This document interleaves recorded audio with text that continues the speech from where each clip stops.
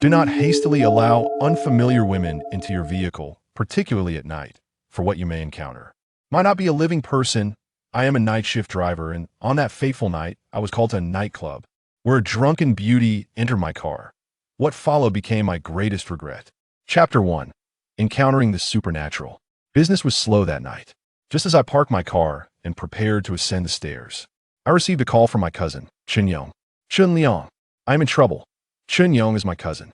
After graduation, we pooled our resources to purchase a second-hand BYD and became unlicensed taxi drivers.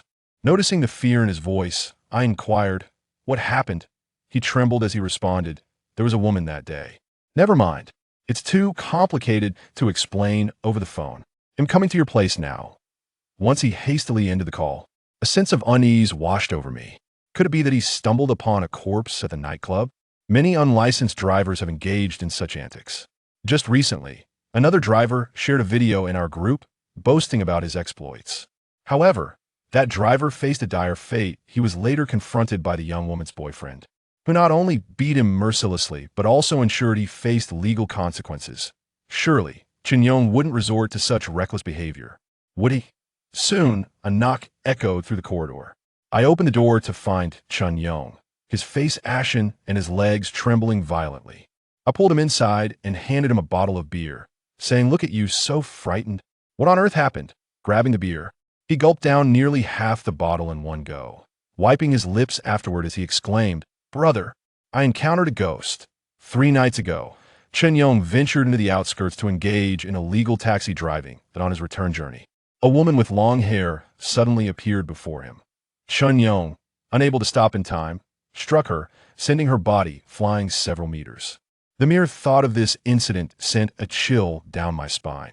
After finishing the last of his drink, a hint of color returned to Chun Yong's face, and he resumed his tale. Upon realizing he had hit someone, he pulled over to assess the situation, only to find the woman lying motionless in a pool of blood, rendering him utterly paralyzed with fear.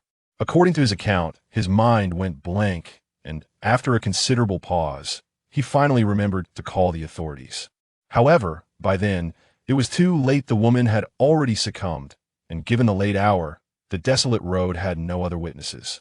In essence, no one had witnessed the dreadful event. Seizing the moment, Chun Yong made a grave decision. He dragged the woman into the woods and dug a grave to conceal her. Conveniently, there was a folding shovel in the trunken item I had purchased for gardening on my balcony. Chun Yong used that very shovel to bury her beneath the soil that I was overwhelmed with rage, wishing to slap some sense into him, and glared at him fiercely, exclaiming, "Are you human or beast? How could you commit such an atrocity? This is a hitandron. It's not too late to turn yourself in. I will take you to the police station." Cold sweat trickled down my cheeks.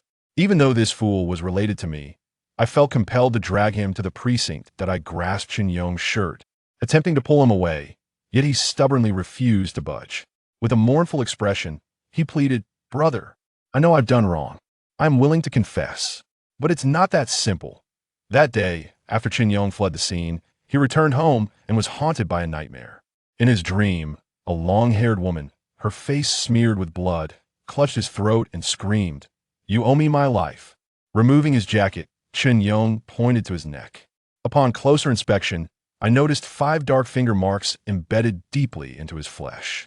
But that's not all. When I woke up, I had lost all my hair. As he spoke, he took off his hat. I couldn't help but exclaim in shock upon seeing his bald head. A ghostly shave. Chun Yong collapsed to his knees before me, his face twisted in despair. "Chun Liang, please save me. I do not wish to die." I fell silent. It was my first encounter with such a matter, and my mind was a tempest of confusion, leaving me at a loss for a considerable time. After much deliberation, I resolved to call my uncle before contacting the police. When he learned of his son's predicament, my uncle was rendered speechless in his fury finally. He sighed and said, "Liangzi, do you remember Mr. Zeng? Take your brother and seek him out. Mr. Zeng possesses profound knowledge of esoteric arts and has a close friendship with my uncle. In the face of such sinister occurrences, it would be wise to heed his counsel." I drove Chun Liang towards Mr. Zeng's residence, casually inquiring along the way, "How old was that woman? What did she look like?" Chun Yong, casting his gaze downward, replied, She was in her early 20s, wearing a white dress. She was incredibly beautiful.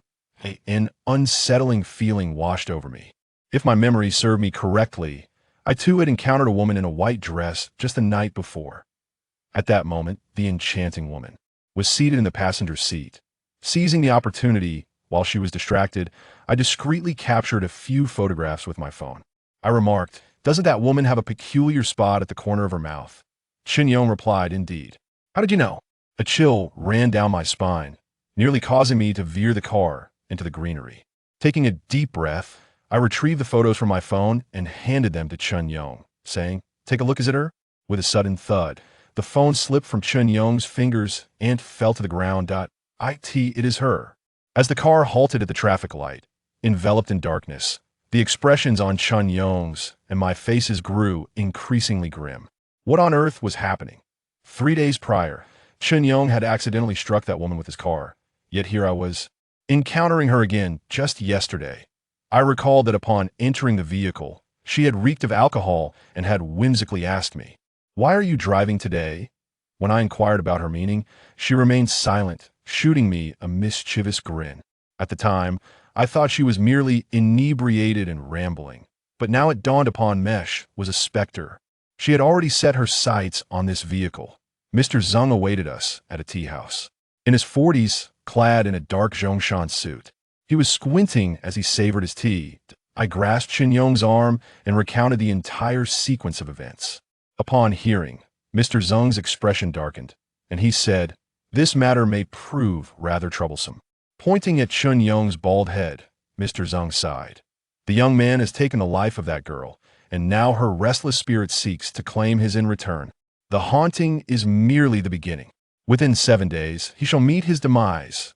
Chun Yong gasped in terror, his face a mask of despair as he pleaded, "Uncle Zeng, my father saved your life years ago. You must assist me today, no matter what." Mr. Zeng scoffed, "You have committed a grievous sin. This time, I may not be able to aid you." Sensing the underlying meaning in Mr. Zeng's words, I inquired with confusion, "What then? Should we take him to confess?" Mr. Zeng shook his head, saying, "Chun Liang, you two are entangled in this matter. You and your brother were in the same vehicle. Do you believe that the entity responsible for Chin Yong's demise would spare you? Now, you are also enmeshed in this karmic retribution. Even if Chun Yong perishes in prison, your life cannot be safeguarded." Mr. Zeng's words left me utterly bewildered. The memory of the beautiful woman in white from last night sent a shiver down my spine as I asked, "What are we to do now?" Mr. Zeng's expression shifted like the weather, and after some calculations with his fingers, he finally spoke, "I shall prepare. Later, you will take me to the scene." With that, Mr. Zeng rose and departed. After a while, I saw him return with a large basin of water. Upon getting into the car, I asked Mr. Zeng, "What is the purpose of this basin of water?" Given the gravity of the situation, Mr. Zeng appeared rather perturbed and replied lazily, "Why ask so many questions? You will understand once we arrive." Under Chun Yong's guidance, I drove to the outskirts, ultimately halting by a secluded stretch of road. Beneath the dim glow of the streetlights, the surrounding darkness enveloped everything. It was precisely midnight, and the silence on the road was unnerving. "Where is the body buried?" Mr. Zeng inquired of Chin Yong after coming to a halt. Chin Yong trembled as he pointed towards the roadside. Observing his cowardly demeanor ignited a surge of anger within me. "How dare you? You've led me into this mess. What are you still lingering for? Get out of the car." I delivered a forceful kick to Chun Yong, compelling him to exit the vehicle with a sorrowful expression, guiding us to a clearing behind the woods. In the clearing stood a mound of earth, its hue a ghastly yellow under the moonlight. Witnessing this sight instilled fear not only in Chin Yong, but also in me. With a grim expression, Mr. Zeng approached the mound, placing a basin of water down before retrieving a substantial handful of joss paper from his pocket. After igniting the paper, Mr. Zeng knelt before the mound, his tone grave as he spoke. "There exists a chasm between the worlds of the living and the dead. Fate is capricious.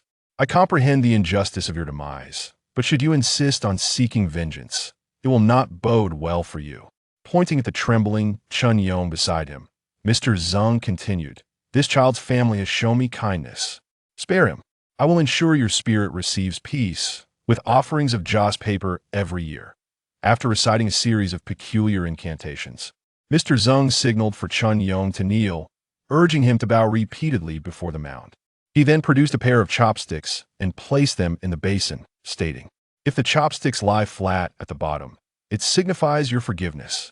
However, should they stand upright at that moment, a chilling gust of wind swept through, extinguishing the burning joss paper.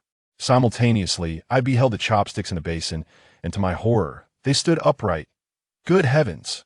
Mr. Zeng's gaze fixated on the chopsticks, his expression contorting into one of profound dread. Chun Yong attempted to lay the chopsticks down, but they quickly stood upright again, utterly futile. "She is resolute in her desire to see you perish," sighed Mr. Zeng. "Uncle Zeng, save me." Chun Yong was nearly driven to madness by fear. Rising to his feet, Mr. Zeng's expression hardened. "Do not be afraid. I have a plan. Liangzi, go fetch the shovel. Let's not hesitate any longer. We shall dig her grave and eradicate her remains." Mr. Zeng's words sent chills through my bones.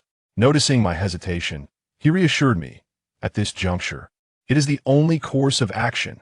I shall cast a spell upon her corpse to vanquish her vengeful spirit. Otherwise, both of you are doomed. Moreover, I will merely cast the spell without disturbing the body. Besides, it is improper for the young lady to be interred here. I shall find her a more auspicious resting place." Reluctantly, I gritted my teeth and fetched the shovel. The calamity was brought upon by Chun Yong. Thus, it was only fitting that he should be the one to excavate the grave. Approximately half an hour later, a strange cry erupted from the depths of the grave. "What's wrong?" Mr. Zeng furrowed his brow. Chun Yong trembled. "It's empty inside."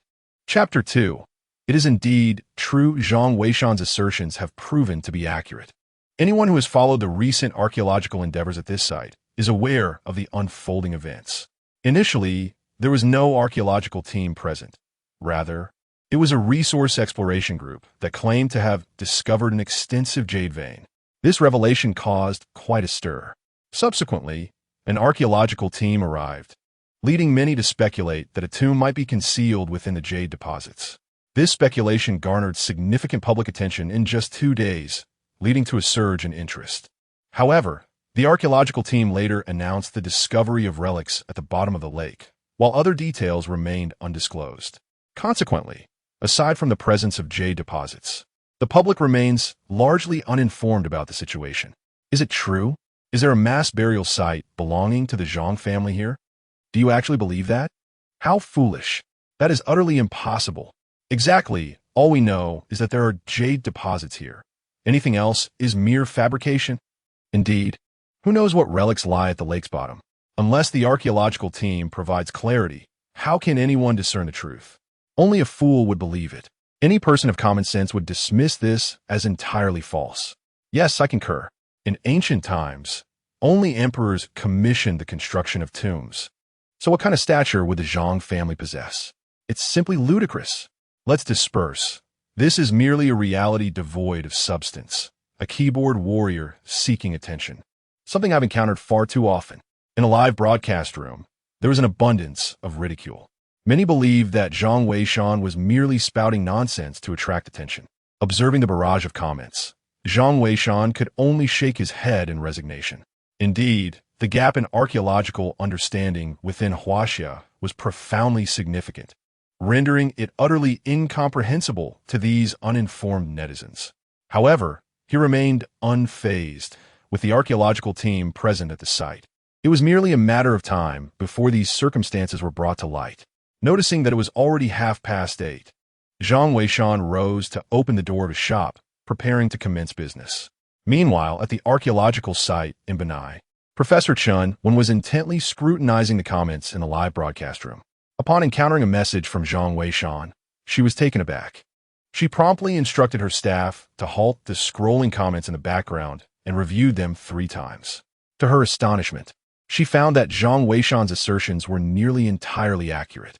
Xiaoyun, swiftly inform your technical department to investigate this individual's identity.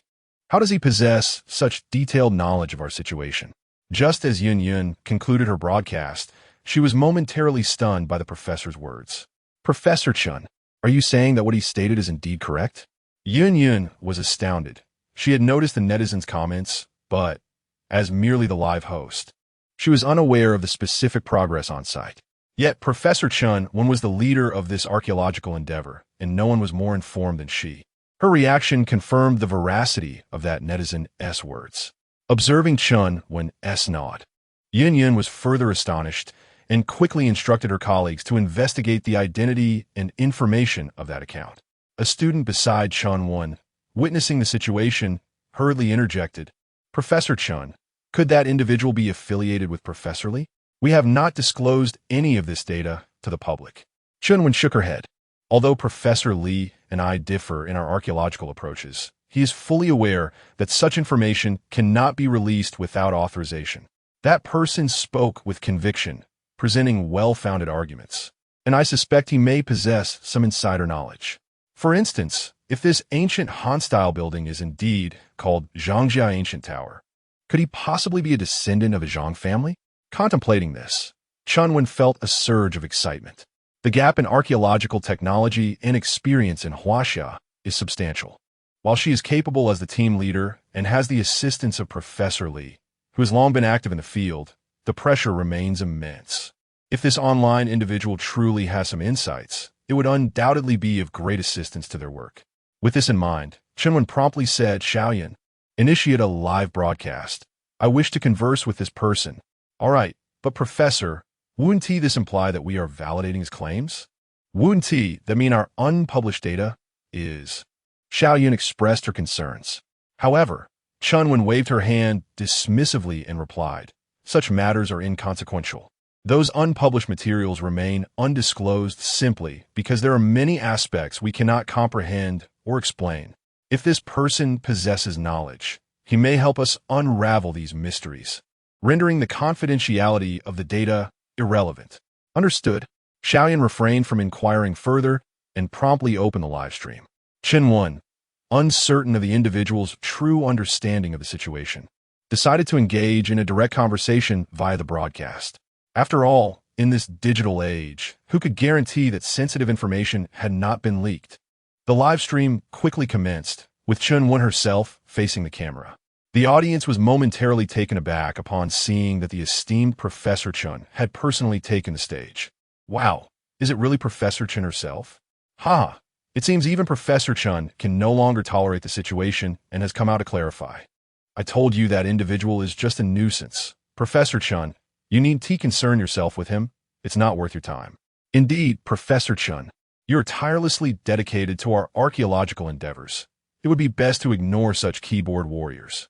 Keyboard warriors are a bane. These individuals are truly wasting the professor's precious time. Observing these comments, Xiaoyun felt a tinge of embarrassment. Meanwhile, Chun remained composed and addressed the audience, saying, "Everyone, you have misunderstood. We have just noticed that this netizen's remarks align strikingly with our on-site findings. We have indeed discovered a Miao cultural site at the bottom of the lake, and at its center stands an ancient Han-style building. Furthermore, there is indeed a secret passage within the ancient structure, the destination of which remains unknown. It appears to lead into the mountain itself. I have full confidence in our confidentiality measures. This netizen may genuinely possess some knowledge of the situation. The reason we have not made this information public is that many aspects remain inexplicable, and we cannot hastily draw conclusions. If this friend is still present, we would greatly appreciate your guidance. Our archaeological team would be immensely grateful." However, Zhang Weishan did not make an appearance. The audience in the live stream was left in stunned silence upon hearing Professor Chen's words. Professor Chun had come to personally affirm the statements made by that individual, the very person they had just criticized. The slap in the face was rather swift, and most importantly, what that person had said turned out to be true. Who is this remarkable figure that possesses such knowledge of the secrets held by this ancient building? It is truly astonishing. The barrage of comments erupted instantly. "I can't believe it's true. I just had a confrontation with that big brother. What should I do now? Am I to lose face? You must be dumbfounded. You were the one who criticized him most fervently. Surely, he must be feeling disheartened, which is why he hasn't shown himself. What should we call him? Let us refer to him as the Great Master." Indeed, Keyboard warriors like you should kneel and apologize to the great master. And you up there, don't be so arrogant. You were part of it too. Great master. I was wrong. I failed to recognize your greatness. Please, grace us with your wisdom. I kneel before the great master, imploring you to emerge and enlighten us. Our archaeological endeavors in the land of Huaxia are in dire need of your expertise. Chapter 3. The Reward of the Qilin Tattoo and the Secret History of the Tomb, rating the rapid shift in public sentiment among netizens, is noteworthy. However, some remain skeptical. Professor Chun, how can you be so certain that it wasn't one of your own who leaked the internal information? Indeed, that possibility exists. After all, there is no wall that does not let the wind through. You folks upstairs must be out of your minds. Isn't Professor Chen's appearance intended to directly confront that individual? Exactly, why waste time? Let's find someone. Once we locate him, the truth will be revealed. Nevertheless, after Zhang Weishan posted his last comment, he fell silent. A group of individuals began to independently seek out Zhang Weishan's information and ID. The ID was not difficult to uncover, and they swiftly discovered it and shared it. The ID was revealed to be F.A. Qiu Zhangshi. At this moment, a sense of calm washed over the crowd, and someone commented, Professor Chun, if what that person said is true, he most likely will not show himself. F.A. Qiu Zhangshi indicates that he must be surnamed Zhang. He mentioned a Zhang family collective burial site in the mountains. Does that not imply is the ancestral grave of the Zhang family? How could he possibly assist us in excavating his own ancestral tomb? Upon reading this, Chunwen felt a heavy weight in her heart. Her excitement had led her to overlook this crucial point. As the team leader, I assure you, as long as Mr. Zhang is genuinely willing to assist us, we will guarantee that not a single fragment of the burial site will be disturbed. Yet, the live stream remained devoid of any sign of Zhang Weishan. Little did they know, at that moment, Zhang Weishan was busy tidying up his antique shop. Ding! Suddenly, a voice resonated within his mind, causing his entire being to tremble. Ding! The event of guiding the archaeological team has been triggered, activating the tomb rating cultivation system. The system detected that the technological gap in tomb exploration within this parallel world is exceedingly severe. The host may gain rewards for guiding the archaeological team. Reward: Qilin Tattoo. Already integrated. Reward: Secret History of Tomb Rating. Already integrated. All information about the host has been concealed by the system, rendering it untraceable, and the host may choose whether to unveil it. As the voice echoed, Zhang Weishan felt a sudden, excruciating pain in his head. Following this, an overwhelming influx of information inundated his consciousness. Simultaneously, he experienced a sharp sting throughout his body, akin to being pricked by 1,000 silver needles. His eyes and skin flushed crimson. Fortunately, there were no customers in the shop at that moment, or he might have been rushed to the hospital. After a brief interval, Zhang Weishan returned to normal, and almost simultaneously, he comprehended the nature of the Qilin Tattoo. The Secret History of Tomb Rating contained various clandestine skills and tales of tomb raiding. For instance, the Qilin Tattoo serves as a symbol of identity for the Zhang family, renowned tomb raiders in a past life. It detailed the passageway to enter the ancient Zhang family's tower, though this was of little significance to Zhang Weishan. What truly mattered was a particular description within the secret history of tomb raiding. The Qilin Tattoo, granted to the worthy, combined with the Qilin bloodline, possesses the divine power to ward off evil and dispel calamities. The Secret History of Tomb Raiding also recorded several esoteric accounts regarding the Qilin blood. It is said that the renowned General F.A. Qiu once possessed the blood of the F.A. Qiu deity, which is, in fact, a lineage of the Qilin. Initially, the Qilin bloodline was devoid of any aftereffects, such as the condition known as soul loss. However, due to the intermarriage within the Zhang family, the phenomenon of soul loss subsequently emerged. Yet, there is a silver lining. This very condition has allowed the Qilin bloodline to endure, whereas the F.A. Qiu deity's blood ultimately faded into obscurity due to the absence of restrictions on intra-family marriage. Strictly speaking, the F.A. Qiu deity's blood and the Qilin bloodline are essentially one and the same. Zhang Weishan felt a sudden prickling sensation on his skin, and his eyes unexpectedly turned crimson. The ancestral teachings passed down through generations echoed in his mind. The art of tomb raiding may lead to extermination, but the FHO shall not perish. To his astonishment, in his generation, he had finally acquired the Chilan tattoo, offering him the opportunity to rejuvenate the legacy of the FHO heavenly official. A system. He had encountered a system. While he had always watched others obtain systems to impress and captivate, he never anticipated that it would finally be his family's turn. Once he secured the Chilan bloodline and the FHO heavenly official, the world would remember his name. Directing an archaeological team? How intriguing. A smile graced Zhang Weishan's lips as he paused his work and returned to his computer. An ancestral tomb? What nonsense is this? Upon reading the discussions in the live stream, Zhang Weishan felt exasperated and responded, "You are mistaken. That is not my family's ancestral tomb. Moreover, I have no interest in your confidential documents. I merely wish to advise you against proceeding. It is perilous within. There is no need to drain the lake either.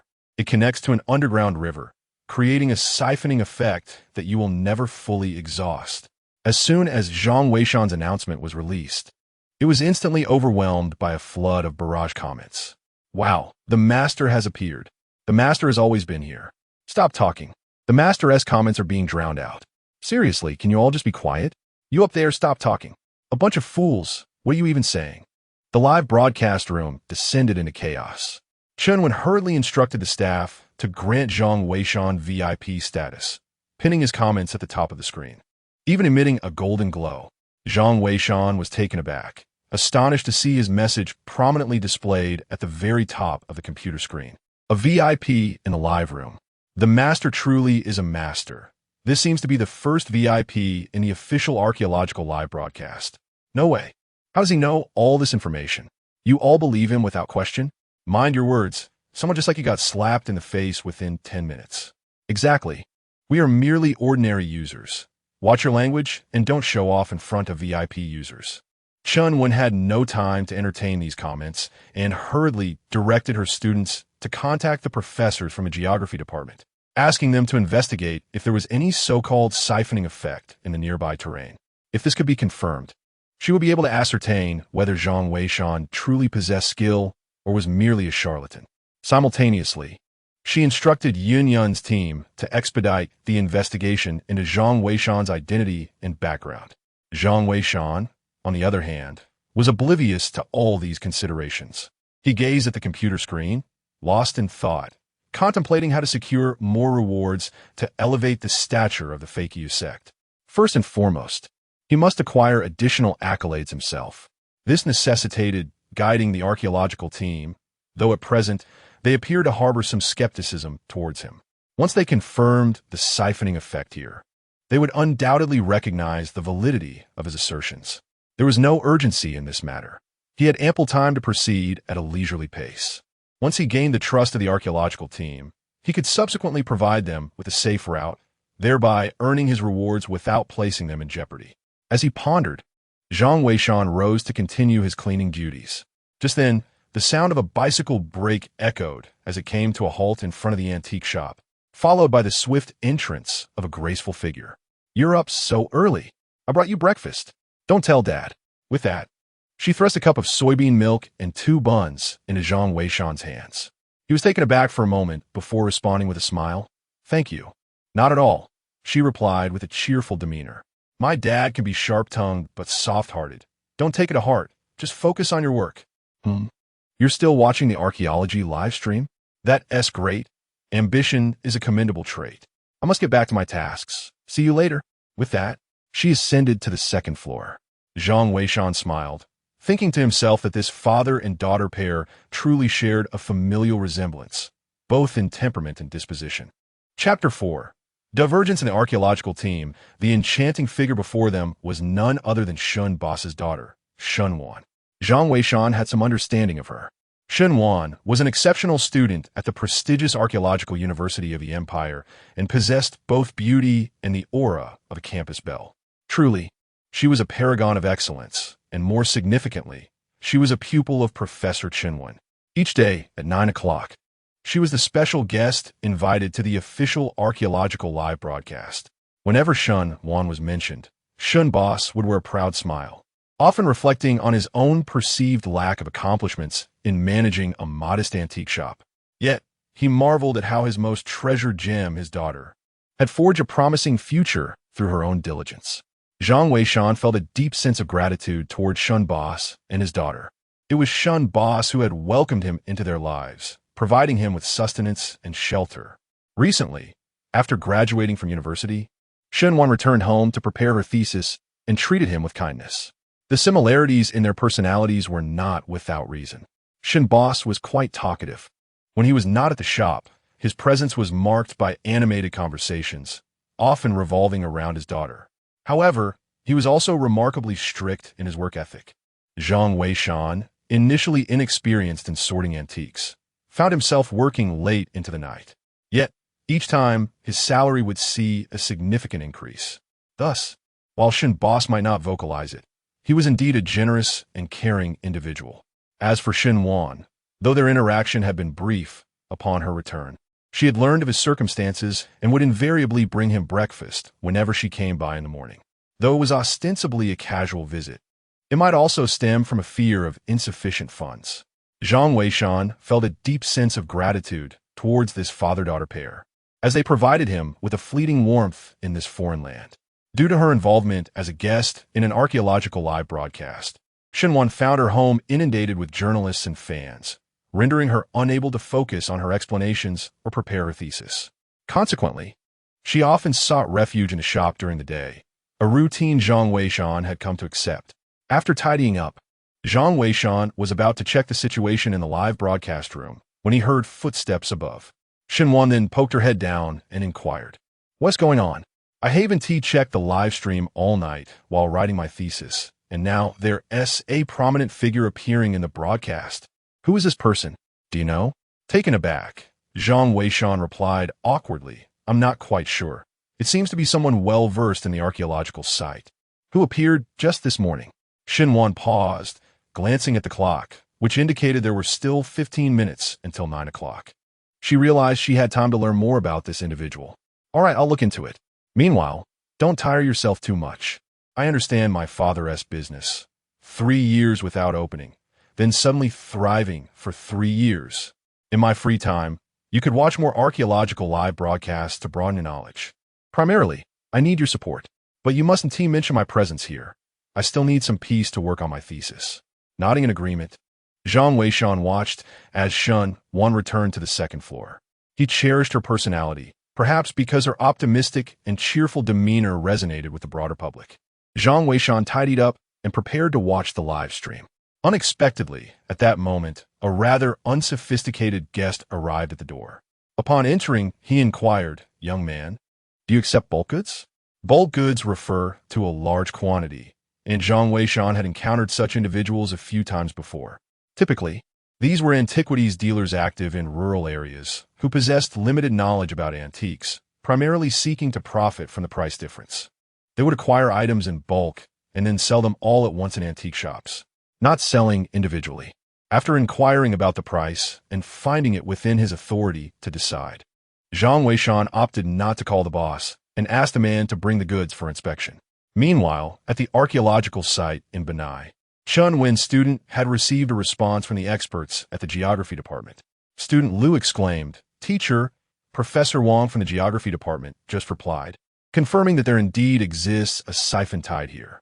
The distribution of pebbles by the lakeshore corroborates this. Is certain. Teacher, it appears he was right again."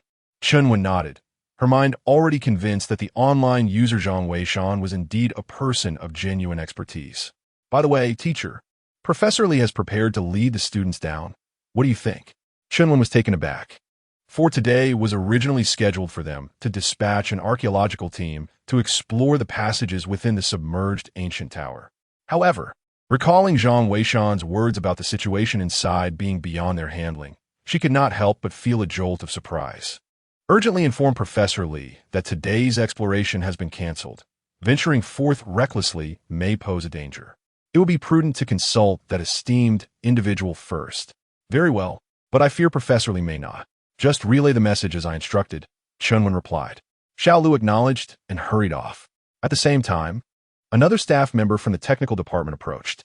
Professor Chun, we have been investigating for quite some time. Yet we cannot ascertain why the information regarding this F.A. Qiuzhang has been obscured. The only detail we have uncovered is that his IP address originates from Shihu City.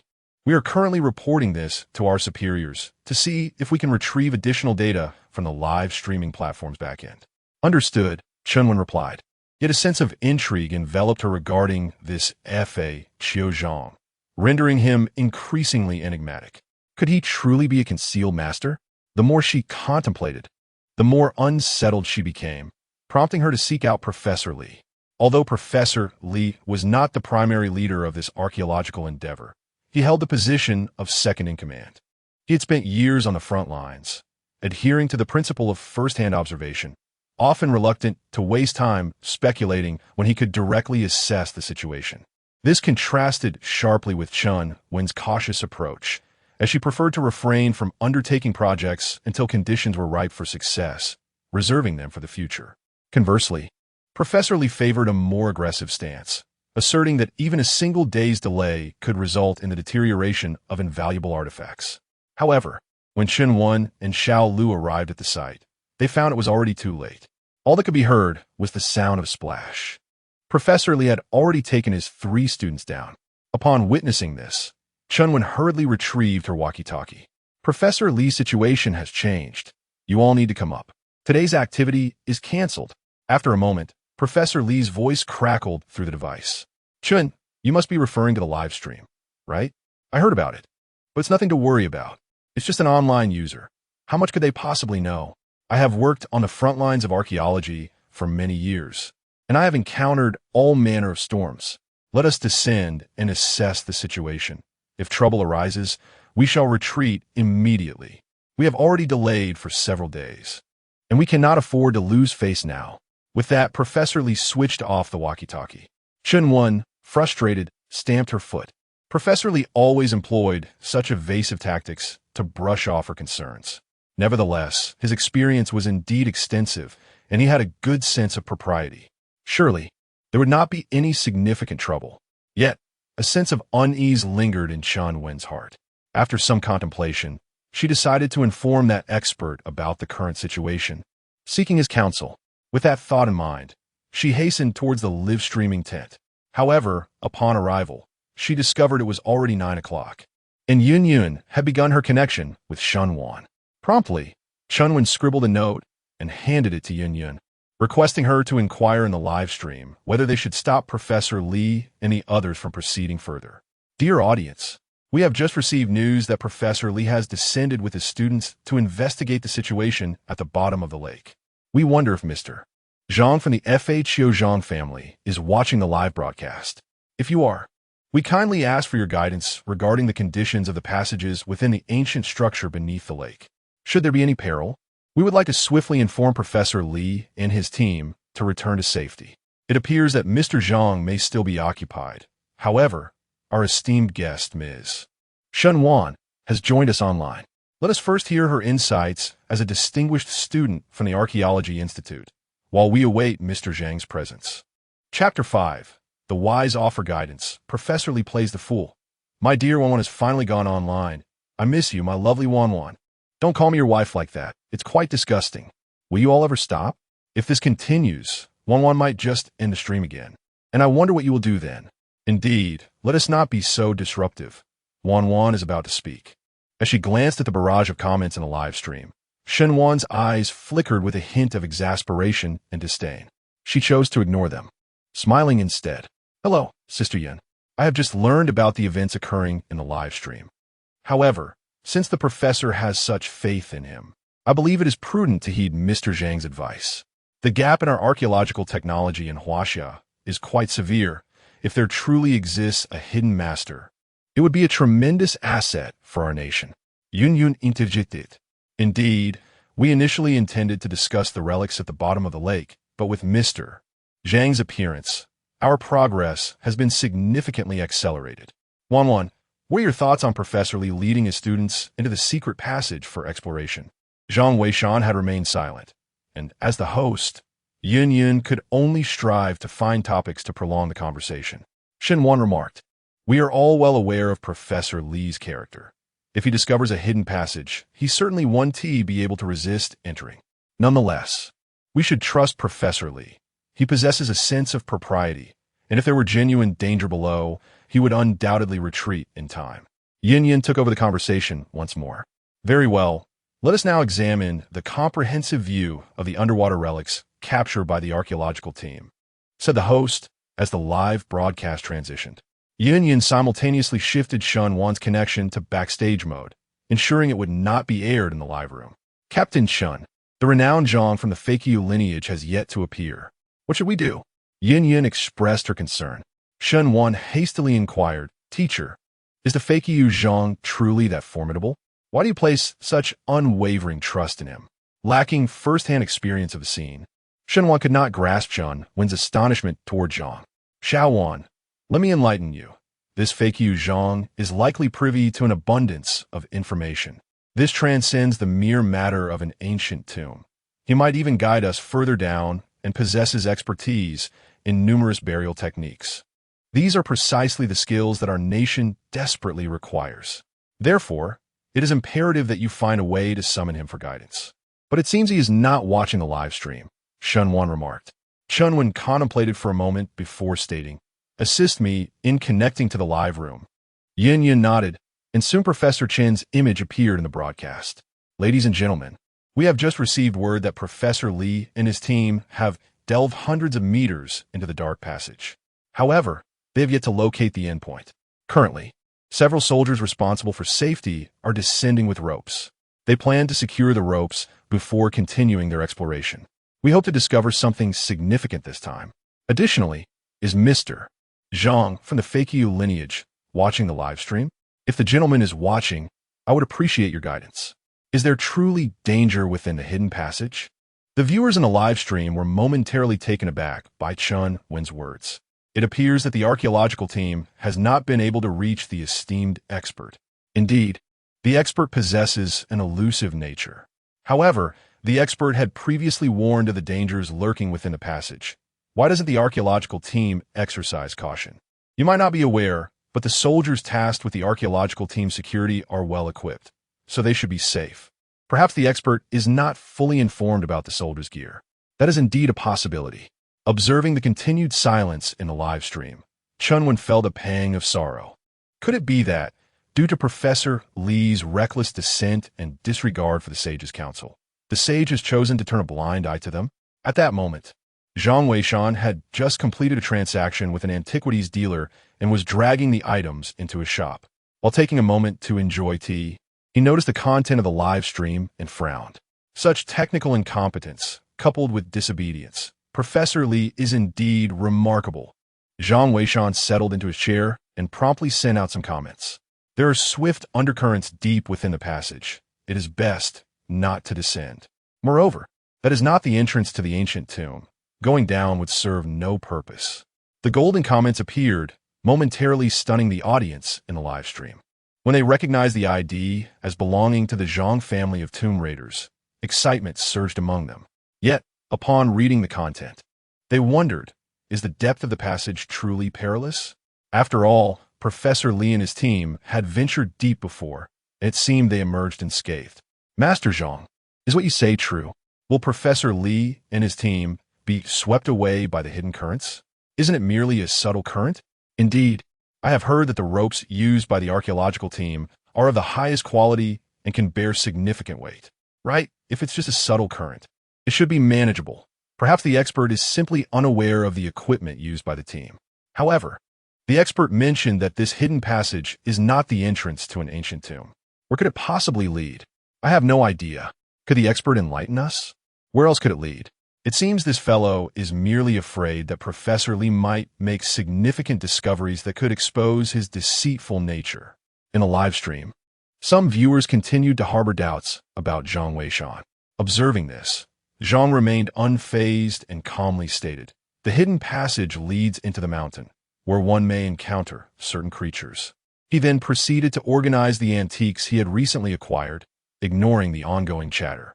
He had expressed all that needed to be said. If they chose not to heed his warnings, there was little he could do. Such is human nature. without experiencing hardship. One remains oblivious to the intentions of those who genuinely wish them well. In a live stream, countless netizens continued to request Zhang Weishan to elaborate on the nature of these creatures, yet he offered no further response. Professor Chun, it seems Mr. Zhang is once again away from his computer, Yin remarked.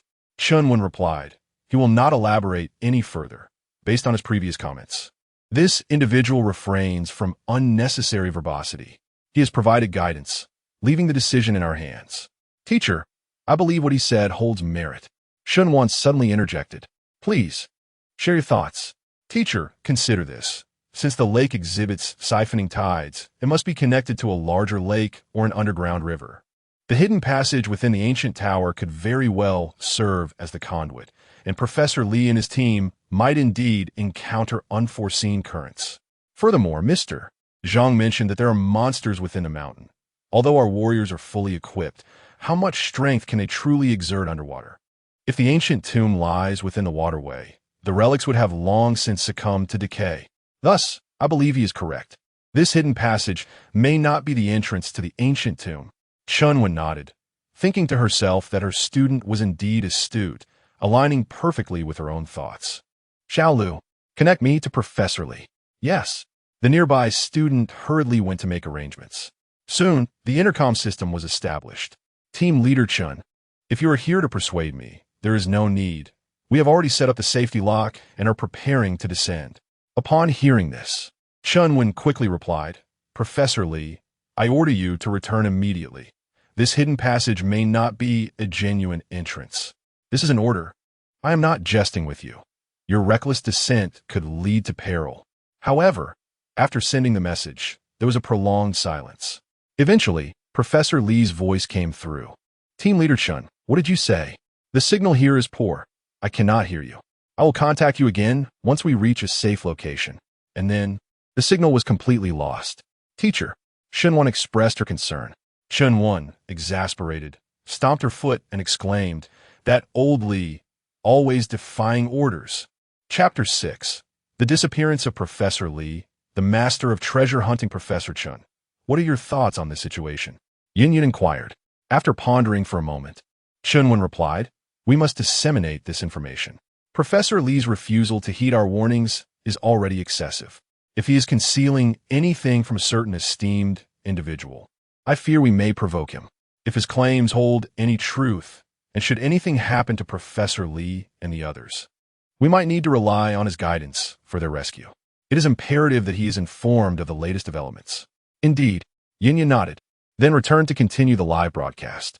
Chunwen gazed at the serene lake and towering mountains outside the tent, praying for the safety of Professor Li and his companions. Although Professor Li could be quite obstinate and occasionally pretended to be oblivious, he was undeniably a rare talent in the field of archaeology. Should anything happen to him, it would constitute a tremendous loss for the archaeological community of our nation. Upon returning to the broadcasting room, Yin promptly communicated the latest information. Subsequently, she engaged in a discussion with Shunwan regarding their perspectives on the secret passage and Professor Li and Appo's direct entry into it. Shunwan remarked, I wholeheartedly concur with Mr. Zhang's perspective, though Professor Li may possess his own interpretations. Let us fervently hope for the safe return of Professor Li and his team, as the archaeological community of our great nation simply cannot endure the loss of any talent. Furthermore, I earnestly appeal to Mr. Zhang of the Fa Qiuzhang clan. If you truly excel in the art of tomb exploration, we would be immensely grateful for your assistance. Now, we shall temporarily conclude today's live broadcast, allowing everyone to continue appreciating the on-site documentation of the archaeological team's unsealing efforts. We will promptly inform you of any new developments from Professor Li's side. As Yin took over the conversation, the screen swiftly transitioned. Although the live stream had momentarily paused, the fervor within the chat room and online remained undiminished, particularly regarding the investigation of the IDFA Qiuzhang, which was progressing fervently. However, with the assistance of systematic intervention, it was evident that no results would materialize. Many were in a state of anticipation, holding a watchful attitude towards Zhang Weishan's assertions. Despite his previous claims being substantiated, they were merely informational references. This time, however, Professor Lee had genuinely ventured into the secret passage, marking a tangible, practical endeavor. Should Professor Lee remain unharmed, the reputation that Zhang Weishan had cultivated might collapse in an instant, and he could even be branded a fraud. Conversely, if events unfolded as he had predicted, the outcome could present an entirely different scenario. Zhang Weishan sat on a small stool, meticulously sorting through the recently acquired antiques, unperturbed by the surrounding dilemmas. He had articulated his thoughts, and the consequences of disobedience were to be borne solely by those who chose to disregard his counsel. Suddenly, the system's voice resounded, cutting through the silence. Ding! The archaeological team has received a reward. The power of the God of Tomb rating has been integrated. As the announcement echoed, Zhang felt a surge of warmth in his right hand, particularly in his index and middle fingers. The next moment, an excruciating pain surged through him, nearly causing him to faint. Moments later, as the pain subsided, he astonishingly discovered that his 2 fingers had grown extraordinarily long. Is this the power of the God of Tomb rating? A thought crossed Zhang's mind, and he instinctively thrust his fingers toward a nearby antique shelf. With a resounding thud, a hole was punctured through the wooden panel of the shelf in an instant. Impressive. Truly, this is the signature skill of the God of Tomb rating. Zhang felt a rush of exhilaration.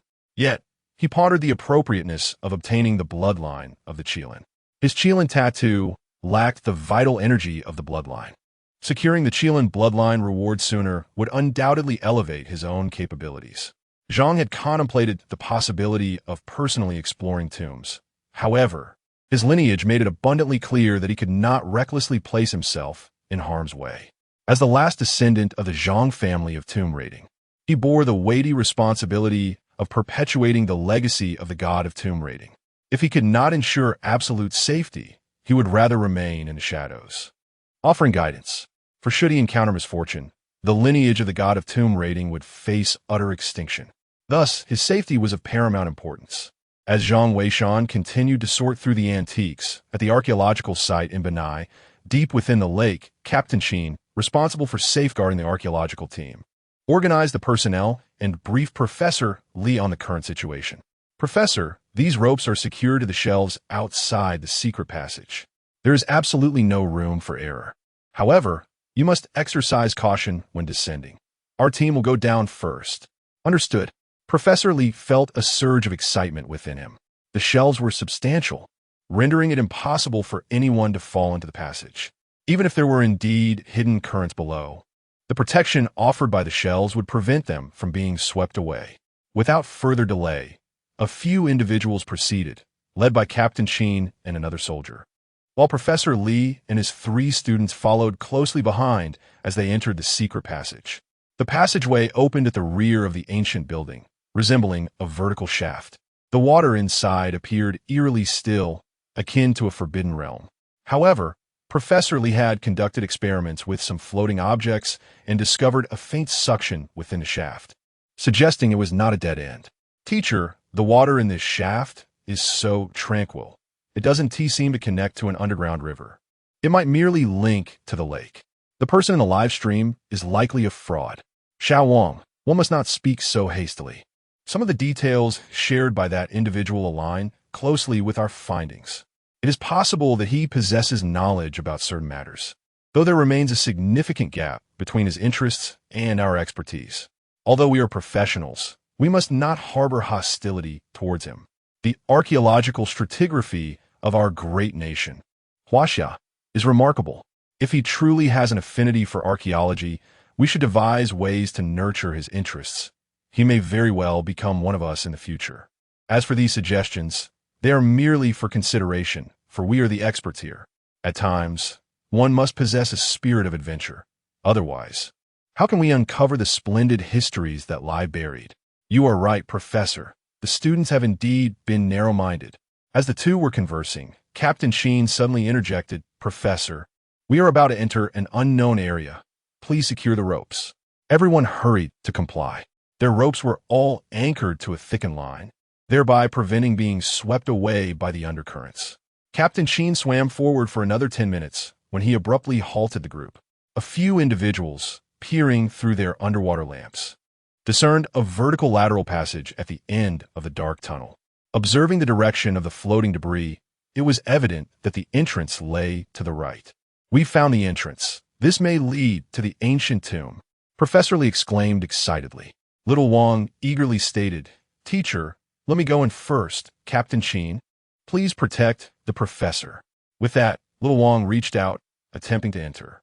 Captain Sheen sensed something amiss with the passage and sought to intervene, but it was too late. Just as Little Wang's hand breached the darkness of the tunnel, a powerful undercurrent yanked his entire arm inside. "This is not good. There are undercurrents here. Teacher, wait." Before Xiao Wang could finish his sentence, he was abruptly swept into the undercurrent. Professor Lee and the others were momentarily taken aback. The ropes binding them together were suddenly yanked. The group resembled grasshoppers on a single string, all being pulled into the dark current in a swift motion. Almost simultaneously, the shelves at the entrance of the hidden passage were violently dragged towards it. Initially, it was thought that the shelves would get lodged at the entrance. However, the force of the undercurrent was overwhelming. In an instant, the shelves tethered by the ropes were completely dismantled. The ropes fell away, and the entire assembly vanished into the dark passage, disappearing in the blink of an eye. Chapter 7. The archaeological team, trapped in regret. Where is this? Is anyone still here? When Professor Lee awakened from his stupor, he found himself enveloped in an impenetrable darkness. He could only recall the swift currents beneath the dark passage, which had surged with such ferocity that they had barely comprehended their peril before colliding with the tunnel walls and losing consciousness. Upon regaining awareness, he was utterly disoriented. "Captain, the professor is awake." A voice pierced the silence, followed by the sensation of someone removing the diving apparatus from his head. It was then that Professor Lee discerned the state of his helmet. It was shattered, riddled with countless fissures.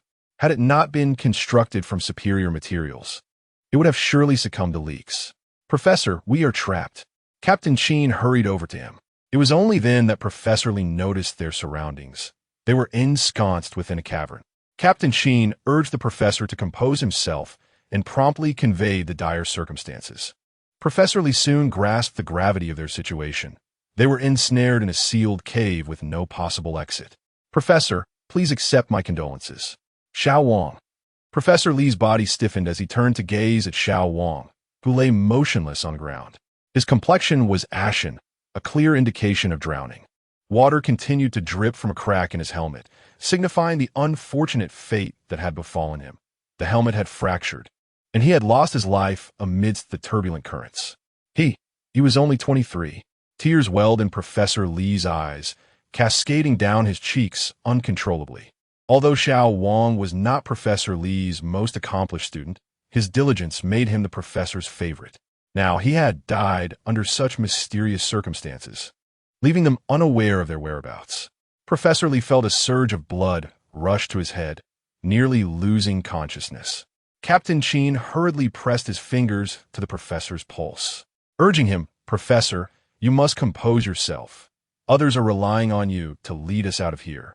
With tears blurring his vision, Professor Lee glanced at the two other students and several soldiers nearby. After a prolonged silence of over 10 minutes, he finally regained his composure. "Captain Sheen, we must ensure Xiao Wang's body is brought out.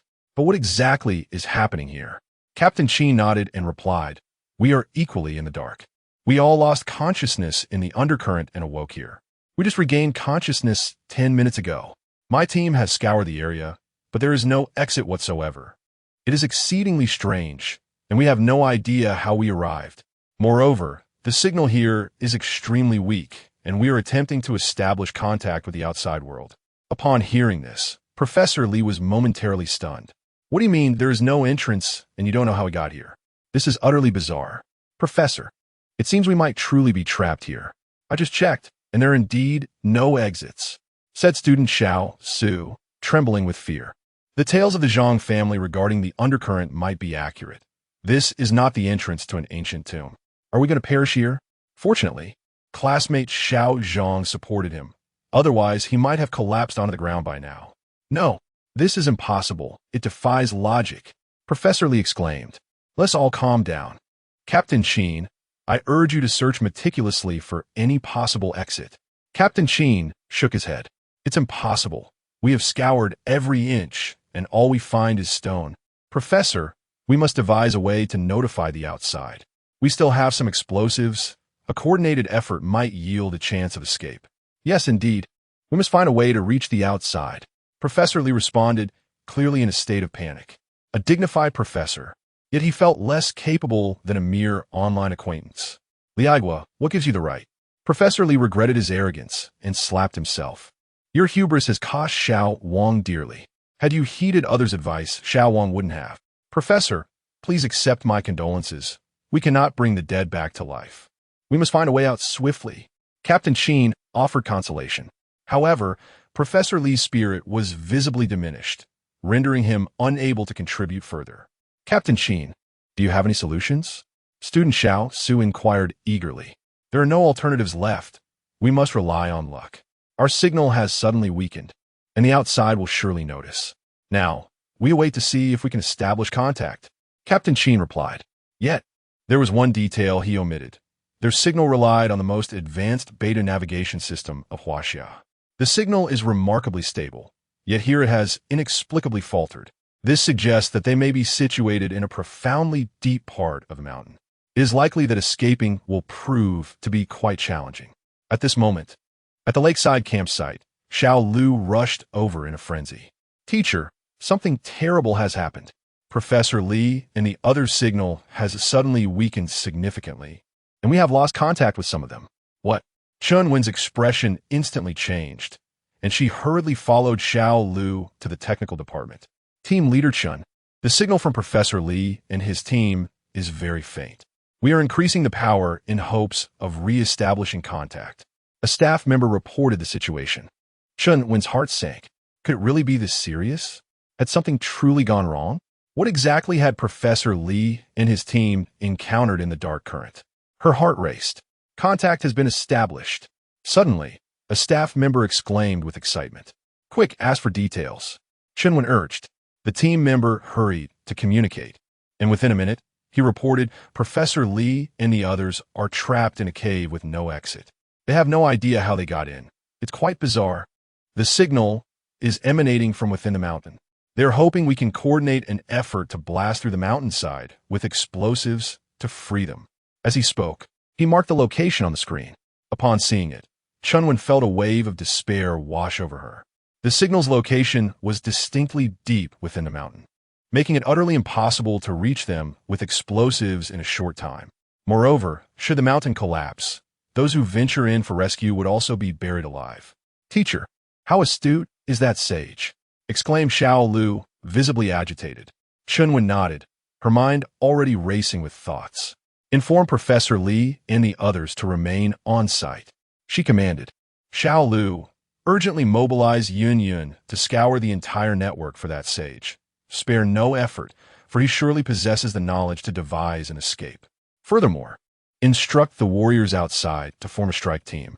If we cannot establish contact with the sage, we must find another way to penetrate the mountain and rescue those trapped.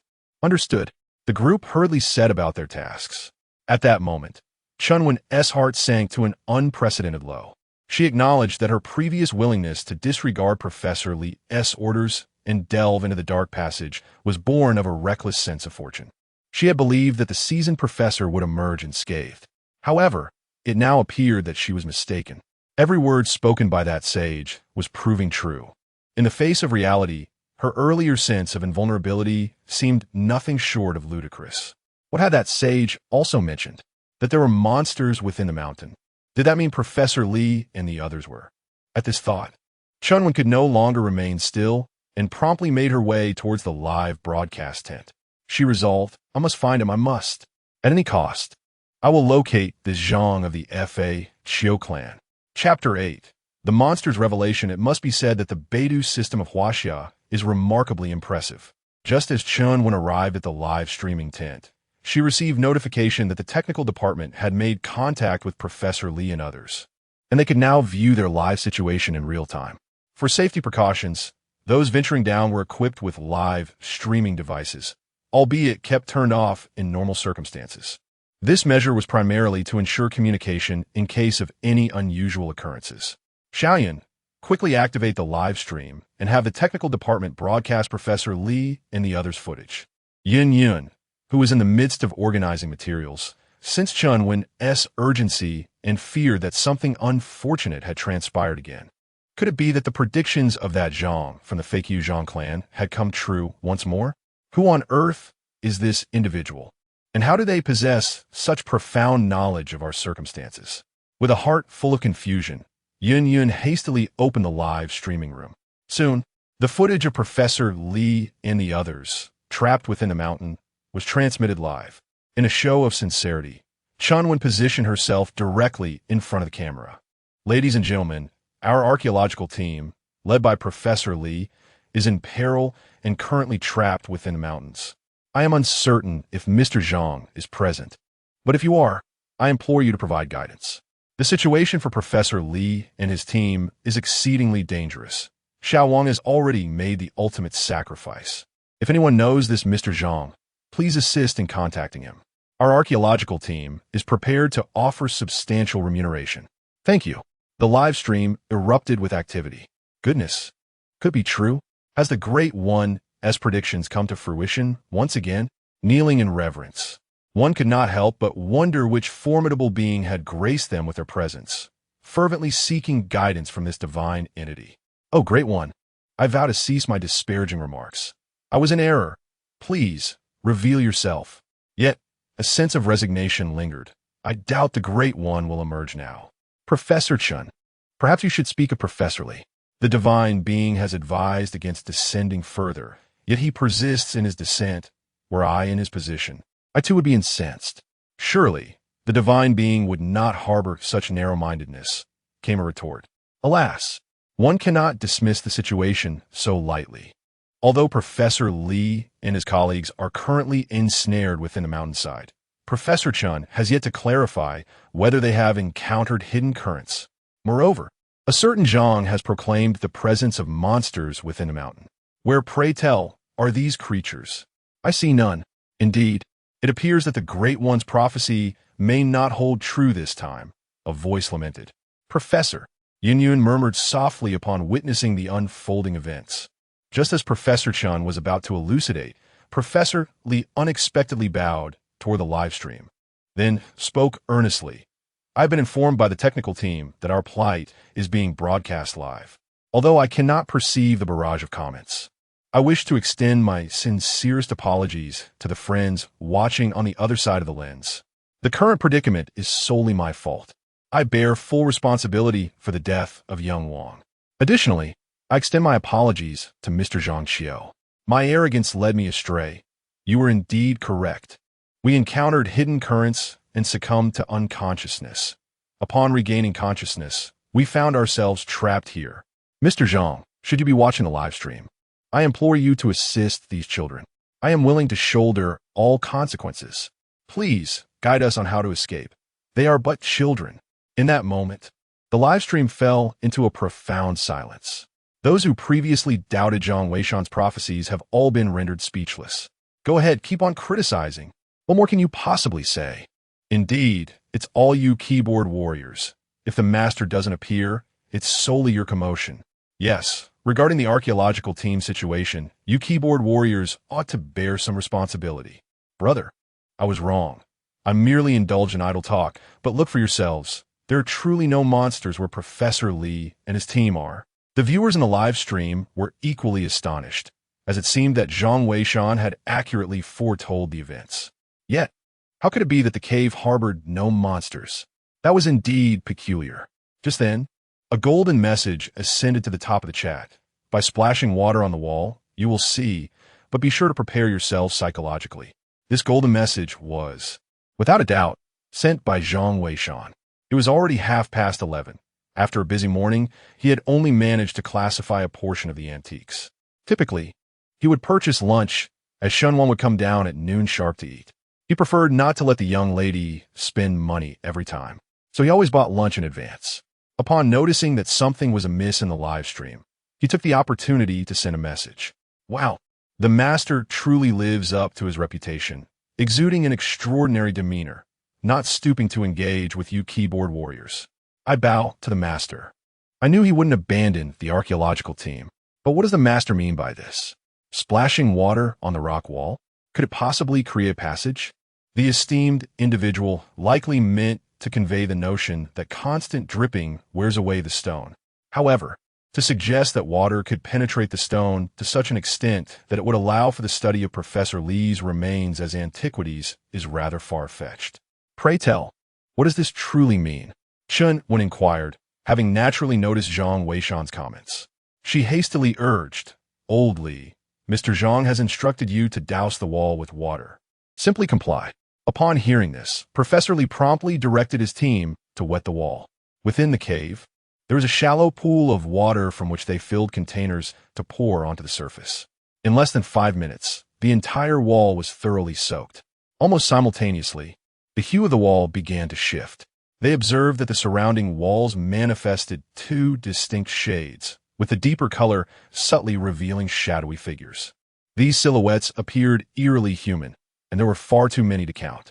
These are indeed monsters, Chun Wen reflected, realizing that the creatures spoken of by the Zhang family were, in fact, real. Teacher, we must devise a plan quickly. Those monsters seem to be approaching the surface of the rock. They may emerge at any moment. Young Su, gripped by fear, collapsed to the ground. Captain Sheen and his team swiftly readied their firearms, bracing themselves for an impending threat. Witnessing this scene, Chun Wen felt an overwhelming sense of regret. How foolishly optimistic she had been. If only she had placed her trust in Mr. Zhang from the very beginning. She could have spared Professor Li and the others from such perilous circumstances. Professor Li was filled with regret, striking himself across the face. The viewers in the live stream were also witnessing the shadow on the rock face becoming increasingly distinct. One particular spot had become remarkably clear, and it seemed that it would not be long before something emerged. Great deity, please lend your guidance. Oh, great deity, save them. They are all dedicated to the archaeological pursuits of our nation. I beseech you, great deity. I can offer my apologies or compensation, whether in currency or in kind. And I too, great deity, I implore you to act. Mr. Zhang, I kindly request your assistance. Thank you. Even Chun Wen bowed her head in earnest supplication. Zhang Weishan nearly spat out his tea in astonishment. The notion of corporeal compensation was not among his peculiar predilections. Nevertheless, the situation was indeed perilous, prompting him to set down his teacup and send a few messages into the chat. There are 2 types of creatures within the mountain. The one encountered by Professor Li and his team is relatively weak, so there's no need for excessive concern. Utilizing sonar detection equipment to scan the entire mountain will reveal the escape route. Additionally, those preparing for rescue outside should stock up on strong alkaline sprays and ensure proper personal protection. Chapter 9. Rewarding the Heavenly Eye. Is this weakness? The Great Master has sent another message. It turns out to be rather feeble. Startle me? If the Great Master deems it weak, then surely there is nothing to worry about. Yet, one must be cautious. The weakness referred to by the Great Master may not align with our understanding. That seems unlikely.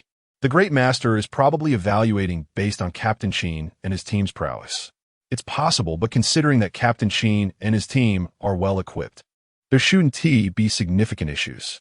The live chat continued to buzz with fervent discussions. Observing the lively atmosphere, Zhang Weishan rose to procure some snacks. Upon his return, he chanced upon Shun Wan descending the staircase. However, she appeared deeply troubled, her eyes fixated on her phone, likely preoccupied with concerns regarding the archaeological team.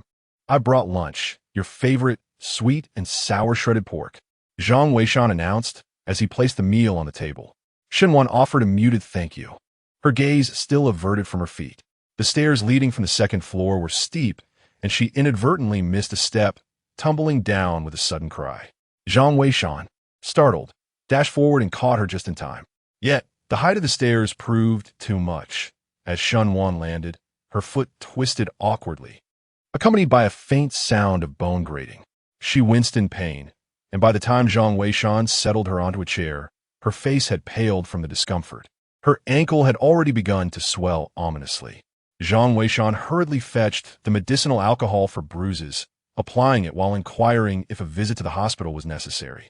He confessed his inability to perform massage or manipulation, feeling utterly helpless. No need, it's merely a sprain. However, the situation with the teachers is perilous, and I find it difficult to remain at ease. By the way, Zhang Weishan, since you're watching a live stream, do you have any idea what those monsters are? Zhang Weishan appeared somewhat troubled, reluctant to reveal his true identity. I apologize, I'm just overly concerned for the teachers. How could you possibly know? Nonetheless, I appreciate your assistance in saving me. Let us have a meal. Shen Wan managed to smile, allowing Zhang Weishan to support her to the table. She remained fixated on her phone, seemingly anxious about missing any updates from the live stream. Observing this, Zhang Weishan felt a sense of helplessness and returned to his seat, eating while watching the broadcast. At that moment, the system's voice echoed once more. Ding! The archaeological team's guidance has been successful. Congratulations on acquiring the Celestial Eye. As the system's announcement resonated, Zhang Weishan felt a sudden warmth in his eyes, and darkness enveloped him. Yet, when his vision regained clarity, he distinctly sensed that his sight had become considerably sharper. It was then that he comprehended the true nature of the Celestial Eye.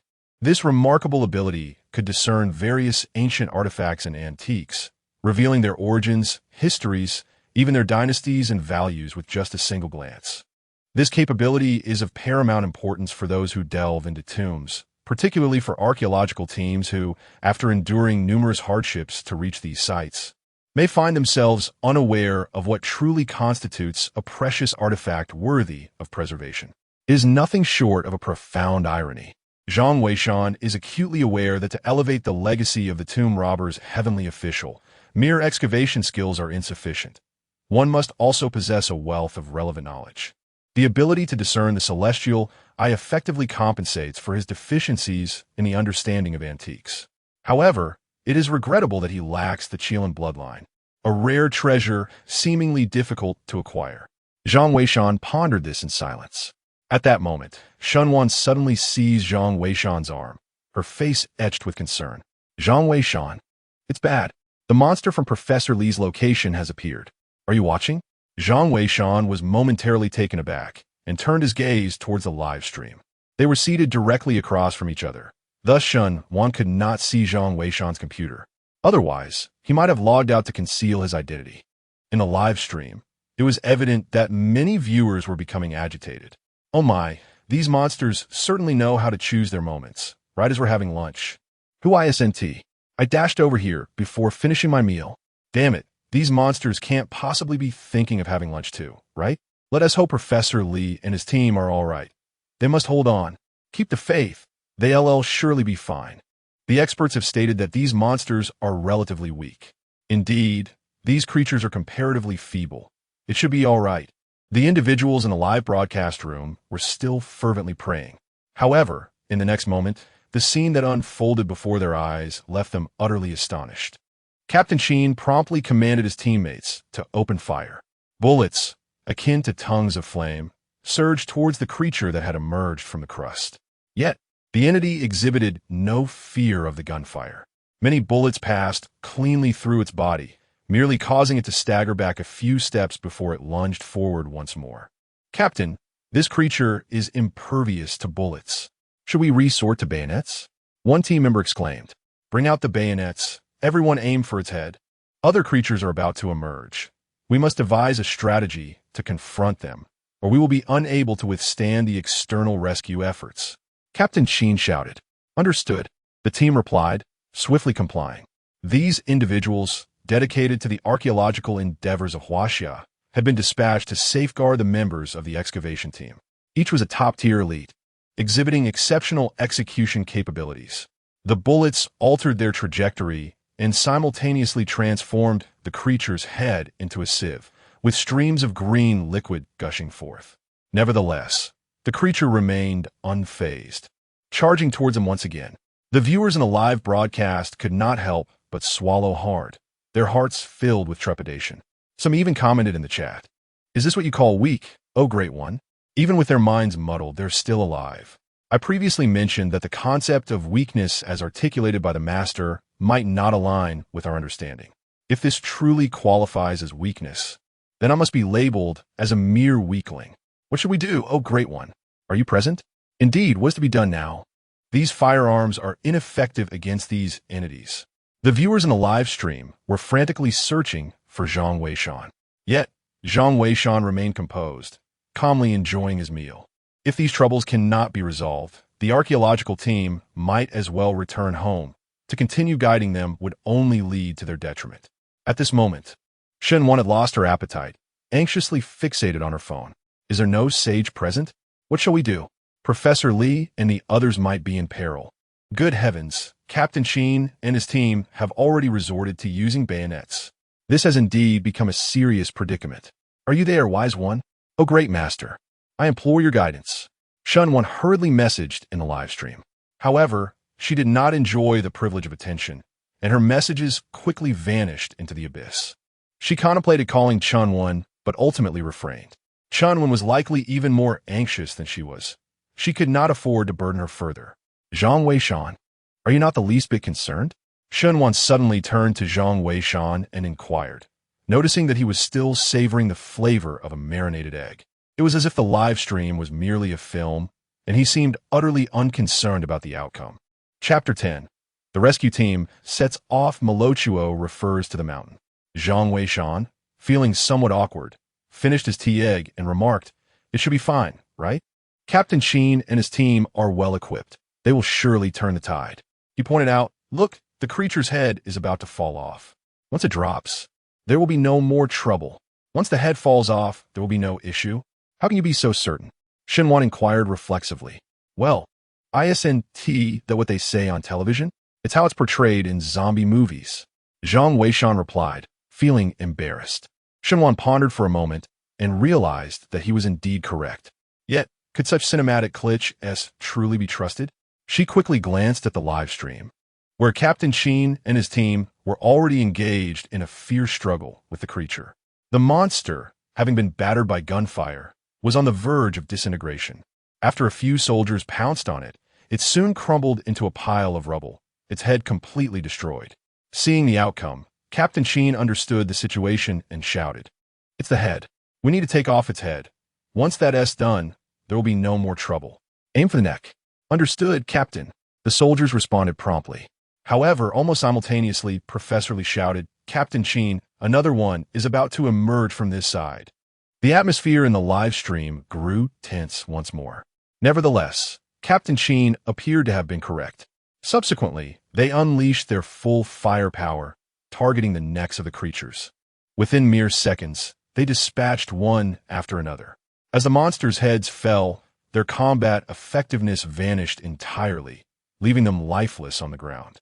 In less than 10 minutes, the creatures lurking within the walls were utterly vanquished. Shen Wan, filled with excitement, grasped Zhang Weishan's hand and exclaimed, "You were right. Indeed. The heads of those monsters were their Achilles' heel." Perhaps the weakness the master referred to was precisely this. Only we failed to comprehend his meaning. The master is truly remarkable. It seems he possesses an extraordinary depth of knowledge. Zhang Weishan, feeling somewhat embarrassed, could only bow his head and continue eating. The viewers in the live stream collectively exhaled in relief. The master was correct. Striking at their heads indeed proved effective. Exactly. I thought the master was jesting. I never imagined this was the implication. The master could be quite frustrating, never articulating clearly. What do you know? If the master explained everything, it would be as if he were to descend into the tomb himself. The point made above is valid. Why doesn't the archaeological team, simply invite the master to assist? I wonder, perhaps they have yet to establish contact with him. Or maybe he simply prefers not to come. That seems unlikely, considering the archaeological team's compensation. Who could refuse? That is hard to say, after all. This is the master we're talking about. Professor Li and the others felt a temporary sense of safety. However, they still awaited rescue from the outside and were uncertain about the progress of the mountain detection by the archaeological team. After finishing their meal, Zhang Weishan and Shen Wan tidied up briefly.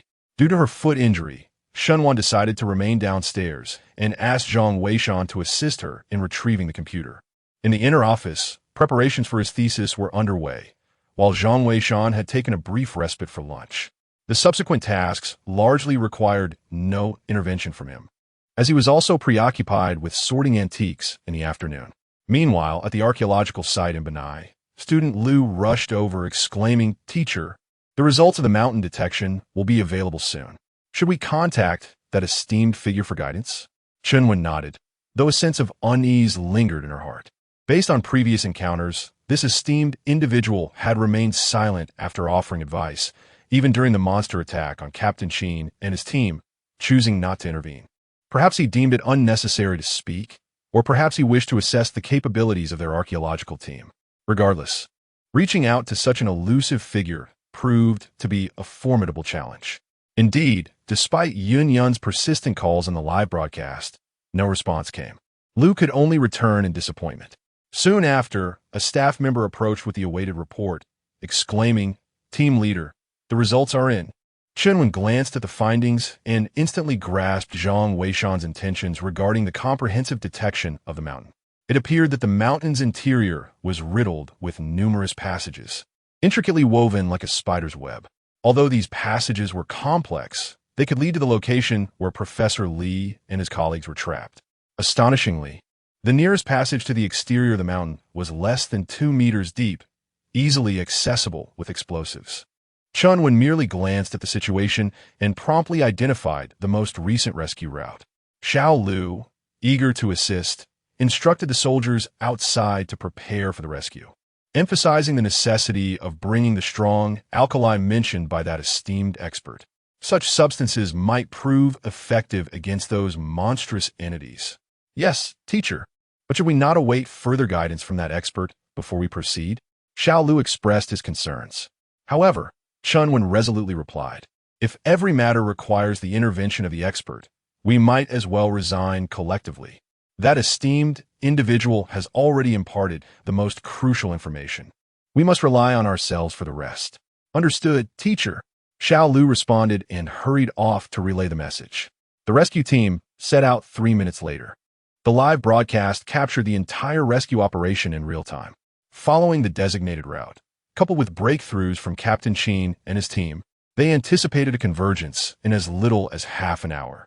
At that point, they would be able to emerge together. In her heart, Chunwen began to form a judgment about Zhang Weishan, sensing that he likely refrained from engaging in trivialities. However, he would respond to pertinent inquiries and crucial matters. If her assessment proved accurate, this esteemed individual was not aloof, but rather intent on conserving time. Such a knowledgeable person, who did not exhibit anger for their lack of obedience, indicated a broad-minded nature. Should he be recruited into the archaeological team, it could indeed become a significant asset to the field of archaeology. Contemplating this, Chunwen hurried to the live broadcast tent, instructing Yun Yun to activate the stream. Addressing the live audience, she inquired, "Mr. Zhang, are you present? In accordance with your instructions, the rescue team has already set forth. However, what exactly are these creatures? Might you enlighten me? We have conducted extensive investigations in the area and discovered that the locals seem to refer to these beings as Molochuo. I am uncertain if this is accurate. Do you have any knowledge of what this entity might be?" Observing Chun when personally seeking answers has evoked a sense of envy among those in the live stream. Indeed, it is remarkable that a figure of such stature would personally inquire. Who could disagree? Regrettably, I am at a loss. Otherwise, I would certainly provide the professor with an explanation. Does the expert possess insight into this matter? It is difficult to say. The expert has remained silent for quite some time. Could it be that they are also unaware? I find it implausible. Perhaps the expert simply prefers not to answer. Yet, who can truly fathom the thoughts of such a distinguished individual? Noticing the absence of any updates from Zhang Weishan in the live stream, Chunwen felt a tinge of disappointment. Could it be that she has misjudged the situation? Or perhaps the sage is indeed a sage, and she is utterly oblivious to their thoughts? Alternatively, could it be that the sage is not currently viewing the live stream? Her mind raced with possibilities, and she sensed that even if she were to personally extend an invitation, the sage might still decline to join the archaeological team. Yet, if she did not at least try, she would feel a lingering sense of regret. This opportunity is not merely for the archaeological team. It represents a significant moment for the entire field of archaeology. Such talent should not be so easily forsaken. Suddenly, as Chunwon was lost in her thoughts. A golden message illuminated the screen. Chapter 11. The invitation ignored, shocking the entire internet. Professor, look, the FHO Zhang clan has appeared. Yin Yin hurriedly reminded. I knew the FHO Zhang clan wouldn't disregard us. Chunwon exclaimed, filled with excitement, but she was taken aback upon seeing Zhang Weishan's response. What does it mean that Miluo To refers to a mountain? Many in the live stream were equally perplexed. They had only heard Chun when mentioned Miluo Ta, which should pertain to those monsters. But what does it mean that Miluo Tuo is a mountain? Great deity, please enlighten us. What does it mean that Miluo Tuo is a mountain? Indeed, great deity, if Miluo Ta is a mountain, what then are those monsters? Are they the offspring of Miluo? How could that be? Can a mountain give birth? Have you watched too many horror films? What does the great deity mean? Professor Chun, can you comprehend this? At that moment, Chunwon was equally bewildered, yet she inherently possessed more knowledge than the average person. When their archaeological team arrived, they conducted an in-depth investigation to understand the ancient tombs, delving into local customs and legends. According to ancient Miao records, there existed only the term Miluo Ta, without a clear indication that it referred to these monsters. Since they were unaware of the monsters residing within the mountain at that time, they cannot grasp the essence of Miluo Ta. After discovering the monsters, she assumed that Miluo Tuo referred to them. However, a single statement from the Fa Chiozhang clan completely overturned this hypothesis. As Chunwon gazed at the live stream, a bold conjecture suddenly dawned upon her. Mr. Zhang, when you mentioned Miluo, did you imply that those monsters are the offspring of the mountains? Oh, Professor Chun, I merely spoke offhandedly. Why would you take it to heart? Indeed, Professor, such a notion is implausible. How could a mountain possibly bear children? However, I believe the deity may possess deeper meanings. Chunwon interjected, shaking her head. It is not entirely unfounded.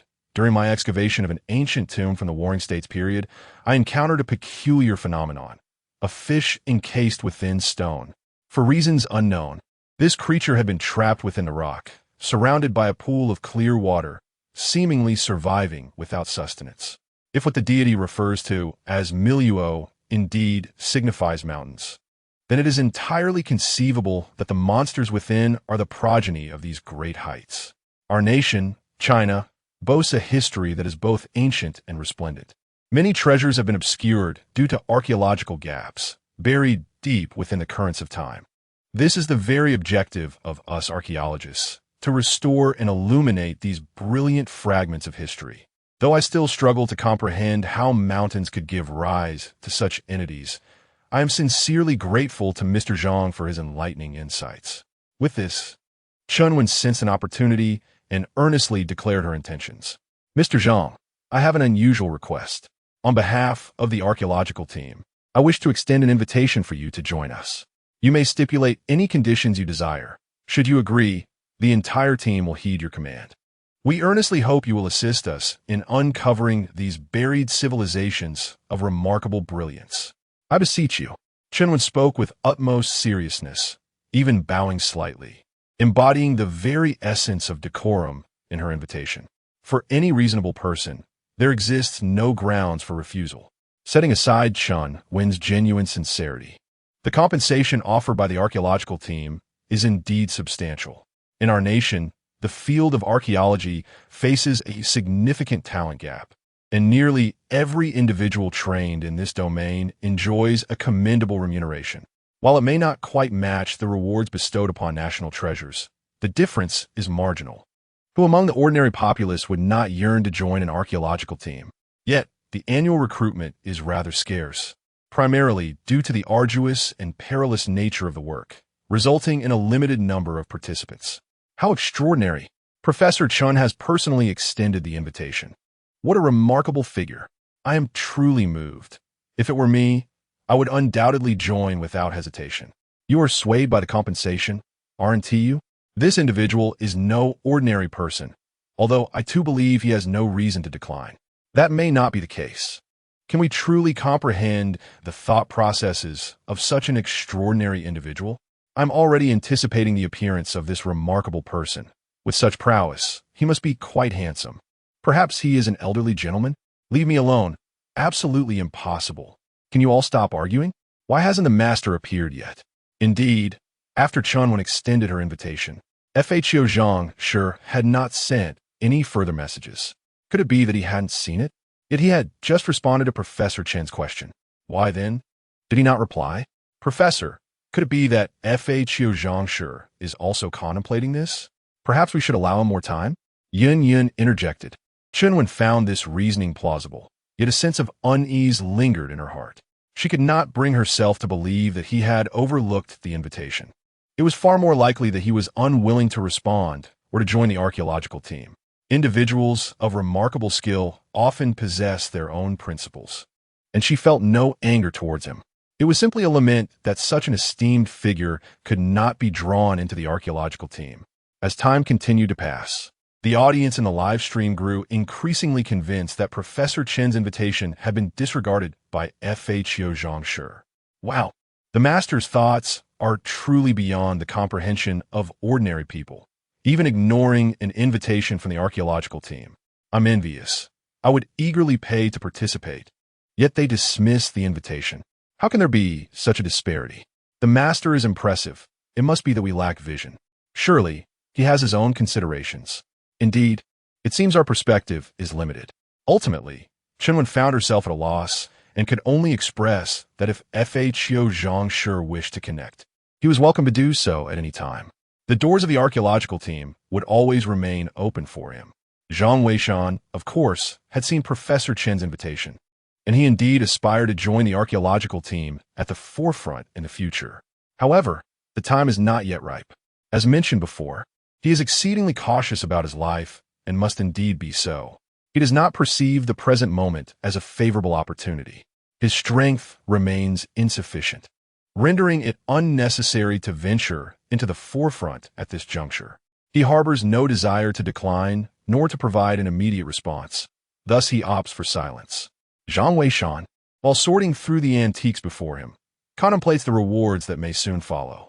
Once the rescue team retrieves Professor Li and the others, he can guide them through the proper entrance. At that time, he may also receive a reward. He wonders if it might be the bloodline of the Qilin. Lost in thought, Shunwan emerges from within, her face etched with confusion. What is this, Zhang Weishan? Did you see? The master actually disregarded my teacher's invitation. This is simply too regrettable.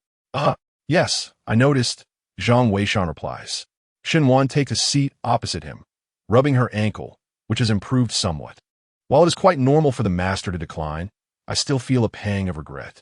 The archaeological divide in our Huaxia is so formidable. If we could secure the master's assistance, it would surely lead to a qualitative breakthrough. However, my teacher has also indicated that the more formidable the individual, the harder they are to invite. Alas, I wonder if the master will indeed join the archaeological team. Perhaps it is for the best that there is no response. I genuinely fear the master might outright refuse. Zhang Weishan, feeling somewhat helpless, notices Shun Wan has also begun to sort the antiques and deftly shifts the topic. You focus on your paper. I shall handle this work. Shin Wan pouted, expressing her feelings. How can one find the mood for such things? The rescue team has already departed, and they will soon rendezvous with Professor Li.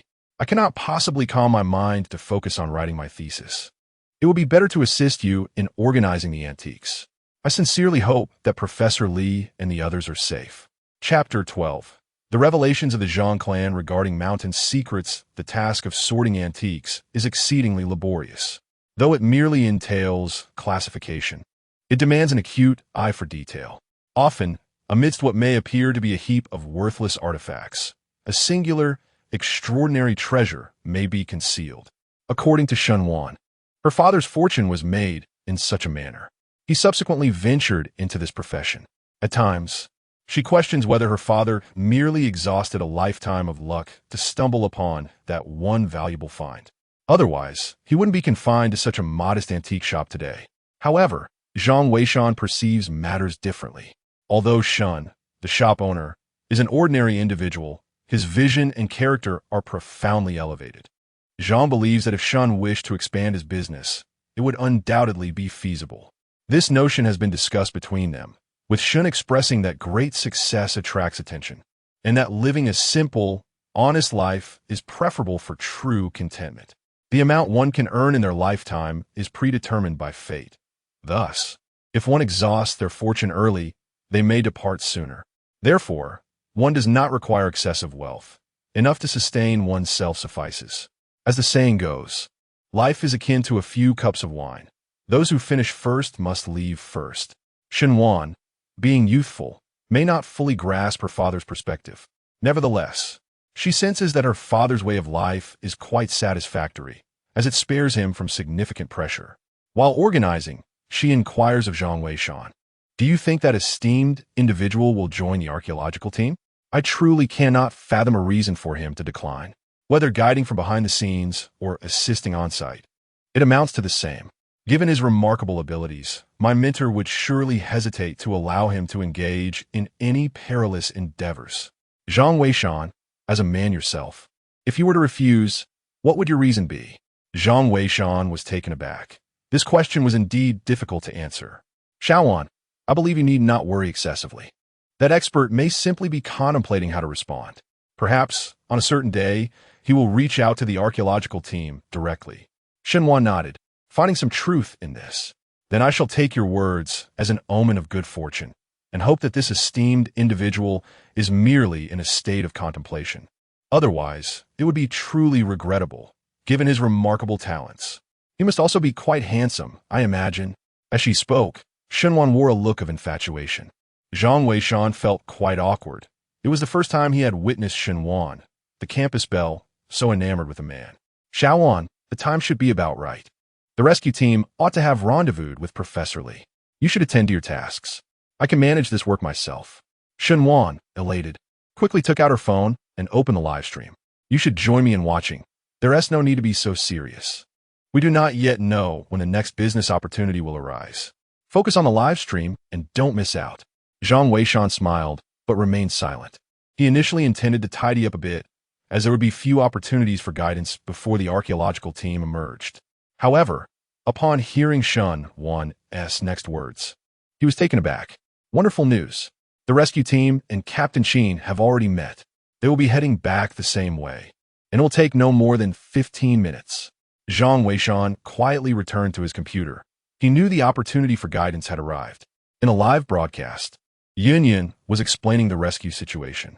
"As you can see, the rescue team has met with Captain Sheen and will return along the same route, taking no more than 15 minutes. Let us pray for the safe return of the archaeological team and once again express our gratitude to Mr. Zhang for his guidance." "Thank you." However, at that moment, several golden bullet comments suddenly appeared. "We cannot return the same way. Use strong alkali to spray the walls and wait in place. Rescan the mountain. The detection map has an effective time of only half an hour." As soon as these two messages were sent, the live broadcast room erupted in chaos. Student Xiao Lu hurriedly relayed the news to Chunwen. "Teacher, the expert Zhang has spoken again. He said the detection map is only valid for half an hour. We must rescan. But if we rescan, it will take at least 15 minutes to get results. What if Captain Qin?" Chunwen, however, showed no hesitation. She understood that Zhang's words had to be heeded, lest the consequences become more troublesome. "Have Captain Sheen follow his instructions and simultaneously notify the technical department to urgently assess the mountain conditions." "Understood." Xiao Lu rushed to make arrangements. Meanwhile, Captain Sheen and his team, upon receiving the notification, were utterly bewildered. Student Xiao Su exclaimed, "What is going on? Why not just return the way we came? Why wait here? Who knows how many monsters are lurking around to toy with us?" "Xiao Su, don't speak foolishly. There must be a reason why the expert said that." Professor Li, at this moment, was utterly convinced by Zhang's words. "Teacher, I understand your faith in him. Yet we must also consider the practical circumstances," insisted Xiao Su. Captain Sheen felt a sense of difficulty as well, and when the soldiers interjected, "Captain, I will retrace our steps to investigate. If all is well, I shall inform you. If trouble arises, I will retreat." "Very well," Captain Sheen nodded, acknowledging that this was indeed the most prudent course of action. The soldier promptly set off, while Captain Sheen urged the others to swiftly apply strong alkali to the surrounding rock walls. Throughout their journey, They had discovered that the strong alkali proved far more effective than firearms, effectively deterring the monstrous entities from approaching. Meanwhile, in the live broadcast room, a flurry of comments erupted. What does this mean, Great One? I don't understand. Why not return the same way? Perhaps returning poses a danger. The Great One hasn't specified. Why concern ourselves with so much? Experience shows that following the Great One's guidance is wise. Indeed, there must be rationale behind the Great One's words. We must heed them. Shinwan also hurriedly sent a comment, but it was quickly drowned out. The live stream continuously updated with the latest developments. The soldier returned in a mere 3 minutes, breathless, exclaiming, "Captain, it's dire. The path back is gone. It's all dead ends." What? The crowd gasped in astonishment, and Xiao Su found it particularly incomprehensible. What does it mean when the path has vanished? How did you manage to enter? I struggle to articulate the sensation. It feels as though, upon our arrival, the route was swiftly sealed once more. This mountain might be alive. Upon hearing this, Captain Qin's expression darkened immediately. Relay my orders. Maintain vigilance and await the latest detection map. The words of that sage have proven unfailingly true. We must adhere to his guidance. Yes, at once. The group began to stand guard. Little Su, overwhelmed, plopped down onto the ground, utterly bewildered. He could scarcely comprehend the situation. Such an occurrence seemed utterly impossible, yet had manifested. Just who was that sage? The audience in the live stream, similarly astonished, began to kneel in disbelief. Fortunately, 15 minutes is not an eternity. Soon, the results of the mountain's detection emerged. At the moment the results were revealed, everyone was left speechless. The entire mountain detection map was completely different from the last one. The locations of the passages had shifted, as if the previous routes had never existed. Chen Wen, upon seeing these results, understood why the Zhang family of tomb raiders claimed that the detection map was only valid for half an hour. Because within this mountain, the passages are subject to change. Xiao Lu quickly sent it over. Urge Captain Qin and the others to locate the nearest passage out. Yes. Chapter 13. The archaeological team of the yin-yang diagram escapes what on earth is happening with this mountain. I am uncertain, but it appears that the Zhang family of the Fakyu clan indicated that we cannot retrace our steps, possibly referring to this very situation. Captain, Team Leader Chen mentioned that the Fakyu Zhang clan has cautioned us. This detection diagram is only valid for half an hour, and we must act swiftly. Captain Qin and his team were astonished upon viewing the transmitted detection diagram. No one anticipated that the outcome suggested by the Fakyu Zhang clan would be such. The pathways within the mountain are capable of shifting. This is utterly inconceivable. Nonetheless, seasoned veterans like Captain Qin quickly discerned the latest route and commenced preparations for a breakout.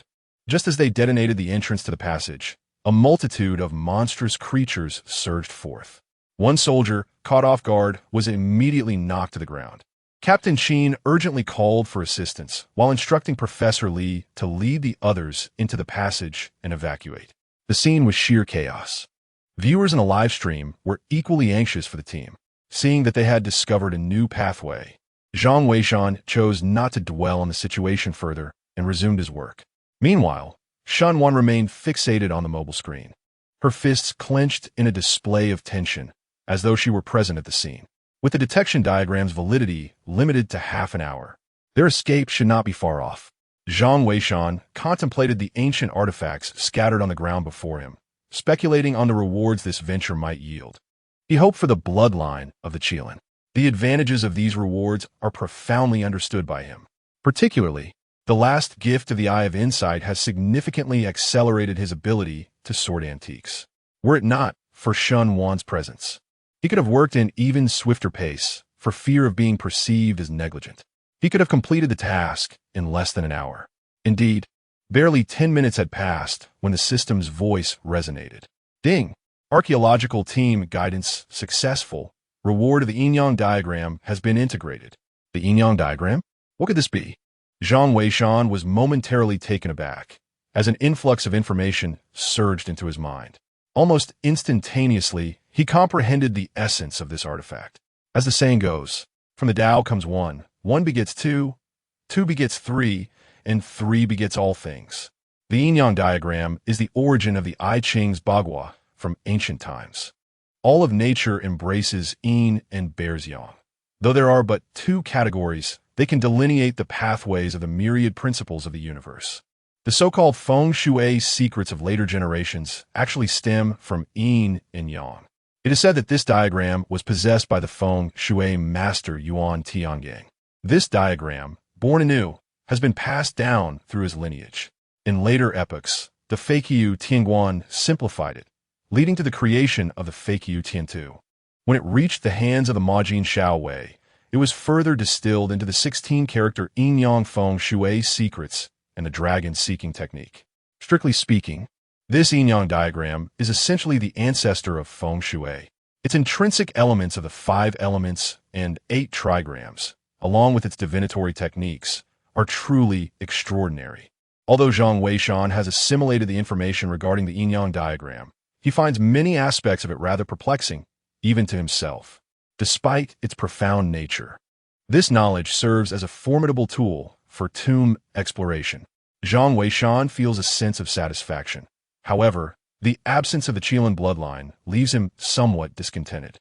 It is as if all preparations are in place, yet he awaits that final gust of favorable wind. Splendid. Zhang Weishan is elated. For Professor Li and the others have finally emerged. How wonderful! Suddenly, Shenwan leaped up in excitement. Yet, it appears she has forgotten about her injured ankle, and upon landing, she winced in pain. Nevertheless, her brow is adorned with joy. Indeed, Zhang Weishan nodded, acknowledging her enthusiasm. Shenwan, somewhat exasperated, remarked, "What is your reaction?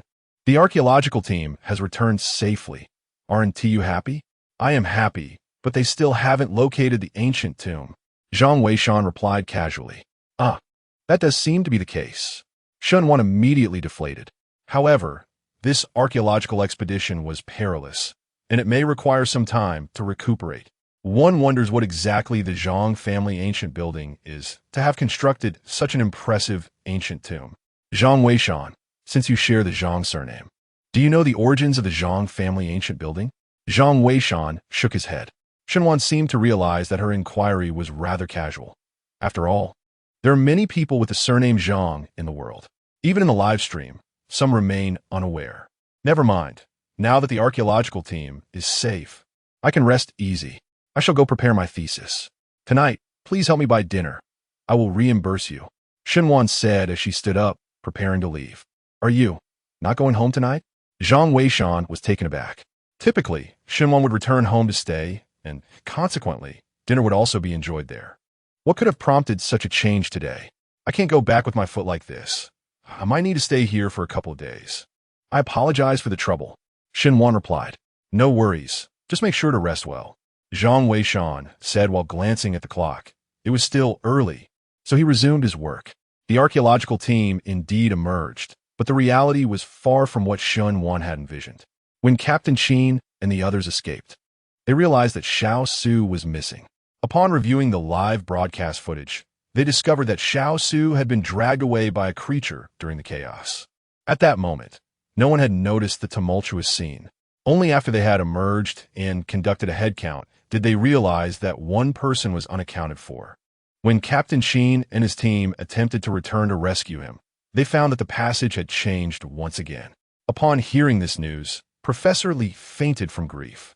Out of 3 students and 1 professor, only he and 1 student emerged.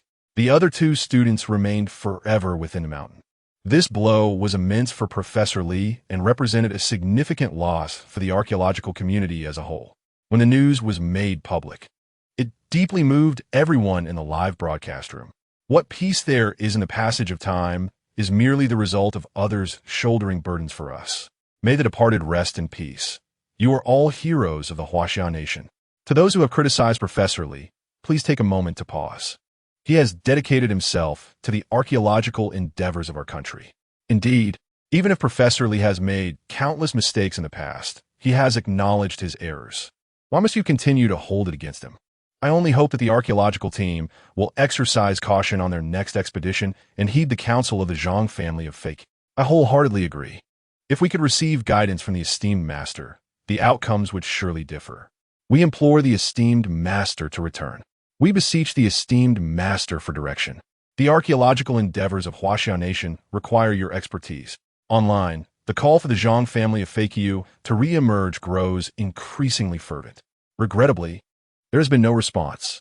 Ultimately, even Shunwen felt compelled to address the matter. Esteemed colleagues, I understand your sorrow for the sacrificed team members. However, this is not a justification for moral coercion. Mr. Zhang has already assisted us significantly. We cannot compel the archaeological team, nor can we impose. If Mr. Zhang is willing to guide us during the live broadcast, we should be profoundly grateful. Our archaeological work will pause for the night. Tomorrow, we shall reorganize our efforts. I hope that we may receive Mr. Zhang's guidance then. Once again, as long as Mr. Zhang is willing, the doors of the archaeological team will always be open to you. Chapter 14. The Decision of Professor Chun. The Titan, in response to the renewed invitations from the entire internet, including a personal appeal from Professor Chun, the Zhang family of Feiqiu remained resolutely silent. Many began to speculate that the Feiqiu Zhang clan might refrain from addressing such remarks, adhering to their customary practice of only intervening when absolutely necessary. With the archaeological team pausing their operations for a reorganization this evening, it seemed unlikely that Feiqiu Zhang would make an appearance anytime soon. Some even pondered whether this enigmatic Zhang might be an artificial intelligence developed by a clandestine national entity, given their remarkable composure. After all, the lucrative offers from the archaeological team would surely tempt all but a select few. At 6 in the evening, Zhang Weishan had finally completed the classification of most antiques. The remaining items were of negligible value, prompting him to pack them away for disposal. That night, Shun Wan chose not to leave. Zhang Weishan procured dinner, and the two shared a meal together. Shin Wan, having managed to adjust her mindset, prepared to work late on her thesis, hastily consuming a few bites before retreating to her tasks. Meanwhile, Zhang Weishan meticulously recorded the grades of the classified antiques before displaying them. This transaction was thus concluded. Before long, the clock struck 8. At the archaeological site, Chunwen instructed her student, Xiao Lu, to initiate a video conference within the confines of the tent. Apart from her, only Xiao Lu was permitted entry. All others were excluded. This meeting was destined to be the most prestigious gathering in the realm of archaeology. The participants consisted solely of Chun Wan and a few elderly gentlemen on the other side of the computer. Even Xiao Lu was unable to view the computer screen, standing by in readiness. Soon, the video conference was connected. On the other end, a bright office was visible, featuring an exceptionally large conference table capable of accommodating 20 individuals simultaneously. However, at that moment, only 3 figures occupied it, while behind them loomed piles of ancient texts and documents. This was evidently a substantial office space. Greetings, Professor Sun, Professor Mu, and esteemed teacher, Chinwen said with a serious demeanor. The 3 individuals on the computer screen were none other than the most influential figures in contemporary Huaxia: Professor Sun, Professor Mu, and Professor Chun. Among them, Chunwen was the proud protege of Professor Chun, while Professor Mu held the highest status among the trio. Xiaowen, we have heard about the situation on your end. Please share your arrangements, Professor Chun said, removing his glasses to wipe them before putting them back on. Chunwen nodded and promptly outlined her plans. The morale of the archaeological team was currently low, although Professor Li and others had returned safely. The death of Xiao Su had starkly highlighted their lack of understanding regarding the archaeological situation and their inadequate situational assessments. The overnight pause that Chunwen had previously announced was, in fact, intended to discuss forthcoming arrangements with these 3 eminent scholars. Based on the current circumstances, it appeared that the ancient tomb of Ba Nai might indeed be the Zhang family ancient tower. However, our detection equipment was unable to probe into the depths of the mountain. It is with great embarrassment that I admit our current understanding of this ancient tomb is shrouded in darkness. Thus, I have conceived an idea, the feasibility of which I am eager to discuss with the 3 esteemed seniors. Without further ado, Chunwen stated, I am prepared to announce that all forthcoming plans of the archaeological team will be conducted in accordance with the guidance of the Zhang family of tomb raiding. I believe he possesses profound knowledge of this site, and adhering to his advice may help us avert potential losses for the team. However, this may render the archaeological team somewhat inept. Therefore, you remain indecisive, do you not? Chun Lao chuckled. Being a mere student, I seek your enlightenment, esteemed teacher. Chunwen replied with a serious demeanor. Yet this time it was not Chen Lao who spoke, but rather Sun Lao, who interjected Shaowen. We three old fellows have deliberated on this Zhang family of tomb raiding as well. Your reasoning holds merit, and we believe it prudent to follow your lead. As for the reputation and standing of the archaeological team, you need not fret. We shall not hold you accountable. Chunwen felt a sense of relief wash over her. In truth, she genuinely wished to proceed according to the Zhang family's guidance. Yet, the fear of public opinion loomed large. The archaeological team's credibility was at stake. If they were to act without direction, would it not imply that anyone could undertake this task? It was only upon receiving the affirmation from her three seniors that Chunwen found the resolve to persist. Shaowen, please do share your thoughts. At last, Mulao spoke up. The decision you have made indeed aligns perfectly with our desired outcome. The previous guidance from the Zhang family of FHO was merely a superficial beginning. If he is truly a master, the forthcoming expedition into the tomb will be the moment he reveals his genuine prowess. At that juncture, we may witness numerous archaeological techniques that we have yet to even hear of, which would be akin to a long-awaited blessing for our archaeological community. Missing such an opportunity could lead to a lifetime of regret. At this point, Old Mu sighed. The state of archaeology in the Huaxian nation is severely lacking, and our archaeological techniques are woefully outdated. Therefore, Shaowen, you must remember that our profession has never been glamorous. It is solely about advancing the field of archaeology in Huaxia. Even if it means bearing some notoriety and controversy, what of it? The student understood. Chunwen nodded earnestly, her mind already made up. Now, do not worry too much. As long as the three of us are around, we will undoubtedly support you. Ultimately, let me reiterate, FHO Zhang is an extraordinary individual, and we must find a way to integrate him into our archaeological community. If he is willing, he could access the entirety of the resources and personnel within the archaeological realm, and we three would be no exception. Teacher, Chunwen exclaimed in surprise. Her eyes filled with disbelief. What kind of esteemed treatment must one receive to utter such words? These three before her are undoubtedly titans in the field of archaeology, even possessing dedicated bodyguards for their protection in Huaxia. The personal physician's round-the-clock vigilance is driven by the fear of their health deteriorating, which would signify an unparalleled loss to the field of archaeology. Yet, the fact that they express such sentiments regarding the elusive Zhang of the FHO clan is a testament to the immense regard they hold for this individual. Xiaowen, you cannot yet grasp the significance of this man to the archaeological community. Nevertheless, our collective judgment will prove accurate. Just wait until you embark on the excavation.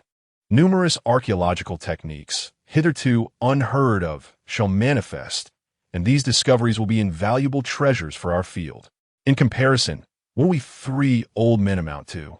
Chunwen nodded emphatically, her astonishment lingering. What manner of man is Zhang of the FHO clan, that he commands such respect for the triumvirate of archaeology? Who are you, and where do you reside?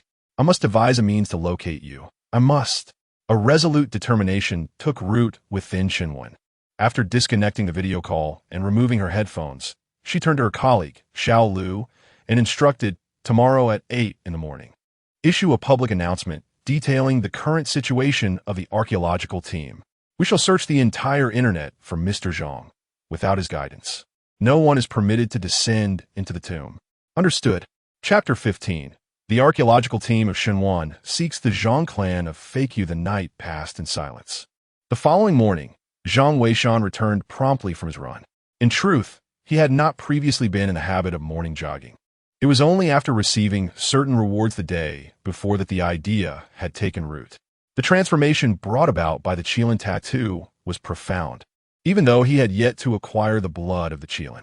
The enhancement was already distinctly palpable.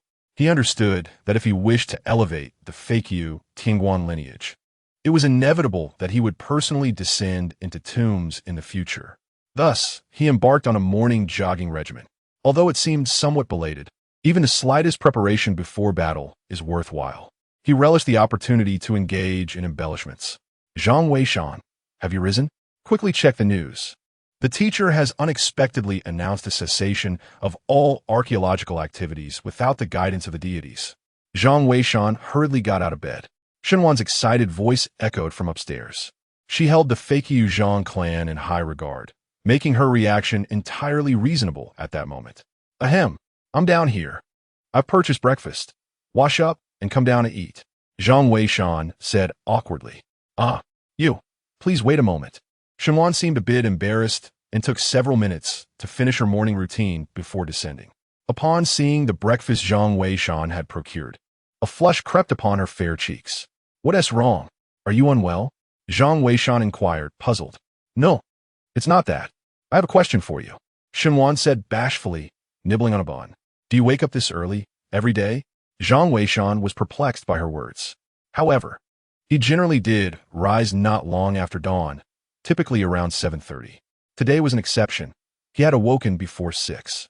I mean, do you usually get up this early? Why would you want me to bring you breakfast? You don't seem like someone who is frugal. As Shenwan spoke, her delicate face inadvertently flushed. At that moment, Zhang Weishan also came to a realization. Indeed, if he were to rise so early and still expect a young lady to bring him breakfast, it would seem rather ungracious, especially when he was not one to shy away from expenditure. There could only be one conclusion, which was evident to even the simplest of minds. He must have some interest in her. Ahem, don't overthink it. I only got up early today. Let us eat, Zhang Weishan said, feeling somewhat awkward. Upon hearing this, Shenwan nodded, her complexion finally returning to normal. To be honest, although Zhang Weishan was undocumented, he was quite handsome. Shenwan did not find him unappealing, but her thoughts were entirely consumed by archaeology and her papers. She had not truly considered anything beyond that. Seeing Zhang Weishan's calm demeanor made her think she might have been overreacting, so she dismissed her earlier speculations.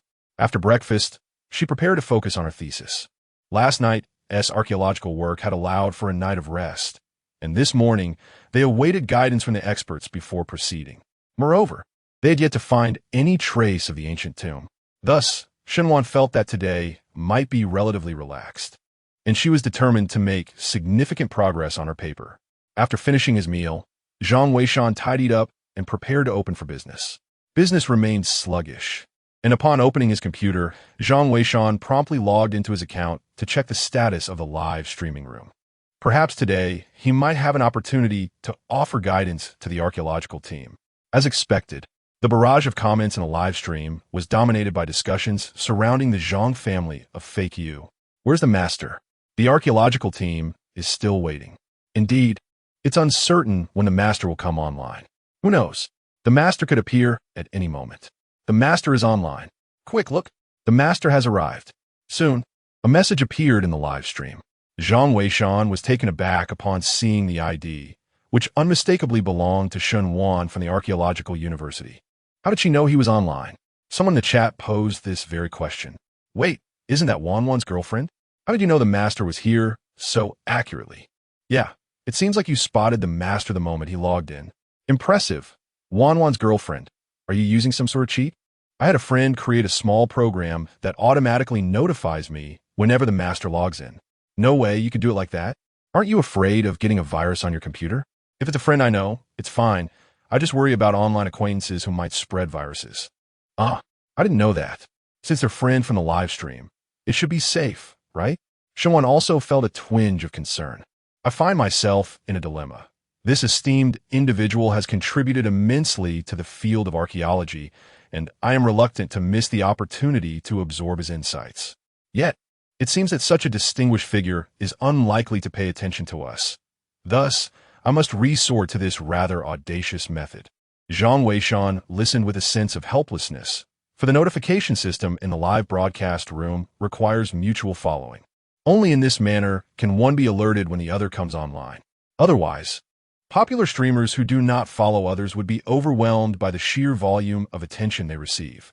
However, he had not followed Shenwan. She was the only one who had taken an interest in him. Noticing her eagerness to learn, Zhang Weishan pondered for a moment and then proceeded to click on Shenwan's profile.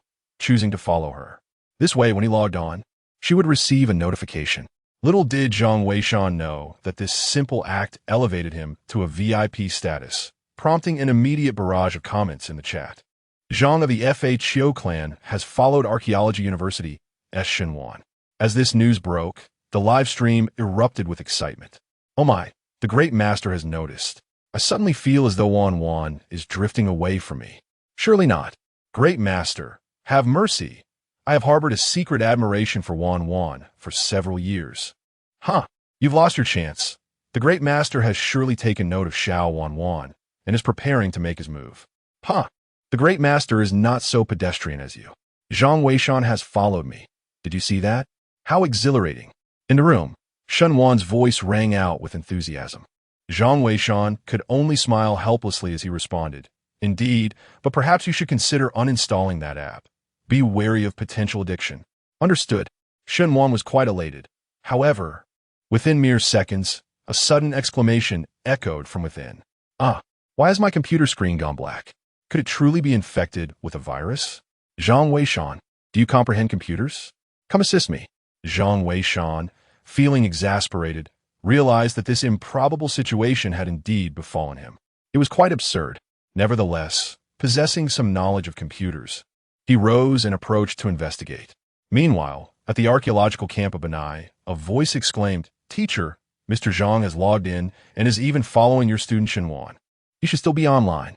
Little Lu hurriedly relayed the message to Chunwan. Overjoyed, Chunwan promptly responded, "Have Yin start the live stream." In less than a minute, Chunwan appeared on the live broadcast. "Mr. Zhang, are you there? Our archaeological team is fully prepared. Yet we have made no progress regarding the entrance to this ancient tomb. We kindly request your guidance. Our archaeological team would be immensely grateful, and to demonstrate our sincerity, we shall offer you compensation for each piece of advice you provide." Mr. Zhang, are you there? Compensation? Wow, I can earn money while watching a live stream. I'm envious. So am I, but we are utterly unaware of the circumstances here. The master is indeed extraordinary. A VIP receives complimentary access and can even earn rewards. How enviable. Is the master present? Professor Chun is looking for you. Where's the master? Why has he vanished after following little Wan? Chapter 16. The archaeological team's despair as Zhang Weishan makes his entrance at this moment. Zhang Weishan wore an expression of embarrassment as he gazed at Shen Wan's laptop. Well, I truly find myself at a loss here. I am not particularly adept at dealing with issues of this nature.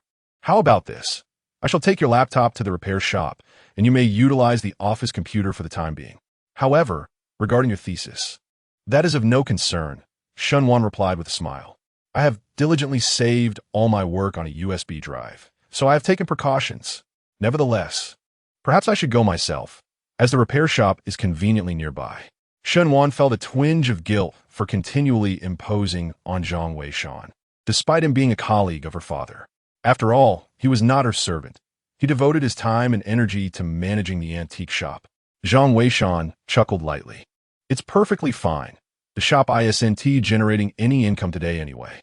Besides, your leg is still recovering. With that, he began to gather his belongings before heading out to log off from his account. Such information could not remain accessible. Otherwise, should Shen Wan come across it, it would be difficult to explain.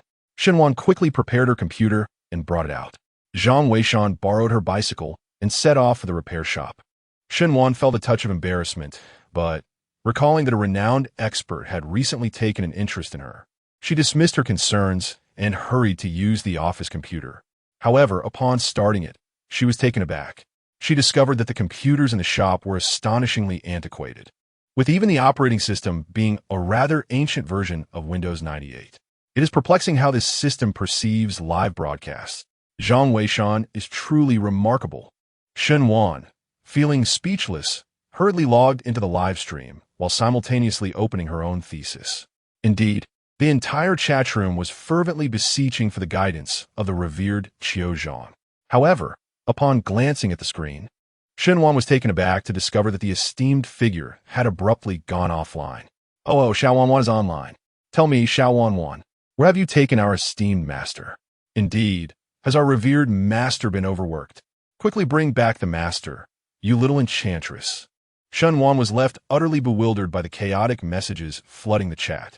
Just then, she received a phone call from Chunwan. "Hello, teacher. What is the matter?" "Shaowan, I was just about to ask you.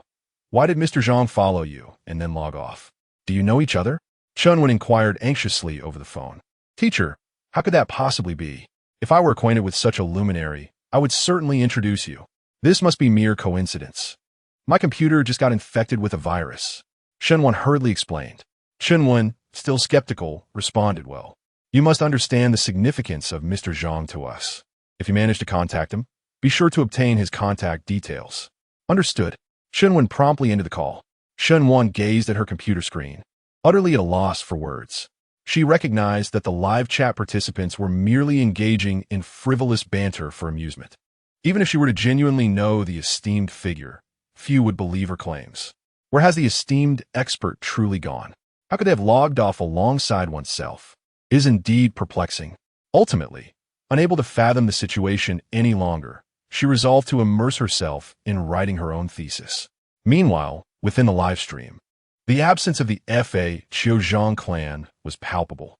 Consequently, Chunwan reluctantly announced that today would be a day of continued reflection, awaiting the emergence of the Fa Qiuzhang clan before proceeding.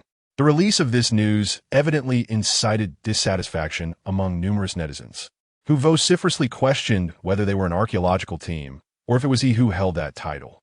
Did their work cease in his absence? Faced with such skepticism, Chunwan merely replied, "He possesses greater prowess than us. I cannot assure that my efforts will surpass his guidance." After that, she refrained from further comment.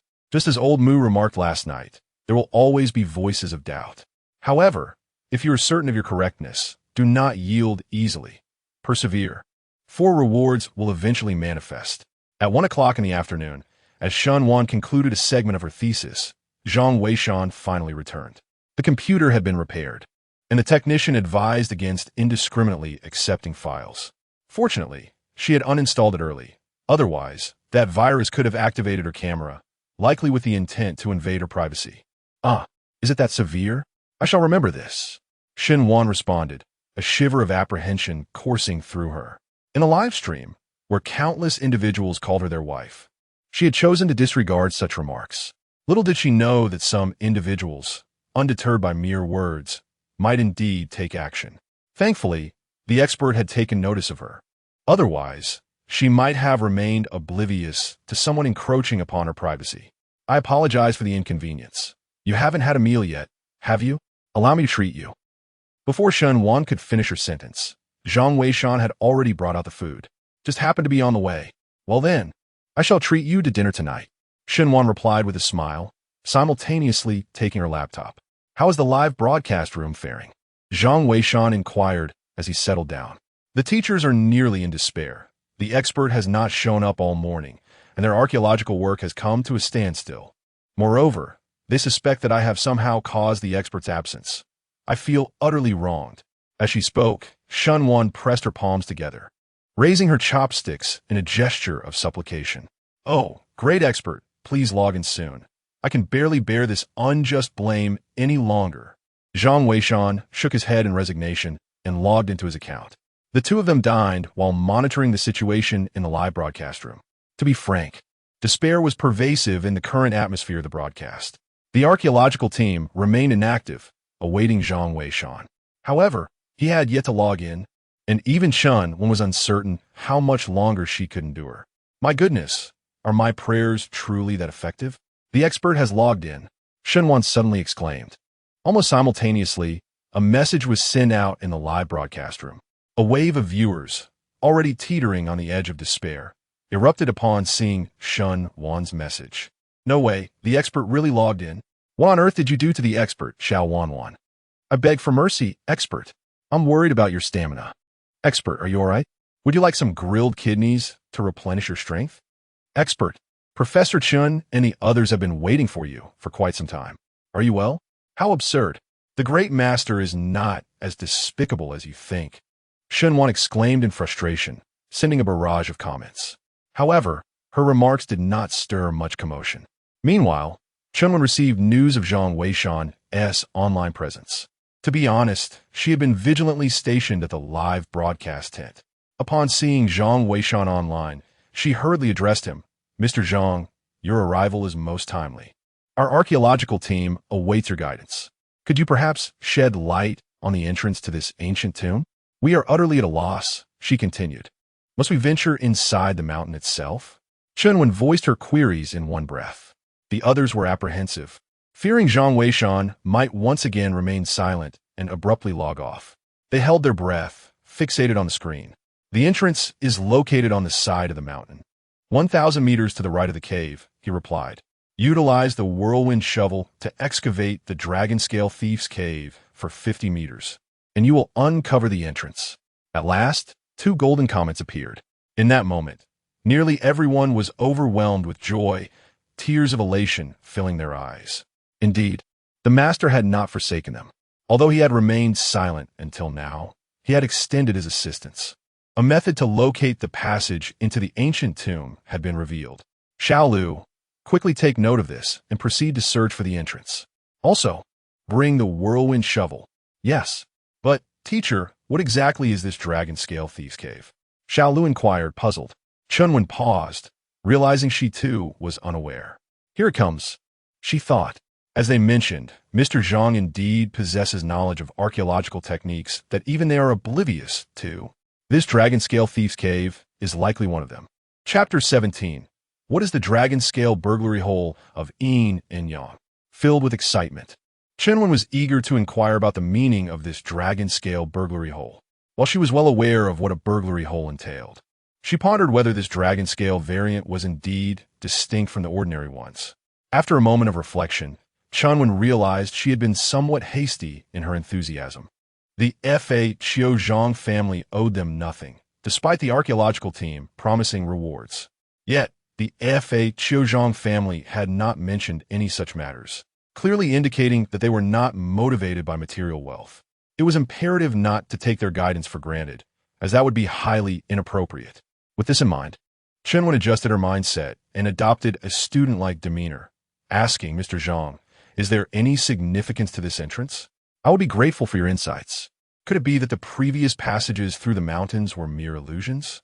Her sincerity was palpable, leaving Zhang Weishan somewhat abashed. In truth, this entrance had been conceived by a previous author, yet was not to be regarded as an arbitrary insertion. This entrance held importance within the context of the 5 elements and feng shui. Zhang Weishan had not fully grasped this concept previously, but upon acquiring the yin-yang diagram, he was beginning to discern its underlying principles. Please provide me with an aerial view of the local mountain range. A golden barrage of comments illuminated the screen. Chunwen's heart raced with exhilaration as she urged the staff to send it forth. The viewers in the live broadcast also shared in her excitement. The esteemed expert is about to commence his elucidation. How does one record the screen? Does anyone know how to utilize the screen recording feature? It is prohibited to record in the official livestream room. Perhaps one could resort to filming with a mobile device. However, the resolution of mobile phones is inadequate. It might be best to take notes with pen and paper. Indeed, listening to the expert's live stream not only broadens one's horizons, but also enriches one's knowledge. Does Zhang Weishan have a pen? Shenwan unexpectedly dashed out of the room, visibly anxious, seemingly eager to take notes as well. Is this truly necessary? You are a distinguished student from the Archaeology Institute.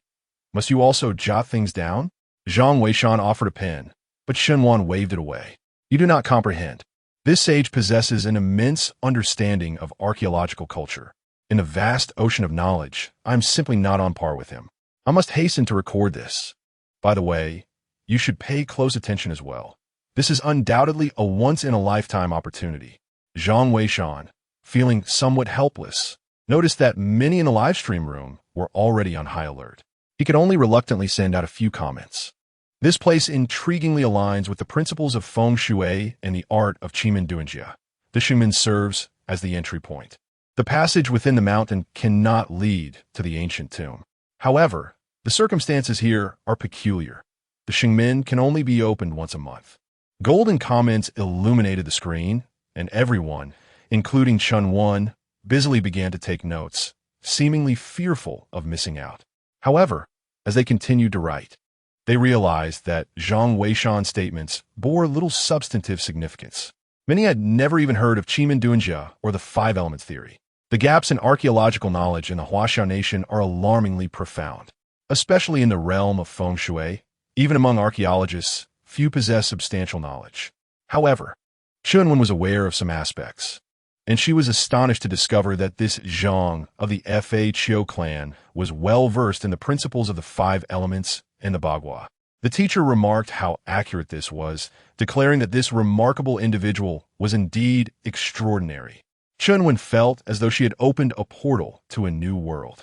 Fervently eager to learn more, she eagerly inquired, "Mr. Zhang, could you elucidate how the art of the Five Elements and the Qimen Duanjia intertwine with this aerial map?" "Regrettably, I must admit that we, as members of the archaeological team, are rather ignorant in this regard," Zhang replied. "I would appreciate your insights, Mr. Zhang. However, if it poses any inconvenience, please do not feel obliged," Chunwen said, feeling somewhat embarrassed by the multitude of her inquiries. Yet, Zhang Weishan was unfazed. Primarily, he was motivated by a desire to reward curiosity. Additionally, he bore the responsibility of promoting the Fa Qiu Tianguan profession and aspired for the archaeological field in China to flourish, thereby allowing for the selection and nurturing of promising talents.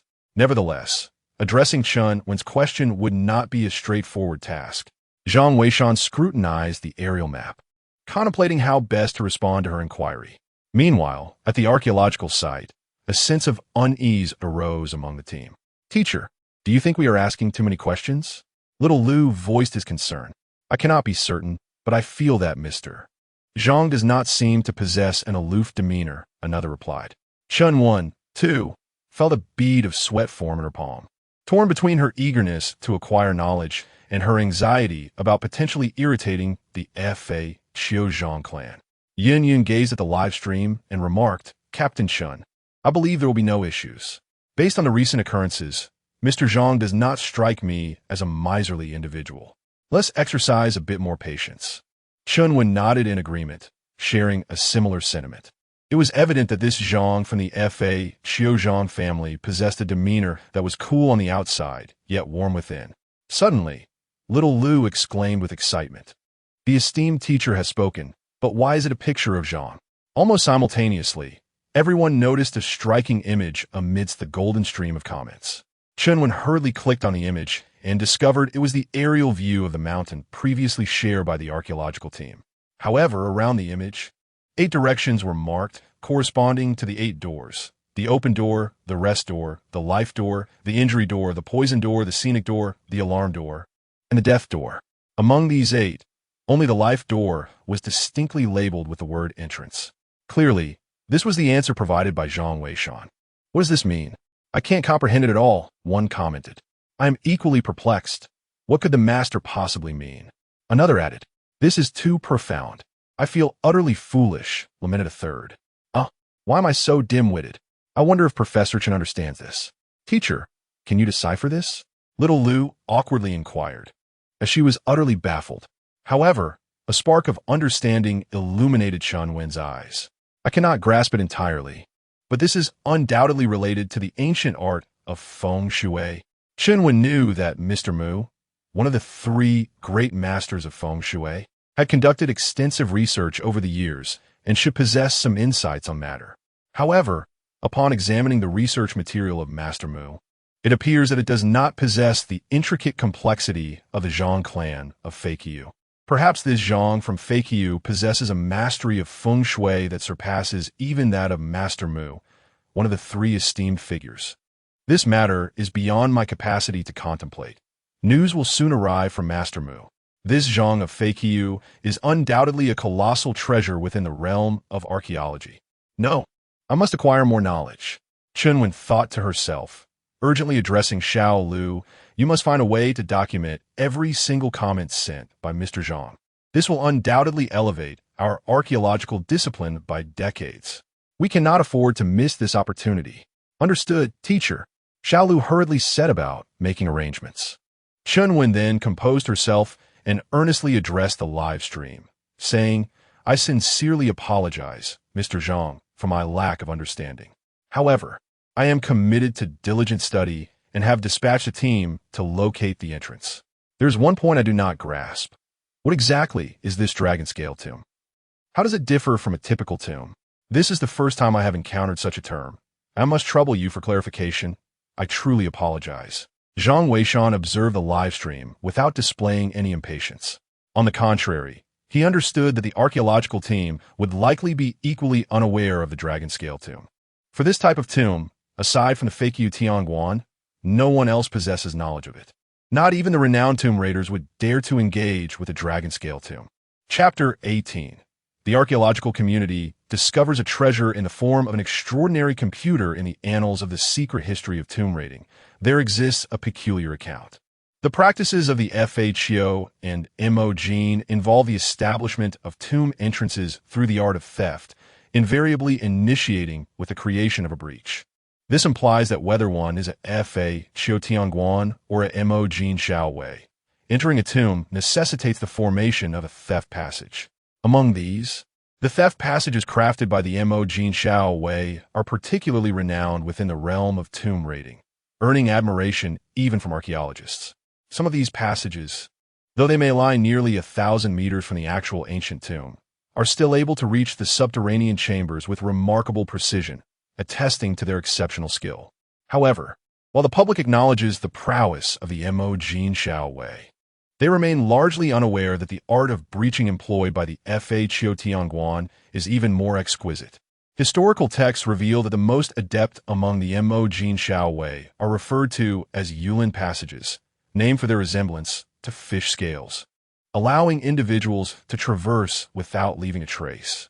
In contrast, the Longlin passages of the Fa Chio Tianguan are said to exhibit even greater ingenuity.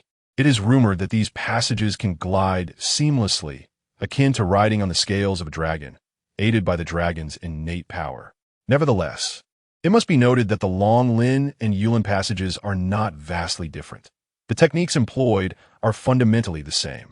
The subsequent generations of Mo Jin Xiao Wei have prioritized efficiency, thus streamlining the process and transforming the Longlin into the Yulin. This alteration may also stem from issues of inheritance. As the superior of the Mo Jin Xiao Wei, the Fa Chio Tianguan embodies the saying, "Teach a disciple, and the master may starve." It is conceivable that the Fa Chio Tianguan deliberately withheld certain techniques. However, such matters remain unprovable. However, from this, one can perceive the formidable nature of the Dragon Scale Thief's Cave. Zhang Weishan organized his thoughts and sent out a few messages.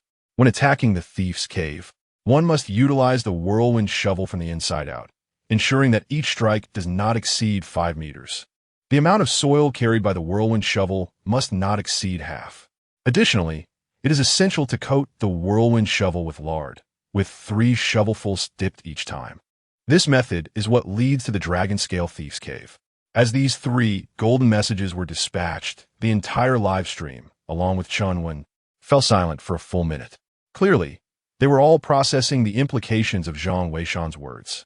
Yet, for those in the live stream, these concepts felt distant and obscure. Many were utterly bewildered and did not even know what a whirlwind shovel was.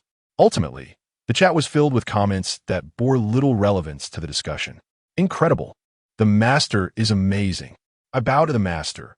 I completely don't understand, but it sounds so impressive. A true master indeed. I'm in awe. Chunwen could grasp the essence, though she had never witnessed the Dragon Scale Thief's Cave herself and was filled with anticipation.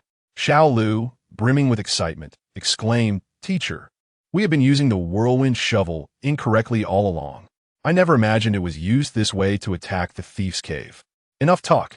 Once the team locates the site, let's begin our attempts. I am equally eager to see the Dragon Scale Thief's Cave." Chunwen's eyes sparkled with enthusiasm, wishing to witness it firsthand. However, the mere thought of having finally established contact with the Zhang clan of Fakyu made her pause, if not for her inquisitive nature. No, today's harvest has already been plentiful, and one must not be overly greedy. Too much can lead to indigestion, she reminded herself. She realized almost unconsciously that she had become a student, eager to absorb as much knowledge as possible from the Zhang clan.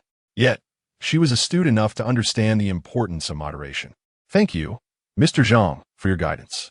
We shall certainly follow your instructions and swiftly locate the entrance, Chunwen said, promptly passing the conversation to Yun while she made her way to the site.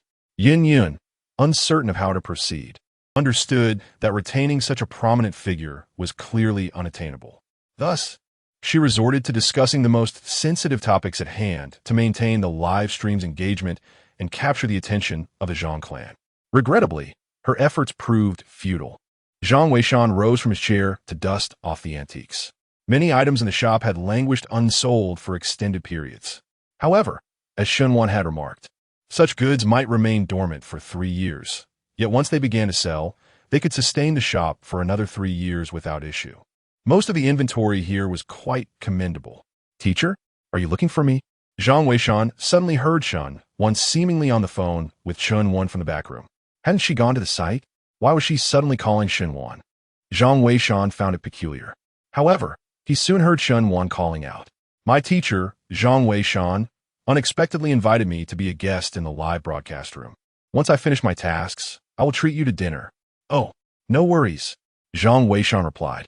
Yet he was puzzled as to why Shunwan was summoned to the live broadcast at such a moment. He did not dwell on it further, as his mind was still occupied with the numerous insights he had shared and the anticipation of his reward. Did he have to wait for the archaeological team to discover the population before receiving it? As he pondered this, Shunwan's voice echoed in the live broadcast room. Hello, everyone. I didn't expect to meet you at this hour. Indeed, Shunwan.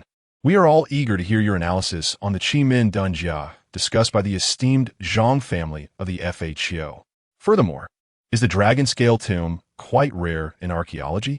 Zhang Weishan was taken aback. It turned out the purpose was to maintain the excitement.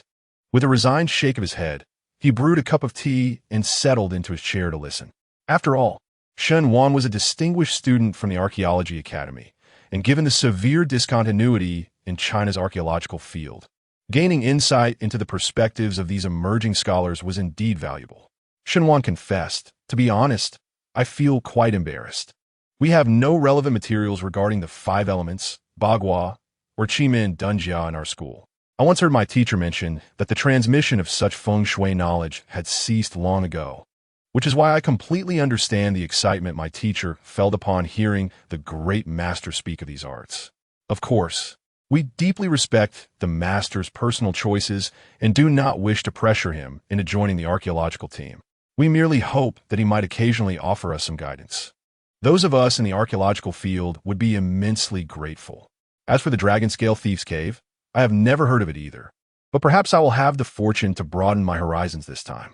Lastly, I would like to express that the insights shared by the master are a treasure for our entire archaeological community. We are truly thankful to Mr. Zhang for his guidance. Thank you, Yun responded with a smile. Can you discern aspects from this feng shui diagram that ordinary people cannot perceive? Shunwan was taken aback and inwardly lamented. She had already stated her ignorance on the matter, so why did Yun still inquire? Unbeknownst to her, Yun felt equally perplexed, as she understood even less about these topics. However, one cannot allow the conversation to stagnate. What if the great master was still observing? Shunwan's mind raced. She recognized her lack of understanding regarding these feng shui principles. Discussing them would surely expose her ignorance. Thus, she shifted her perspective, noticing that the photograph released by the Zhang clan seemed to possess some discrepancies. I do feel that something is indeed not quite right. I'm not entirely certain about this, but are there any computer experts in the live stream? Could you assist me in examining this image shared by the expert? It seems that there might be some discrepancies as the computer interface appears rather peculiar.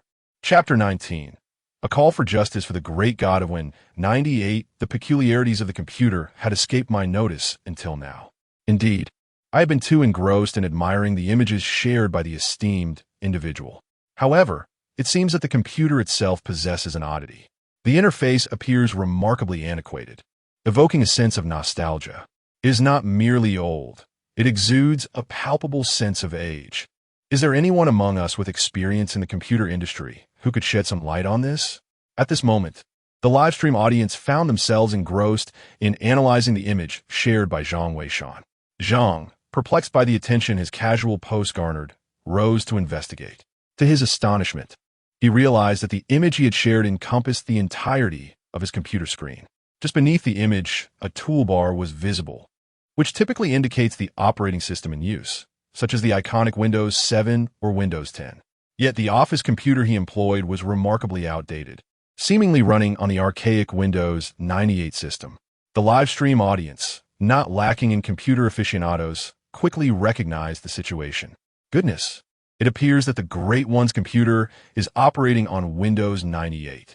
Could it be that such an antiquated system still exists in this day and age? One exclaimed. Surely, Uist. How could Windows 98 possibly support live streaming? Such an old system must be incapable of handling it. Another responded. Indeed, and one must wonder, does such an aged computer not suffer from performance issues? It is difficult to articulate, yet one could still view the live broadcast through patching, albeit with probable lag, unless the esteemed individual's computer had undergone a hardware upgrade, while the system remained unchanged. This reasoning appears illogical. If the hardware had been replaced, the system's preservation would be improbable. Might one ponder if the esteemed individual's busyness in messaging is a consequence of the system's sluggishness? It seems plausible. We have perhaps been excessively demanding. Despite the considerable lag of the esteemed individual's computer, they still take the time to guide us, which is truly moving. I voice my concern for the esteemed individual. How can someone of such prowess still be using an inferior computer? I shall refrain from further commentary. I find it difficult to continue without offering my support to the esteemed individual. Indeed, if anyone were to provide me with such an outdated system, I would be utterly incensed. Zhang Weishan gazed at the barrage of comments in the live stream, utterly bewildered. He thought to himself, could it be that by merely sharing an image, they could discern so much? Yet, in truth, his computer was not particularly laggy. At least he found it quite functional. And it belonged to Boss Shun, having been in use since his arrival. Thus, he was somewhat perplexed as to why this computer functioned so smoothly for live streaming. As he pondered, Zhang Weishan noticed a flurry of notifications lighting up the live streaming platform. Upon inspection, he discovered that they were all GIFs from enthusiastic fans.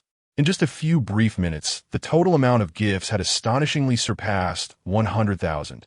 There was even a substantial sum approaching 100,000 that had been directly transferred from the platform, purportedly as a reward from an archaeological team. Zhang Weishan smiled helplessly, unexpectedly finding himself in a rather fortunate financial position.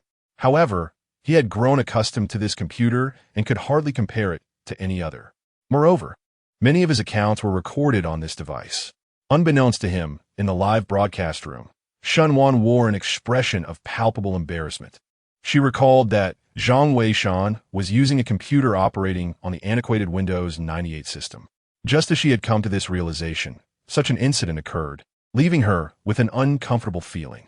Her own laptop could purchase several new desktop computers. Although Zhang Weishan was merely a shop assistant, he was still using a Windows 98 computer. Her father was indeed quite unreliable. Lost in her thoughts, Shunwan felt increasingly uneasy. She resolved to find a way to replace the shop's computer after the broadcast.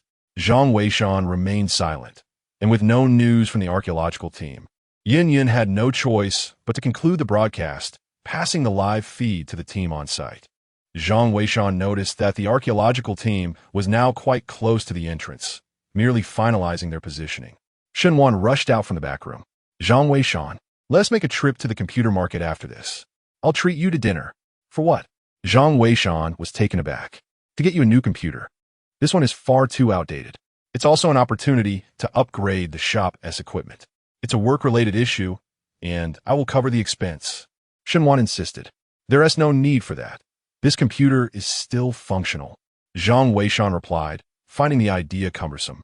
Shunwan remarked, this computer is too outdated. It might fail any day now. We should consider replacing it. Let's go together shortly. Indicating her ankle, she signaled that the pain had diminished and she was able to walk. Zhang Weishan, unable to refuse her earnest invitation, agreed.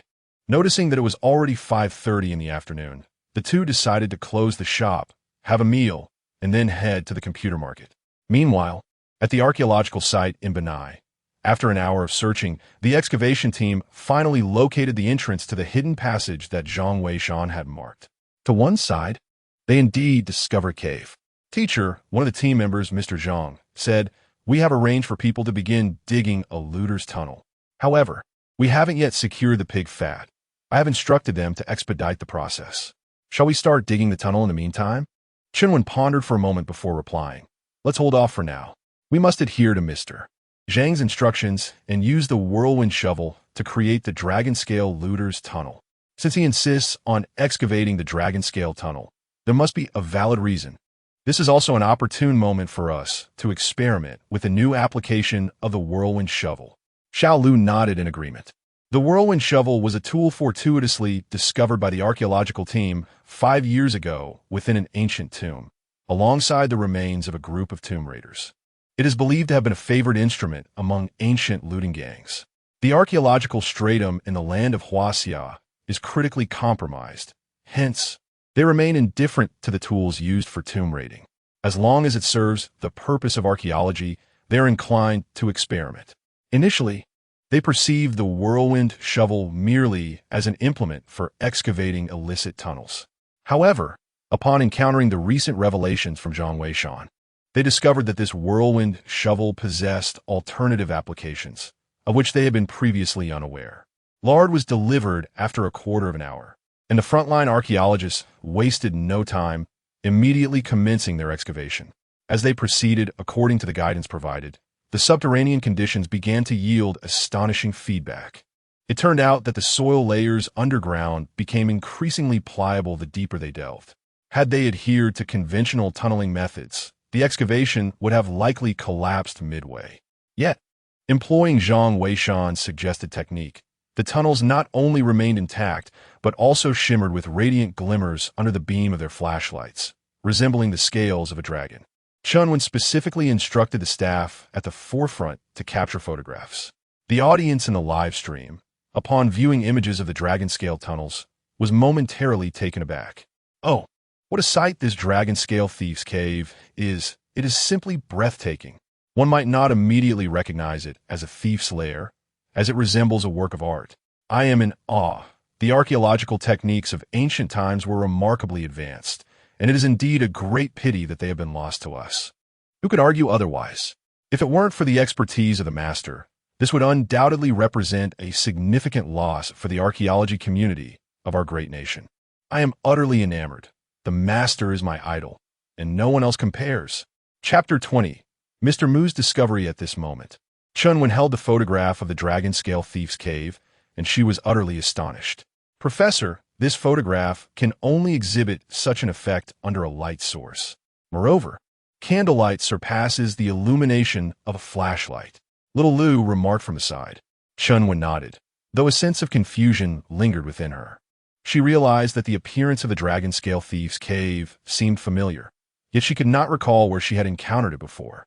Nevertheless, it was fortunate that they had discovered the dragon-scale Thief's Cave. Otherwise, their chances of successfully locating the entrance would have been exceedingly slim. The soft soil made it nearly impossible to excavate a secure thief's tunnel. However, the dragon-scale Thief's Cave had indeed accomplished this feat. With each shovel plunged into the tunnel, a mark resembling scales emerged.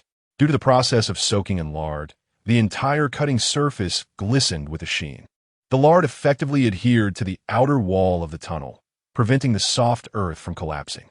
Additionally, the scale-like structure formed by the shovel marks created a network reminiscent of dragon scales, ensuring the tunnel's safety.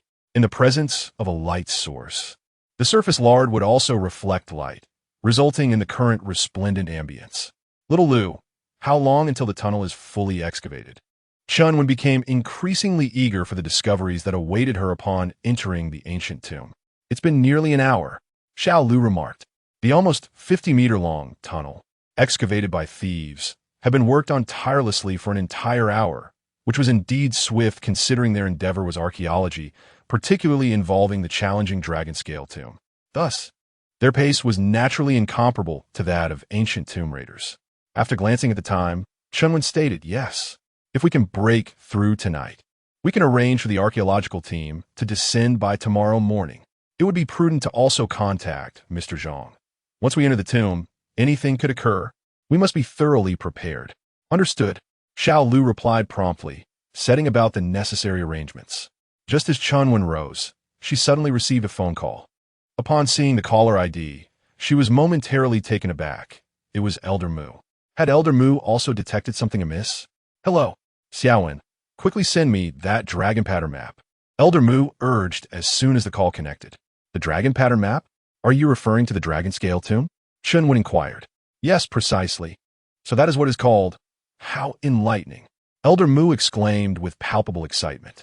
Chunwen quickly asked, Elder Mu, do you know something? Yes. Join me for a video conference. I have much to discuss. Elder Mu replied before abruptly ending the call. Chunwen, not daring to delay, hurried into the tent. Moments later, the video conference was established, and Elder Mu, holding freshly printed photographs, trembled with excitement. Old Mu, what have you discovered? Do enlighten us, urged Sun and Chun, eager for answers. Chunwen, filled with anticipation, held her breath. Old Mu presented a photograph to the group, revealing the very layer of the dragon scales that Chunwen had recently uncovered. When I first beheld this image, I was taken aback. Old Mu exclaimed. I hastily began to delve into my archives and realized I had encountered this before. He then produced an old black and white photograph, a remnant from his earlier explorations of an ancient tomb in Lushan. The image depicted a mural, showcasing several figures gathered around the colossal body of a dragon. Examine it closely. Does this not resemble a dragon? Old Mu urged, his excitement palpable. The others were perplexed by his implications. After a moment of composure, Old Mu continued. Initially, I believed it to be a dragon, but later I discerned that the actions of these individuals were inconsistent. Who would attempt to climb a dragon? This enigma eluded resolution until I saw the dragon scale layer. It dawned on me that they were not scaling a dragon. Rather, the dragon itself was a concealed entrance. They were climbing into a hidden passage. Hearing this, Chun remarked quickly, Old Mu, I recall that during your time in that tomb, you unearthed numerous clues, did you not? Old Mu nodded in affirmation. Indeed, I discovered that each of those individuals bore a copper seal inscribed with the words Fa Qiu Tianguan.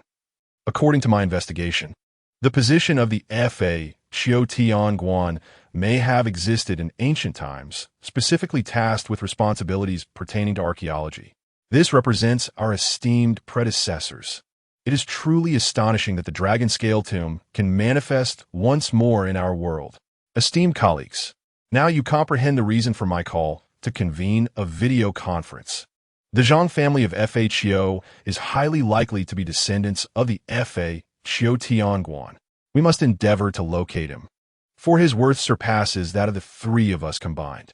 This undoubtedly constitutes an intangible cultural heritage of our archaeological community in China. The group fell into a state of astonishment upon hearing this revelation. Chunwen felt her heart quiver with anticipation. She had initially believed that the Zhang family merely possessed knowledge of ancient tomb raiding techniques. However, she was taken aback to realize that their stature far exceeded her expectations. To be a descendant of the Fa Qiu Tianguan is indeed a remarkable distinction. Old Mu, are you suggesting that the dragon scale tomb and the mysterious arts of Qi-Min Dunjia are merely trifles in comparison? Chunwen inquired urgently. Indeed, while these techniques hold significant importance for us, the value of the Zhang family of Fa Qiu is monumental. We must locate him. We absolutely must. Old Mu declared with increasing fervor. Xiaowen, find a way for me to appear in the live broadcast tonight. I must personally invite him to join our archaeological community. Not to mention status, it would be a tremendous honor for the three of us to be his students. Old Mu's excitement grew with every word. Chunwen was equally astounded. Old Mu, I will arrange it shortly, but this individual is unlike any ordinary person, so you must be mentally prepared. Rest assured, my dear elder, I am well aware that such distinguished individuals cannot be summoned with ease. However, we must make an attempt. Otherwise, we shall find ourselves filled with regret. Indeed, Chunwen nodded. Subsequently, arrangements were made for tonight's live broadcast featuring Elder Mu. The three of them ended their video call, their hearts brimming with excitement. Meanwhile, Zhang Weishan and Shun had already indulged in a delightful meal and were now heading towards the computer mall. Zhang Weishan held little interest in purchasing a new computer. However, Shan Wan's persistent insistence left him no choice but to accompany her on this venture. To his surprise, she was quite resolute, promptly acquiring a high-spec computer. She claimed it would serve her well for an extended period, and the assembly alone would take a full 2 hours. With no other option, the two settled in the waiting area of the computer mall to patiently bide their time. Fortunately, it was still early, allowing them to wait without much concern.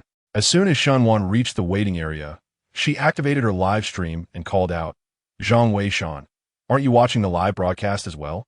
Come on, give me a follow to boost my popularity."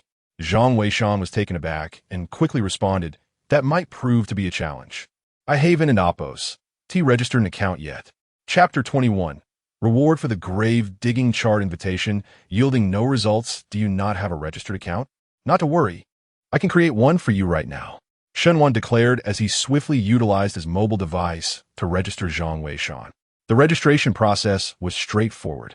One merely needed to input a phone number to receive a verification code. However, upon entering Zhang Weishan's number, the prompt revealed, "This phone number is already registered. Please log in." "Ah, Zhang Weishan, it seems your number has been registered by someone else. I hope it hasn't been compromised," Shenwan exclaimed anxiously. "Perhaps. I will address this matter later," Zhang Weishan replied, feeling a bit embarrassed. Noticing Shan Wan's eagerness to assist him further, he deftly shifted the conversation. "Let's not dwell on that.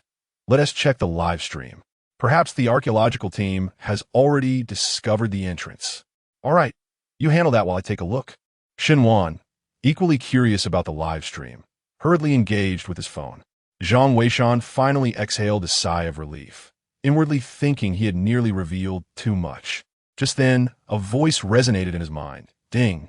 The archaeological team has successfully received guidance. The reward for the grave-digging chart has been integrated.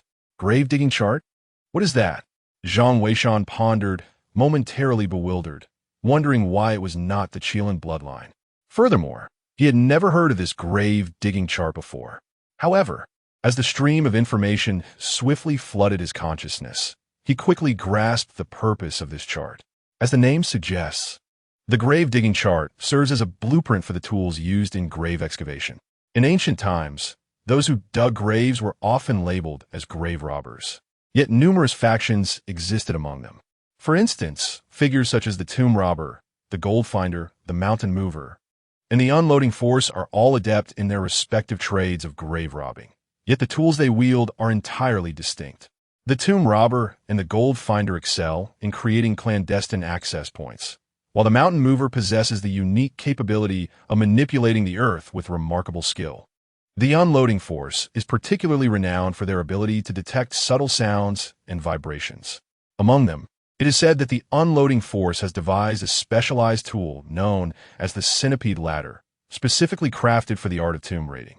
This compendium of grave robbing techniques serves as a veritable manual, detailing the methods and fabrication of various tools employed in this clandestine practice. Should this manuscript fall into the hands of an archaeological team, it would undoubtedly incite a frenzy within the archaeological community. For the gaps in Chinese archaeological knowledge are profoundly significant. Many of the tools chronicled within this compendium, if simply presented, would astound and astonish the field. With such resources at hand, one could fabricate formidable implements for tomb exploration. Zhang Weishan pondered inwardly. Recent offerings had proven exceedingly practical. Yet he lamented the absence of the Kirin blood. Without this vital component, he remained somewhat apprehensive about personally descending into the tomb. Perhaps it would be wise to bide his time. Once the reward was secured, it was likely that the archaeological team would have made considerable progress. Dismissing further contemplation, Zhang Weishan approached the live broadcast to observe the current developments. Indeed, upon opening the stream, he found Shunwan exuberantly grasping his arm. "Quick, look! The archaeological team has indeed discovered the entrance, but they have refrained from acting independently. The words of the great god resonate like a divine oracle. The instructors are still awaiting guidance from the master." Zhang Weishan nodded, reflecting that the archaeological team had finally begun to heed instructions and refrain from acting independently. However, upon following along, he realized that the figure in the live stream was evidently an elderly man. Who is this old gentleman? Zhang Weishan inquired. Shenwan was taken aback and gazed at Zhang Weishan, exclaiming, "Do you truly enjoy watching archaeological programs? You don't even recognize old Mu?" "Not at all," Zhang Weishan replied, his expression tinged with embarrassment. He had only recently crossed over. Moreover, the official archaeological endeavors had only recently commenced, leaving him unaware of who this old Mu was. "You're quite something. Let me inform you that old Mu is one of the towering figures in our archaeological field." Shenwan continued passionately. "Alongside him is old Chun, who happens to be my teacher's mentor. They are among the most formidable individuals in contemporary archaeology. Typically, they are elusive, seldom making appearances, yet here they are, gracing us with their presence in this live stream." As Shun Wan spoke, the voice of old Mu resonated through the live stream. "Dear friends, my name is Mu Tianming, and I am one of the professors at the Archaeological Institute, currently responsible for the cultivation of talent in the field of archaeology. I believe many of you are already acquainted with me. My purpose for joining this live stream is to meet Mr. Zhang of the Zhang family, known for his contributions to the field. You might be wondering, have we not managed to contact Mr. Zhang previously? Indeed, this is the reality. Mr. Zhang, elusive as a dragon, I have come this time to represent the archaeological community and the Archaeological Institute to extend an invitation for Mr. Zhang to join us. Mr. Zhang may stipulate any conditions he desires. As long as it is feasible, we shall certainly comply. Mr. Zhang's profound mastery of archaeological techniques and knowledge commands our utmost admiration, and we earnestly implore him to offer us guidance so that the archaeological endeavors of our great nation may once again flourish. Thank you." As Mu Lao spoke, he unexpectedly bowed deeply to the camera. Many in the live stream recognized him, and they were astonished to see Mu Lao personally appealing to recruit the esteemed Zhang. The audience was collectively taken aback. To have Mu Lao personally reach out for recruitment, what an extraordinary honor. This goes beyond mere envy. It borders on jealousy. Truly, the esteemed one deserves such treatment. It is simply remarkable. If I were in his position, I would certainly accept. Have you considered that Mu Lao's personal invitation is a testament to Mr. Zhang's formidable capabilities? Indeed, I wonder if the esteemed one will acquiesce. I feel uncertain. The last time, Team Leader Chen's invitation was disregarded by him. Yes, it seems unlikely that he will respond this time either. With Mu Lao personally intervening, could it be that the esteemed one would still decline? Shenwan gazed at the live stream with concern. "Zhang Weishan, do you think he will agree?" Suddenly, Shenwan turned to Zhang Weishan. Zhang Weishan was taken aback and scratched his head, responding, "I suppose he won't, right?" "Why not?" Shenwan inquired urgently, sensing an inexplicable intuition that Zhang Weishan's response would likely mirror that of the Feiqiu Zhang family, perhaps due to their shared masculinity. "I believe that the fact he has chosen to remain silent once indicates he has yet to formulate a suitable reply. The archaeological team's relentless pressure is indeed rather inappropriate," Zhang Weishan remarked. Shen Wan nodded in agreement, acknowledging the validity of this perspective. Yet she also understood the immense significance of the Feiqiu Zhang family to the archaeological team. She empathized with the sentiments of Chun Wan and Old Mu. The excitement in the live broadcast soared to unprecedented heights with Old Mu's appearance, even overshadowing the news that the archaeological team had successfully excavated the entrance. That very evening, the archaeological authorities announced that should this Feiqiu Zhang family member join the archaeological team or the academy, he would be bestowed with the title of honorary professor for life. This revelation captured the attention of various sectors, for the notion of an honorary professor for life is indeed quite remarkable. Old Mu and his companions had earned their accolades through a lifetime of hard work, while the Feiqiu Zhang family member garnered admiration merely through a few instructive insights. This underscores the critical importance of his recent guidance. The news continued to circulate throughout the night, yet the outcome was evident. The Feiqiu Zhang family member did not make an appearance. Ultimately, in a state of desperation, Old Mu had no choice but to report to the higher-ups, seeking assistance from relevant departments to locate this elusive Feiqiu Zhang family member. Though this may seem somewhat unscrupulous, he truly does not wish to miss the opportunity to encounter such an extraordinary individual. even if it means seeking forgiveness in the future. Chapter 22. The archaeological team sets off as the night passed in silence. The online discourse surrounding F.A. Xiaozhang burgeoned, with an abundance of speculation regarding his true identity. Many were fervently analyzing his words, particularly students from the field of archaeology, who appeared to be immensely eager for his insights. When Zhang Weishan awoke, the dawn had yet to break fully. Upon his return from a morning run, he was taken aback to find that Shun Wan had already set up the computer. "You're back. I've got everything ready. Hurry and give it a try. Today is the day the archaeological team descends into the tomb, and I am determined to watch it with you. This large screen will surely enhance the experience," Shun Wan exclaimed with a smile. Zhang Weishan hesitated, pondering how he could guide her while sharing the viewing experience. However, seeing Shun Wan had already prepared her notebook, it was clear she was resolute. Resigned, he proceeded to install the necessary software on the computer. After a quick breakfast, it was nearly 9 o'clock. As Zhang Weishan opened the live stream, Shun Wan, aware that he lacked an account, logged in using her own. She inquired about his account status. Zhang Weishan replied, "The appeal will take a few days. Let's first see what unfolds in the stream." This response served to deflect her curiosity. Once the live stream commenced, a cacophony of voices filled the room. "If F.A. Xiaozhang is present, please contact us at your earliest convenience. The archaeological team is fully equipped and awaits the guidance of the great F.A. Xiaozhang." "Great One, are you there?" Upon hearing the voice of Yun Yun, Shun Wan surprisingly displayed a hint of displeasure for the first time. She gazed at the screen and murmured, "I feel that the teachers have perhaps gone too far. Although the F.A. Xiaozhang family is formidable, relying solely on them seems a tad excessive, does it not? While I understand the teachers are considering everyone's safety, it still feels somewhat amiss." Zhang Weishan smiled, taken aback by Shun Wan's thoughts. Nevertheless, it was an unavoidable circumstance. The Zhang family's ancient tower was indeed perilous, and without their guidance, navigating it would be exceedingly challenging. However, in light of the current situation, the archaeological team appeared to be rather pretentious. They had discovered the theft tunnels, yet they insisted on receiving further instructions before proceeding. This was evidently inappropriate, as it was impractical for someone to oversee them at all times. Therefore, they needed to comprehend that certain judgments were theirs to make. Zhang Weishan picked up a cloth, disregarding the happenings in the live broadcast, and proceeded to wipe down the antique shelves. Meanwhile, in the live stream, countless netizens began to engage in fervent discussions. "Where's the master? Why hasn't he appeared yet?" Indeed, could it be that the master is neglecting the archaeological team? I believe not. But the team is indeed becoming a nuisance. Since they have located the entrance, why not descend? Exactly. It seems the master refrains from appearing simply to avoid answering such trivial inquiries.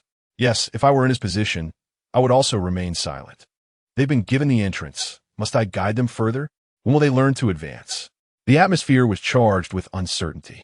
What shall the teachers do? There is a significant amount of criticism directed at us online. Xiao Lu hastily conveyed the situation to Chun Wan. Chun Wan nodded, aware that such an outcome was inevitable. However, the circumstances surrounding Professor Li had deeply affected her. She was reluctant to expose her team to danger. "Teacher, do you not recall what you once taught us? If we have chosen this path, we must not fear sacrifice," Xiao Lu remarked. "I believe we are currently too timid. Without the guidance of that esteemed figure, we might still view sacrifice as an honor. Yet now, with his presence, the resolute determination I once saw in you seems to have diminished." Chunwan was momentarily taken aback, a flicker of helplessness crossing her eyes. She recognized that she had indeed been significantly influenced by recent events.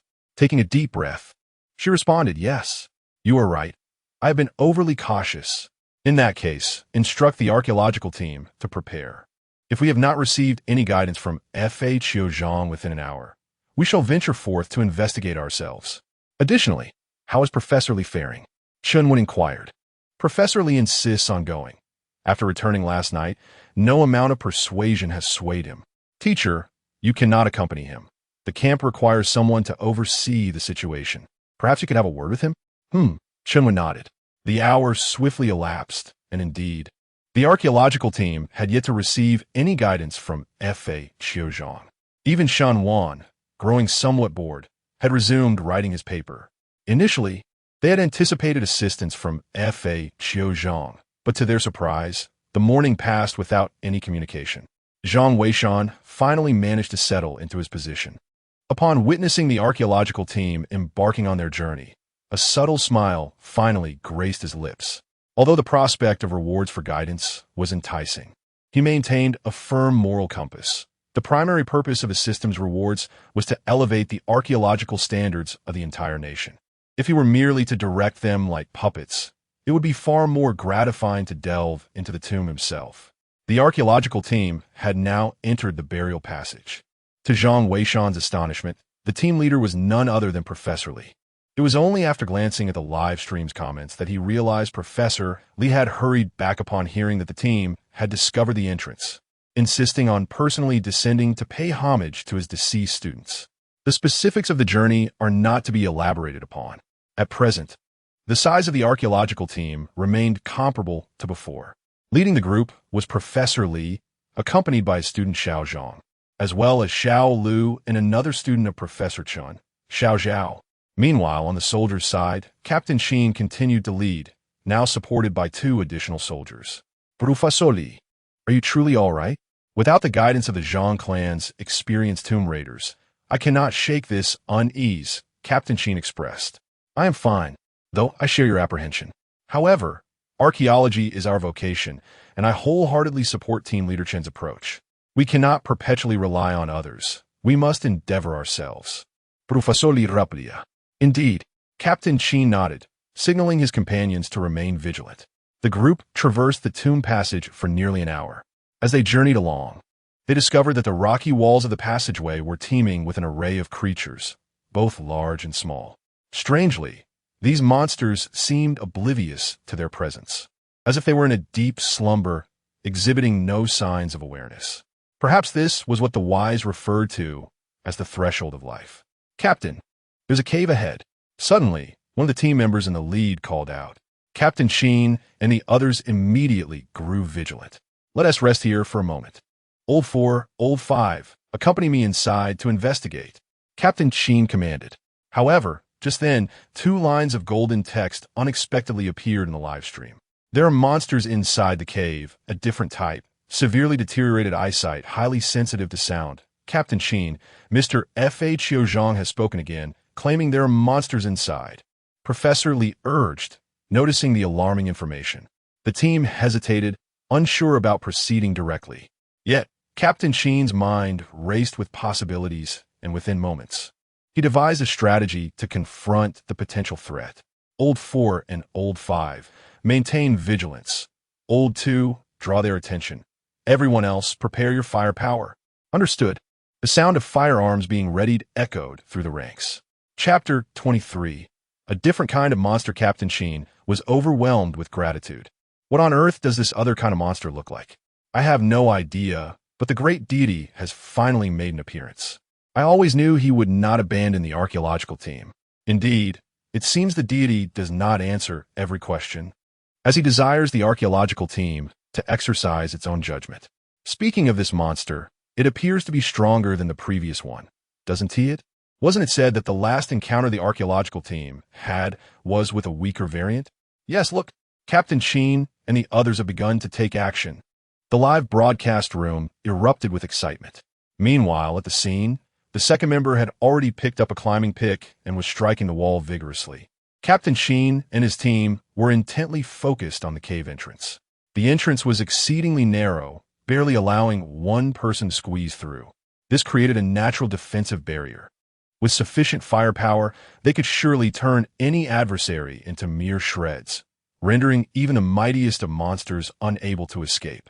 As the second member continued to strike, a rustling sound soon echoed from within the cave.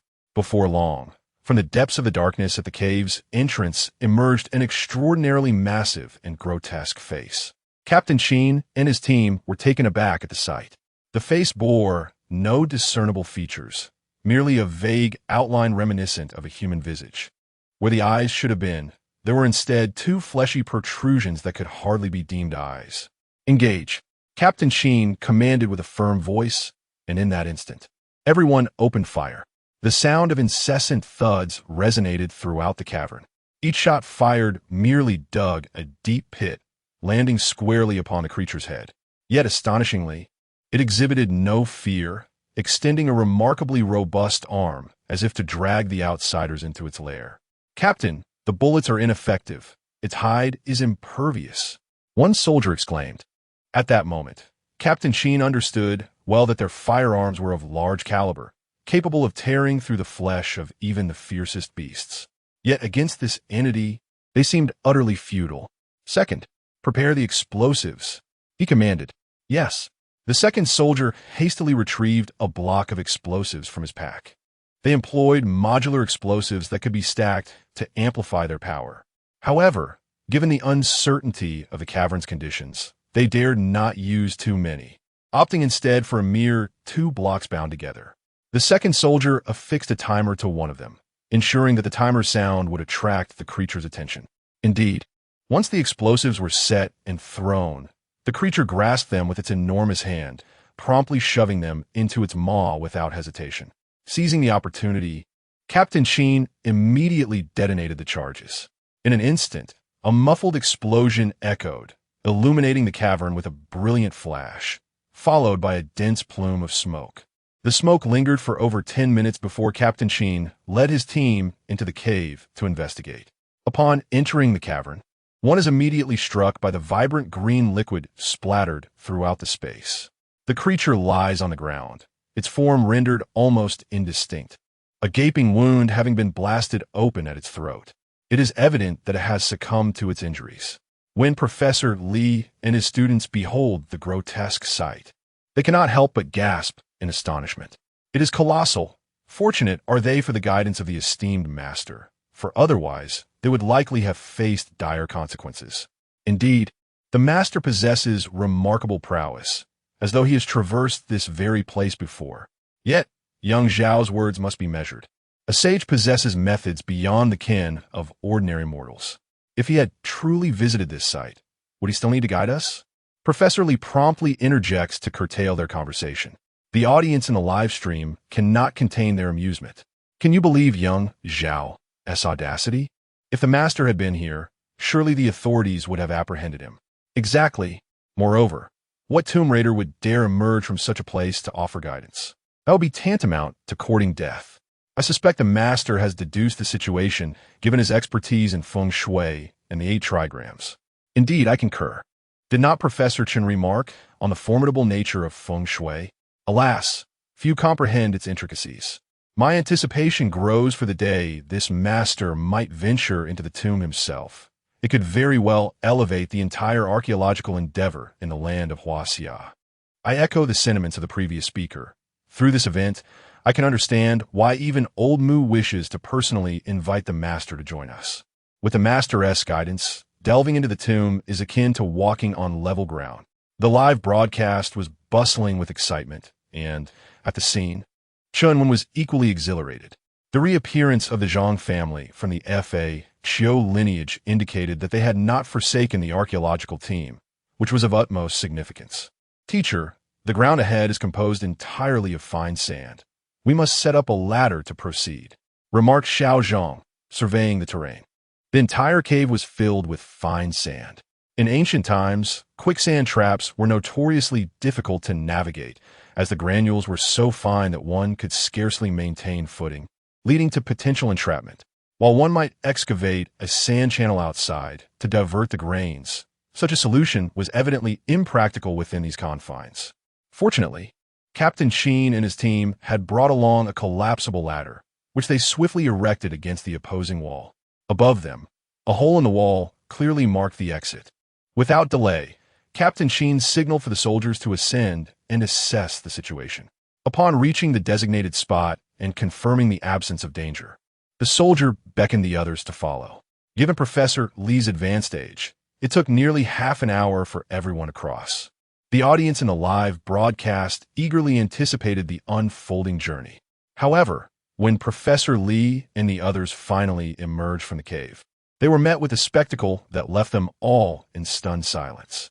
Before them lay a lateral passageway, one side plunging into an unfathomable abyss, while the other revealed an astonishing sight.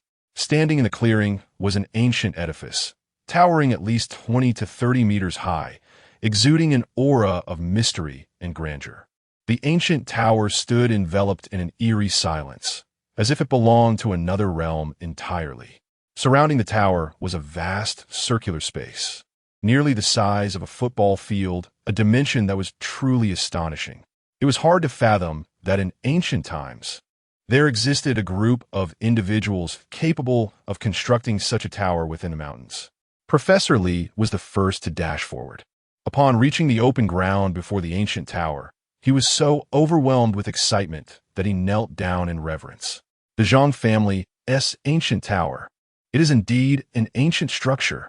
I cannot believe this mountain truly harbors such a tower. I am utterly awestruck. This last exclamation was clearly directed at the Fa Qiuzhang family.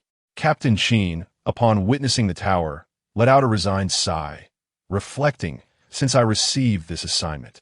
This is the first ancient tomb that I have found so effortlessly. Mr. Zhang, my heartfelt gratitude to you. Ever since joining the archaeological team in exploring ancient tombs, he had faced countless perils. Yet, to experience such an easy discovery of a tomb was truly unprecedented. It moved even this usually stern captain. For the more straightforward the search, the fewer the losses among his team.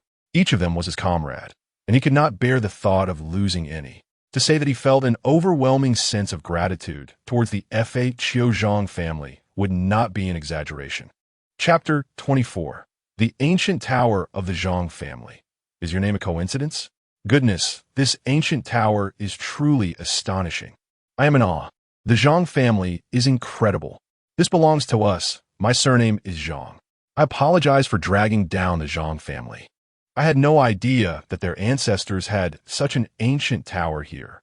What is the origin of this Zhang family?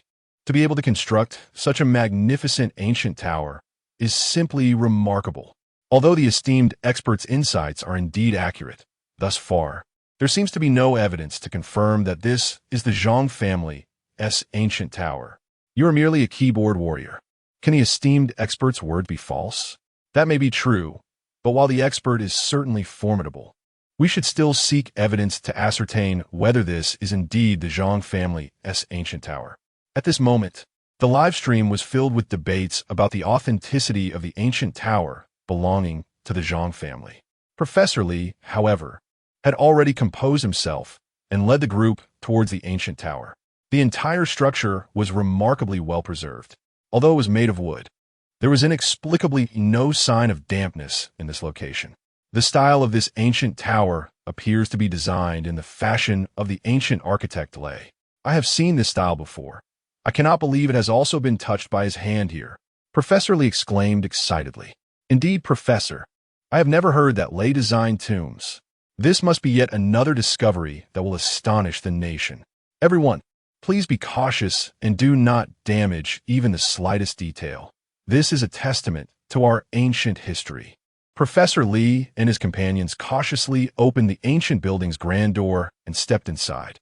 Upon entering, they were astonished to discover that the entire structure lacked any staircase. The floor was covered in a thick layer of dust, indicating that no one had visited in quite some time. The residences designed in the style of the illustrious Lei were typically characterized by their remarkable aesthetics. The staircase must be concealed, Professor Lee exclaimed. The group nodded in agreement and promptly dispersed to search for it. However, their efforts yielded no results. Even Professor Lee glanced at the live stream, but did not notice any reminders from the Zhang family of the exit. It was clear that if they remained silent, they had no intention of speaking up. Questioning them would prove futile. But without locating the staircase, what course of action could they take? Ultimately, Professor Lee, out of options, conferred with Team Leader Chen. They decided to have Captain Qin and his team ascend to the second floor, using ropes for a closer inspection. Given that the first floor offered no substantial evidence to prove this was indeed the Zhang family's ancient building, they needed to explore the upper level. Captain Qin nodded in agreement, promptly securing the rope to the second floor railing and leading several soldiers upward. As the sights from the second floor were relayed back, the group was left in shock to see that it too had no doors. However, in the corridor, an astonishing number of palm-sized coffins were suspended. Upon witnessing this peculiar sight, even Professor Lee appeared bewildered, admitting he had never encountered such a phenomenon before. "Shall we take one down to examine it?" Captain Sheen inquired. Professor Lee was just about to nod in assent. Suddenly, a golden inscription materialized in the live broadcast room. "Proceed directly to the third floor. Your time is limited." The audience reacted with astonishment, questioning the urgency of the message. What does time is limited mean? One viewer pondered. Could there be danger lurking here? Another speculated. Surely, if there were a threat, the expert would have warned us, someone countered. Perhaps the expert intends to convey that while it is presently safe, the window of safety is fleeting. Observing the warning from the esteemed Zhang family, Professor Lee quickly instructed Captain Sheen to ascend to the third floor without delay.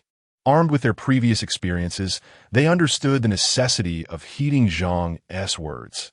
Any hesitation could lead to regret.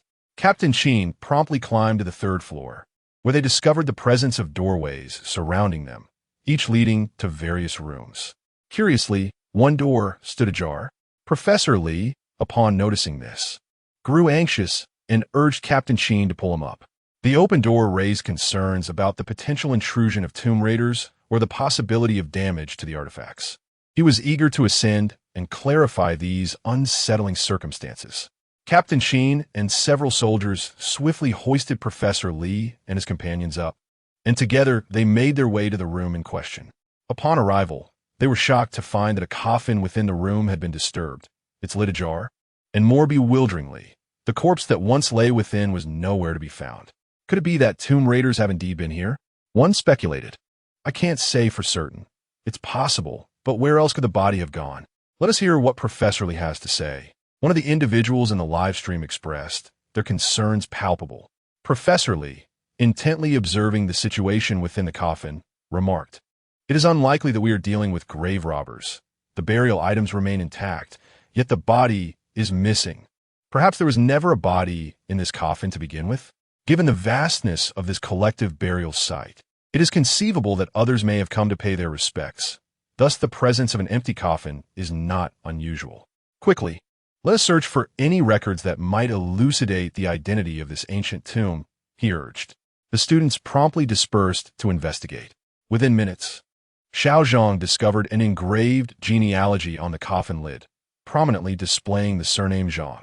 The names inscribed included Zhang Ruishan, Zhang Shengqing, Zhang Weiyue, and others, all belonging to the Zhang family. Upon witnessing this revelation, the viewers in the live stream began to trust the words of the Zhang family's ancestral discourse, realizing that this indeed was a Zhang family collective burial site. Professor Lee, overwhelmed with emotion upon reviewing these findings, was on the verge of tears. This was undoubtedly a historic discovery. The existence of such a grand familial burial site in ancient times was a significant contribution to history. Meanwhile, Zhang Ruishan, seated before his computer, contemplated whether he should caution them. This was no place to linger. Just as he was deliberating, Shunwan abruptly emerged from the room, her expression serious as she regarded him. "What is the matter?" Zhang Ruishan was taken aback, wondering if he had inadvertently revealed himself. "It cannot be. How could I possibly expose myself?" Yet, the expression on this girl's face clearly indicates that there is something amiss. Suddenly, Shunwan spoke up. "Zhang Weishan, could it be that you are a descendant of the Zhang family tomb?" "What? Why would you say that?" Zhang Weishan responded, utterly bewildered by how the conversation had turned to him. Shunwan pointed to her phone and said, "Look for yourself. The family tree of the Zhang clan includes names such as Zhang Weiyue and Zhang Weiqi. It appears they belong to the same generation. And since your name is Zhang Weishan, doesn't that make you a member of the Zhang family? I recall you mentioning that you have no memory of your past. Perhaps you have suffered from amnesia, which is why you do not remember." Zhang Weishan was left speechless. This was undoubtedly a coincidence. Moreover, the author of the ancient Zhang family novel had used his own name as a prototype for the creation. Who could he possibly reason with about this? After a moment of contemplation, Zhang Weishan chuckled. "You must be mistaken. Take a look at the generation of Zhang Weiyue. They are all from ancient times. How could someone as young as I possibly belong to their generation? This is indeed a mere coincidence." Upon hearing this, Shenwan glanced at the names and confirmed that Zhang Weiyue and others were indeed from a long-ago era. This suggested that there was likely no connection between them and the modern Zhang Weishan. One extraordinary coincidence this was. Shenwan shook her head in resignation. Chapter 25. No reward. Zhang's reminder lingered in Shenwan's mind, prompting him to reflect and realize that perhaps he had acted rather impulsively. The connection between Zhang Weishan and the Zhang family's ancient tower seemed highly improbable. The likelihood was as slim as winning the lottery's grand prize. Suddenly, as Shenwan pondered, his phone rang. It was a text message from Yun, signaling that it was time for her guest appearance in the live broadcast. I must attend to this. I will chat later, he announced before retreating to his room. Meanwhile, Zhang Weishan sat in his chair, perplexed. Why had the anticipated reward not yet arrived? Logically, it should have been forthcoming by now. Yet, the system remained silent, leaving him in a state of helplessness. With a resigned sigh, he rose to attend to his own tasks. Earlier that morning, Boss Shun had called, indicating he would return in a day or two. He instructed Zhang to prepare certain items, hinting that he might have procured something valuable that required restoration. Zhang Weishan understood well that Boss Shun's business focus had shifted away from the shop. Each time he ventured out, he returned with remarkable treasures. Once these items were sold, their profits could sustain him for several years. Hence, he felt no concern for the shop's affairs. It merely served as a place to unwind over a cup of tea. Ladies and gentlemen, our esteemed Shun Wan has once again graced us with his presence. Today, our streaming session will be halved in duration. As you may have noticed, our Professor Li has already led the team into the ancient Zhangjia Tower. In 10 minutes, our archaeological team too will embark on their journey as well, with the majority of the archaeologists set to enter the ancient structure for emergency excavations. Upon receiving the news, our live broadcast team is also preparing to enter the ancient tomb following Team 2's departure. This will be Yun's first experience venturing into an ancient tomb, and she wishes to converse with Shun Wan regarding what precautions we, as novices, should observe when entering such a site. The sound of the live broadcast filled the room. Shun Wan smiled and replied, "In truth, there is nothing particularly alarming to note. The sole thing to bear in mind is to refrain from indiscriminately touching or tampering with items, especially within the tomb.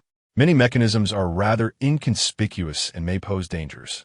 Understood. We will certainly heed this advice. Furthermore, Shun Wan, what are your thoughts on Elder Mu personally inviting the esteemed Zhang family of tomb raiders? Well, Shun Wan pondered for a moment before responding with a smile. I believe that the Zhang family of tomb raiders is quite impressive, and I sincerely hope they join our archaeological team. Thus, I fully support Elder Mu's approach. One should seek talent regardless of status. Elder Mu is indeed a role model for us all. The excitement in the live broadcast surged with Shun Wan's participation. However, Zhang Weishan felt a sense of frustration, pondering why there were no rewards this time. Could it be that none would be granted? He found himself perplexed by the criteria the system employed for distributing rewards. However, I indeed offered little guidance this time, merely cautioning about the lurking dangers posed by monsters, perhaps not yet meeting the criteria for rewards. As time ticked away, news soon emerged within a live stream. The second archaeological team had safely arrived at the Zhangjia Ancient Tower. Consequently, nearly 80% of the archaeological personnel had reached the site. Next, it was time for Yun and her team to enter the scene as well, in order to showcase the latest developments of the archaeological site to the audience. After a flurry of activity, Zhang Weishan finally settled before his computer to enjoy a cup of tea. At that moment, the live stream revealed Yun holding a microphone, accompanied by a group of colleagues, as they ventured into the Dragon Scale Thief Cave. I feel so sorry for my dear Yun. Although the Dragon Scale Thief Cave is stunning, it is rather cramped, one viewer commented. Indeed, this cave is so narrow that one can only crawl through, another echoed. After all, this is a man-made excavation. How spacious could it possibly be? A third added, seeing the barrage of comments in the live stream. Yun chuckled. No need to worry about me, everyone. I learned from team leader Chan that these caves were intentionally widened a bit. Under normal circumstances, one would have to crawl. Highlighting how arduous the work was for the previous archaeologists, she continued, "We ought to extend our understanding to them. Those who choose this profession face numerous challenges. Yun Yun is absolutely right. Had it not been for the archaeological team's exploration, how could we admire such breathtaking scenery? Another viewer remarked, "Exactly. Go archaeological team. You are the best." The live stream was filled with mutual encouragement and positive energy. However, Zhang Weishan suddenly noticed a date reminder that had unexpectedly appeared in the lower right corner of his computer screen. It indicated today's fortune, auspicious for marriage and moving, but inauspicious for starting work or conducting funerals. The words belonging to Kuan caught his attention. These notifications were merely advertisements from software, and Zhang Weishan, well-versed in the intricacies of yin and yang, naturally dismissed them. Yet upon seeing belonging to Kuan, his expression shifted dramatically. He hurriedly closed his eyes to calculate. Today, Kuan signified a change in circumstances. This meant that the situation would transform today. Life gates would replace death gates, and the path of the tomb was no longer viable. In a live streaming room, the audience continued to encourage one another until a golden bullet screen suddenly appeared. The live group should exit immediately, or it will be too late. Upon seeing this golden message, the viewers initially assumed it was a directive from the renowned Zhang family of tomb raiders. However, upon reading the content, they were left bewildered. Exit? The great deity Yun Yun is urging you to leave quickly. No way. Could there be danger in the tomb? That's impossible. Didn't the first and second archaeological teams enter without incident? I don't know, but surely the deity wouldn't jest. Yin Yun also noticed the reminder and felt perplexed. She found it hard to believe. After all, the first and second archaeological teams had ventured in without any issues. Why was there danger now? Just as she pondered this, the soldier responsible for clearing the path suddenly shouted, "Retreat! Retreat! The rock shell has cracked. Run back quickly. The monster has emerged." A few startled cries were followed by a tumultuous uproar. The live broadcast was so shaky that nothing could be discerned. The sounds of gunfire, curses, and the piercing screams of female staff reverberated in a chaotic symphony. The entire tomb passage was thrown into disarray. Zhang Weishan gazed at the screen, feeling a pang of guilt. He had never anticipated that today would be a day of upheaval. The entrance to life changes once a month. Yet he had not foreseen that today would be the day of alteration. Had he been more vigilant, perhaps such an incident could have been averted. Regrettably, it was too late for lamentations. He could only pray for the safe retreat of the live broadcast team.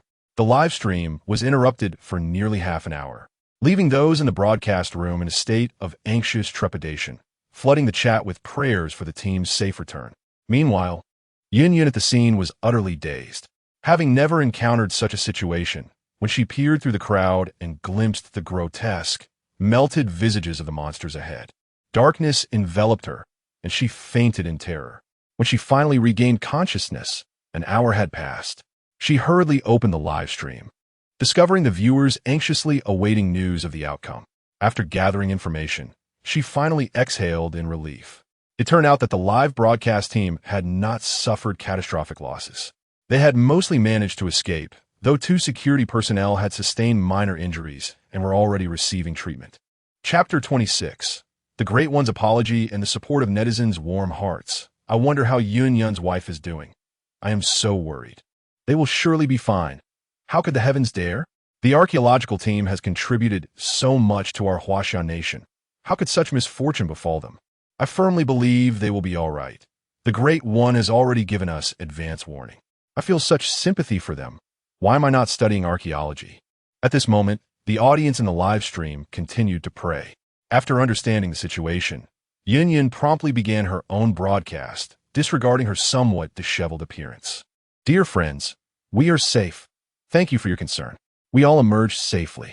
The space inside the tomb was narrow, and the soldiers managed to repel those monsters with firepower. However, 2 soldiers were injured and have already been sent to the hospital. Their injuries are not serious. I must express my gratitude to Mr. Zhang for his guidance. Without him, we might have. As Yun Yun spoke, her eyes reddened. She was merely a beautiful host, unaccustomed to such harrowing experiences. The thought alone sent shivers down her spine. Had it not been for the advance warning from the Zhang family of the Fakio lineage, they might have. The Great One is eternal. I adore him. The Great One has once again saved them. The Great One always appears when the archaeological team needs him the most. I feel a beacon of hope. Whoever can find a partner like the Great One is truly fortunate. The sense of security is unparalleled. Thank you, Mr. Zhang, Yun Yun said earnestly, and Zhang Weishan felt a twinge of shame. He is acutely aware that this time it was indeed his oversight, as he inadvertently overlooked the date of the change. Thus, when confronted with the gratitude of others, he feels somewhat undeserving of such accolades. By the way, Mr. Zhang, are you still there? I would like to inquire why both the first and second archaeological teams entered without incident, yet we encountered this predicament. Yun Yun genuinely struggles to comprehend this and attempts to pose her question in the live broadcast. In truth, she is uncertain whether the renowned Zhang would deign to respond to her. However, her heart is filled with confusion, and she yearns for clarity. Today marks the date of the change. The entry has been altered, and consequently, this path is no longer viable. Those creatures will move towards their prey. The rupture of the rock shell serves as evidence of the shift in the entry. I must admit with a sense of shame that I overlooked the date, and I sincerely apologize. 3 golden pieces of commentary flooded the screen, instantly igniting a fervor among the audience in the live stream. Wow, the master actually apologized. I can't believe my eyes. The master's magnanimity is astounding. What is there to apologize for? Indeed, the master need not apologize. We support you. Support him? He just admitted to being inattentive to the date. If he had noticed, would anyone have been harmed? Who are these keyboard warriors? Get lost. Exactly. If others shared your perspective, why should the master assist the archaeological team? Damn it. It's these keyboard warriors that deter many experts from offering their assistance. Yes, the master is essentially an orphan. Ignore him. We stand by you. Indeed, we all support you. As Yun Yun observed the reactions of the netizens, a warm sensation enveloped her heart, prompting her to exclaim, Mr. Zhang, please do not take it to heart. Without your timely warning, we could have been oblivious to the consequences. She continued, on behalf of the entire team, I would like to extend our gratitude to you. Additionally, thank you for your insightful responses. Lastly, may I inquire whether we should initiate a rescue operation or seek an alternative escape route for the archaeological team trapped within? Zhang Weishan, seated in his chair, managed a wry smile. He had not anticipated the overwhelming support from the online community. Yet, truth be told, it did warm his heart. Zhang Weishan was not one to be swayed by flattery. He had already taken note of his missteps in this incident. While the netizens expressed their gratitude and support, he could not reciprocate that sentiment toward himself. He fully understood that even a minor error in an ancient tomb could lead to dire repercussions. Although the current situation was not catastrophic, it served as a crucial alert. Moving forward, he vowed to exercise greater caution. If he aspired to elevate the legacy of the Tomb Raiders, he must steadfastly avoid perilous situations. Furthermore, the members of the archaeological team were also someone's children. Thus, he needed to offer guidance with careful consideration. Upon seeing Yun Yun's inquiry, Zhang Weishan responded with a few messages. The emergence of an escape route requires time.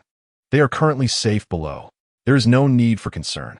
Thank you, great deity. May good fortune accompany you throughout your life. Yun Yun expressed her excitement and engaged in a brief conversation with the netizens before concluding her broadcast. Her own state was not optimal, necessitating a period for readjustment, especially in light of the unexpected developments faced by the archaeological team. The live broadcast team found themselves unable to continue. However, it was fortunate that the archaeological team descending had live streaming equipment. Soon, the situation below was relayed to the broadcast room. At that moment, the archaeological team within the Zhang family ancient tower had commenced their excavation work, starting from the lowest levels and progressing upwards. Numerous artifacts began to emerge, with the first revelation confirming the identity of the ancient tomb as indeed belonging to the Zhang family ancient tower, a collective burial site for the Zhang clan. In addition to this, many burial items were unearthed, yet the reason behind the construction of such a tomb in this location remained elusive. This mystery, however, may gradually unfold with the passage of time. With the insights from the Zhang family excavation, Chenwen had not arranged for a rescue team to search for an exit. The current situation was rather delicate. Although the archaeological team was trapped within the Zhang family ancient tower, It also allowed them to thoroughly study and explore its secrets. They were effectively balancing two pursuits, hastily uncovering the mysteries of the tower while awaiting guidance from the divine. It was likely that when the divine communicated once more, it would signal their necessary departure, even though the excavation might not yet be concluded. Nevertheless, the experience gained from this endeavor would undoubtedly provide valuable insights and data for future excavations. Why had the rewards not yet arrived? Zhang Weishan sat in his chair, feeling quite helpless. Was the system malfunctioning? Why was the reward this delayed? Is it true that the rewards this time will be exceptionally generous? He cannot comprehend it, but such matters cannot be rushed. As noon approached, the archaeological team had already begun their break for lunch. Zhang Weishan also rose to purchase a meal. Meanwhile, at the site in Benai, Chanwen finally had the opportunity to relax. However, just as she settled down, a phone call abruptly came through. Upon answering, she was surprised to see it was Elder Mu calling. As soon as the call connected, Elder Mu said, "Xiaowen, hurry and join the video conference. We may need to alter our approach regarding the Fa Qiuzhang." Huh? All right. Chunwen was momentarily taken aback, but quickly prioritized a meeting over her meal and returned to the tent to initiate the live broadcast. As soon as the video connected, she heard Elder Mu's excited voice, "Xiaowen, we may have truly encountered the descendants of the legendary treasure hunters, the Mo Jin Xiao Wei or Fa Qiu Tianguan. We cannot afford to sit idly by. We must take the initiative to seek out the Fa Qiuzhang family. If our speculation is correct, locating them could elevate China's archaeological standards by 50 to even 100 years. Elder Mu, could you elaborate?" Chunwen, astonished, urgently inquired. Chapter 27. Taking the initiative to seek out the Master Mu Lao was quite exhilarated, especially since this discovery was made by Sun Lao, prompting him to gesture for Sun Lao to speak. Although all three of them were archaeology professors, their areas of expertise varied significantly. For instance, Mu Lao primarily focused on archaeological techniques, possessing profound knowledge of ancient excavation methods. This expertise enabled him to recognize the formidable nature of the Dragon Scale Theft Cave.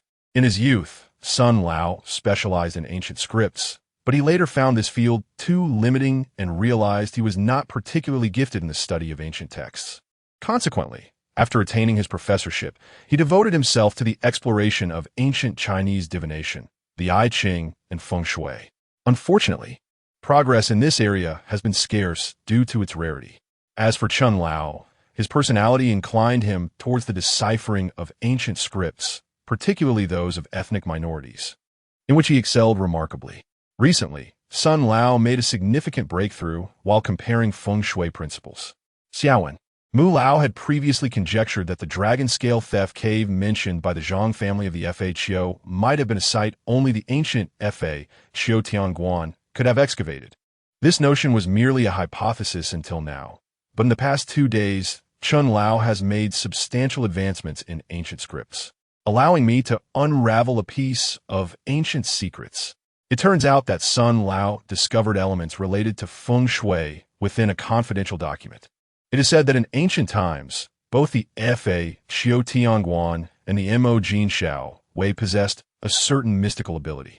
By relying on the principles of feng shui and celestial phenomena, they were capable of locating and defining burial sites with remarkable precision.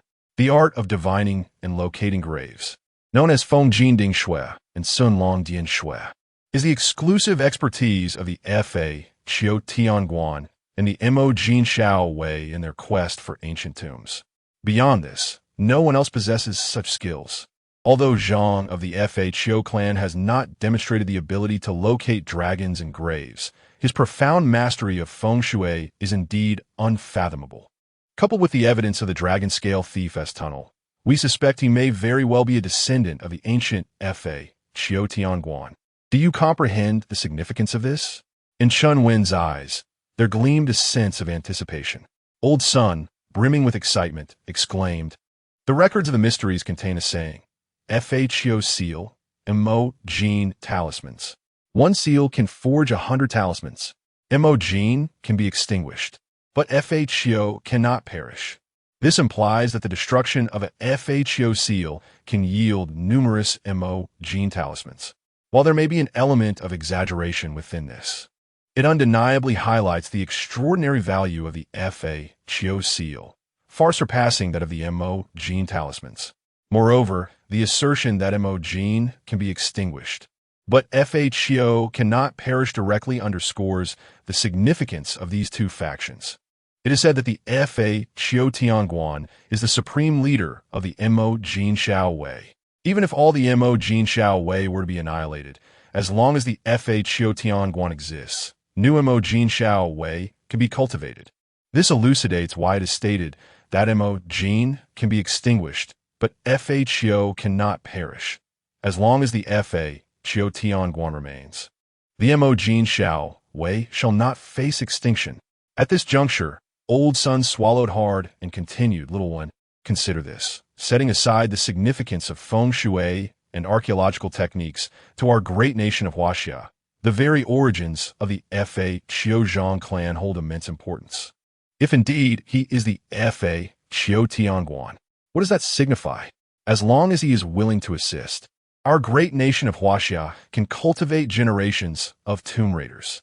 The tomb raider was an esteemed archaeological profession in ancient times, a predecessor of our field. If we can promote the art of tomb raiding, our archaeological endeavors in Huaxia will undoubtedly flourish and thrive.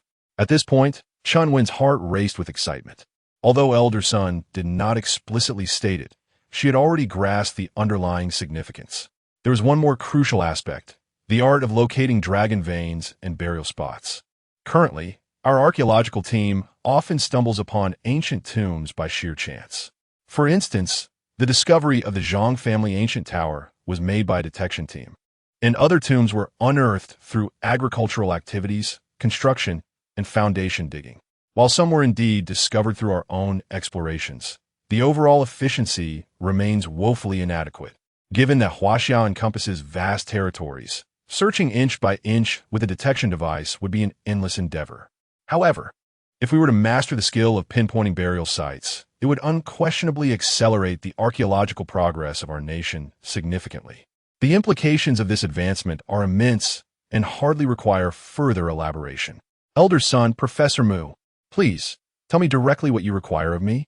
Chunwen stated forthrightly. Professor Mu chuckled. After deliberation, we have concluded that the significance of this individual from the Zhang family has reached the highest level. We cannot afford to remain passive any longer, especially since the relevant authorities have been investigating for so long with little to show for it. All we know is that this person's IP address is in Shihu City, and I have heard that he seems to be particularly interested in your student, Shunwan. Shunwan seems to be located in Shihu City. While it may sound a bit frivolous, we sincerely hope that you can enlist Shunwan's assistance in this matter. Perhaps this young individual from the FHO Zhang clan might appreciate a girl with Shunwan's vivacious personality. Of course, we are not suggesting she resort to leveraging her charms. We merely wish for her to help in the search. If FHO Zhang is also a young person, conversing with them would likely prove to be more convenient than it would for us, wouldn't it? Shunwen nodded, indicating her agreement. She was familiar with Shunwan and held a deep admiration for this FHO Zhang. Helping to locate him would indeed pose no issue. That's splendid. It is prudent to act promptly. Please notify her at once. Moreover, we are contemplating whether to guide this FHO Zhang in honing his skills and compiling them into a manual for the students of the Archaeology Institute. What are your thoughts on this, Shaowen? Mu Lao inquired. Chunwen was momentarily taken aback. Compile a guiding manual? Isn't that a bit excessive? However, upon reflection, it made sense. What FHO Zhang has thus far revealed may only be the tip of the iceberg. In the future, he might unveil a wealth of knowledge, making this a unique opportunity for learning that should not be missed. I concur, Chunwen promptly affirmed. Excellent. Your agreement is reassuring. Now, proceed to arrange matters concerning Shunwan, Mu Lao declared, concluding the video conference. Chunwen, however, found herself in a state of lingering contemplation. The prospect of compiling an archaeological guide was unprecedented. It seemed that FHO Zhang had garnered significant attention from the relevant authorities. What is this person's true identity? Chunwen pondered, feeling perplexed. However, recalling the matter at hand, she hastily reached out to Shenwan. Ah, teacher, why do I feel as though you're coaxing me into betraying? When Shenwan received Shenwen's call, her face flushed crimson. Teacher Xiao Wan never insinuated such a thing. And besides, she is a woman. How could she be oblivious to your subtle intentions? If this Zhang of the FHO clan is indeed a strikingly handsome man, would you not be captivated? Moreover, the teacher merely requested your assistance in locating him. Not anything more. You have mutual interests. You could easily strike up a conversation with him and elucidate his significance in our archaeological community. As for whether you two may become something more, that ultimately hinges on your own disposition. Shenwan spoke with utmost seriousness. Yet, Shenwan's delicate face grew increasingly flushed. I understand, teacher. I will do my utmost. The teacher believes in you. Keep striving. Shenwan smiled and ended the call. Shenwan, however, remained momentarily stunned. What does this imply? Was she tasked with pursuing her idol? Perhaps a romantic encounter could indeed blossom. After all, who does not harbor affection for their idol? But what if he turns out to be an elderly man? The more Shenwan contemplated, the redder her cheeks became, and she could not resist pulling up Zhang of the FHO clan, sending him a private message. Is the esteemed one available? May I inquire about a question? Chapter 28. Rewarding the inquiry. Shenwan, in a moment of excitement, found herself at a loss for a more suitable topic and deemed it fitting to inquire about this subject. She sent a message, without harboring any expectations for a genuine response. After all, the archaeological team, along with Mr. Mu, had personally reached out to invite the other party to join their ranks. It was reasonable to assume that they had likewise sent private messages to the Zhang family of the fake you. Furthermore, the viewers in the live stream, as well as those who saw a potential opportunity, might have inundated fake you Zhang with requests for collaboration. It was likely that her message would merely be lost among the multitude. However, to her astonishment, scarcely a minute had passed when she received a reply. It was not an inquiry for guidance, but rather an invitation for a shared discussion. Shenwan was momentarily taken aback. She had yet to formulate a question. What should she do now? Should she pose a random question? Clearly, that would not suffice. To treat a figure of such stature with casual indifference might result in her being disregarded in the future. Yet, she felt an overwhelming sense of anxiety, leaving her utterly unprepared to articulate her inquiry. Perhaps she could feign ignorance, pretend she had not seen the message? Indeed, that seemed a plausible strategy. After all, it was mealtime. She could simply act as if she had stepped away to dine, postponing her response until she could gather her thoughts. In that moment, Shenwan felt as though she had grasped the mindset of a luminary. Could it be that the esteemed individual had previously overlooked the archaeological team's invitation simply because they had not yet determined how to respond? Was Zhang Weishan perhaps correct? The esteemed individual has yet to decide whether to join the archaeological team. As she pondered, a delightful aroma of fish-flavored shredded pork wafted through the air. Zhang Weishan, have you purchased lunch? Shenwan inquired, already dashing outside. Yes, let us eat together. Zhang Weishan replied with a smile. An idea struck Shenwan. She could enlist Zhang Weishan's assistance. Thus, she hurried over, savoring her meal while recounting her task of locating the fake Yu Zhang family as entrusted by Chunwan. Finally, she asked, Zhang Weishan, could you help me analyze this? What questions should I pose to the esteemed individual? Should they be profound or rather straightforward? Zhang Weishan felt quite awkward upon hearing this. How could he respond? Should he merely pose questions for himself to answer? This girl certainly knew how to seek assistance. After a moment's contemplation, Zhang Weishan suggested, I believe you should simply ask what you genuinely wish to know. Deliberately inquiring about intricate matters may only induce unnecessary tension. Shenwan nodded in agreement. Do you have any pertinent questions regarding this archaeological livestream? My mind feels chaotic, and I truly do not know what to ask. Zhang Weishan was taken aback, thinking that this girl was indeed presenting him with a conundrum. It seemed she was creating problems for herself out of sheer boredom. After some thought, he replied, perhaps you should hold off on asking for now. You can inquire when you encounter a problem later on. However, Shenwan worried, but would the esteemed individual think I am neglecting him? By the way, Shenwan suddenly interjected, I just remembered a question. May I inquire how the archaeological team managed to emerge? This query is quite pertinent to the current situation, and many netizens are eager to know. Yes, let's ask this. As she spoke, Shenwan took out her phone and sent the question. Zhang Weishan, feeling helpless, thought to himself that he could inform her right away. It was rather absurd to be sitting face-to-face, yet resorting to texting. Nonetheless, in order to conceal his identity, he continued to eat in silence. After a while, Shenwan gazed at her phone, and upon noticing the lack of a response, she resignedly began to eat as well. Once they finished their meal, Shenwan declared her intention to diligently write her thesis while awaiting a reply from the expert. Zhang Weishan, concerned that she might not receive a response, found himself unable to concentrate on his thesis throughout the day, and thus returned to his computer to send a reply. Where there is an entrance to an ancient tomb, there must also be an exit. There is no need for concern. Focus on your thesis. Upon sending this message, Shenwan immediately erupted with excitement. The esteemed Zhang Weishan has actually encouraged me to focus on my thesis. How'd he know? My goodness, the expert has urged me to write my thesis. I am utterly thrilled. Zhang Weishan felt a bit exasperated. Is it really that surprising? You're about to graduate, and the entire internet knows you're preparing your thesis. It's nothing extraordinary. Focus on your work, lest you risk not graduating. You're insufferable. I am just so excited that the expert has actually advised me to focus on my thesis. Please do not disturb me today. I must heed the expert's words and study diligently, Shenwan exclaimed with fervor. Zhang Weishan, however, could only respond with a look of bemusement. If Shenwan were to discover in the future that she is, in fact, a descendant of the Fa Qiuzhang clan, would she be so mortified that she would turn against herself? Zhang Weishan shook his head in resignation. Based on his understanding of Shenwan, he was certain she would not. This girl possesses a rather expansive mindset.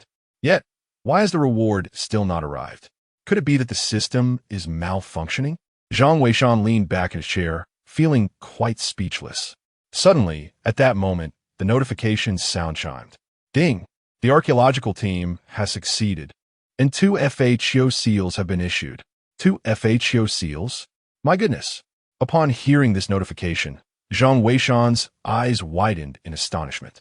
He was well aware of the significance of the Fa Qiu seal, not needing to delve into the records of the Fa Qiu secret history for clarification, as this knowledge was passed down through his ancestors. Each Fa Qiu seal could forge 100 gold-seeking talismans. As long as the Fa Qiu heavenly officer endures, the lineage of the gold-seeking officers will never cease. It could be said that aside from his Qilin bloodline, Zhang Weishan holds the Fa Qiu seal in the highest regard. The significance of the Fa Qiu seal to him is akin to that of the gold-seeking talisman to the gold-seeking officers. Without a talisman, there is no gold-seeking. Without a seal, there is no Fa Qiu. This represents one's identity. A Fa Qiu heavenly officer without the Fa Qiu seal cannot be recognized as such. Similarly, can one still call themselves a gold-seeking officer without a gold-seeking talisman? Gazing at the 2 Fa Qiu seals that had materialized in his hand, each the size of a palm, he beheld the sturdy, ancient characters inscribed upon them. Heavenly officer bestows blessings. All is without taboo, which were indeed the hallmark of the Fa Qiu seal. Holding these 2 Fa Qiu seals, Zhang Weishan felt his heart tremble. With the seal of the Feiqiu in hand, what worries could there be regarding the revival of the Feiqiu lineage in the future? In a previous life, the Zhang family of Feiqiu did not merely lose the art of Feiqiu. The seal itself had long since faded into obscurity. The reason his grandfather, Zhang Sanlian, adorned himself with 3 talismans was to one day be able to destroy the talismans and recreate the Feiqiu seal. However, at that time, talismans were exceedingly rare, not to mention 100. Even 10 were scarcely found in the world. Ultimately, he was unable to forge the Feiqiu seal anew. Instead, to prevent the legacy of the tomb raiders from vanishing, he reluctantly took on disciples and passed down the 3 talismans. Zhang Weishan was acutely aware of these matters. Understanding fully the significance of the Feiqiu seal, he pondered the implications of possessing 2 Feiqiu seals. In haste, Zhang Weishan perused the records of the Feiqiu secret history. Upon reading, A wave of delight washed over him. The records reveal that the Fakeu seal serves to suppress the undead. 1 seal can subdue, while 2 can annihilate. Upon reading this, Zhang Weishan mused that indeed, the divine artifact was truly remarkable. With these 2 Fakeu seals in his possession, he could traverse ancient tombs with impunity, facing the Zongzi without fear. The rewards this time were indeed worthwhile, exceedingly enticing. Zhang Weishan thought he had mistaken the system for malfunctioning, only to discover it was preparing such formidable rewards. Chapter 29. The archaeological team's sternest warning throughout the entire afternoon. Zhang Weishan busied himself in the shop. It was rather peculiar, but a few foreign guests arrived in the latter part of the day. These individuals were likely part of a travel group, presumably there to broaden their horizons. Zhang Weishan paid them little heed, guiding them through a brief tour before sending them on their way. The remaining hours returned to the tranquil rhythm of days gone by. Zhang Weishan reclined in his chair, sipping tea while listening to the sounds emanating from the live stream. Shenwan had not emerged all afternoon. Perhaps the reputation of the esteemed deity had overwhelmed her. Remarkably, she had not even tuned into the live stream, engrossed instead in her academic writing. The live stream itself remained quite lively, despite the absence of the famed Fakeu Zhang clan. 2 groups of the archaeological team had safely entered the Zhang family's ancient building, diligently engaged in excavation and preservation efforts. However, the pace of progress was undeniably sluggish. The ancient building of the Zhang family comprised 9 stories, a conclusion drawn after scanning the entire edifice. Yet, while the visible structure above ground featured only 8 levels, there was an additional subterranean layer. Due to the portable nature of the detection equipment, it lacked the potency of that found at the external base, thus rendering the investigation of the underground level somewhat inconclusive.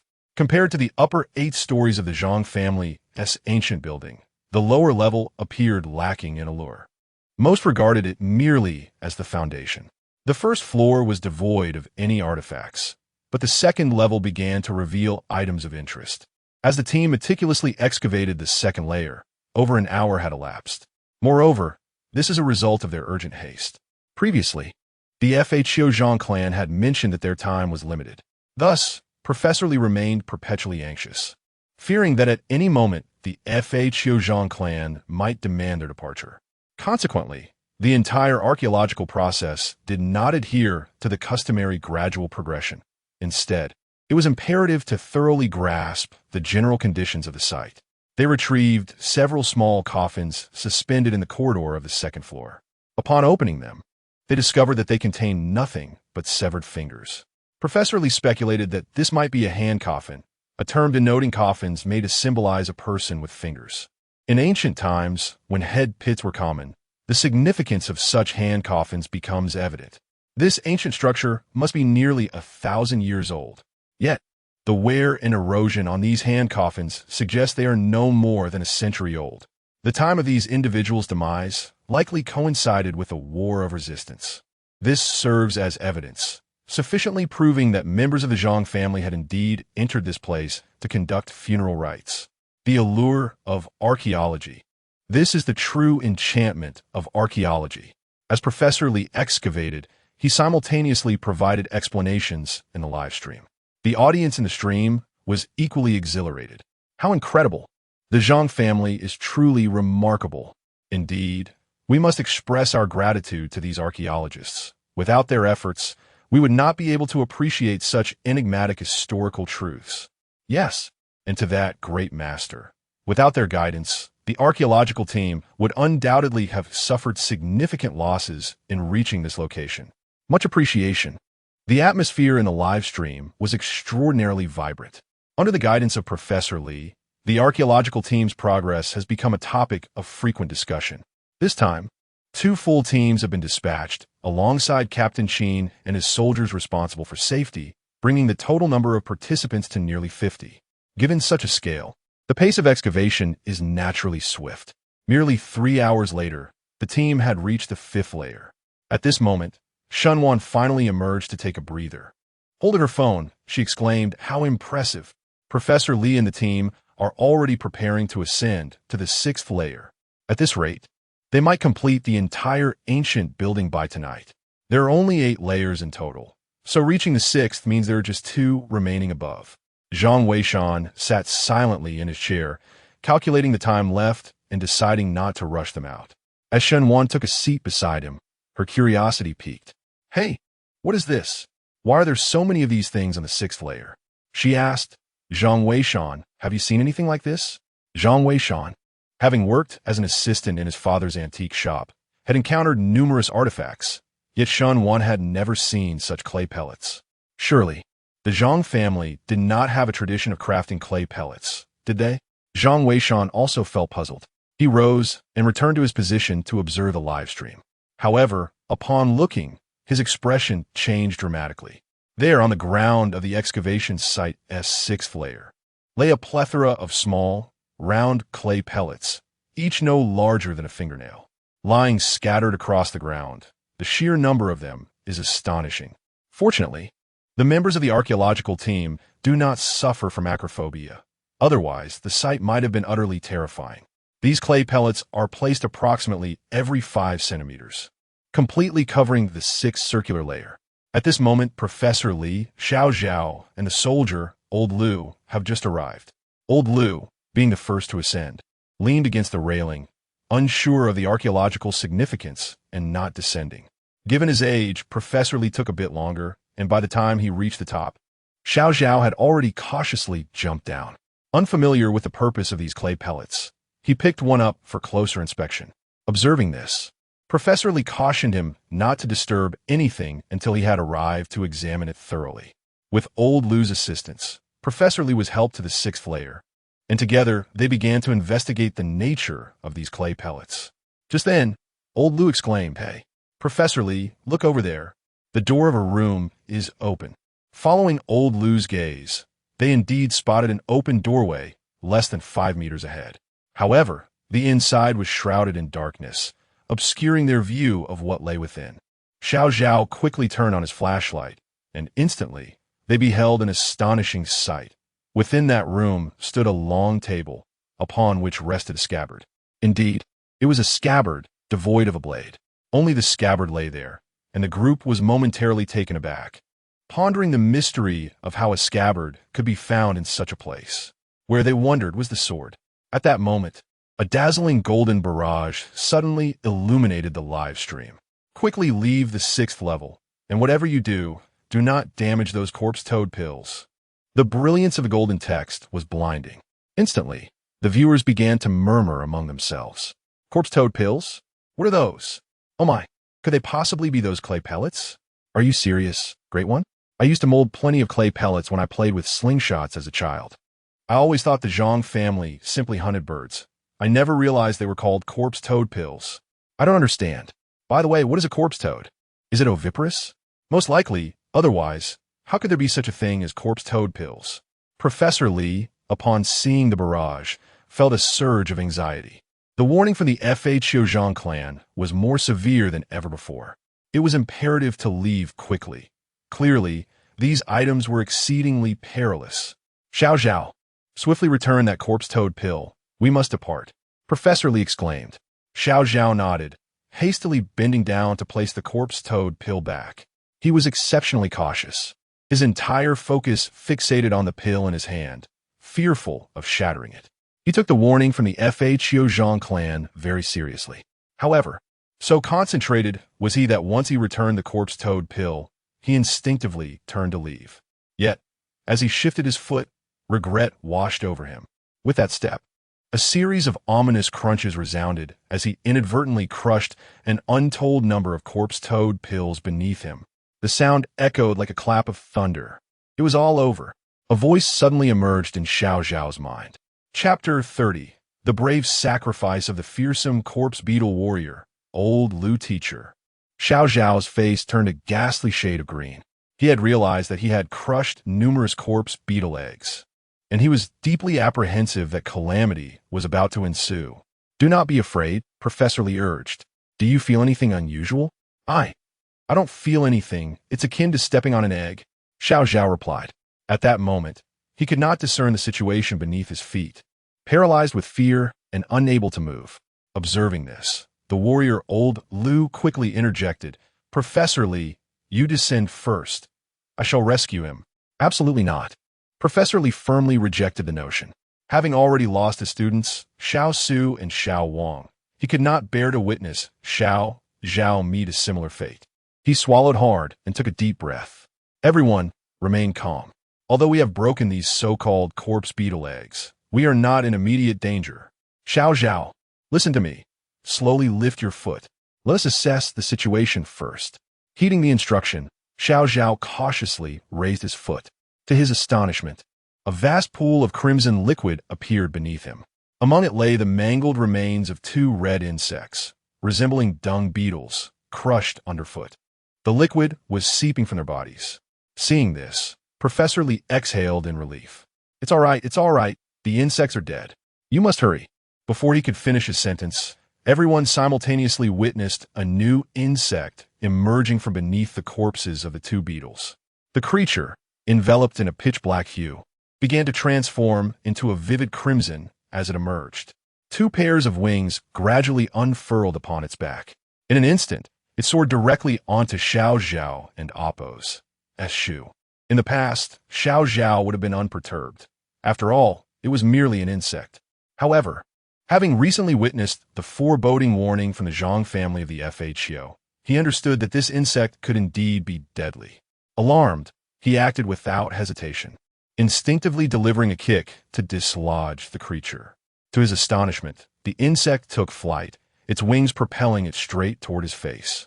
In a moment of panic, Xiao Zhao clapped his hands together, and surprisingly, he struck true. The insect, still acclimating to its newfound ability to fly, was sent hurtling backward by his blow. "Teacher, I hit it!" Xiao Zhao exclaimed, his excitement barely contained, but before he could finish his sentence, the expressions of Professor Li and the others shifted dramatically. Xiao Zhao's hand, which had just made contact with the insect, began to glow a fierce red. Simultaneously, an acrid, pungent odor wafted through the air. Frozen in terror, Xiao Zhao forgot to scream as he watched in horror as his palm transformed into a fiery crimson, the colors spreading relentlessly across his body. By the time realization dawned upon him, he could only emit a heart-wrenching cry. In the next moment, his entire being seemed to dissolve like a candle, melting away instantaneously. Not even a trace of bone remained. Professor Li watched in disbelief as Xiao Zhao was reduced to a mere puddle of clear liquid, with only his garments left behind on the ground. Professor Li suddenly felt a darkness envelop him, and he fainted. Fortunately, the soldier known as Old Lu reacted swiftly, supporting him and quickly securing him to a rope for descent. "What happened, Old Lu?" Captain Qin inquired, having heard the commotion below. Old Lu briefly recounted the situation, revealing that Xiao Zhao had sacrificed himself. "First, we must secure Professor Li. The 6th level is incredibly perilous. Everyone stay alert." With that, Old Lu prepared to descend. However, upon glancing back, he was struck with dread. The crimson insect that Xiao Zhao had repelled was hurtling towards him once more. "Captain!" Old Lu shouted, unable to free his hands. Captain Qin, recognizing the urgency, swiftly grasped the firearm slung across his chest. Bang! Bang! The sound of gunfire rang out, 2 precise shots fired. These soldiers were seasoned in battle, and Captain Qin, a former Special Forces operative, was renowned for his marksmanship, capable of hitting a target from great distances without fail. The bullets struck the red insect, reducing it to shreds. Seeing this, Old Lu finally breathed a sigh of relief. "Quickly come down," Captain Qin urged. Old Lu nodded and prepared to descend along the rope. Yet at that moment, a series of cracking sounds echoed ominously from the 6th level. Old Lu focused intently, his heart sinking. Every corpse ball on the 6th level was developing fissures, threatening to shatter completely. Just one insect had nearly claimed the lives of the 3 of them. Should the creatures on the 6th level emerge, it would not merely be their 50-member archaeological team at risk. Even if 500 or 5,000 individuals were present, they would likely prove insufficient against such a threat. "Captain, what shall we do?" cried the 6th member. At that moment, Captain Qin was equally bewildered. What options remained? Escape? The entrance had vanished. Where could they possibly flee?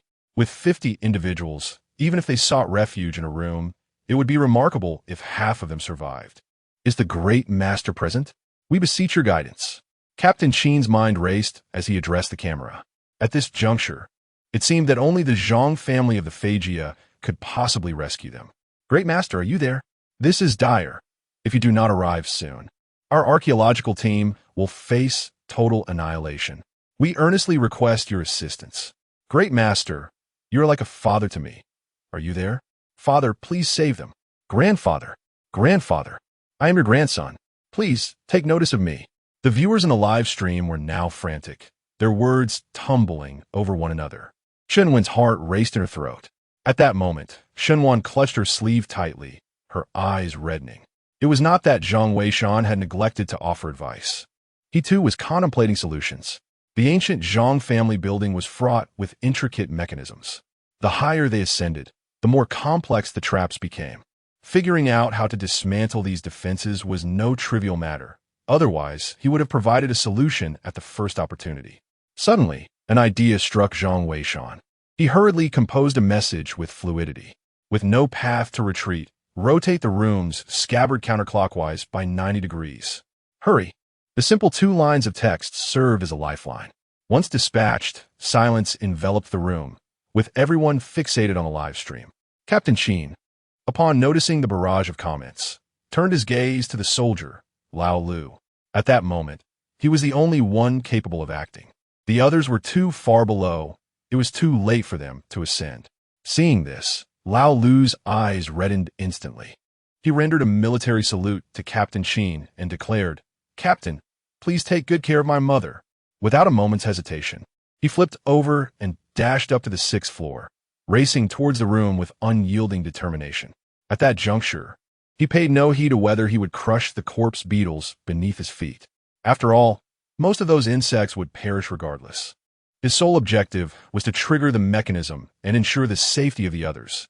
He deemed his life a worthy sacrifice. With a single breath, Lao Lu had reached the forefront. Without uttering another word, he unsheathed his blade and began to turn. The sound of clanking chains echoed ominously.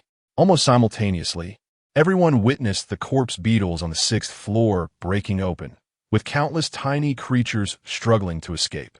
Each one rapidly transformed into a vivid crimson hue. Should they take to the air, all would be lost. Yet, at this critical juncture, the very floor of the 6th level suddenly flipped, burying the corpse beetles along with the emerging insects beneath the surface. They vanished entirely. Lao Lu cautiously tested the floor, discovering it to be remarkably solid, revealing no signs of a hidden trapdoor mechanism. Chapter 31. The return of Boss Shun to the 8-fold bronze tower. The majority of the audience in the live stream remained undeterred by the recent perilous events. Instead, they found themselves filled with admiration for the valiant soldiers and archaeologists. Indeed, archaeology often entails sacrifice. Yet, so many individuals continue to step forward without their contributions. How could the splendid history of our nation ever be resurrected? Professor Li soon regained consciousness, though tears streamed down his face, clearly indicating that he had been profoundly affected. All eyes were upon him, and those present hesitated, unsure of how to offer their comfort. Captain Qin merely placed a reassuring hand on his shoulder, opting for silence. Zhang Weishan observed the quiet live stream with a sense of resignation. This was precisely why he preferred not to descend into the tombs himself. The dangers lurking within ancient crypts are manifold. It is not merely one's prowess that guarantees safety. A single misstep can lead to an untimely demise. As the old adage warns, even the most skilled swimmers can drown. Zhang Weishan understood all too well that he must never venture into the tombs lightly. Once one has departed from this world, how can the lineage of the Feiqiu, Tianguan, continue to flourish? Alas, Zhang Weishan sighed and sent out another message. My condolences. Tomorrow at 9, I shall guide you on your departure. Having said this, he ceased to observe the live stream and rose to stand at the entrance of the shop. Gazing at the bustling traffic and the hurried pedestrians outside, he hoped it might alleviate his heavy heart. Shen Wan, observing Zhang Weishan in such a state, felt a pang of discomfort herself. Unbeknownst to her, Zhang Weishan was indeed a descendant of the Feiqiu Zhang clan. Seeing him like this, She mistakenly believed he mourned the loss of young Zhao. Thus, she spoke up to offer comfort. Zhang Weishan, there is no need for such sorrow. In fact, during our time at the Archaeological Institute, we participated in a vivid practical session. The instructor once posed a question to us. After graduation, would you prefer to work on the front lines of archaeology or in an office setting? This inquiry, however, was somewhat misguided. Whether on the front lines or in an office, as long as one is devoted to the advancement of archaeology, it is commendable. Yet, in a nation like Huaxia, where there is a significant gap in archaeological endeavors, opting for an office position right after graduation is of little benefit to the field. Everyone understands this. However, it is also acknowledged that choosing to work on the front lines entails the constant risk of sacrifice. Still, many individuals opt for that path, Xinhuan continued. In truth, from the moment we made our choice, we were aware that one day we might face sacrifice. Yet, we did not waver. This is the destiny of those devoted to archaeology. The archaeological stratigraphy of the Huaxia nation cannot simply be mended by casual searches. The teacher has stated that it requires the dedicated efforts and sacrifices of generations of archaeologists to unearth the truths buried within. For the noble pursuit of archaeology, one may die honorably. After Xinhuan uttered these words, she fell silent, lost in her thoughts. Zhang Weishan refrained from responding, acknowledging the gravity of the topic. However, as he observed the crowd, his attention was suddenly captured by the figure of a portly man. This individual appeared to be in his early 40s, sporting hair of a length that was neither too long nor too short, slightly surpassing that of the average man, adorned with numerous wooden bead bracelets. It was evident that he frequented the antique market. He moved with vigor, exchanging greetings with the shopkeepers around him. Upon closer inspection, Zhang Weishan was taken aback. Wasn't that his boss, Mr. Shun? He had returned. Xiaowan, your father is back. Zhang Weishan exclaimed. What? My dad is back. Xinhuan responded, surprised. It had been nearly half a month since she had last seen him, and she was relieved to learn of his return. Xinhuan's father was deeply immersed in the world of antiques, often disappearing for 10 days or more at a time. He frequently traversed remote villages and antique markets. Though his absences rendered him somewhat neglectful of home life, he consistently returned with remarkable treasures. While Xinhuan occasionally felt that he was neglecting the family, she understood that he was genuinely passionate about antiques, and given his age, she allowed him the freedom to pursue his interests. Mr. Xin soon arrived at the shop, and upon seeing Zhang Weishan, he spoke immediately. My dear boy, it has been but a few days since our last meeting, yet your demeanor has transformed remarkably. You appear much more seasoned. Come, quickly close the shop. Today we shall not conduct any business. I have something splendid to show you. Have you prepared the items I requested last time? Zhang Weishan nodded and promptly shut the door to the shop, retrieving the tools he had diligently prepared. These implements were specifically designed for the meticulous cleaning of antiques, a complete set. Boss Shun illuminated the shop's interior to its fullest brightness and, with utmost care, extracted a silk-wrapped bundle from within his garments. Curious, Xinhuan approached, inquiring, Father, what is it that has you in such a rush, neglecting even your precious daughter? What could possibly interest you? Perhaps when you bring home a boyfriend, I shall take a look. Having graduated from university, it was a source of exasperation for her that she had yet to find a partner. What good are those silver bangles in my collection if no one wears them? You must hurry and bless me with a chubby grandson. You, how utterly vexatious. Xinhuan's cheeks flushed with indignation. Nevertheless, she had anticipated such marital pressure upon her graduation. It was the universal plight of parents. In high school, they admonished her against dating. During university, they urged her to find a partner. Upon graduation, they seemed eager for her to return with children in tow. Xinhuan chose to abandon that line of conversation, her curiosity piqued by the object in her father's hands. Boss Xin delicately unraveled the silk, revealing yet another layer of cotton stuffing. Once the cotton was removed, the true item was finally unveiled. Zhang Weishan observed intently. Boss Shun has surprisingly returned with a small tower, merely the size of an adult's palm. It is broad at the base and tapers to a point. Crafted from bronze, it features 8 prominent hooks atop its pinnacle, suggesting it once held something, though those items are now absent. With a smile, Boss Shun inquired, Do the two of you know what this is? I have no idea, replied Shenwan.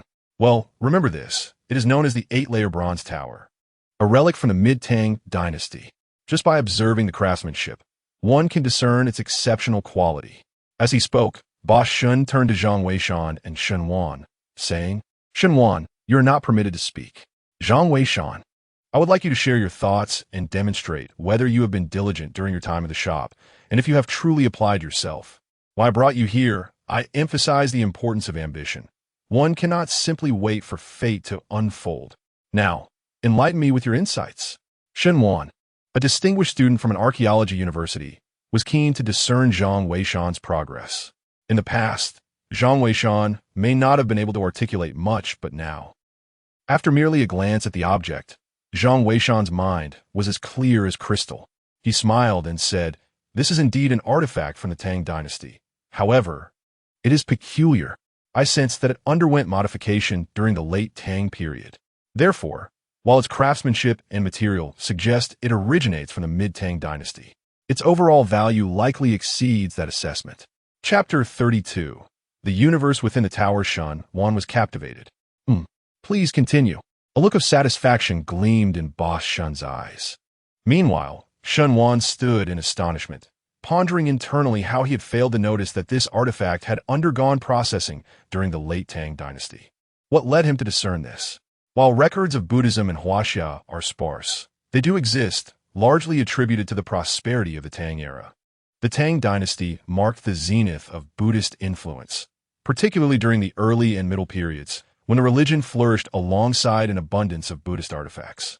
However, by the late Tang period, the nation faced internal strife and external threats. Emperor Wuzong sought to reverse the tide, necessitating both manpower and substantial wealth. At that time, Buddhism owned vast tracts of land, which were exempt from taxation, rendering it a target for suppression. This marked the onset of Buddhism's decline at the end of the Tang dynasty.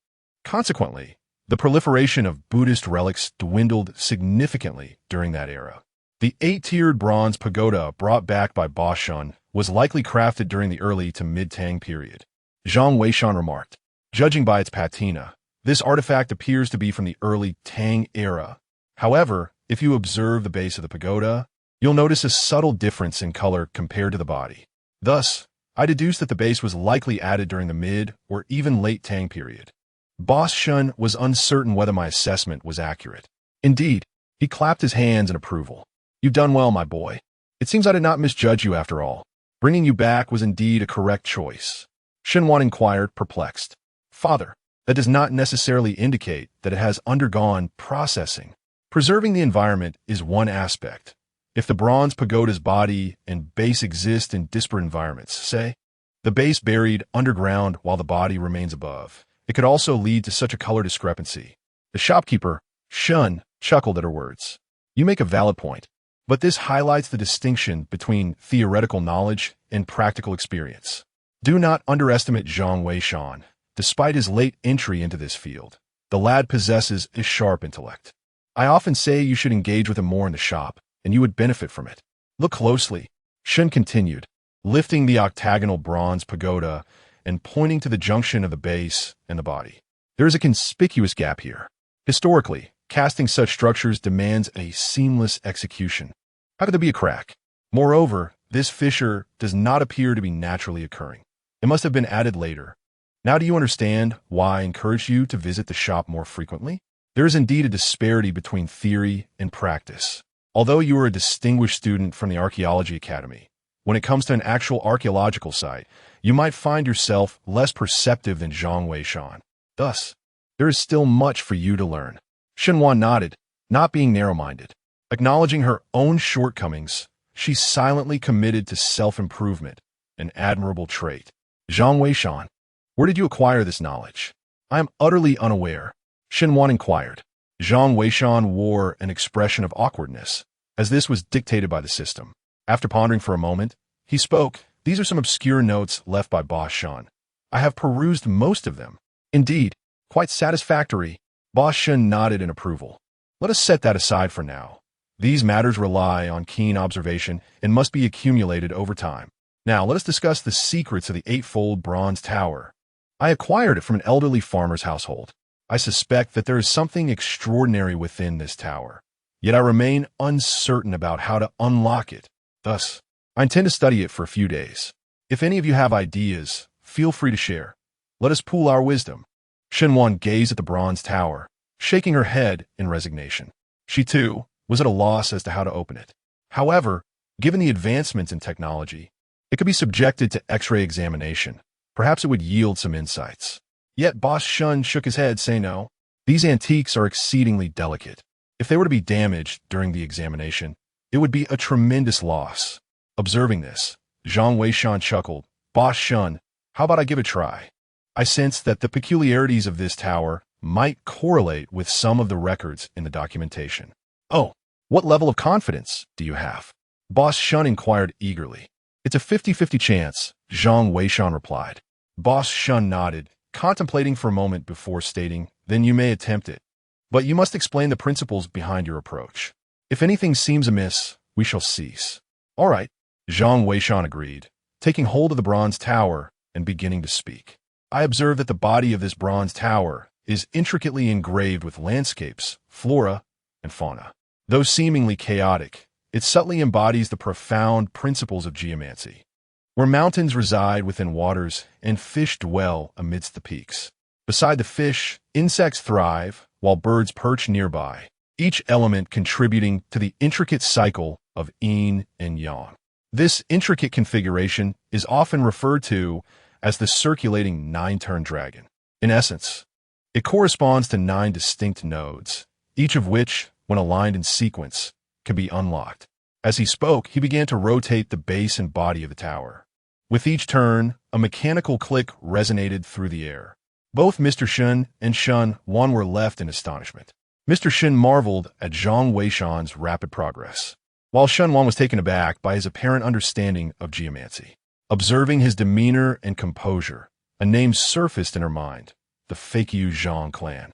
She could not fathom why she felt such a striking resemblance between Zhang Weishan and the Fakyu Zhang clan, as if their essence and mannerisms were indistinguishable. Yet, she had never encountered a member of the Fakyu Zhang clan. Could it be that Zhang Weishan's elucidation of geomancy evoked this connection? Xinwan recognized that she might be overthinking. Yet one thing was certain. Zhang Weishan was likely a self-taught prodigy, for his expertise in geomancy appeared quite commendable. If it could be recommended to the archaeological team, he might prove to be an invaluable asset. His presence could indeed have a positive impact on the archaeological community. Moreover, given his talents, remaining here as a mere assistant seemed a disservice to his potential. The archaeological field is currently in a transitional phase, and any gifted individual would be welcomed with open arms. Even if Zhang Weishan is a latecomer, it matters not. It must be said that at this moment, Shun Wan was utterly captivated by Zhang Weishan's abilities. As Shun Wan pondered, Zhang Weishan had already progressed to the 9th attempt. With a sharp click, the mechanism activated. To his astonishment, the base and body of the 8-layered bronze tower indeed separated. Zhang Weishan carefully extracted the base, and the onlookers beheld a bronze bell, roughly the size of a thumb, resting atop it. The bell featured 6 corners, each adorned with a smaller bell, which were evidently mere ornaments and would not produce sound. Inside the larger bell, however, lay a dark substance, seemingly sealed with either clay or black wax. Upon seeing this bell, Shun, the proprietor, exclaimed in wonder, "Ah, this is indeed peculiar. How could there be a bell within the tower?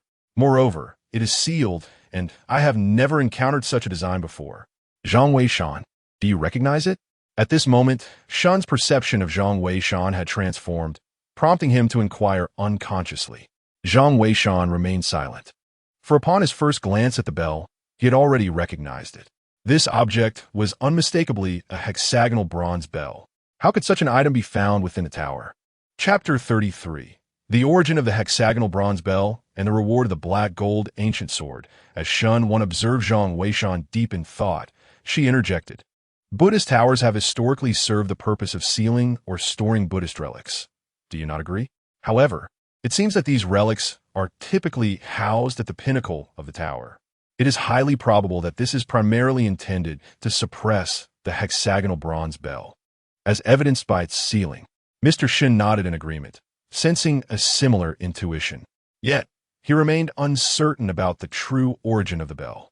Having perused numerous archaeological texts, he had never encountered an artifact such as this. The intricate patterns adorning it were entirely unfamiliar. Had he been able to identify these designs, he might have discerned the bell's provenance. Suddenly, Zhang Weishan spoke. "This bell cannot be opened. It poses a great danger." "What do you mean? What do you know, mister?" Shen inquired, his curiosity piqued. Shen Wan, taken aback, realized she could only speculate thus far, unable to ascertain the age of the hexagonal bronze bell. Zhang Weishan's statement, however, clearly indicated his awareness of certain facts. After a moment of contemplation, Zhang Weishan replied, "This hexagonal bronze bell dates back to before the Warring States period. There is likely an issue within. As Xiaowan stated, this object is sealed and suppressed by the eightfold bronze tower. Mr. Shun, it is best to refrain from tampering with this bell. It should either be surrendered or buried." Upon hearing this, Mr. Shun pondered thoughtfully and remarked, "Zhang Weishan, you are well acquainted with my character. I am not one to be driven solely by avarice. Speak plainly. If your assertions hold true, then surrendering or burying it may indeed be the prudent course of action. However, at the very least, grant me a reason." Zhang Weishan exclaimed, "I have never encountered such a pattern before. Do you not recall the last time you were still at the shop, when a customer brought in a dragon-patterned gold goblet for sale? You hesitated to accept it, declaring it a priceless relic from the Warring States period, and warned that possession of it, if acquired through dubious means, could lead to capital punishment. Examine this closely. The material of this hexagonal bell predates that dragon goblet." Boss Shan was taken aback and hurriedly picked up the bell for a closer inspection. With each moment of scrutiny, his astonishment grew. The dragon-patterned goblet had been presented by a rather dubious individual, and sensing the man's questionable background, he had refrained from acquiring it due to its exorbitant value, fearing it might attract trouble. Now, upon Zhang Weishan's mention and his thorough examination, he discovered that the material of the hexagonal bell was indeed older than that of the dragon goblet. Swallowing hard, Boss Shen gasped, "Goodness, I completely overlooked this detail. Zhang Weishan, you truly impress me. This hexagonal bell is likely extraordinary. I shall report it at once." Moreover, Xiaowan's assertion seems to hold weight. This hexagonal bell, suppressed by an octagonal bronze pagoda, must indeed harbor some secrets. As purveyors of antiques, it is prudent for us to heed such matters. Yet, Zhang Weishan, you have truly opened my eyes. I never anticipated such rapid progress from you in just a few short days. Alas, my shop is rather modest, and I fear I cannot offer you a grander platform. Xiaowan, perhaps you could inquire with your teacher. If the archaeological team is in need of personnel, you might recommend Zhang Weishan. Upon hearing that his father shared the same sentiment, Shun Wan eagerly nodded. "I think so too. I shall inquire shortly." Zhang Weishan, feeling somewhat awkward, quickly added, "Boss Shun, to be honest, I prefer." But Boss Shun interrupted him. "Young people ought to embrace the vibrancy of youth. The life I lead in this establishment is meant for the elderly. Furthermore, my dear one will inevitably join the archaeological team. As a father, how can I not be concerned? If you do join the team, you must ensure the safety of my daughter. Do you understand?" Zhang Weishan felt a bit embarrassed, realizing that Boss Shun was actually considering his daughter's well-being. Nevertheless, upon reflection, it made sense. Boss Shun, though sharp-tongued, possessed a heart of gold. What he expressed might stem from a desire not to see someone remain a mere assistant for a lifetime. Boss Shun then gathered the hexagonal copper bell and the 8-tiered bronze pagoda, subsequently asking Shan Wan if she wished to return home for a family gathering that evening. Shan Wan nodded in agreement. Boss Shun then invited Zhang Weishan to join them, and he did not decline. In the past, Boss Shun had always welcomed him into his home, thus treating him as part of the family. If there ever came a day when he would accompany Shan Wan on an archaeological expedition, he indeed had to protect her, lest he betray Boss Shun's kindness. The three of them promptly closed the shop and set off. However, just as they arrived at Shan Wan's doorstep, a voice suddenly echoed in Zhang Weishan's mind. "Ding! Successfully directed to the archaeological team. Reward. The black gold ancient sword has been issued." The black gold ancient sword? Upon hearing that sound, Zhang Weishan was taken aback, thinking to himself that it was ill-timed for a reward, especially one so substantial. Based on previous experiences, rewards typically manifested directly in one's hands. How could he possibly explain a knife suddenly appearing in his grasp? As Zhang Weishan contemplated his predicament, a voice suddenly resonated. Ding! Detection of outsiders surrounding the host. Reward items have been temporarily stored within the system space, and the host may retrieve them at any time. Additionally, other reward items may also be placed into the system space. As the voice echoed, Zhang Weishan felt a new expanse emerge in his mind. A black ancient knife floated within it, alongside the previously acquired Fake-U seal. Startled, Zhang Weishan exhaled in relief, recalling the information about the black gold ancient knife. The black gold ancient knife was the weapon of Zhang Qiling from a novel in his past life. Zhang Weishan understood well that the term black gold ancient knife was merely a rebranding. Its true name was Fake-U Tiandao, an item associated with the Fake-U Tian official. However, this artifact was not possessed by all Fake-U Tian officials, but belonged solely to the first-generation Fake-U Tian official. It was a gift from the ancient corpse of Cao Cao. In the past, Cao Cao had established a unit for the purpose of excavating treasures from ancient tombs to fund his military, with the tokens being the Fake-U seal and the Moking talismans. The Fake-U Tiandao served as the insignia for the leader of the Fake-U Tian officials. It was said to be forged from a meteorite iron, capable of slicing through steel as if it were mud, and could vanquish countless forms of zombies, making it a revered relic. However, as the esteemed Fa Chiotian Guan gradually declined, the whereabouts of the Fa Chiotian Dao became unknown. In the previous life, the author resorted to using the Heijin ancient blade as a substitute. Little did I expect to actually possess the Fa Chiotian Dao. With this artifact, my future endeavors in tomb exploration will undoubtedly be significantly bolstered. After enjoying dinner at the Shun family's abode and engaging in pleasant conversation, it was already past 9 in the evening. Zhang Weishan needed to return to his shop for rest. Yet unexpectedly, Shunwan decided to accompany him back. This indicated that the following morning, the illustrious Zhang Deshun of the Fa Qiuzhang clan would provide guidance to the archaeological team before their departure. She could not afford to miss it and must catch the live broadcast. Moreover, her thesis had reached a pivotal point, necessitating an early rise for writing. Thus, that evening, the two returned to the shop. Zhang Weishan, being of upright character, naturally instilled trust in Shun, who merely cautioned them not to divulge any details regarding the 8th layer of the bronze pagoda, as he was still contemplating whether to sell it. Upon returning to the shop, they each retired to their respective rooms for rest. Once in his chamber, Zhang Weishan retrieved the Heijin ancient blade, allowing himself a moment to appreciate its weighty, chilling presence. It truly was a remarkable sword. He then glanced at the live broadcast, noting that the archaeological team continued their tireless excavation, albeit hesitating to venture into the 7th layer. Reassured, he turned in for the night. However, early the next morning, before he could rise, Shun Wan's voice rang out. Zhang Weishan, hurry up. It's already 7. In just 2 hours, the master will be providing his insights. I'm going to start the computer. Chapter 34. Zhang Weishan's identity exposed. Zhang Weishan found himself bewildered. What did she mean by turning on the computer first?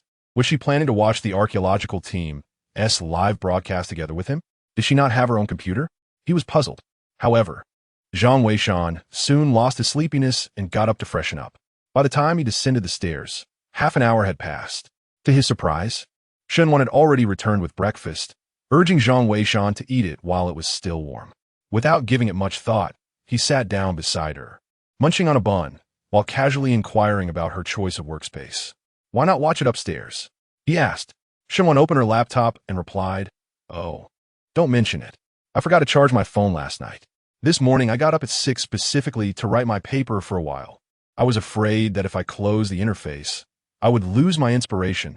Besides, watching it with this newly configured computer and you creates a better atmosphere. I wonder how the expert will guide Professor Lee and the others today. You must have heard, right? The entire internet is buzzing about how Professor Lee and his team will manage to exit. The entrance to the living door has vanished. Could it be that the expert will find another way out? Shen Wan's eyes sparkled with anticipation as she spoke. Zhang Weishan felt helpless.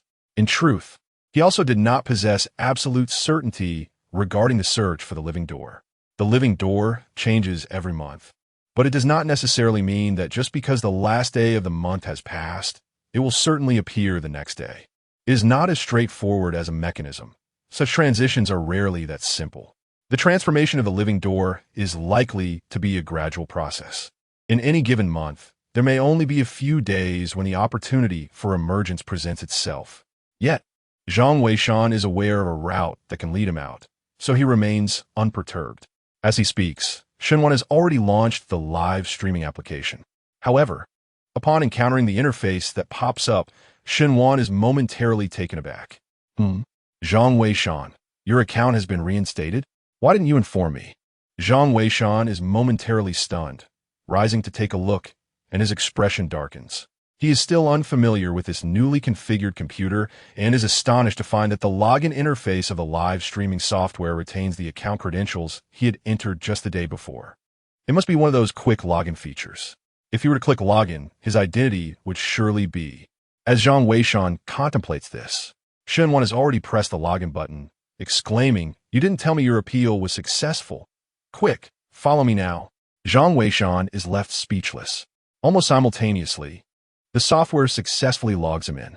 At the very top of the application, beside the profile picture, his name stands out prominently. F.A. Qiuzhang Shi. Shenwan also notices this name, and her entire demeanor freezes in astonishment. Her eyes widen in disbelief, clearly not expecting to see those familiar four characters. Zhang Weishan is equally taken aback, thinking to himself how, despite his caution, he has still been exposed. This revelation is rather hasty, wouldn't you agree? That little one. Allow me to explain. Zhang Weishan begins to clarify, but Shenwan turns to him, her face a mask of shock. You're a deity? Zhang Weishan found himself at a loss for words. He did not consider himself a deity. He merely imparted some insights he had gathered. How others chose to address him was inconsequential. To refer to oneself as a deity would be an affront to his modesty. As he pondered how to clarify the situation, suddenly, Shenwan burst into laughter. She looked at Zhang Weishan and remarked, "You appear quite startled. I never expected you to be a fan of the deity as well." Sharing the same name. Over the past few days, I've noticed several people in the live stream have changed their usernames, adopting monikers like F.A. Qiu Wang Clan and F.A. Qiu Zhao Clan. Yet here you are, choosing F.A. Qiu Zhang Clan, identical to the deity. It is quite a coincidence, considering you also share the surname Zhang. Well, I initially intended to ask you to follow me, but with your name mirroring the deity's, that might pose a problem. When the deity goes live, I want to be able to distinguish between you and him. I shall change my account now. Shenwan, lost in her own thoughts, swiftly dismissed Zhang Weishan's account and replaced it with her own. Zhang Weishan, bewildered, observed her actions in disbelief. He thought to himself, I haven't said anything at all. How did this misunderstanding arise? Or is it that the disparity between myself and the deity in Shenwan's mind is so vast that she believes I, too, am an admirer of the deity? Hence my deliberate choice of name? At this moment, such considerations seemed trivial. As long as his identity remained concealed and Shenwan did not entertain any suspicions. That was what mattered most. Zhang Weishan breathed a sigh of relief. This early morning had truly been terrifying. Shenwan had just logged back into his account, and upon entering the live broadcast room, Zhang Weishan realized that the archaeological team had not rested for an entire night. Moreover, it appeared they had nearly excavated everything beneath the 7th layer. However, due to the tragic demise of Xiao Zhao the previous day, no one dared to venture into the 8th layer. Shenwan, having connections with the staff of the live broadcast room, chatted briefly and gleaned the progress of the archaeological team from last night. What should we do, Zhang Weishan? The staff mentioned that there are disagreements within the archaeological team. With less than an hour remaining until the expert's departure, could they be in danger? Zhang Weishan hurriedly inquired about the situation. Shenwan shared the details with him and urged him to review the discussions in the live broadcast room. It turned out that since the archaeological team entered the Zhang family ancient tower yesterday, their excavations had not ceased for even a moment. The rewards have been exceedingly fruitful. They had unearthed the family genealogy of the Zhang clan, inscribed on a coffin board, along with numerous burial artifacts belonging to the Zhang family. Most notably, many of these artifacts included exquisite prayer beads from Tibet. Although these items may not carry as much information in an archaeological context as ancient scripts or scrolls, each string of prayer beads is worth its weight in gold. The stories they encapsulate are profound enough to provoke considerable contemplation from future generations. The excavation of the Zhang family ancient tower holds significant importance for both the archaeological team and the broader field of archaeology.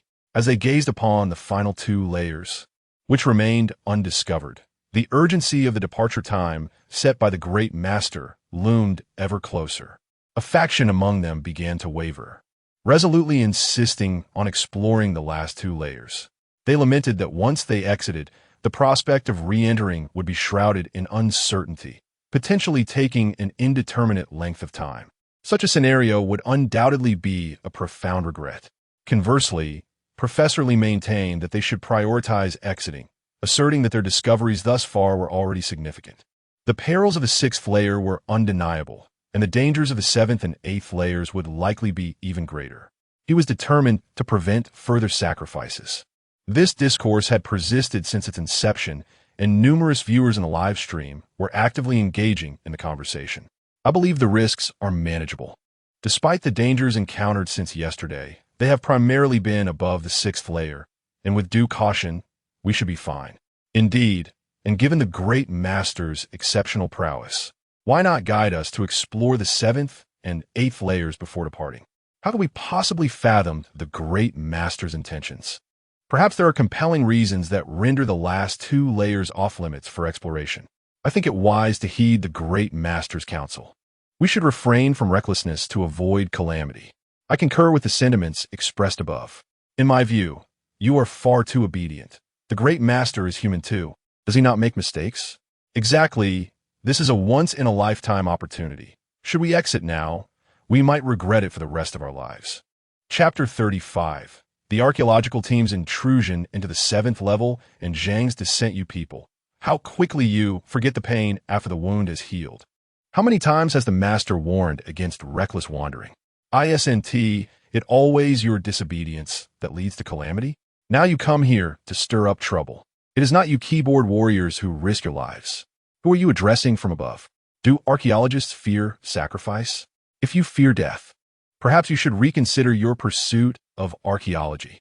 While archaeology may entail sacrifice, it does not justify senseless losses. The live stream had split into 2 factions, embroiled in heated debate.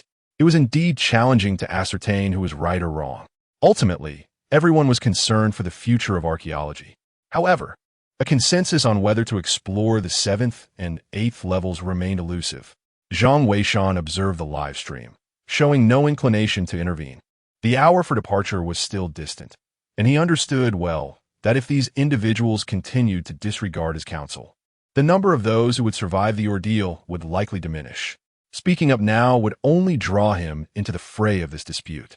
Within the Zhang family's ancient tower, Professor Lee had already directed the majority of the archaeological team to begin packing their belongings in preparation for departure. Yet, one young man clad in a jacket approached, his expression earnest.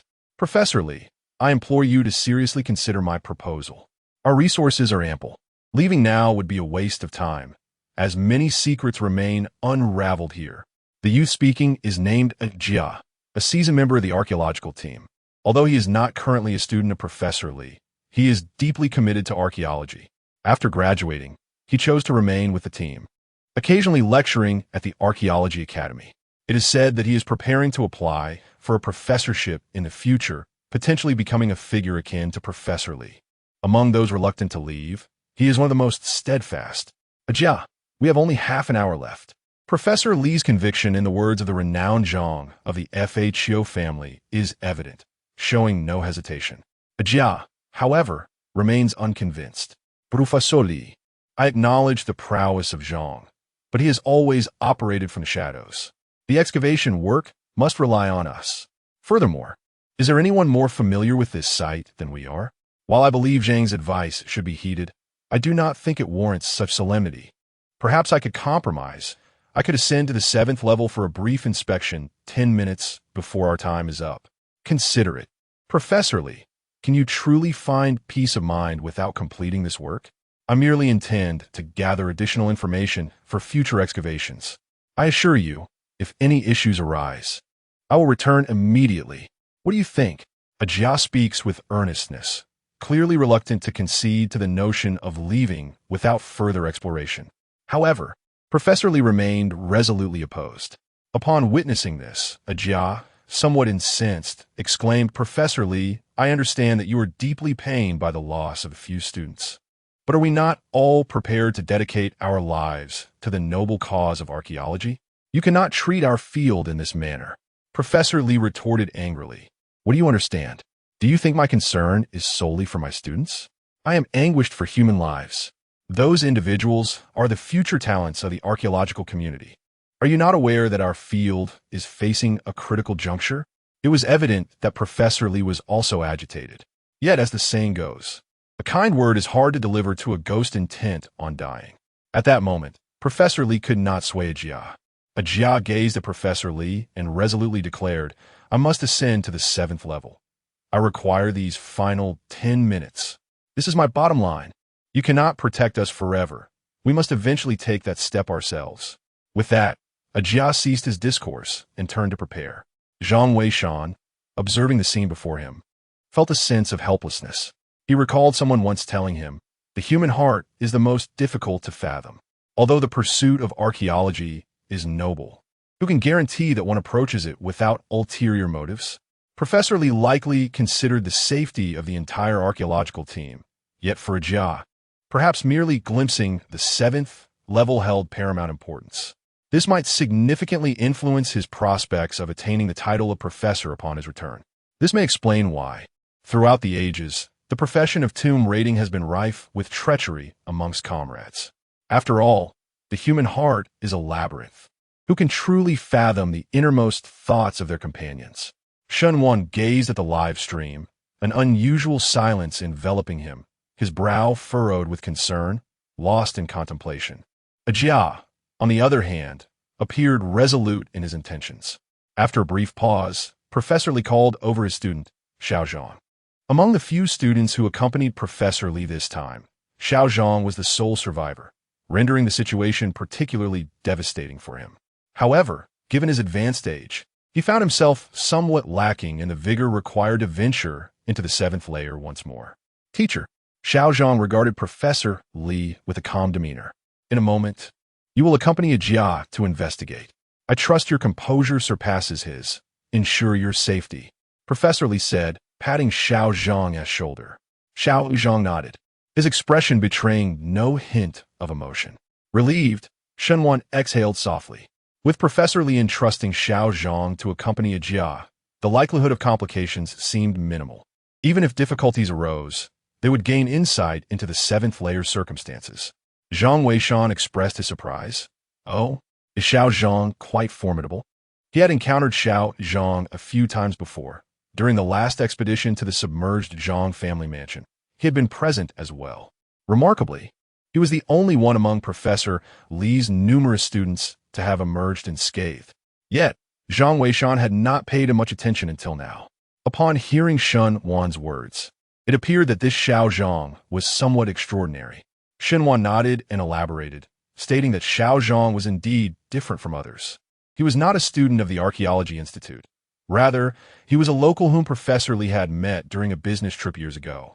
Subsequently, Professor Lee took him under his wing as a student. Remarkably, it was only in the past 2 years that he had acquired knowledge about archaeology. Nevertheless, when this individual is mentioned, many harbor suspicions that he may have originated from a background of tomb raiding. Yet, he has no recollection of his past, and the field of archaeology does not dismiss those with such origins. As long as they contribute to the discipline, they are considered comrades, which is why he was welcomed into the archaeological community. At this point, Shenwan felt she had not fully captured Xiao Zhang's uniqueness and pondered how best to articulate it. "I cannot quite articulate it, but Xiao Zhang is truly exceptional. Professor Lee, who has long been in the field, has faced numerous dangers. Regardless of the peril, whenever Xiao Zhang is part of a team, even if his comrades perish, he always emerges unscathed. From my perspective as a woman, he seems to possess an innate aura that instills a profound sense of safety. Regrettably, his background remains a mystery. Zhang Weishan, upon hearing this, nodded in agreement, subconsciously paying closer attention to this Xiao Zhang. He realized that if he wished to elevate the art of tomb raiding in the future, relying solely on his own efforts would be insufficient. Therefore, he would be keen to nurture any promising talents he encountered. Xiao Zhang could indeed benefit from observing more closely. Chapter 36. The imitation of the ghost seal reveals a mysterious creature as time inexorably passed. With merely 10 minutes remaining until 9 o'clock, a Jia finally set forth. Without further ado, Xiao Zhang promptly followed suit, and together they ascended towards the 7th level. Upon noticing Xiao Zhang's approach, a Jia felt a sense of triumph, for it indicated that at least Professor Li had yielded to some extent. However, he was also acutely aware that the words of the Zhang family of tomb raiders held a certain wisdom. Hence, he resolved to exercise caution, intending merely to survey the situation on the 7th level before retreating. This strategy would not only allow him to make a commendable showing, but also safeguard him from potential pitfalls. His intentions were rather straightforward: to present himself as a noble champion of archaeological pursuits, thereby enhancing his credentials for future professorial evaluations. The ropes had long been prepared, and Captain Qin personally escorted the two of them upwards, assuming the responsibility of vigilance. Should any irregularities arise, he would ensure their descent. The 7th level was considerably elevated, and it took them a full 2 minutes to reach its height. A Jia led the way, with Xiao Zhang closely behind, and soon they both leapt onto the 7th floor. At that moment, the entire scene of the 7th level was simultaneously broadcasted to the live audience. Countless viewers watched with bated breath, wary of potential traps, drawing upon their experiences from the 6th level. Upon their arrival, the peculiar sight of the 7th level struck them as odd, for it was filled with numerous large crates, mirroring the layout of the levels below. The rooms were arranged in a sequence, each adorned with 2 boxes flanking the entrance of every door. Each box measured approximately 1.5 meters in width and depth, presenting a square form. There were no signs of tampering, leaving one to wonder what secrets lay within. Mirroring the layout of the 6th floor, there was a similarly open door in this area. Inside, a long table was present, yet instead of a scabbard, it bore a plate upon which rested an object reminiscent of a jade seal. Its true nature remained obscured. A Jia hastily retrieved his binoculars for a closer inspection. To the astonishment of the onlookers, it indeed appeared to be a jade seal. However, to be precise, it could only be referred to as a seal. The object was sizable, comparable to the head of an infant. It was square in shape, intricately carved with numerous small demonic faces. Rather than exuding the grandeur and imperial might associated with a national jade seal, it emitted a chilling presence, akin to a ghostly seal. This revelation sent a shiver through a Jia's heart. While seals of this nature are not uncommon in history, with nearly every dynasty's ruler possessing one, their discovery in archaeological endeavors remains exceedingly rare. Capturing clear images of this ghostly seal would undoubtedly represent a monumental breakthrough for the field of archaeology. With this thought in mind, a Jia promptly stowed away his binoculars and made his way toward the open door. The 7th floor was almost devoid of any other features. Apart from the large boxes positioned at the entrance, everything else seemed to have vanished. It did not appear to have any mechanisms at first glance. A Jia took 2 tentative steps and, finding nothing amiss, proceeded towards the grand door. Xiao Zhang, observing this, hurriedly cautioned him to slow down while also following closely behind. Captain Qin did not ascend to the 7th floor. Instead, he hovered in mid-air, vigilantly surveying the surroundings of the 7th level. A Jia moved swiftly, with Xiao Zhang closely trailing him. In just a few strides, they entered the room and approached the table. Alongside them, the appearance of the ghostly seal on the table gradually became clearer. The audience in the live broadcast was utterly astonished. Shen Wan, upon catching sight of the ghostly seal, exclaimed in awe, This is the ghostly seal. Legend has it that in ancient times, the king of Lu possessed the ability to summon ghostly soldiers, and he held such a seal in his hand. However, it appeared that this particular ghostly seal was a replica. Zhang Weishan nodded in agreement. Indeed, it was a counterfeit.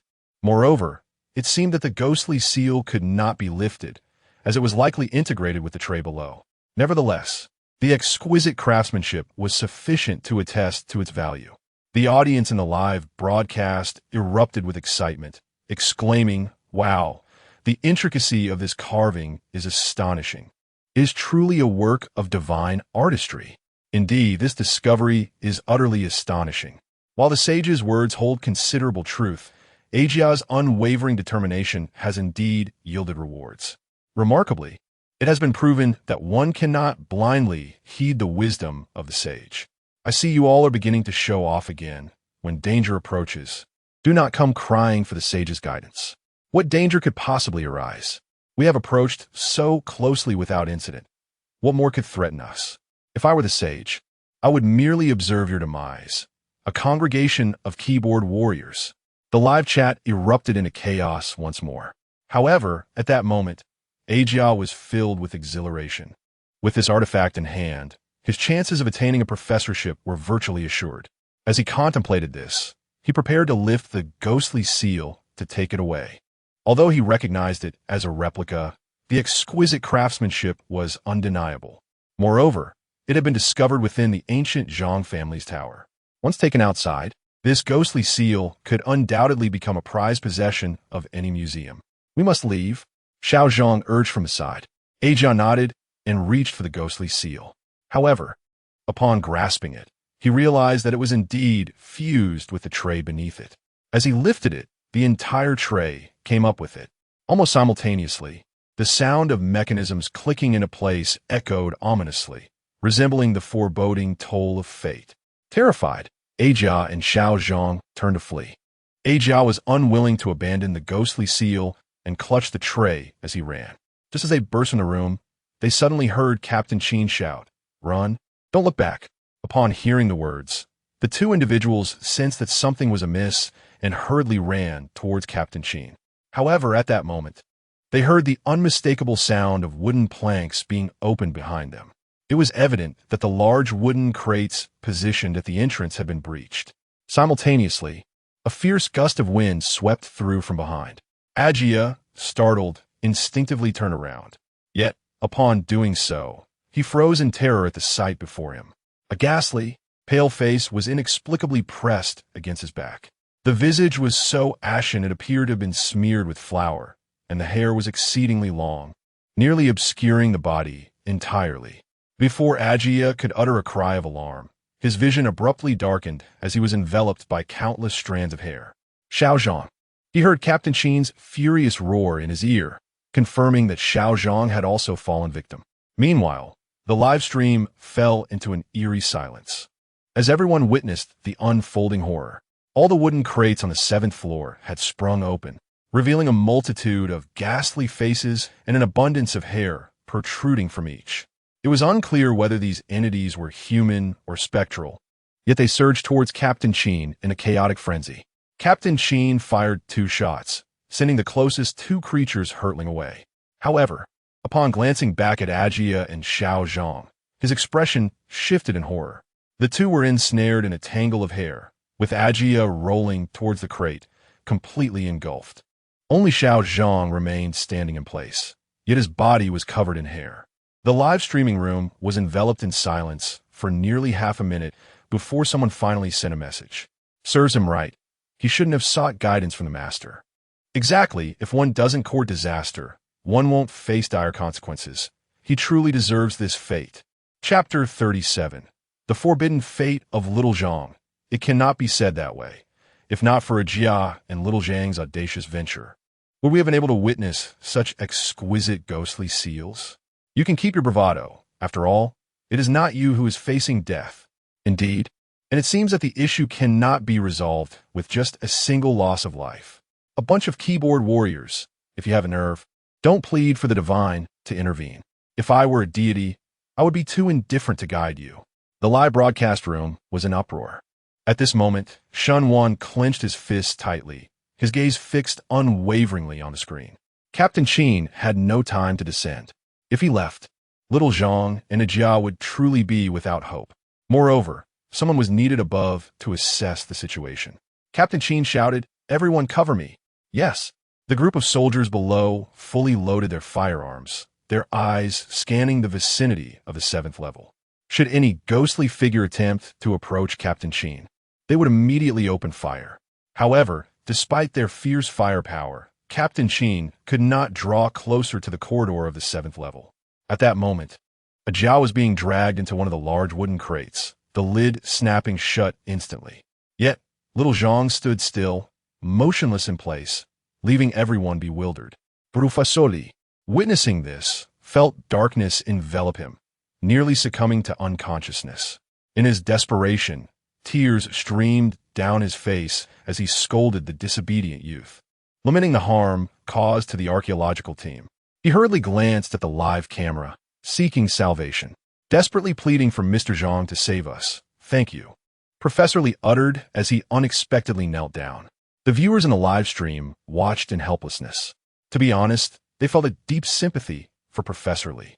Yet, they remained perplexed about the bizarre situation unfolding before them, and they could not help but inquire if the master was present. They sought guidance from the master, asking, "What on earth is this?" "This is AJNP. Retreat immediately, for they cannot be killed." Finally, the golden message from the Zhang clan appeared. Upon reading it, everyone was bewildered. JNP? What is AJNP? Countless minds were flooded with this query. Who knows what AJNP is?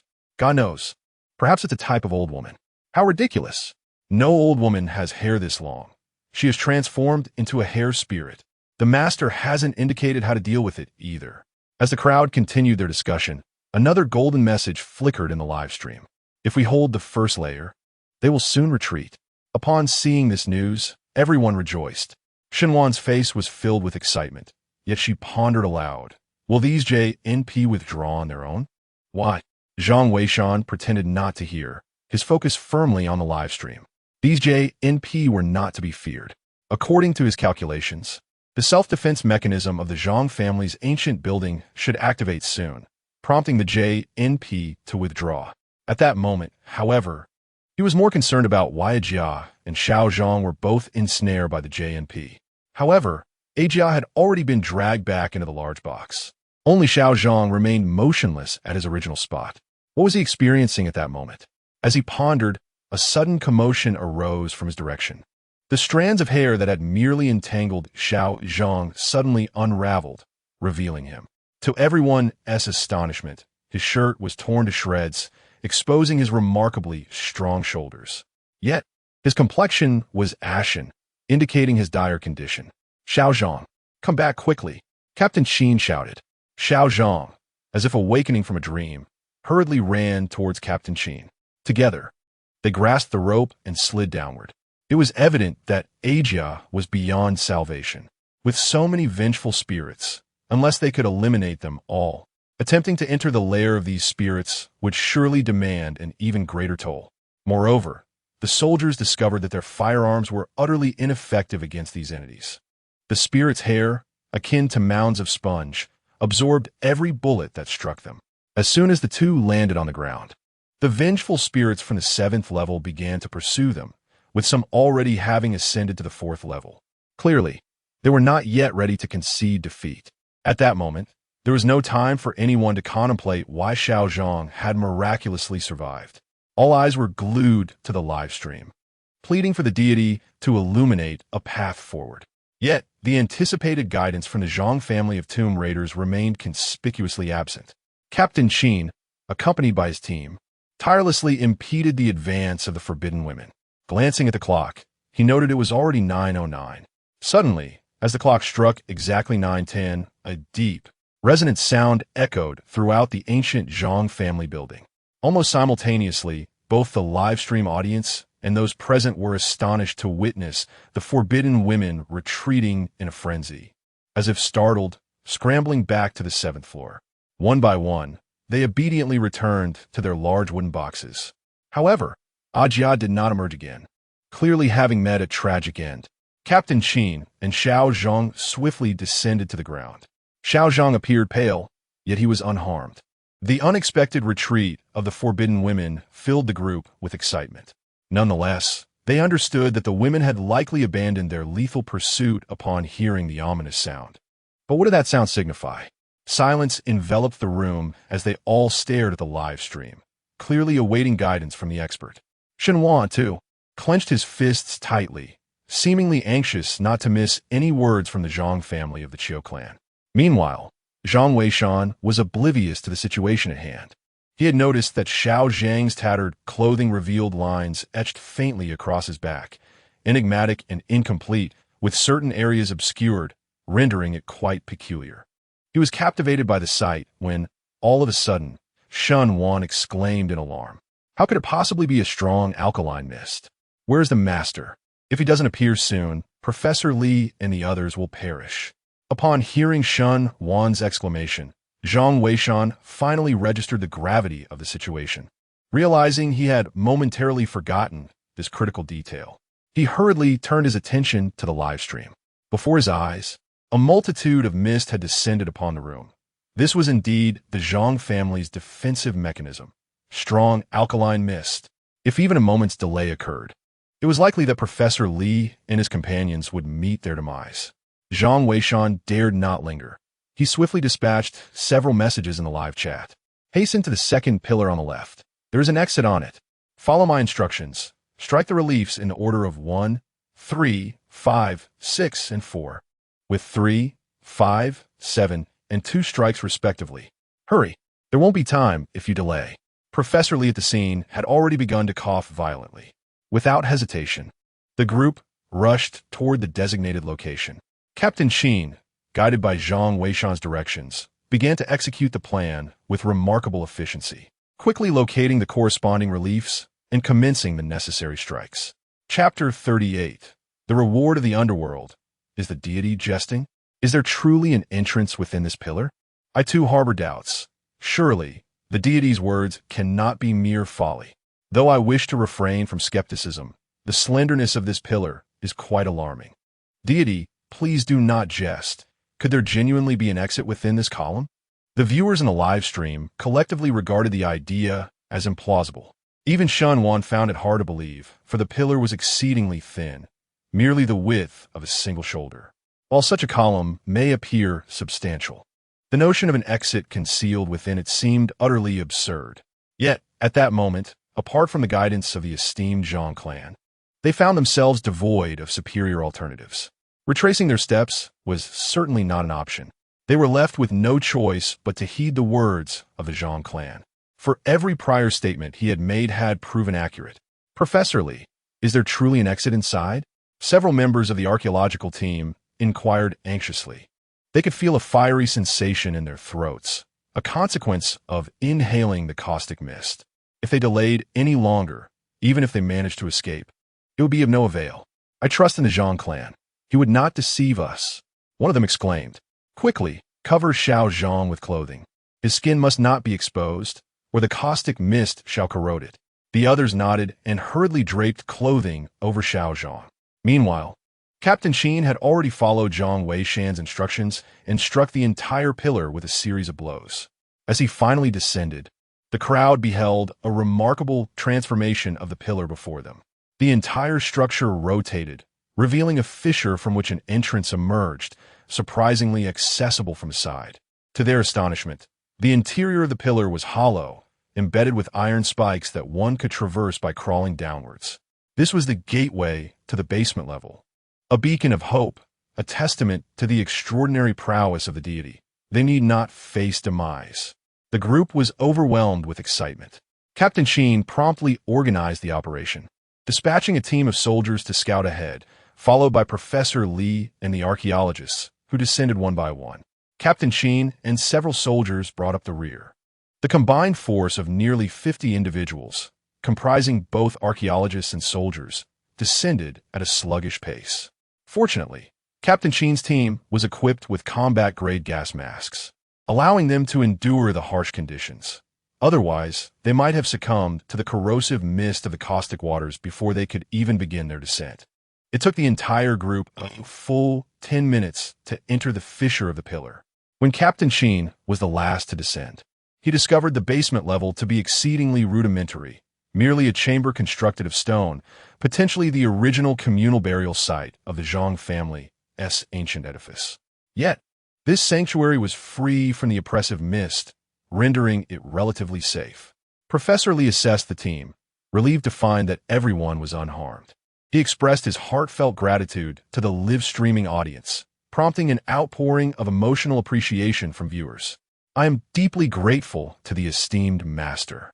I am truly in awe of him. How dare anyone disregard the master's words in the future? I would not hesitate to confront them. I wholeheartedly agree. It is always the master who comes to our rescue. Why are you all so disobedient? I propose that we should have the master lead us personally next time, as this would mitigate our losses. While I concur, is it truly feasible for the master to attend? At this point, silence fell over the live stream. Even the esteemed Professor Mu from the Archaeological Institute personally extended an invitation, yet there were no results. What more can we expect from us, the online community? Clearly, wishing for the master to take charge is not something that can be achieved through mere requests. If the master is unwilling to emerge, no amount of pleading will suffice. Suddenly, Shunwan interjected in the live chat. Let us not be so harsh. We are already immensely grateful for the master's guidance. Everyone has their own choices. We should not impose upon him. Wan is right. We cannot engage in moral coercion. Indeed, the master has already done more than enough. We are grateful to the master. We bow in reverence. Zhang Weishan, of course, noticed these comments. Yet he maintained his stance that the time was not right. Observing a slight relaxation in the atmosphere, he sent out a message. Let us take a 5-minute break. But we must depart swiftly. There are perilous alkaline mist traps ahead. After sending the message, he rose to go to the restroom. The viewers in the live stream, upon reading this, felt their previously relaxed mood tighten once more. Master, please do not say such things. There is still danger lurking. The esteemed master, please elucidate. Are you still present? The archaeological team is truly facing immense difficulties. My heart aches for them. Professor Lee, persevere. You shall undoubtedly emerge safely. Shunwan had initially breathed a sigh of relief, yet upon seeing Zhang Weishan's words, her anxiety surged once more. Hurry, be cautious not to miss the master's guidance. Seeing Zhang Weishan heading toward the restroom, Shunwan called out. She couldn't shake the feeling that Zhang Weishan appeared utterly unfazed. Yet, he did not seem to be a person of indifferent temperament. Could it be that his courage surpassed that of ordinary men? Thus, he remained unperturbed in such a tense situation. Shunwan was baffled. Zhang Weishan, however, was oblivious to her thoughts. He was acutely aware that the archaeological team faced a pressing timeline. They needed to exit swiftly, otherwise the perilous alkaline mist traps would claim their lives. Yet, Zhang Weishan's mind lingered on another matter, the rewards from the system. Following his guidance, he pondered what rewards awaited him. He had noticed that since the archaeological team arrived at the Zhang family ancient tower, the rewards had significantly improved from the black gold ancient blade to the fake U seal. What would this occasion bestow? Indeed, the system did not disappoint him. As he stepped into the restroom, a voice echoed in his mind. Ding! Successful guidance of the archaeological team. Reward. The whisper of the underworld has been integrated. The whisper of the underworld? Zhang Weishan was taken aback, pondering what this entailed. The whisper of the underworld. Why had he never encountered such a term before? However, as a torrent of information swiftly flooded his mind, he grasped the essence of what the so-called whispers of the underworld entailed. The chronicles of the tomb offered no accounts of this enigmatic language. Yet the whispers themselves bore a record, elucidating that it served as a means of communication between the realms of the living and the dead. In simpler terms, it enabled one to comprehend the utterances of deceased beings and zombies. Reflecting on this newfound ability, Zhang Weishan felt a tinge of resignation. Having presumed that such a skill was non-existent in the tomb raiding techniques passed down by Liu, he recalled that in a novel from his previous life, the author had woven this ability into the narrative to accentuate the protagonist's formidable prowess, rendering it a mere fabrication. To his astonishment, the system had bestowed this ability upon him. This revelation, albeit peculiar, proved to be quite advantageous. Despite its cryptic name, the so-called whispers of the underworld or corpse language was fundamentally rooted in the capacity to communicate through the biological electric signals emitted by zombies at the moment of their resurrection. The essence of this communication lay within the realm of bioelectric exchanges. However, given the scarcity of zongzi in the Zhang family's ancient tower, the practical application of this ability seemed limited. Nevertheless, should he venture into a tomb in the future, this skill would undoubtedly be invaluable. Glimpsing at the time, he noted that nearly 5 minutes had passed, prompting him to turn and exit the restroom. The path ahead for the archaeological team remained perilous. Chapter 39. Ingeniously unraveling the mystery of the self-formed stone, underground level of the Zhang family ancient tower. Captain Qin, accompanied by his soldiers, conducted a thorough survey of the surrounding area. They discovered that this tomb chamber was remarkably small. Although they were not archaeologists, their frequent excursions with Professors Li and Chun had afforded them considerable insight. It was indeed their first encounter with a burial site of such diminutive proportions. Brufasoli, this place is rather peculiar. Can you discern anything from it? I need to arrange for a proper response on my end, Captain Qin inquired, harboring an unease about the unusual circumstances. Professor Li surveyed the surroundings with a discerning gaze before responding. This locale is relatively untroubled, as it is fundamentally a collective burial site in the form of an ancient tower. Such architectural designs are rare. However, the presence of a pagoda suggests a conventional layout. This ancient tower likely conceals a vertical burial site. A vertical burial site, as the name implies, consists of graves that are stacked upon one another. This type of burial is commonly found in the ancestral graves of smaller families, where the remains of elder ancestors are interred deeper, while later generations are laid to rest at shallower depths. This practice often results from the fact that ancestral tombs may have remained undisturbed for many years, leading to deteriorating conditions below. Hence, unless absolutely necessary, one would typically refrain from disturbing the mounds of their forebears. It is probable that beneath this Zhang family ancient tower lie the ancient graves of some of the most venerable members of the Zhang lineage. Subsequently, the later descendants erected the Zhang family ancient tower as a collective burial site above them. Professor Li gestured toward a stone door ahead, indicating its significance. We are likely situated in the antechamber. Beyond the stone door may lie the main hall. Such a layered burial chamber is not likely to contain many rooms. Yet its depth is quite profound. It is regrettable that Mr. Zhang has urged us to leave promptly. Otherwise, there are numerous areas within this ancient tomb that remain unexplored. We shall have to await future opportunities to return. Captain Qin nodded, noting that if there are only 2 chambers, his burden would be somewhat alleviated. The viewers in the live stream were quick to express their admiration. Professor Li truly deserves his title. Without your elucidation, we would be utterly oblivious. Indeed, after all, they are a professional archaeological team. Professor Li, considering your extensive knowledge of this place, why not simply open the stone door? Yes, if you could open it directly, we wouldn't waste time when the expert arrives. Exactly, I concur. Professor Li observed the discussions in the live stream, shaking his head with a hint of exasperation. Captain Qin, puzzled, inquired, Professor, is there a dilemma? Professor Li gestured dismissively, stating, this stone door is likely a self-closing mechanism. Such a contrivance is remarkably intricate. Once sealed, it is exceedingly difficult to open from the outside. It is said that in ancient times, there were extraordinary individuals capable of unlocking it. Yet our archaeological techniques in China have suffered significant setbacks. Regrettably, in the past, we have resorted to explosives to breach such self-closing stones. Captain Qin, upon hearing this, quickly grasped the implications and responded accordingly.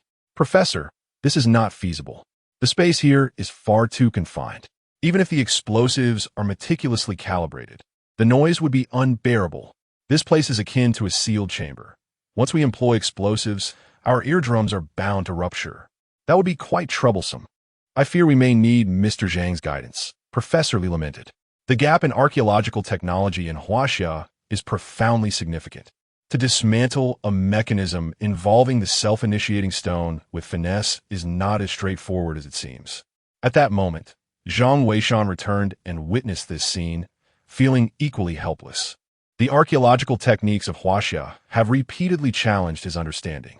Yet, upon reflection, it makes sense. In ancient times, unraveling the mysteries of the self-initiating stone was the forte of the renowned Fakyu Tianguan and the Moken Xiaoyi. Unfortunately, these two sects have been extinguished in Huaxia, leaving no legacy behind, which is quite understandable. As Zhang Weishan pondered, Shenwan glanced at the computer, expressing her frustration. My teacher once mentioned that although explosives can indeed breach the self-initiating stone, it would severely damage the other artifacts within the ancient tomb. The design of the self-initiating stone was a directive from the laborers of yore, and attempting to dismantle it with finesse is exceedingly challenging. Challenging? Perhaps it is encapsulated in that saying. What is difficult for some is not so for others, Zhang Weishan replied with a smile. Can you do it? Shenwan quickly turned to Zhang Weishan. He hesitated for a moment, realizing he nearly let slip too much, and quickly corrected himself, saying, I believe it is not insurmountable. If granted time for research, I may discover a solution. However, it appears that the moment has arrived. The master is expected to emerge and provide guidance. Upon hearing that the master was about to make an appearance, Shenwan hastily turned back to the computer. Almost simultaneously, several golden comments began to flood the live broadcast. Prepare a hook and an additional support, as illustrated, to unlock the faucet stone. Image. 2 comments appeared, the latter prominently displaying a rudimentary hand-drawn diagram. This drawing, created on a mobile device, was evidently quite rough. Nonetheless, the message conveyed by the illustration was exceedingly clear. Professor Li and the viewers in the live stream merely glanced at the content of the image and instantly understood how to decipher it. Impressive. Truly remarkable. Mr. Zhang's expertise makes me feel humbled. Professor Li was so exhilarated that he nearly knelt down to pay his respects. The viewers in the live stream were equally stirred. The master is incredible. Even the illustration has been shared. Wow, I can comprehend this diagram. It's astonishing. The master is indeed extraordinary. This single image has resolved the archaeological team's dilemma, and they have now acquired the means to unlock the faucet stone. Indeed, this is an immense treasure for the field of archaeology. Unbeknownst to Zhang Weishan, the excitement was not confined to the live stream. Even far away at the scene, Shenwan received a phone call from old Mu. Xiaowen, did you see the ingenious method he devised to unravel the mechanism of the faucet stone? This undoubtedly marks yet another significant breakthrough in the archaeological techniques of our esteemed Huaxia nation. Must I expound upon the importance of this individual to our archaeological community? It is imperative that Xiaowan exerts every effort to locate this elusive Zhang of the Fakyu lineage. Enough said. The method for deciphering the mechanisms of the stone must surely be recorded in our archaeological guidebook. Remarkable, simply remarkable. Although Chun remained silent, she grasped the weight of Mu Lao's regard for this Fakyu Zhang. Yet, the individual remains unwilling to reveal himself. Can Xiaowan truly find him? Chun was uncertain. Meanwhile, at the archaeological site, Professor Li and Captain Qin had already begun coordinating preparations for the tools necessary to unravel the mystery of the stone. In fact, the diagram sent by Zhang Weishan was a remarkably straightforward line drawing, yet it elucidated the principles behind the stone and Oppo's mechanism with clarity. Furthermore, it meticulously detailed the method for its resolution. The so-called stone, in essence, is merely a pillar positioned at an angle at the entrance, designed to facilitate the opening of the stone door. While it may sound challenging, the actual process of breaking it is not difficult at all. As Zhang Weishan previously stated, what is difficult for the unskilled becomes effortless for the adept. Chapter 40. The coffin blocks the path. The whisper of the underworld reveals its power. The so-called self-placing stone is, in essence, a stone pillar that is slanted to secure the stone door behind it. The door is designed as a double opening model. Thus, the self-placing stone is necessarily modest in size. At the point where the two doors come together, there are also grooves on either side. The self-placing stone fits snugly into these grooves, with the stone pressing firmly against them. A stone pillar with a width no greater than that of a palm suffices to prop open the two doors. Moreover, it is customary to set additional mechanisms behind the self-placing stone. Consequently, if one were to blast the stone door open with explosives, triggering these mechanisms, even if no harm befell a person, numerous artifacts within the ancient tomb would be irreparably damaged. This further underscores the significance of skillfully overcoming the self-placing stone. To master this challenge, two essential tools are required. The first is a support object, and the second is an implement known as a crooked nail. The support could be a wooden board or any other object that could be inserted through the crack of the door to prop the stone pillar behind it. The ingenuity lies in the second tool, the crooked nail. If one relies solely on the support to elevate the stone pillar, it would inevitably topple, triggering the mechanisms.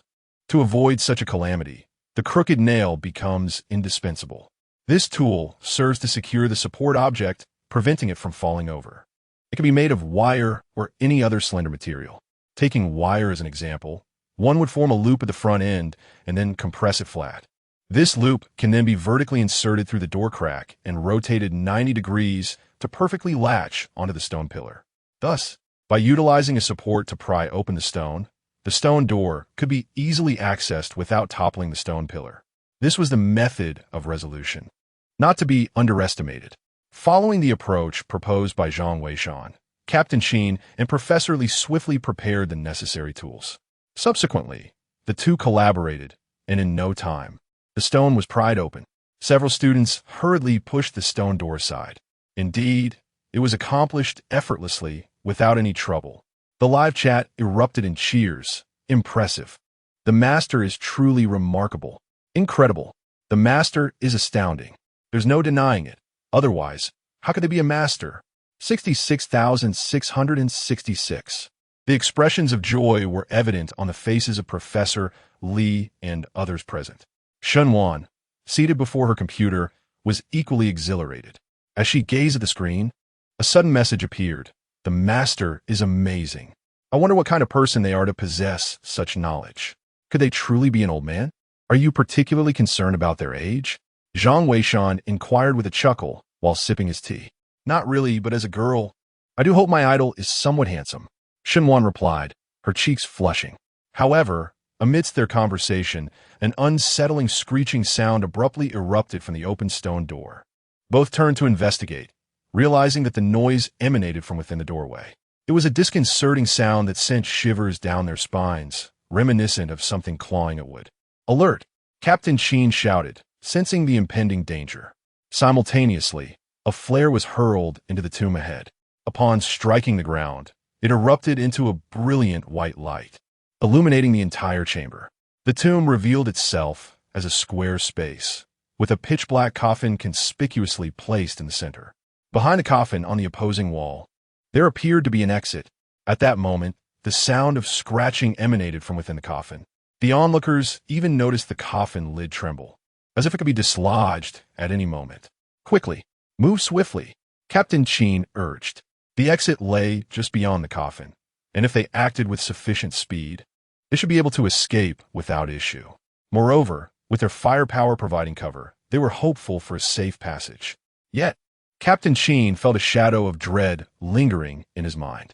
Before embarking on this archaeological expedition at the Zhang family ancient building, he had participated in another dig near Pingnan, where they had encountered a zombie.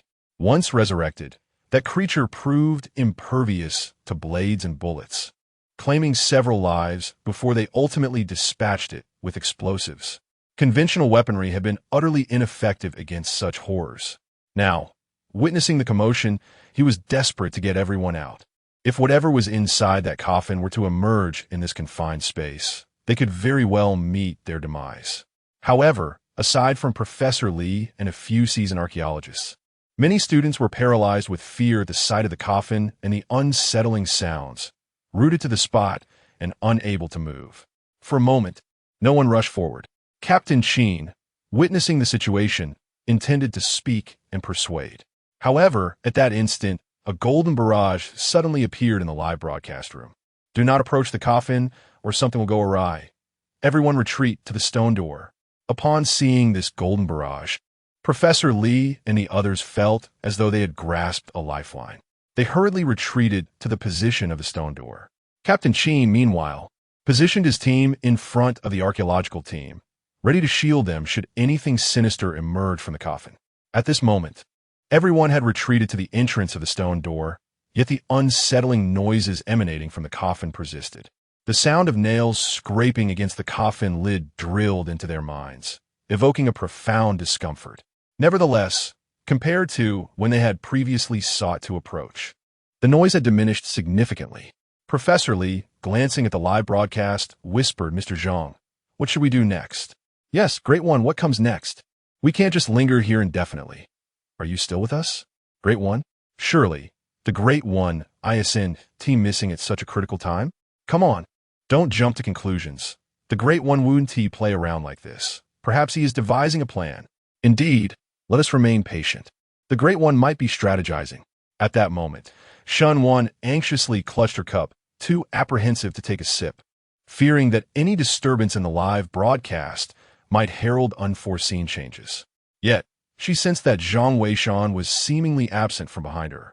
Upon glancing over, I was nearly rendered speechless. There lay Zhang Weishan, reclining in an armchair, eyes closed in apparent repose. How utterly unperturbed he seemed. Shun Wan mused. One could not fathom the workings of Zhang Weishan's mind. In such a tense moment, he appeared completely unfazed. Little did he know, Zhang Weishan was not truly resting. Rather, he was intently listening to the sounds emanating from the coffin. After receiving the language of the underworld, he had developed an acute sensitivity to the disturbances within these coffins. It was as though he could comprehend the thoughts of the restless spirits inside. Especially moments ago, upon hearing a noise from within, he immediately sensed a surge of information flooding his mind. The spirit appeared agitated for reasons he had yet to discern. In this moment of feigned tranquility, he was actually engaged in a meticulous examination of what had caused such unrest. The language of the underworld is a form of communication facilitated by bioelectric signals. The spirit's discontent manifested through these very signals. After a brief period of focus, a revelation illuminated his understanding. He grasped the essence of the spirit's turmoil. Simultaneously, he made a startling discovery and hurriedly sent 2 messages in the livestream chat. Chapter 41. Has the Great One erred in communicating with the dead? Everyone, step forward in succession before the coffin. Whoever can provoke the greatest reaction from what lies within shall have the privilege to draw blood and anoint the coffin, thus gaining passage. There is no other way. As soon as these 3 messages were broadcast, a wave of bewilderment washed over the crowd. Draw blood? Approach? Great One, are you jesting? Goodness, is this not courting disaster? How can we approach as if we are recognizing our kin? What if it transforms into a corpse? Great One, let us not indulge in such folly. Perhaps we should allow Captain Sheen to suppress the situation instead. Indeed, Great One, you must be joking. The viewers in the live stream were incredulous about Zhang Weishan's words. The corpse within the coffin seemed on the verge of transformation. To draw near now would surely be tantamount to seeking one's own demise. However, Shen Wan furrowed her brow and remarked, "Do you truly believe the Great One would jest? I am convinced he possesses his own rationale. To refrain from this course of action may pose an even greater threat. Indeed, I concur. The Great One has never deceived us." Precisely. Without the Great One's guidance, would the archaeological team have reached this point? Soon, voices of agreement echoed in the live stream. While some expressed their belief, others remained skeptical. Meanwhile, on-site, Captain Sheen and Professor Lee exchanged apprehensive glances upon hearing Zhang Weishan's pronouncement. Professor Lee, a steadfast believer in the Zhang family of tomb raiders, found the proposed solution rather peculiar. Unable to contain his curiosity, he inquired, "Mr. Zhang, could you elaborate on your reasoning? My heart is indeed heavy. Mr. Zhang, could you kindly enlighten us on the reason?" Captain Sheen inquired earnestly. Yet, deep down, they harbored little hope, for the Zhang family of the Fakio lineage had always been reticent in addressing such inquiries. They merely offer guidance, leaving it to individuals to either heed or disregard their counsel, for ultimately, it was a personal choice. To their astonishment, this time, the Fakio Zhang family actually responded. The golden barrage of messages soon illuminated the screen again. The corpse within this coffin succumbed to the poison of the dead. Your arrival has agitated the poison within him, and he can no longer suppress it. This corpse is likely an ancestor of the Zhang family. He senses that someone among you can help him subdue this poison. Thus, he implores your assistance, for should the poison erupt, none of you will escape. The fake Zhang family elucidated with remarkable clarity. However, the onlookers found themselves utterly bewildered, unable to grasp the meaning behind his words. Great sage, have you perhaps indulged a bit too much? How did you deduce all of this? Indeed, it feels as though you are weaving a tale of your own. Wait, the sage was silent for quite some time. Could it be he was communicating with this Zongzi? Goodness, how absurd. The sage wasn't even present. Any communication could only be one-sided listening. Listening? And you believe he could comprehend the sound of nails scratching the coffin? What do you take the sage for? Professor Lee gazed at the live stream, utterly confounded.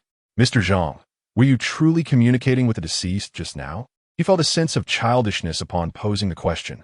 How could this possibly be true? Yet, the subsequent response from Zhang Qiusha profoundly reshaped his understanding. The corpse poison is indicated by the presence of a green liquid beneath the coffin. This signifies the infiltration of poison into the marrow. Moreover, this is not merely a form of communication. The noise is generated by the biological electricity emitted by the zombie. With sufficient experience, one will naturally comprehend its intentions. You must assist him, or none shall escape. Time is of the essence, so commence without delay. After dispatching these 3 messages, regardless of the inquiries from the viewers in the live stream and Professor Lee, Zhang Weishan chose not to respond. He had conveyed all that was necessary. The rest was now in their hands. To be candid, Zhang Weishan harbored a lingering question himself.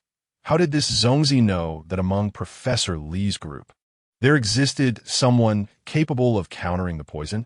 And who might that individual be? His curiosity was piqued. It seems the master is quite serious.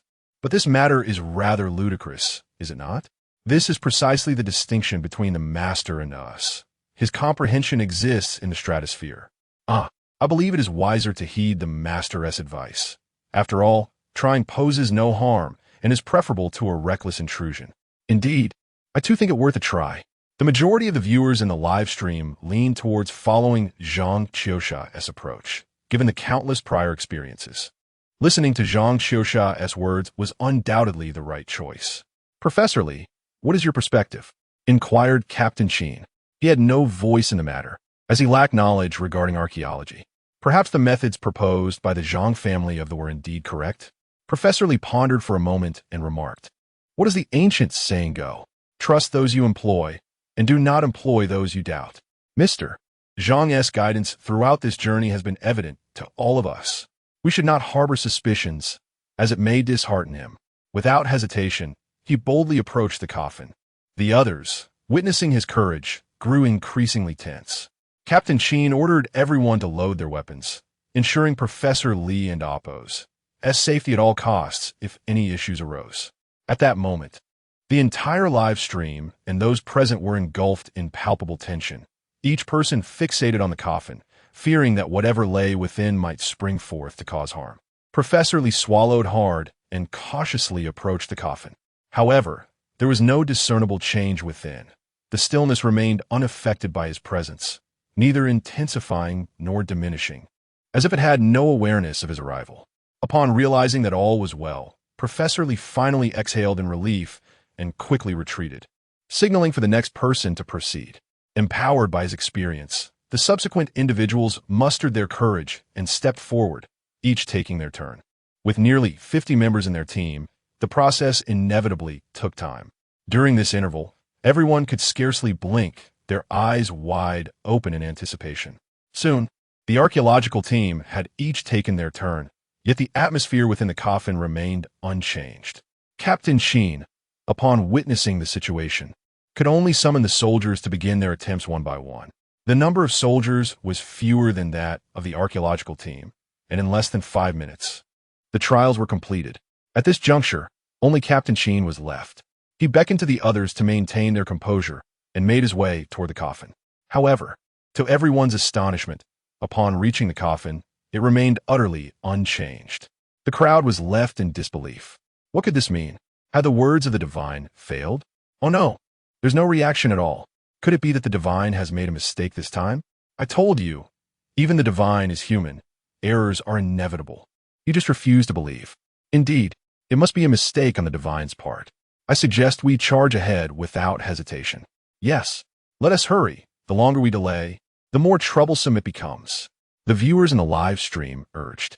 However, seated before her computer, Shunwan suddenly discerned an issue. She hurriedly sent a message in the live stream chat. Wait, Professor Lee, you've overlooked someone. Xiaozhang hasn't tried yet. Professor Lee, did you see that? Fearing that Professor Lee might miss her message, Xinwan quickly sent a private note to Yun. Since Yun had been attentively watching the live stream, upon receiving Xinwan's message, she promptly alerted everyone in the chat. Professor Lee, you've forgotten someone. Your student Xiaozhang hasn't attempted yet. Chapter 42. Xiaozhang's bloodletting reveals a Qilin tattoo. At this moment, Professor Lee was on the verge of despair when he suddenly heard Yun's voice, causing him to pause in astonishment. Indeed, Xiaozhang has yet to try. Xiaozhang, how are you faring? Professor Lee hurriedly approached him. Earlier, Xiaozhang had sustained injuries on the 7th level, leaving him quite feeble. Moreover, the subsequent exposure to the strong alkaline mist in the drum tower, especially since he was upper body bare, had a significant impact on him. Even after someone draped a garment over him, his upper body bore the severe burns from the caustic mist, rendering his skin a fiery red. Thus, he had remained at the back of the group until now. Whereupon they stopped, he leaned against the wall to rest. Only upon hearing the call did he manage to stand up with some effort. Xiaozhang, are you all right? Professor Lee inquired anxiously. He was the only surviving student among those he had brought along. Each time he laid eyes on Xiaozhang, memories of his deceased students flooded back, and tears brimmed in his eyes. Teacher, I am fine. I shall give it a try. Xiaozhang replied, his voice somewhat frail. He then made his way towards the coffin, step by step. At this moment, everyone else had already attempted their turn, so as he approached, a tense silence enveloped the group, all eyes fixated on him. They were eager to see if he was indeed the one the deity had spoken of, capable of aiding the spirit trapped within the coffin. Xiaozhang soon reached the coffin's front. However, the commotion within the coffin remained unchanged, and upon witnessing this outcome, disappointment washed over the crowd. At the same time, a thought emerged.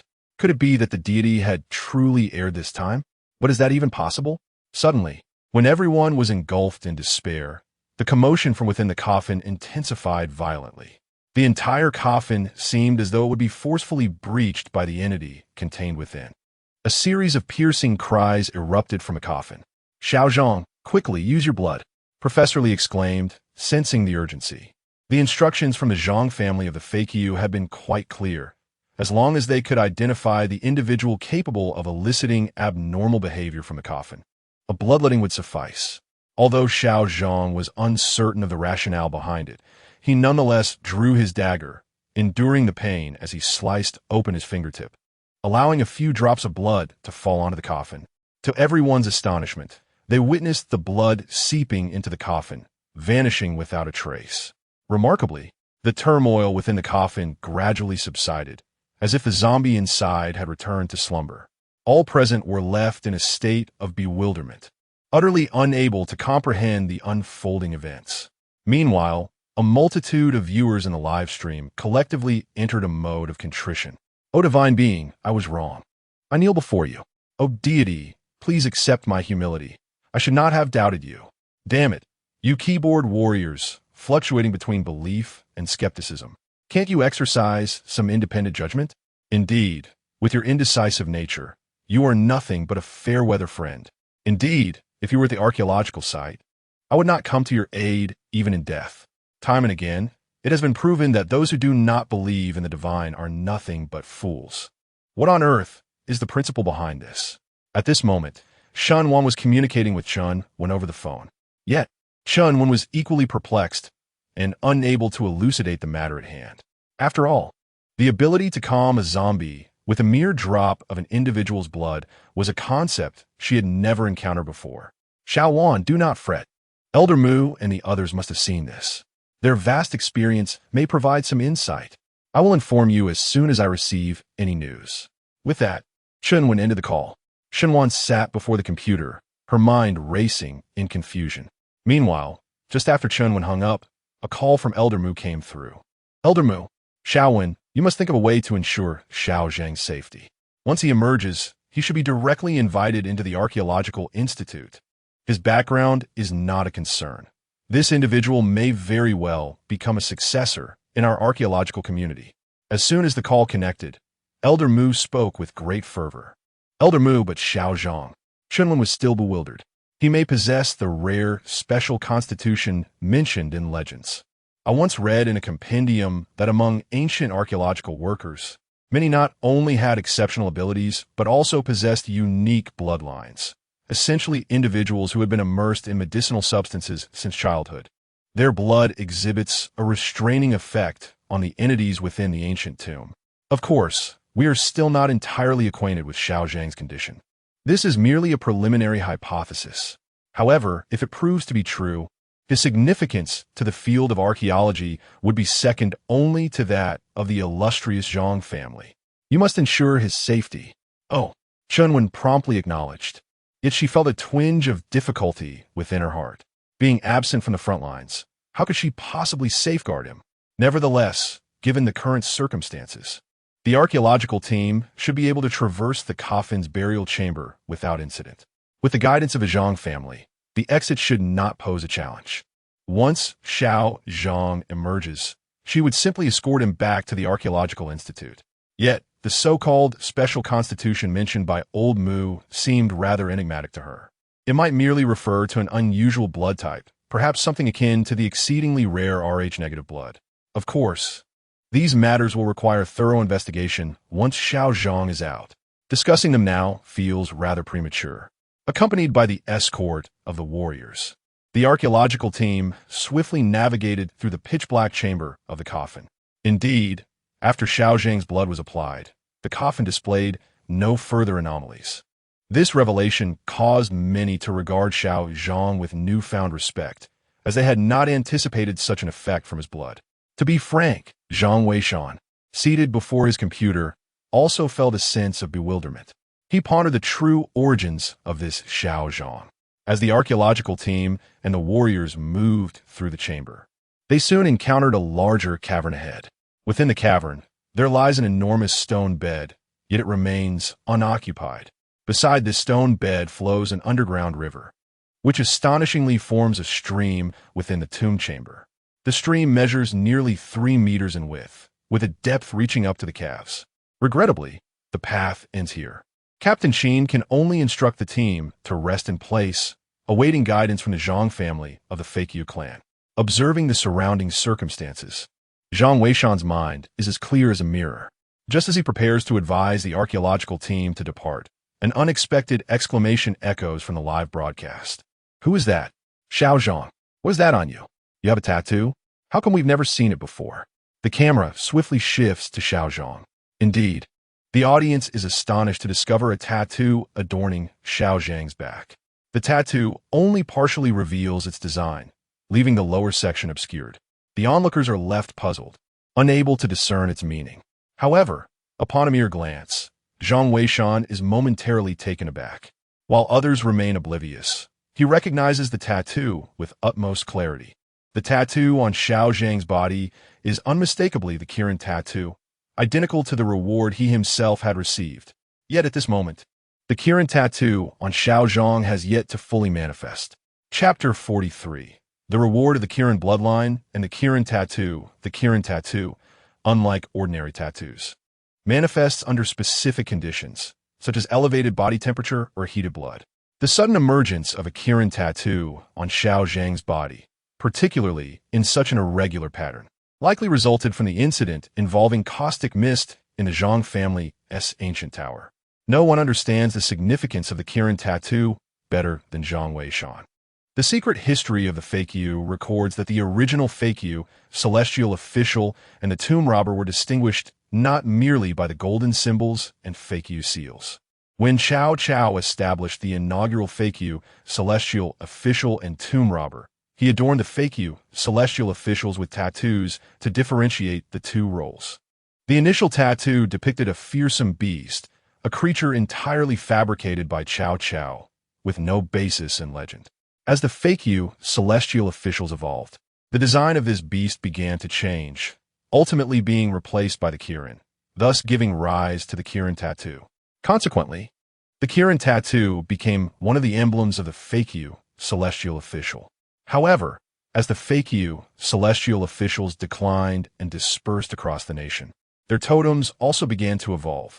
Some individuals preserved the Kirin tattoo, while others incorporated various elements, resulting in the creation of the Cheongchi tattoo. Despite their striking resemblance, the two tattoos can be indistinguishable to the untrained eye.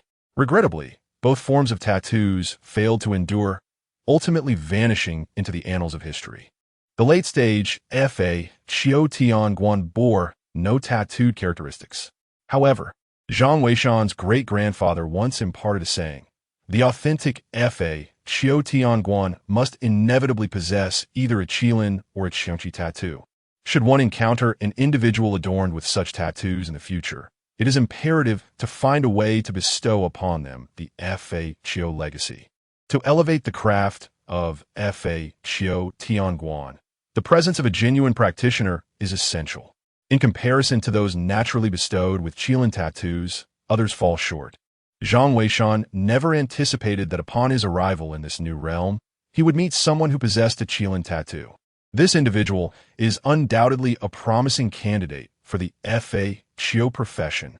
Should he succeed in imparting the legacy to him, it would contribute significantly to the Fa Chiao lineage, preventing its complete extinction upon his demise. Yet, upon reflection, Zhang Weishan understood that no matter how promising a candidate may be, they remain merely a seedling. He was fortunate to have the assistance of the system, which facilitated his rapid advancement. However, for young Zhang, achieving the level of Fa Chiao Tianguan would likely require a considerable journey ahead, fraught with challenges and obstacles. Such a promising talent must not be allowed to wither prematurely. For the first time, Zhang Weishan found himself contemplating the desire to be present at the scene. Encountering such a remarkable candidate is a rare occurrence he does not wish to miss. Yet, he is also aware that haste is unwise and careful deliberation is necessary. "Zhang Weishan, what kind of tattoo is that? Being a male, do you know?" Shenwan interjected with a screenshot and approached Zhang Weishan. Zhang Weishan glanced at it and replied, "It might be a Qilin or perhaps a Cheongchi. They bear a striking resemblance." "Qilin and Cheongchi? It does seem plausible. Let me investigate," Shenwan exclaimed, returning to search online. Meanwhile, Zhang Weishan observed the live stream.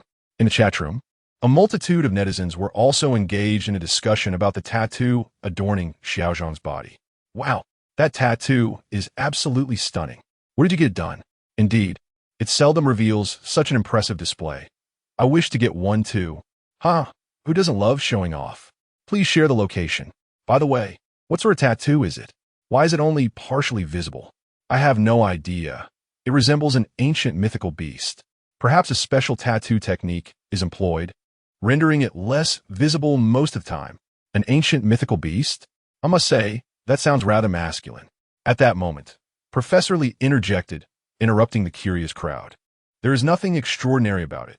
Xiaozhang is not a student from the Archaeology Institute, and I discovered it among the ethnic minorities. Perhaps there is a local tradition of tattooing? There is no need for such astonishment. Finding an exit should be our priority." The crowd nodded in agreement and commenced their search for an exit. However, while it was easy to mention, locating one proved exceedingly challenging. After a prolonged search, they found little. Ultimately, they placed their hopes on the Zhang clan of the Fa Chiao. Yet, at this moment, Zhang Weishan had no intention of taking action. First, the members of the archaeological team, having journeyed tirelessly, now find themselves in need of a brief respite, for the path ahead promises to be even more perilous. Second, he awaits his reward. Xiaozhang's discovery had been a serendipitous stroke of fortune, and he is eager to learn what rewards the system shall bestow this time.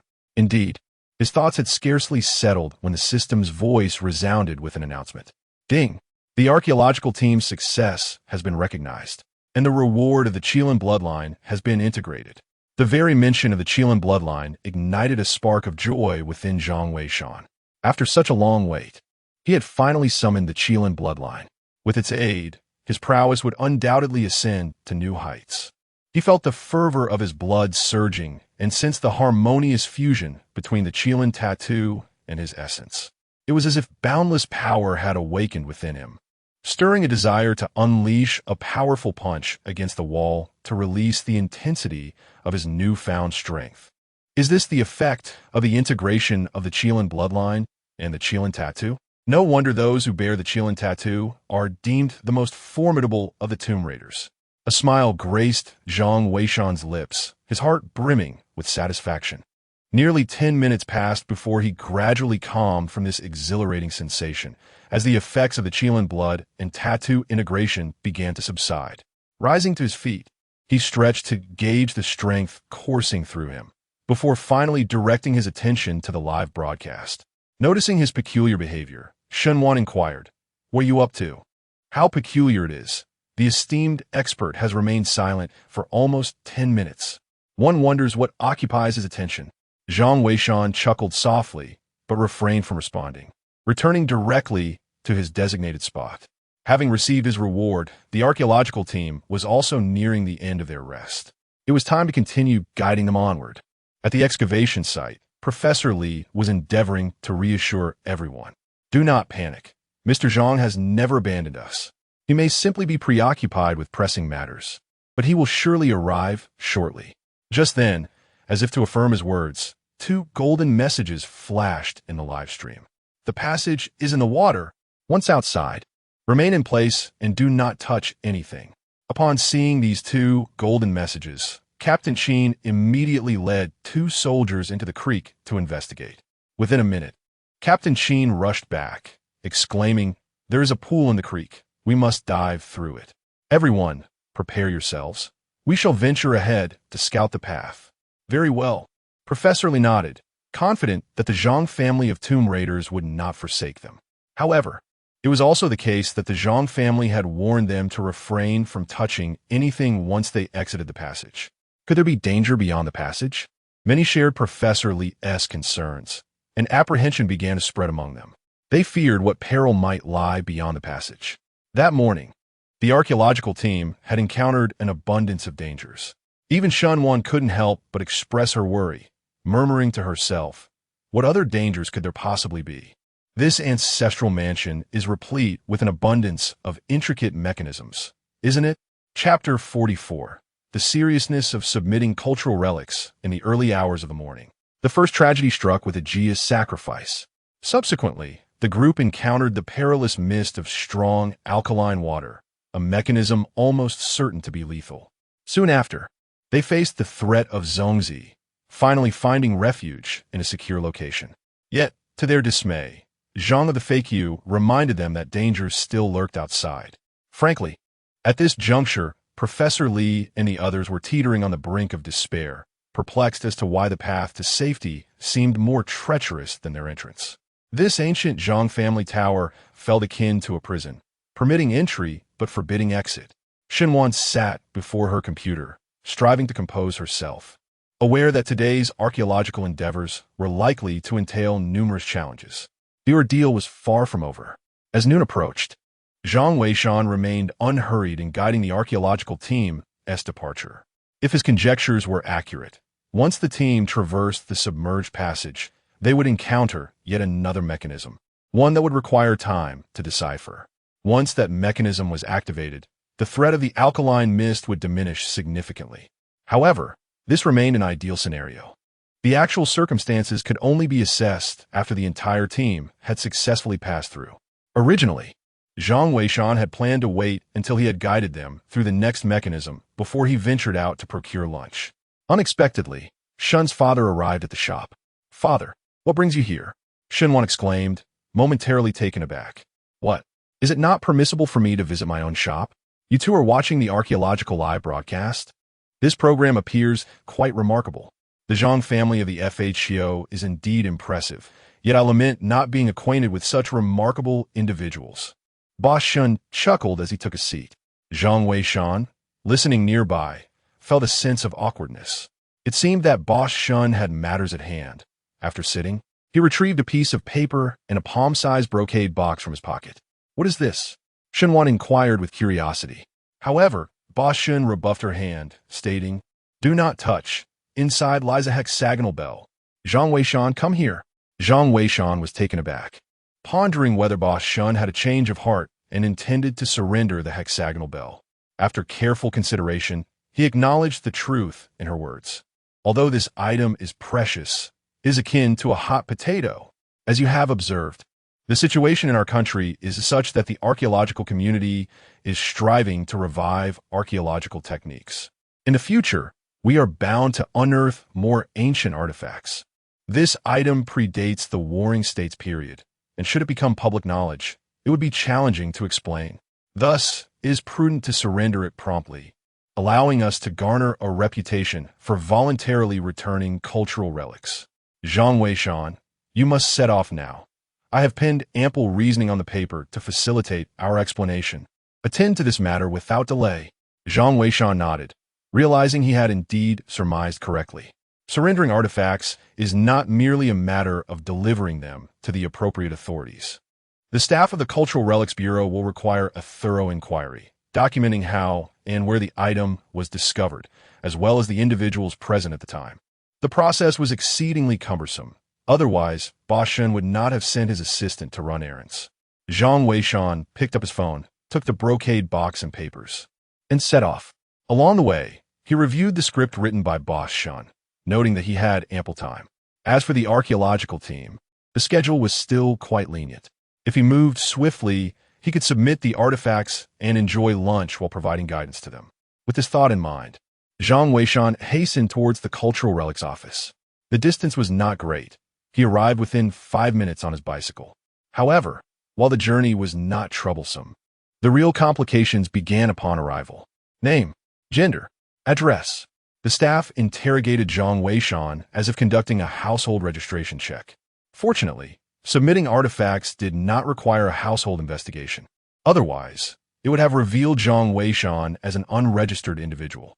He began to respond according to the script he had prepared in advance. Luckily, it was nearing lunchtime, and the staff seemed eager to finish their shifts. The process had been significantly streamlined compared to before, allowing him to complete all formalities swiftly. Finally, she smiled at Zhang Weishan and said, "Mr. Zhang, I will now test the phone number you provided. This will facilitate contact should there be any rewards or follow-up matters." Zhang Weishan, feeling hungry and wishing to conclude the affair promptly, nodded in agreement. The staff quickly made a call, and upon hearing his phone ring, she nodded in satisfaction. "Good day, Mr. Zhang. My surname is Ding. You may call me Xiao Ding. You can save my phone number, and feel free to contact me regarding any other artifacts." Zhang Weishan glanced at the name tag of the individual before him, which read Ding Sile, and casually updated the contact details. After leaving the Cultural Relics Bureau, Zhang Weishan informed Boss Shun that the matter had been resolved. In a good mood, Boss Shun instructed him to take care of his own lunch, as he and Shun had already begun their meal.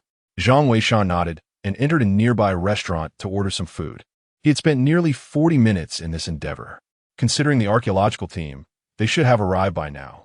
Opening his phone to check the live stream, he indeed saw Captain Sheen coordinating the final group of individuals through the secret passage. The archaeological team was quite large, comprising nearly 50 individuals, and not everyone possessed proficient swimming skills, which caused some delays.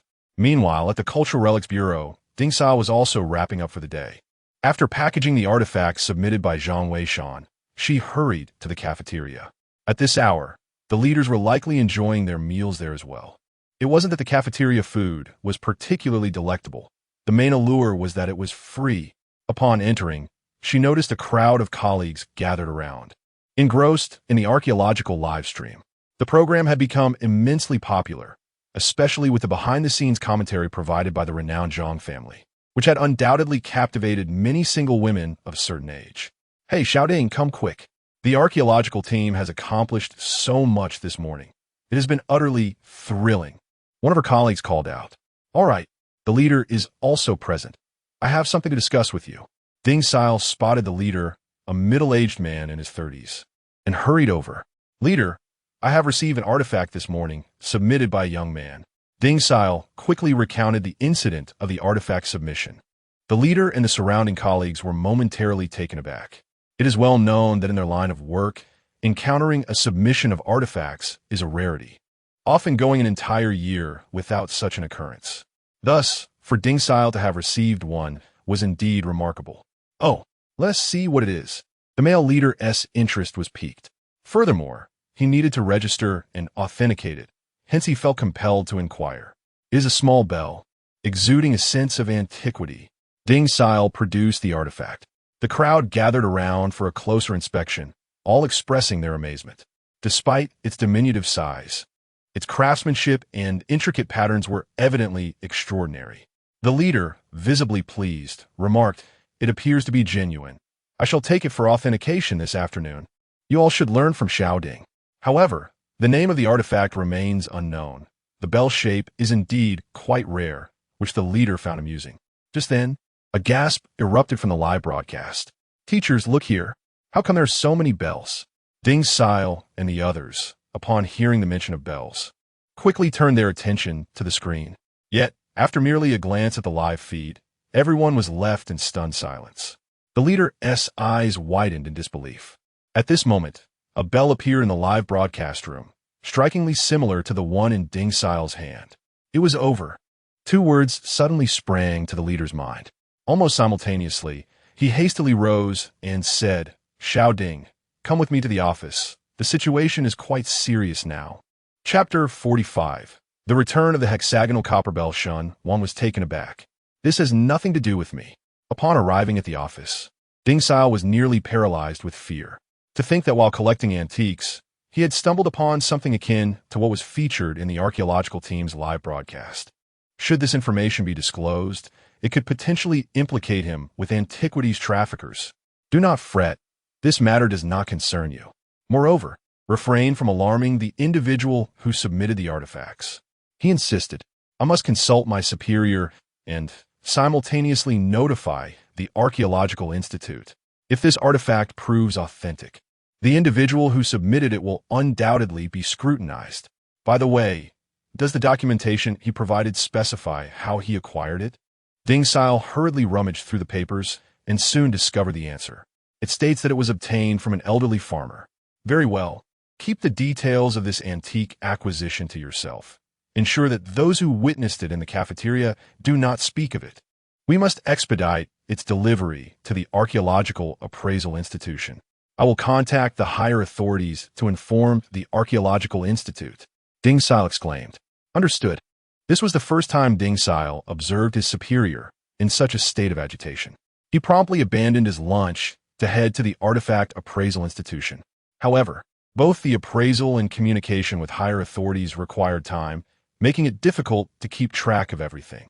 Meanwhile, at the restaurant, Zhang Weishan, halfway through his meal, noticed the archaeological team had traversed the secret passage. Just as he prepared to guide them, his phone flashed and then abruptly powered off. This left him utterly speechless. He had forgotten to charge it the previous night. However, the hour was still early, so he resolved to have a meal first, intending to offer guidance upon his return. As long as the archaeological team refrained from recklessness, safety was assured. At that moment in the shop, both Shen Wan and the shopkeeper were utterly taken aback upon seeing the bell in the live broadcast. "Father, are you certain that bell was not stolen from here?" Shen Wan gazed at her father, her face a portrait of astonishment. "What nonsense are you spouting? I am no thief, and as an archaeology student, how could I bring disgrace upon myself by engaging in such activities?" The shopkeeper hastily clarified. This item was indeed acquired from an elderly farmer, and it was not even found in the vicinity of the archaeological team's site. Shen Wan had merely inquired out of curiosity, naturally trusting her father. Yet, how had the archaeological team encountered such an object? She recalled Zhang Weishan's warning about its potential dangers. "Shen Wan, should we not inform the archaeological team? This item is perilous. Zhang Weishan mentioned its dangers previously," the shopkeeper urged. Shen Wan bit her lip and replied, "But who would believe me? What if I claim it was your assistant who said so?" The shopkeeper paused, acknowledging the truth in her words. If Shen Wan were to speak up, perhaps some would listen, but as for an assistant from the shop, their words held little weight. The archaeological team would be skeptical regardless. I shall discuss it with my professor later. After all, I intended to recommend Zhang Weishan to him last time. This might very well present an opportunity, Shen Wan declared. Regardless of the circumstances, it is essential to issue a reminder. What if the archaeological team encounters danger? I wonder if the esteemed expert will offer any words of caution. As Shen Wan glanced at the avatar of the Zhang family from the Fake Yu clan, which was grayed out, he pondered the whereabouts of the expert and why he had not yet returned. Shen Wan resolved that after the meal, he would discuss this matter with Chun Wan. Meanwhile, at the archaeological site, a group emerged from the waterway, their garments thoroughly soaked. They busily wrung out the water from their clothes. A few among them, swift in their movements, had already tidied up and proceeded to inspect the bell array blocking their path. The space they occupied appeared to be approximately 6 or 7 meters wide, and, judging by the depth, likely around 10 meters. Below lay a sizable pool of water, with a bridge spanning less than half a meter above it. On the opposite side, the exit could be faintly discerned. Yet within this cavern, threads crisscrossed in every direction, each adorned with countless bells. The bells hung silently, yet their sheer number sent shivers down the spine of those who beheld them.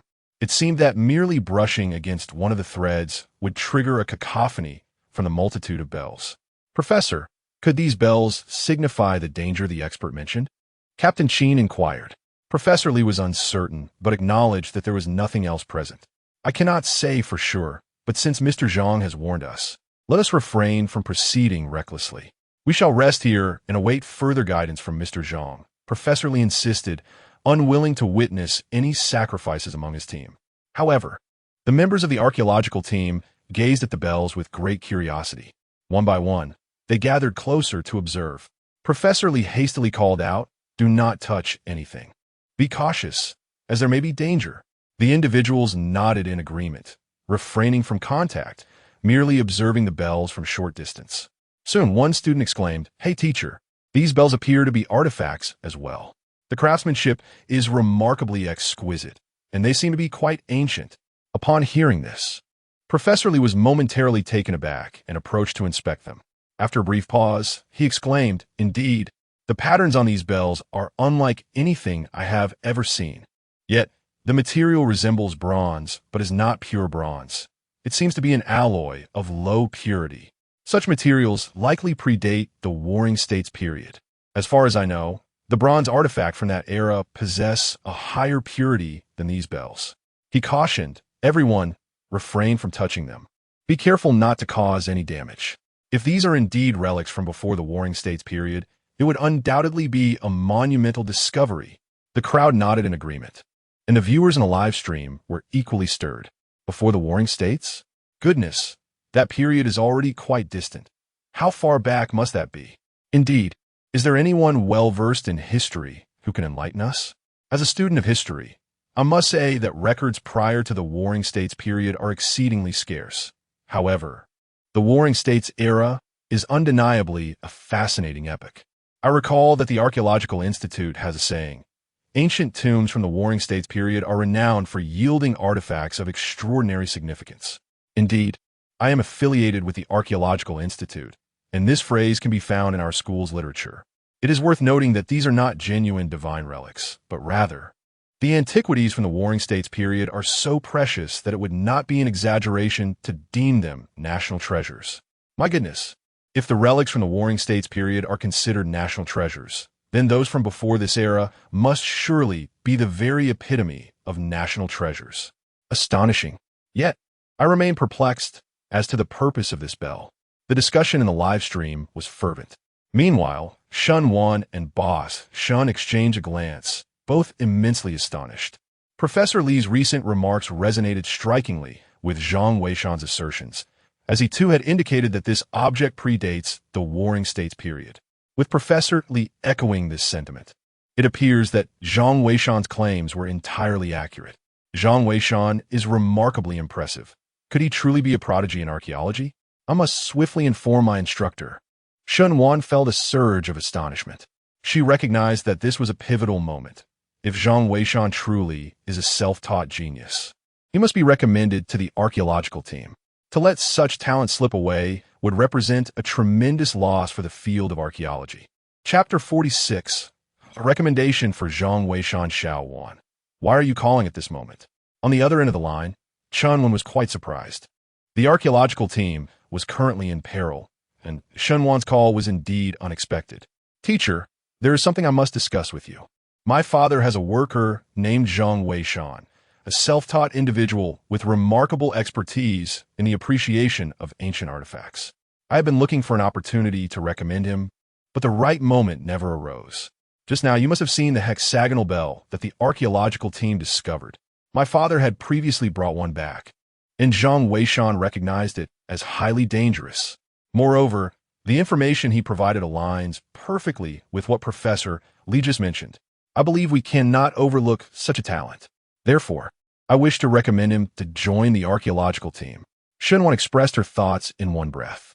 Chunwan nodded, fully aware of Shunwan's character. If this Zhang Weishan lacked genuine skill, even with strong connections, Shunwan would not extend her assistance. This indicated that Zhang Weishan might indeed possess real abilities. I understand. Xiaowan, once I finish my current obligations, I will meet with this Zhang Weishan. By the way, since you assert that he is so capable, having mentioned how to unravel the mystery of this bell, Mr. Zhang has yet to come online, and I am genuinely concerned about the safety of the archaeological team. He did not mention that. The teacher is back. I shall go and inquire right away. Do not hang up. Upon hearing the commotion outside, Shunwan rushed out with her phone in hand, just in time to see Zhang Weishan returning. Zhang Weishan, did you watch the live stream? The archaeological team has encountered that bell. However, my phone has run out of battery. What is their current situation? Zhang Weishan casually inquired while plugging his phone into a charger. They have not moved recklessly. Zhang Weishan, are you not knowledgeable about this hexagonal bell? Do you know how to decipher it? Shunwan eagerly asked. Zhang Weishan pondered for a moment and replied, it is quite simple. One either requires water or must shatter it. Shunwan was taken aback, not expecting Zhang Weishan's response to be so straightforward. On the phone, Shunwan expressed her dissatisfaction with Zhang Weishan's explanation. Xiaowan, perhaps he is merely proficient in antique appreciation. I have heard that there is an antique exhibition in Shihu City recently. You could take him to have a look. In truth, we are also in need of individuals skilled in antique appraisal. Shunwan nodded, understanding that Chunwan was not entirely pleased with Zhang Weishan's answer.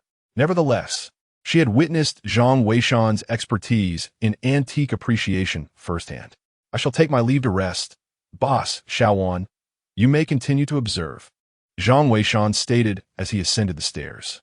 The archaeological team had waited long enough. He needed to provide guidance swiftly, lest complications arise later. Shunwan nodded, appearing somewhat disheartened. Zhang Weishan's capabilities had been witnessed by her, and she was truly reluctant to let such talent go to waste. As Shunwan pondered this, she was suddenly startled by Captain Qin's exclamation from the livestream. Professor, Mr. Zhang has logged in. The master has finally arrived. I've waited so long that the flowers have wilted.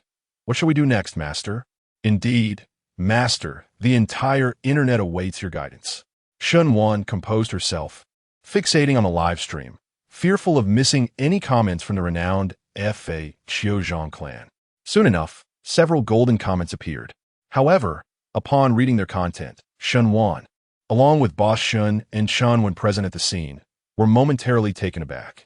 The golden comments read, there are two methods. The opposite wall has a mechanism. Finding a way to trigger, it will cause water to fill the entire cave, allowing for an exit. Secondly, breaking all the hexagonal bronze bells can also lead to an escape. I recommend the second option. This. Shunwan was instantly dumbfounded.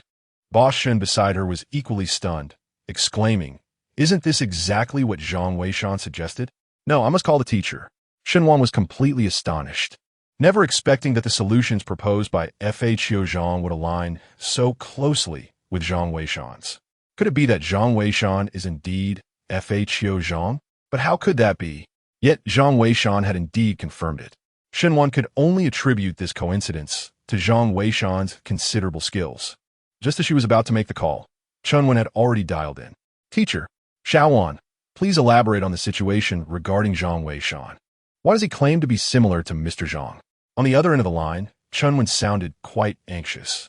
Shunwan hurriedly recounted Zhang Weishan's circumstances, concluding, "Teacher, Zhang Weishan is truly remarkable. His analyses are akin to those of the famed Zhang family of Fakeyou. This speaks volumes about his capabilities. You instructed me to locate the Fakeyou Zhang family. Yet that individual is elusive, akin to a dragon that is rarely sighted. Zhang Weishan is indeed a promising talent. We cannot overlook him. I understand the significance of Zhang Weishan. I will immediately inform Mr. Mu and the others, urging them to send someone to meet him. However, Xiaowan, you are aware of the pivotal role the Fakeyou Zhang family plays in our archaeological community. Therefore, we must not relax our search for him." Indeed, Shenhua nodded. She felt a surge of joy knowing that her teacher valued Zhang Weishan. After all, given Zhang Weishan's talents, it would be a tremendous loss if he did not join the archaeological team. After ending the call, Shunwan exchanged a glance with her father, and they promptly rushed upstairs to summon Zhang Weishan, who was resting in bed. Zhang Weishan looked at them in confusion. "Boss Xiaowan, what brings you here? Speak. How is your method similar to that of the Fakeyou Zhang family?" Shun, the boss, directly inquired. "Indeed, did you just watch the live stream?" Shenwan added. Zhang Weishan, feeling helpless, replied, "I did.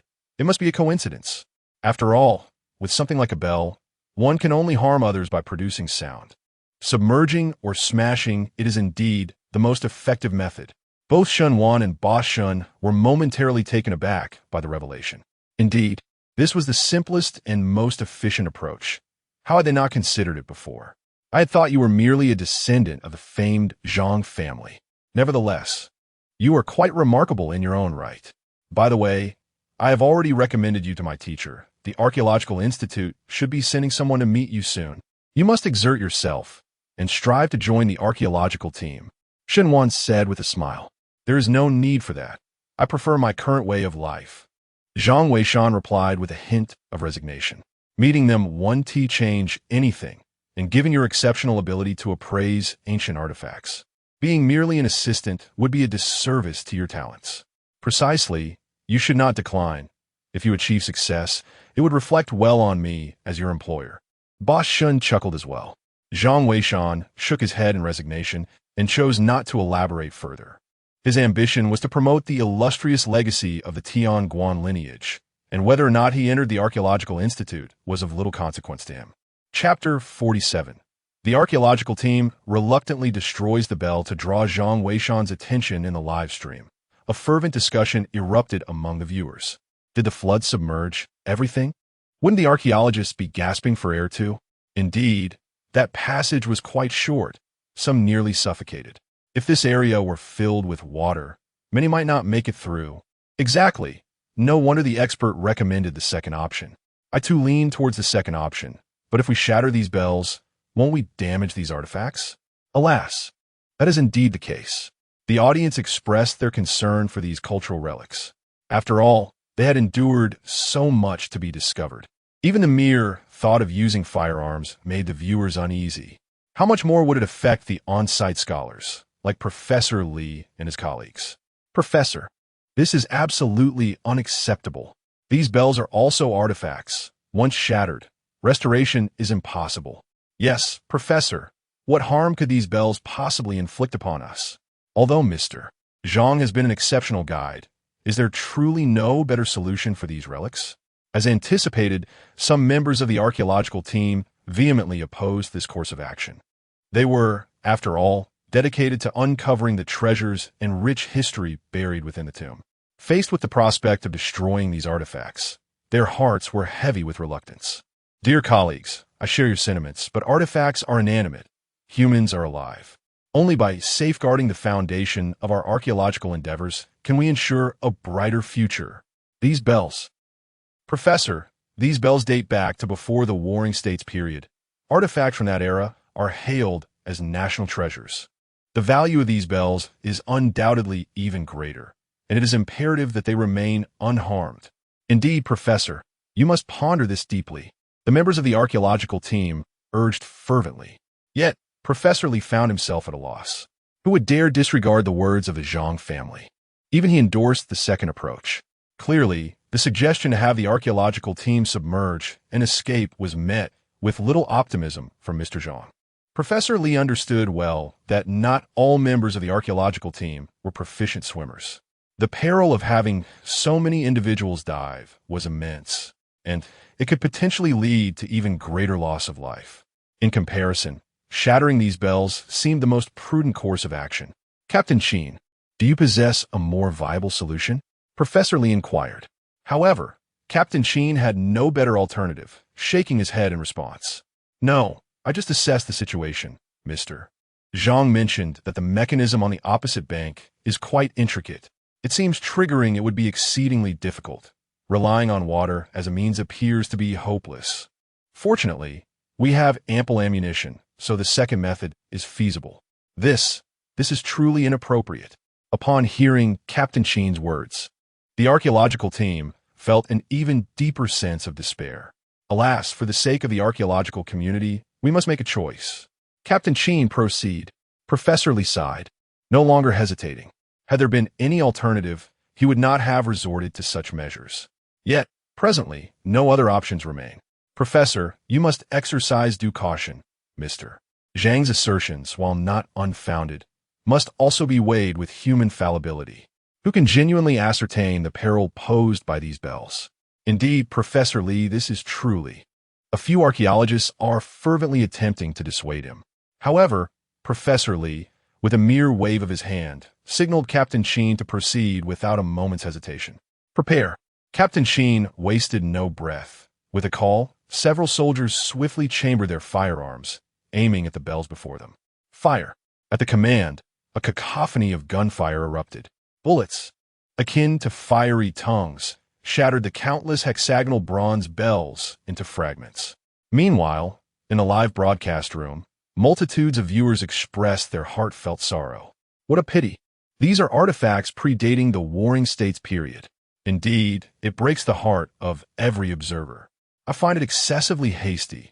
Surely, there must have been a compromise, like preserving half while destroying the other half. If only an expert were present, they would surely assert that these bells are highly dangerous. Danger? Huh, I failed to see it. I wonder how the experts arrived at their conclusions. Doubts began to surface in the live chat regarding Zhang Weishan's guidance. Nevertheless, Zhang Weishan, unconcerned, reclined in his bed, resting. Meanwhile, at the camp outside the archaeological site, Chunwen felt a sense of relief as the archaeological team continued to follow the guidance of the Zhang family. She took out her phone and called Old Mu. Is there something the matter, Xiaowen? Old Mu inquired as soon as the call connected. Yes, Old Mu, I would like to introduce someone to you. His name is Zhang Weishan, an employee of Xiaowan's father. He seems quite proficient in the appraisal of ancient artifacts. Chunwen hurriedly explained. However, Old Mu was taken aback by her words. What did you say? His name is Zhang Weishan? Is that so? Chunwen was momentarily stunned. Yet, Old Mu fell silent for a moment before responding. Xiaowen, I just received a call from the Cultural Relics Department. This morning, a young man named Zhang Weishan submitted an artifact, a bell, to be precise. Do you know anything about his character? Chunwen was taken aback. She realized that the artifact submitted was remarkably similar to one discovered in the live stream.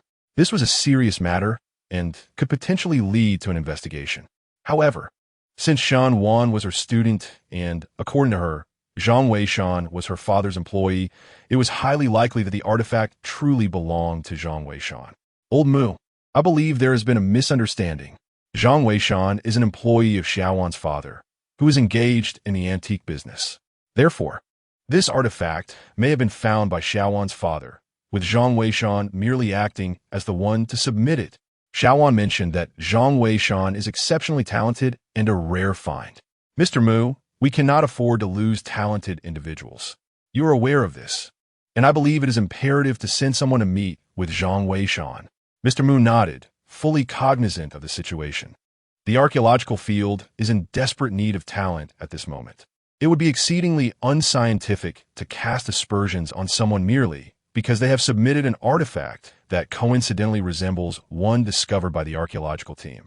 Furthermore, Zhang Weishan may very well be a prodigy in archaeology. Regardless, he has certainly captured my attention. I shall promptly dispatch someone to meet him. If he is indeed a talent, we will certainly welcome him into our ranks. As for the legitimacy of his submission, rest assured that inquiries will be made. By the way, is Xiao Zhang safe? You must ensure his safe return. Mr. Mu reminded. Do not worry. The Zhang family of the FHO has already issued a warning. Moreover, I must inform you that Zhang Weishan had proposed a method to deal with the bell before his association with the Zhang family of the FHO.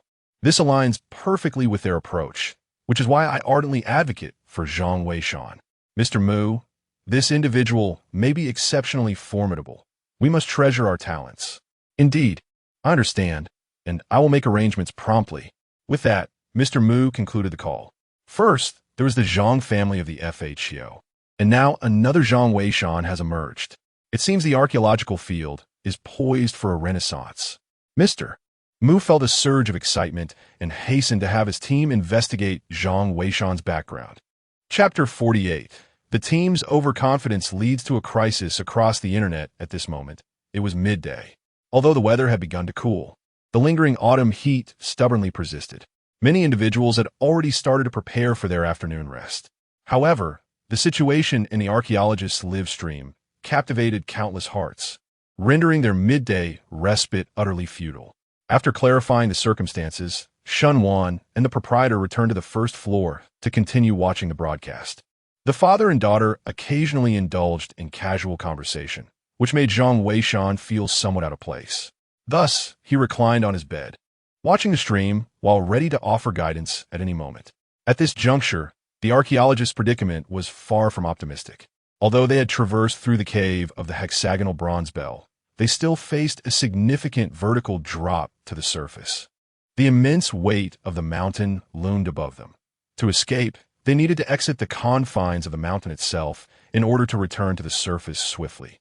Emerging from within the mountain would not only consume more time, but also subject them to the perilous creatures lurking inside. Fortunately, the archaeologists had yet to encounter any immediate dangers. The passage ahead was both narrow and lengthy, and the team had been walking for nearly half an hour without a break, leaving them utterly fatigued. Yet, Professor Lee understood that every additional minute spent in this ancient tomb increased their peril. It was better to muster their strength and push forward. He urged everyone to grit their teeth and persevere just a little longer. Captain Sheen and his team were relatively well off, as they all had military backgrounds and thus possessed greater physical strength compared to the archaeologists. However, after walking for a while, Captain Sheen suddenly sensed something amiss. Professor Lee, do you hear any sounds? It seems like there are voices conversing around us. Voices? Professor Lee replied, taken aback. It could be the team members. Their fatigue hasn't silenced their chatter. Pay them no mind. Captain Sheen nodded in agreement. The voices sounded indistinct and incomprehensible, and he was disinclined to focus on them. He warned the others to remain vigilant and continued on their way. Yet, merely 2 minutes later, a soldier spoke up. Captain Sheen, I believe I've heard that sound too. It seems to be coming from behind us. Yes, I heard it as well. Others chimed in, and soon several soldiers acknowledged the peculiar noise. The atmosphere within the group grew eerie as unease settled among them. Meanwhile, in the live broadcast room, what sound? I can't hear anything. Me neither. That can't be. I heard the archaeological team use the most advanced broadcasting equipment available. The audio recording devices were crafted at great expense. Logically, they should be able to hear us in the broadcast room. Could it be that my volume is too low? Everyone, try turning up your volume. Zhang Weishan observed these comments and found them quite puzzling. This stretch of road should pose no danger. Why then does a peculiar sound resonate? Moreover, those who have received the Qilin tattoo and the Qilin bloodline have experienced a remarkable enhancement in their physical capabilities. While it may not be accurate to claim they possess the gift of extraordinary hearing, their sensitivity to sound has certainly increased significantly. At this moment, indeed, there is no Suddenly, Zhang Weishan's expression changed. He too heard a faint, muffled sound emanating from the live broadcast, akin to someone whispering beneath the covers, speaking directly into one's ear. He could discern that someone was speaking, yet the words eluded clarity. Intrigued, Zhang Weishan concentrated intently on the sound. However, the more he focused, the more indistinct it became, rendering it utterly incomprehensible. Gradually, he closed his eyes, seeking to listen more closely. Yet, as he did so, a jolt coursed through his body, accompanied by an intense heat radiating from his back. In an instant, Zhang Weishan was jolted awake, realizing that cold sweat had erupted on his forehead, while an unbearable heat enveloped his back. He hastily rose, shedding his shirt and gazing into the mirror, taken aback. The Qilin tattoo on his back had inexplicably manifested. He had engaged in no vigorous activity. How could the Qilin tattoo have appeared? Moreover, it appeared to be ablaze with a fierce flame, truly extraordinary. Could it be? Suddenly, a possibility dawned on Zhang Weishan. The Qilin tattoo and the Qilin bloodline are potent weapons against malevolent forces. The Qilin tattoo manifested spontaneously, and the blood within him surged with fervor. It was evident that he had encountered a malevolent entity. How could he possibly encounter such a thing in an antique shop? Could it be the sound from a live stream? Zhang Weishan was taken aback and hastily reached for his phone. His expression shifted dramatically. The live stream was enveloped in an eerie silence. Not only was the host, Yin Yun, absent, but even the typically bombastic barrage of comments was conspicuously missing. Strangely, the viewer count had not diminished at all, indicating that those who were watching remained engaged, yet none dared to comment at that moment. The professors, including Professor Li, appeared entranced, seated motionless with their necks elongated in anticipation. Their demeanor resembled that of individuals awaiting a grim fate. Witnessing this, Zhang Weishan and Appo's heart sank with understanding. Something had undoubtedly gone awry. This incident was undoubtedly linked to the hexagonal bronze bell, likely brought forth by someone from the archaeological team. The number of people involved was likely minimal, which explained why the possession process had gone unnoticed until it was too late. Realizing this, Zhang Weishan and Appo's countenance turned exceedingly grim. While others may have been oblivious, he was acutely aware of the bell's formidable power, comparable to that of a cursed artifact. It was likely that all viewers of the live stream had fallen victim to its influence. Otherwise, the atmosphere would not be so profoundly silent. If this situation continued to unfold, it would transcend the fate of merely one or two individuals. Upon contemplating this, Zhang Weishan hurried to observe Xiao Zhang's situation in the live broadcast room. In such circumstances, assistance from others was futile. The only recourse lay with those present at the scene to obliterate the bell. Otherwise, none would escape unscathed. Xiao Zhang bore a Qilin tattoo, indicative of a natural aptitude for tomb raiding and treasure hunting. Alas, he was still a blank slate, and it remained uncertain how he fared at that moment. If anyone in the archaeological team could maintain their composure, it would undoubtedly be him. Indeed, Zhang Weishan soon beheld Xiao Zhang, who was clutching his head, his entire being trembling. In stark contrast to the bizarre demeanor of the others, he appeared relatively normal. Nonetheless, the situation was evidently dire. Without hesitation, Zhang Weishan dispatched 2 messages into the chat. Instantly, golden words illuminated the vast expanse of the live stream. Xiao Zhang, someone in your team possesses the bell. Locate it and destroy it. Otherwise, death is inevitable. As these golden messages were sent, it seemed that someone's broadcasting equipment at the archaeological site emitted a golden glow, presumably reflecting the brilliance of the messages. Fortunately, the archaeological team was fortunate. Xiao Zhang was drawn to the radiant light. His face contorted in agony, his eyes bloodshot. He appeared to suffer greatly, yet he nodded affirmatively, beginning to search each team member. Observing this, Zhang Weishan realized that further delay was unacceptable and promptly urged, focus on searching the archaeological team members. Xiao Zhang nodded and then sprinted towards the team member station at the back. Chapter 49.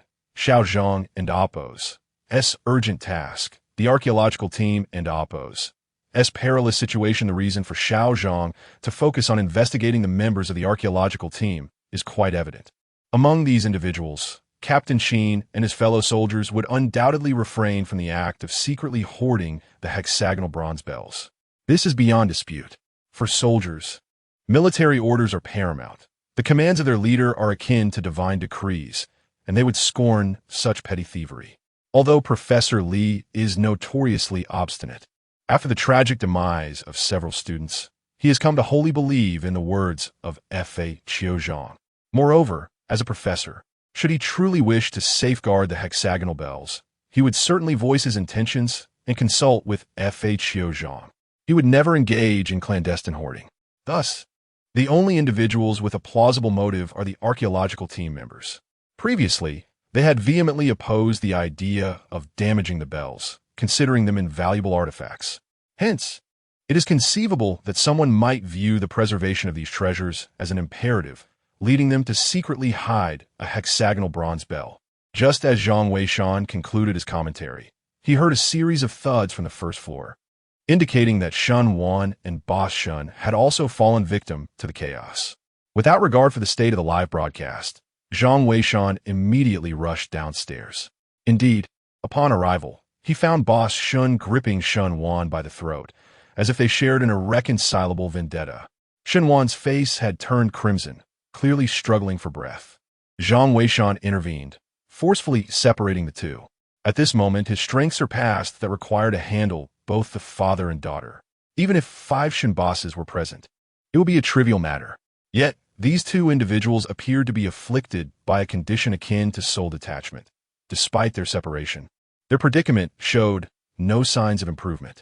Observing this, Zhang Weishan hastily seized the cooling oil from the table, typically employed for pest control. He uncapped the bottle and applied a dab to the tips of their noses, immediately releasing a refreshing and stimulating aroma that roused them from their stupor. The secret history of the tomb robbers records that soul detachment bears resemblance to the technique of luminous energy. Both employ specific wavelengths of light and sound to induce a hypnotic state. Furthermore, the ancient records indicate that tomb raiders, such as the illustrious Fakyu Tianguan, possessed an object known as the Northern Emperor's mysterious pearl. This item, resembling a candy-coated bean in size and shape, emits a pungent odor when a pinch is taken near the nostrils, proving remarkably effective in invigorating the mind and dispelling both soul detachment and luminous energy effects. However, Zhang Weishan did not possess such an artifact. Moreover, with Shun Wan and Boss Shin absent from the scene, the cooling oil and Appo's refreshing properties and aroma suffice to elicit a response. Were this to occur in an archaeological context, the efficacy might be diminished, as the spectral disturbances there would likely be more pronounced. Though Shun Wan and Boss Shun regained consciousness, they remained stationary, their gazes vacant, indicating they required additional time to fully regain their senses. Nonetheless, the situation appeared to have improved. Zhang Weishan then turned his attention to the computer, where it became evident that within the archaeological team's vicinity, Xiao Zhang had indeed extracted a sealed bag from one of the team members, which contained a hexagonal bronze bell. The hexagonal copper bell, devoid of any external force, astonishingly resonated incessantly. At this moment, Xiao Zhang was plagued by a splitting headache. Discarding it onto the ground, he crushed it underfoot, rendering it into a mere heap of fragments. The copper of the bell had already weakened significantly. It could not withstand Xiao Zhang's forceful stomp, shattering into pieces. However, concurrently, the haunting sounds that had gripped the air abruptly ceased.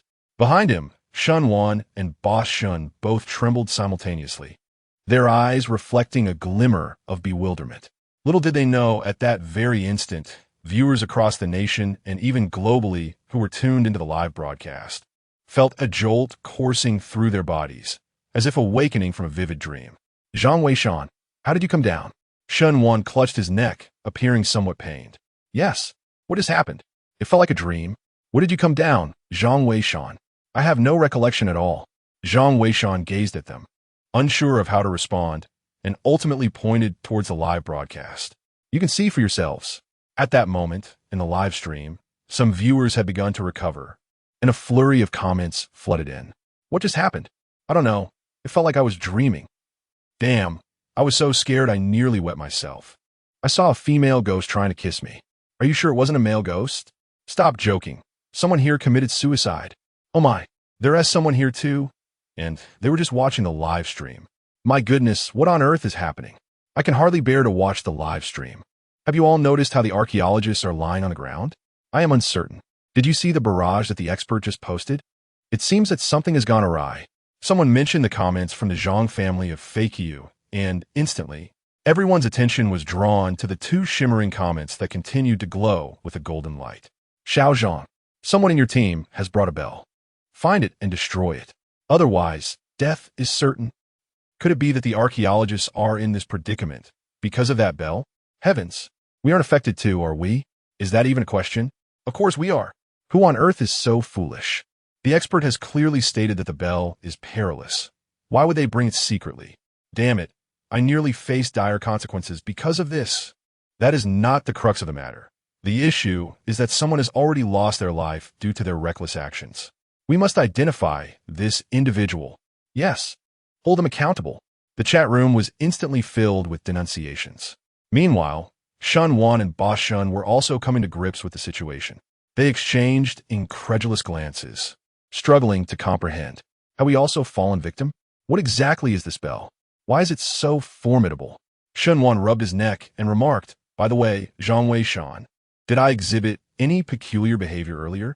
Why is my neck so sore? Zhang Wei Shan hesitated, thinking it best not to reveal the truth, to spare Boss Shun from self-reproach.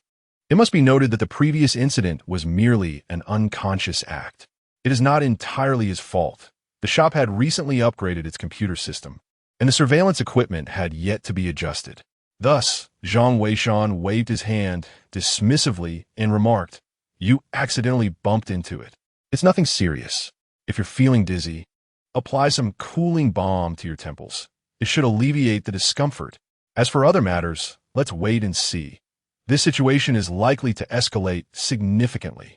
Shenhua nodded, as Boss Shun had already taken out his phone to search online. The members of the archaeological team in the live broadcast room did not regain their composure until 10 minutes had passed.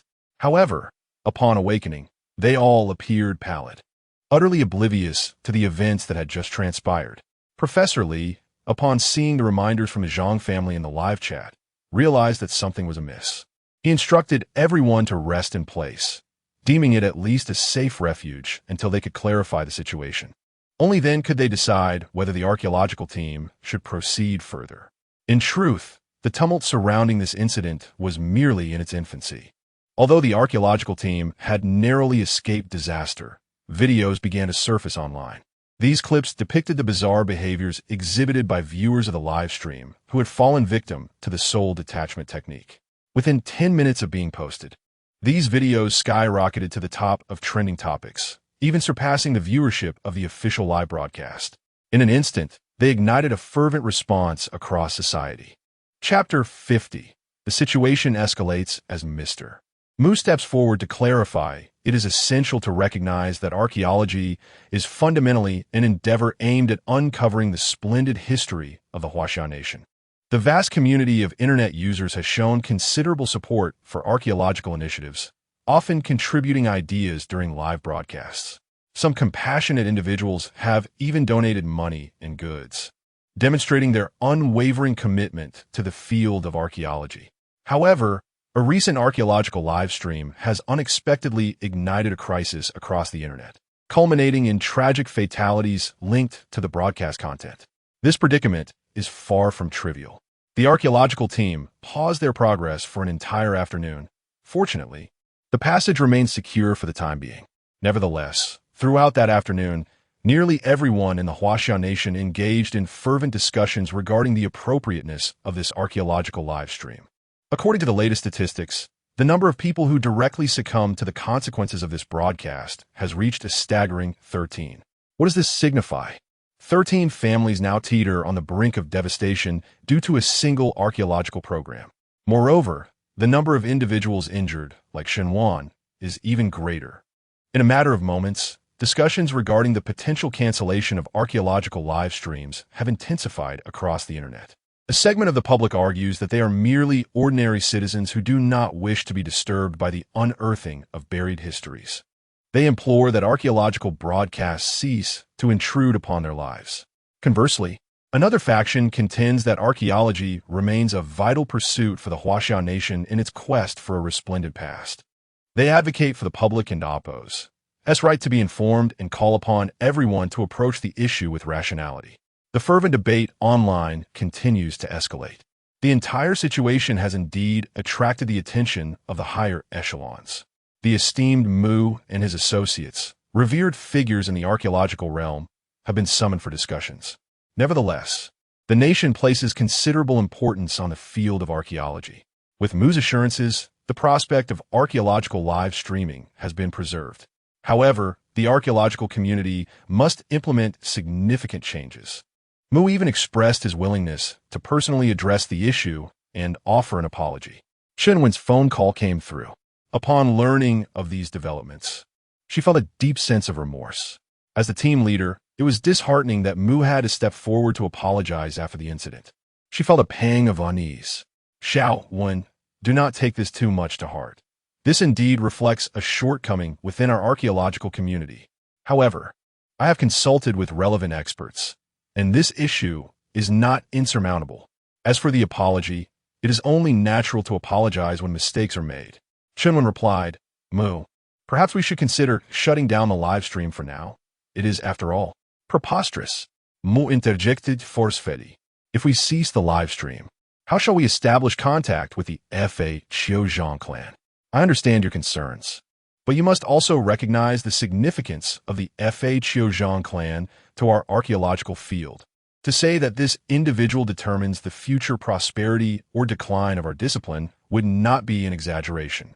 As the old adage goes, when heaven is about to confer a great responsibility upon a person, it must first temper their will, strengthen their bones, subject their body to hunger, and expose them to hardship, thereby sharpening their resolve and enhancing their capabilities.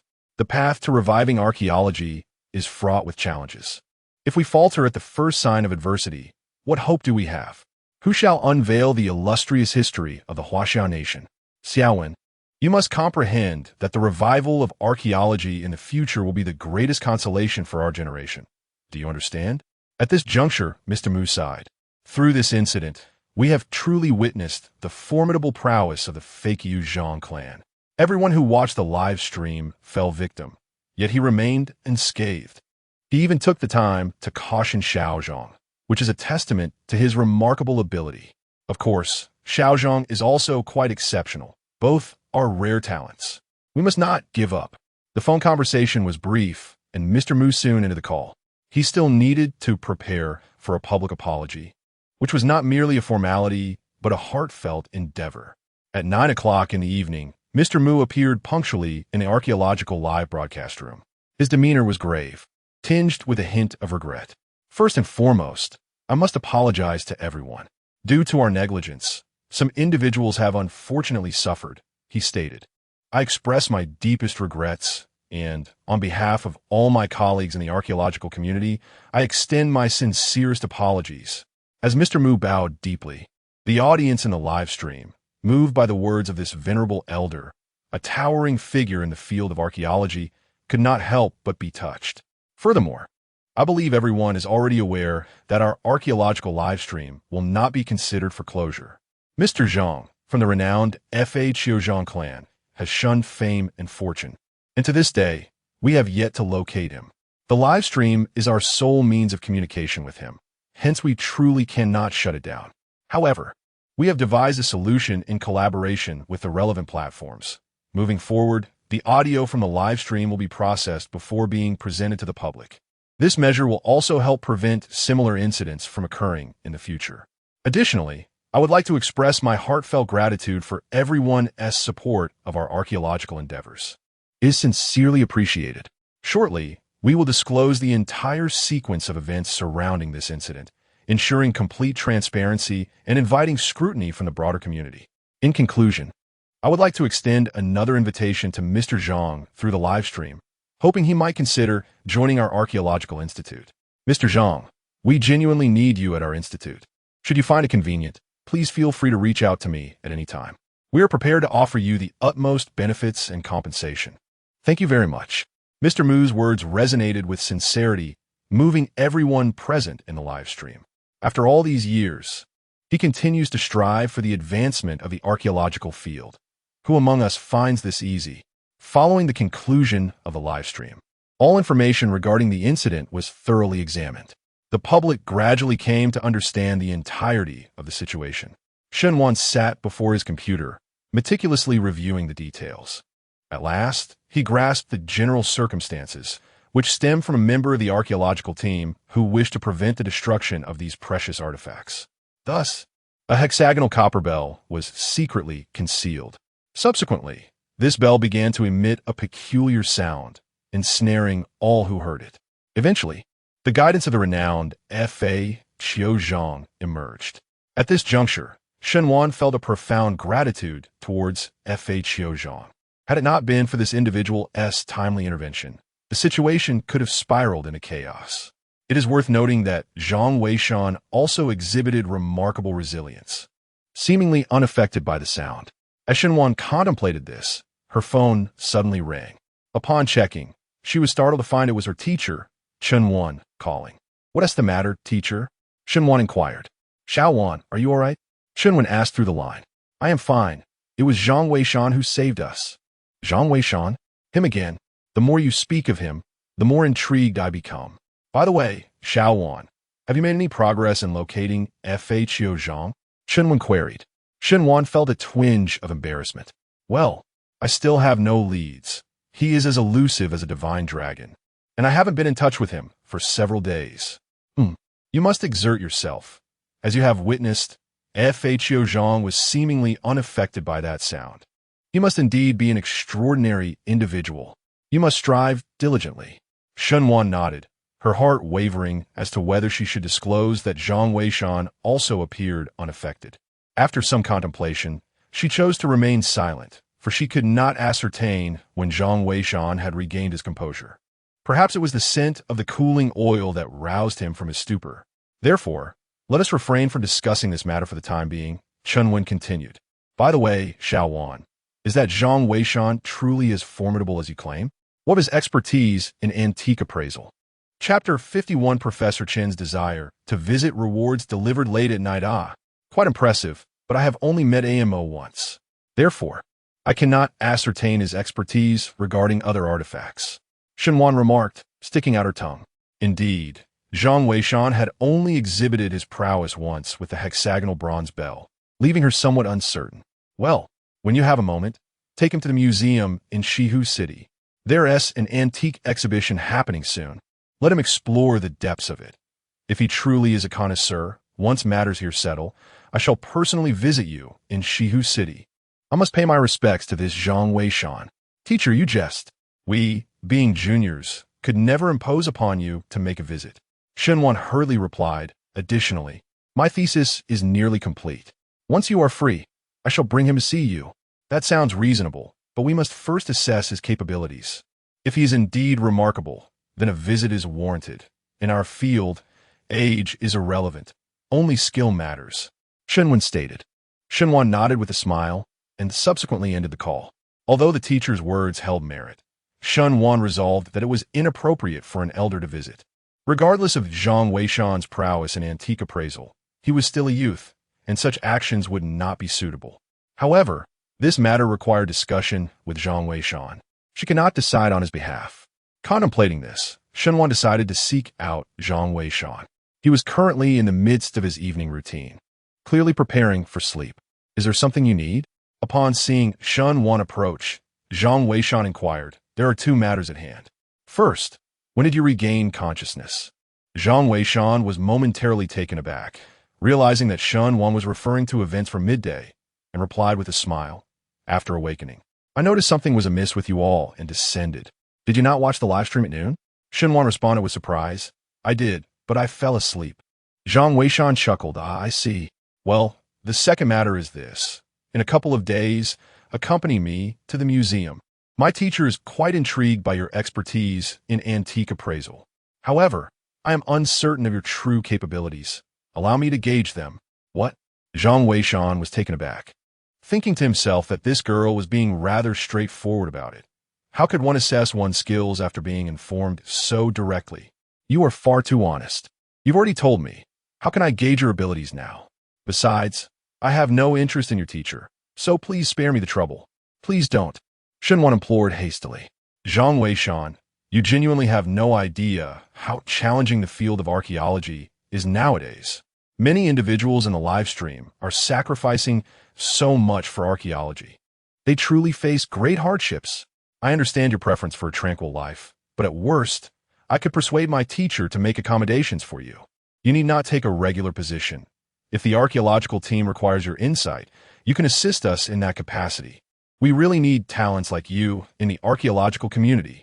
Dressed in her adorable bunny pajamas, Shunwan's playful demeanor was almost irresistible to any man.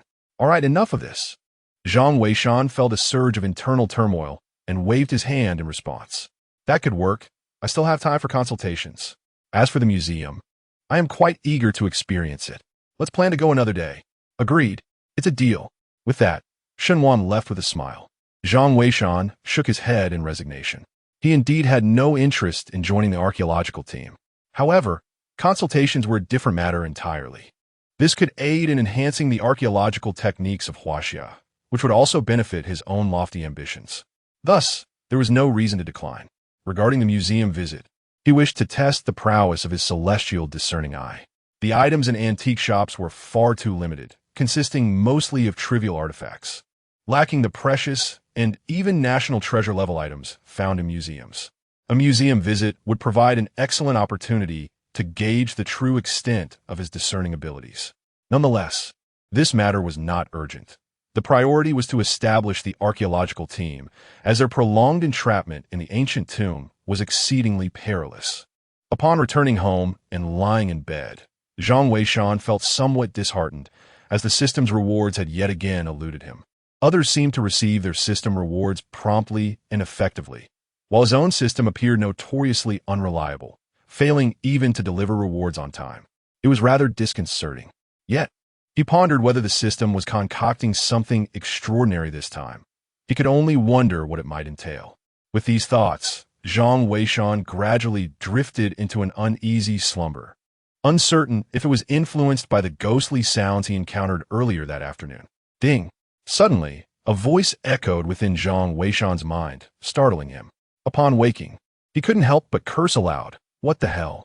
At 3 a.m, rewards are being issued. Zhang Weishan found himself at a loss for words. However, just then, the urge to relieve himself struck him, so he decided to heed the system's notification while heading to the restroom. Ding! The archaeological team's guidance has been successful. The record of 10,000 insects has been integrated.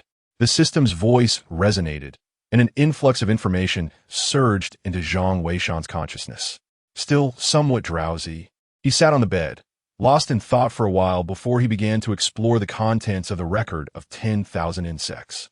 To his astonishment, the record detailed an array of rare and venomous insects and substances found in the world. Among them were formidable creatures such as the ice of the poor god and the infinite karma fireworm. There were even entries on the corpse toad king, and due to his past life experiences, Zhang Weishan was already familiar with some of these. What thrilled him the most was that the record contained numerous insects he had never encountered before, nor even heard of, such as the headless ghost worm, the bloodthirsty centipede, and the colorful hummingbird. Each entry was accompanied by annotations highlighting the extraordinary nature of these insects. The ancient tombs were typically buried deep and hidden away, with some constructed in desolate mountains and old forests. The dangers within, aside from traps set by the tomb's owner, included these venomous creatures and substances. With a record of 10,000 insects in hand, Zhang Weishan felt as if he had been granted wings, emboldening him for the challenges ahead. In the future, to lead a team into the tombs by oneself would indeed provide a sense of security. Receiving this reward late at night brought him a certain comfort. He casually glanced at the live stream and noticed that everyone else was resting, with only a few warriors taking turns to keep watch. Not giving it much thought, he returned to bed to continue his slumber.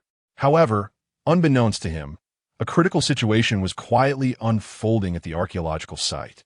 Since the incident that occurred yesterday afternoon, the archaeological team had been stationed in place to recuperate.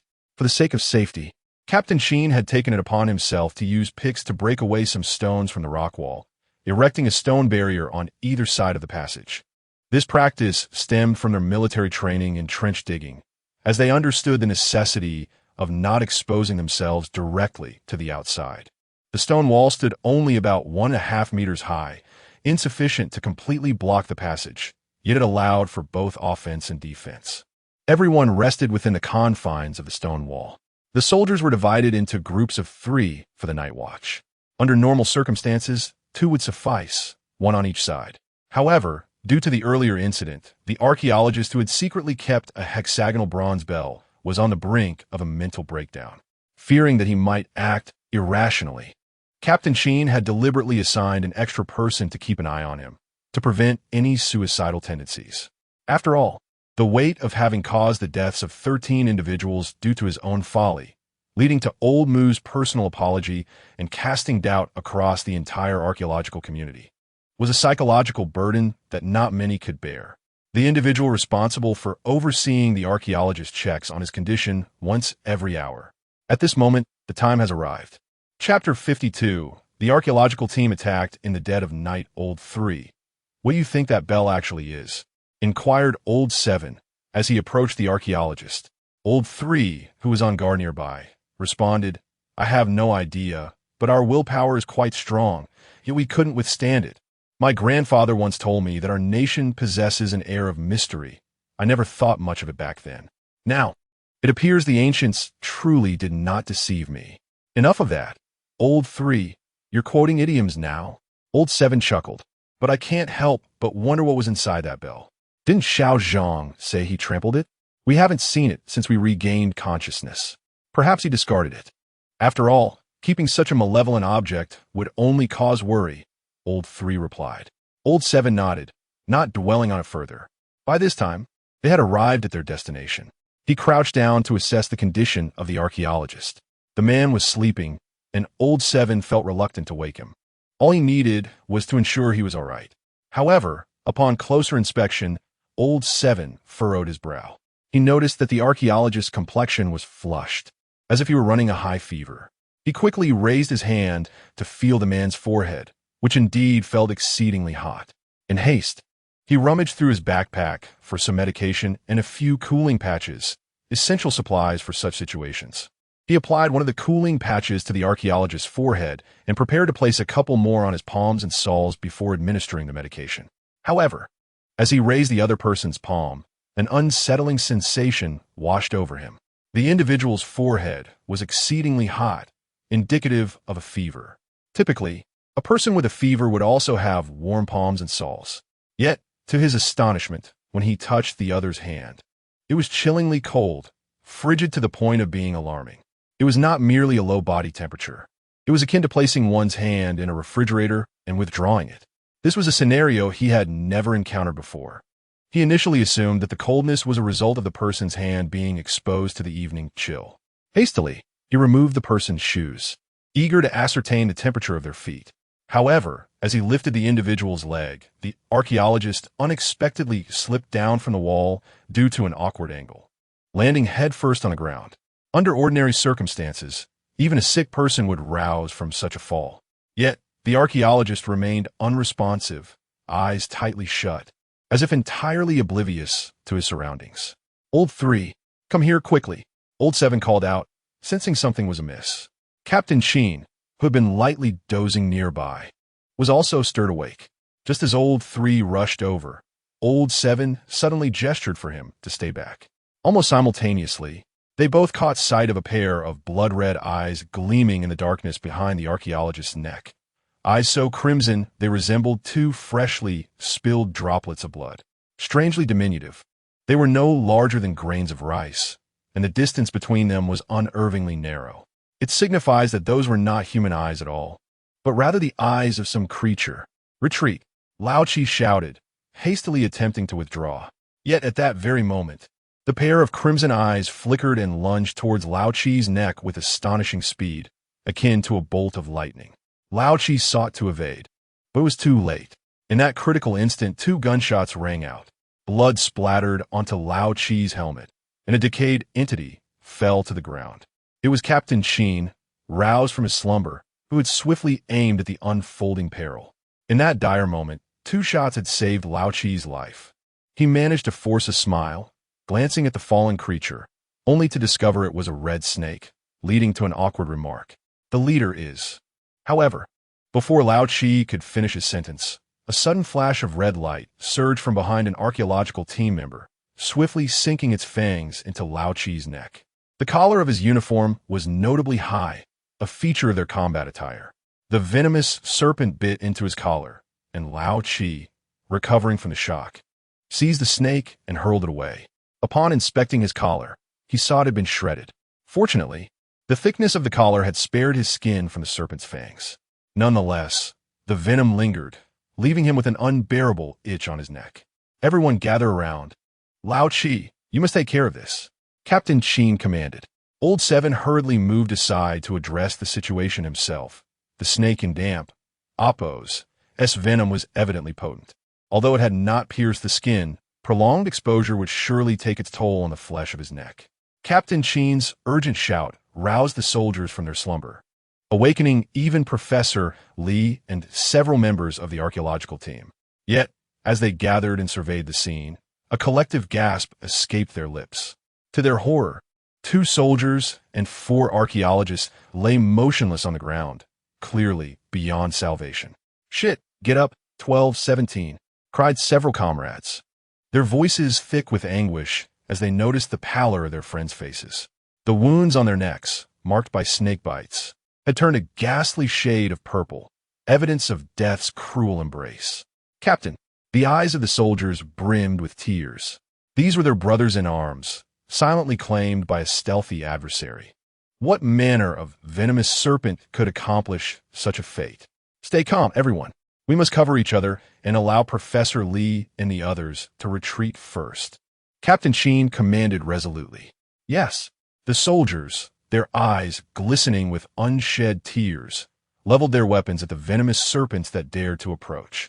Yet despair weighed heavily on Professor Li and his team. Where could they possibly flee? They had scarcely taken 2 steps when one soldier cried out, "Captain, we have no way forward. The path ahead is swarming with snakes." Captain Chin turned to find the ground ahead besieged by a myriad of red-eyed serpents, their presence a harbinger of doom. What could Captain Chin possibly do now? Professor Li was now in a state of panic. Captain Chin's mind was racing, and he quickly devised a makeshift plan. Everyone would remove their clothing to block the stone wall, with half of the soldiers providing cover, while the rest worked to erect a barrier, sealing both sides. Indeed, there was no hesitation among the group, even though this decision was far from optimal. Time was of the essence, and no one dared to delay. The soldiers and the remaining archaeologists sprang into action, swiftly piling up the stone walls on either side of the passage. They shed their outer garments and stuffed them into the gaps. After nearly half an hour of frantic labor, they managed to completely seal the openings. However, during this ordeal, 2 more archaeologists and 1 soldier lost their lives. Exhausted, the group collapsed onto the ground, their eyes bloodshot. Who could have anticipated an attack by venomous snakes on such a night? Professor Li, overwhelmed with grief, opened the live streaming channel and implored, "Mr. Zhang, are you there? Mr. Zhang, please, we need your help." His voice echoed in the streaming room, yet there was no response. Captain Chin patted Professor Li, urging him to remain calm, while he glanced at the live stream with a sense of despair. "Mr. Zhang is not online, Professor. Please stop calling out. Let us try to establish contact with the outside and see if Team Leader Chun has any solutions." Chapter 53. The joint efforts of the 2 departments are in dire straits, while Professor Li and his colleagues were striving to establish contact with the outside world. Chun Wen had already received notification and hurriedly made her way to the live broadcast studio. At that moment, the live stream was still ongoing. Although there were relatively fewer viewers at night, the recent perilous experience of the archaeological team spread rapidly, drawing an increasing number of participants to the chat. What is going on? What happened to the archaeological team at this late hour? Yeah, I had just settled down for the night. How did things go awry? Can someone enlighten us on the situation? The newcomers to the chat could not help but inquire. Chun Wen, however, paid little attention to the barrage of comments. She was focused on the information being relayed by the staff on duty, while simultaneously establishing contact with Professor Li. "Hello, is this you, Team Leader Chun?" Professor Li's voice brimmed with urgency upon hearing Chun Wen's greeting. "Professor Li, are you safe? What is the status of the archaeological team? Chunwon inquired anxiously. Rest assured, we are temporarily secure, as Captain Sheen and his team are here. However, you must devise a plan quickly. We are trapped, and the snakes we encountered are of an unknown species. They strike with lethal swiftness, rendering our escape impossible. Please think of something from your end, and it would be prudent to reach out to the biology department for effective countermeasures. With the absence of the Fa Chiozhang clan, our situation is exceedingly critical. Professor Lee urged, his concern palpable. He was not one to shy away from danger. But what of the archaeological team members? They are all invaluable talents in the field of archaeology. The loss of even one is a significant blow to the discipline. Yet now, nearly 10 members of the archaeological team have tragically perished. As a professor, how could he not feel profound sorrow? Professor Chun, rest assured, I will find a solution swiftly. You all must hold on. Chunwon, known for her decisive nature, immediately instructed the staff to send over the photographs of the venomous snake. Afterwards, she proceeded to contact the Archaeological Institute. It is often said that good news travels slowly, while bad news spreads like wildfire. Despite it being night, the incident concerning the archaeological team had rapidly circulated, reaching a wide audience. In less than half an hour, the live stream's popularity surged to about 70 to 80% of its daytime peak. Countless netizens erupted with fervor, engaging in animated discussions within the live chat. What kind of venomous snake is that? Why didn't the expert warn us beforehand? The expert seems to be offline. Perhaps they didn't anticipate the presence of such snakes. What do you mean by that? Are you questioning the expert's judgment? Regardless, the Zhang family of the fake you did indeed fail to provide a warning this time. But we can't blame the expert entirely. They had previously advised against touching the bell, yet the archaeological team disregarded it. Exactly, the expert is human too. They might only know that the bell is dangerous, unaware that it would attract venomous snakes.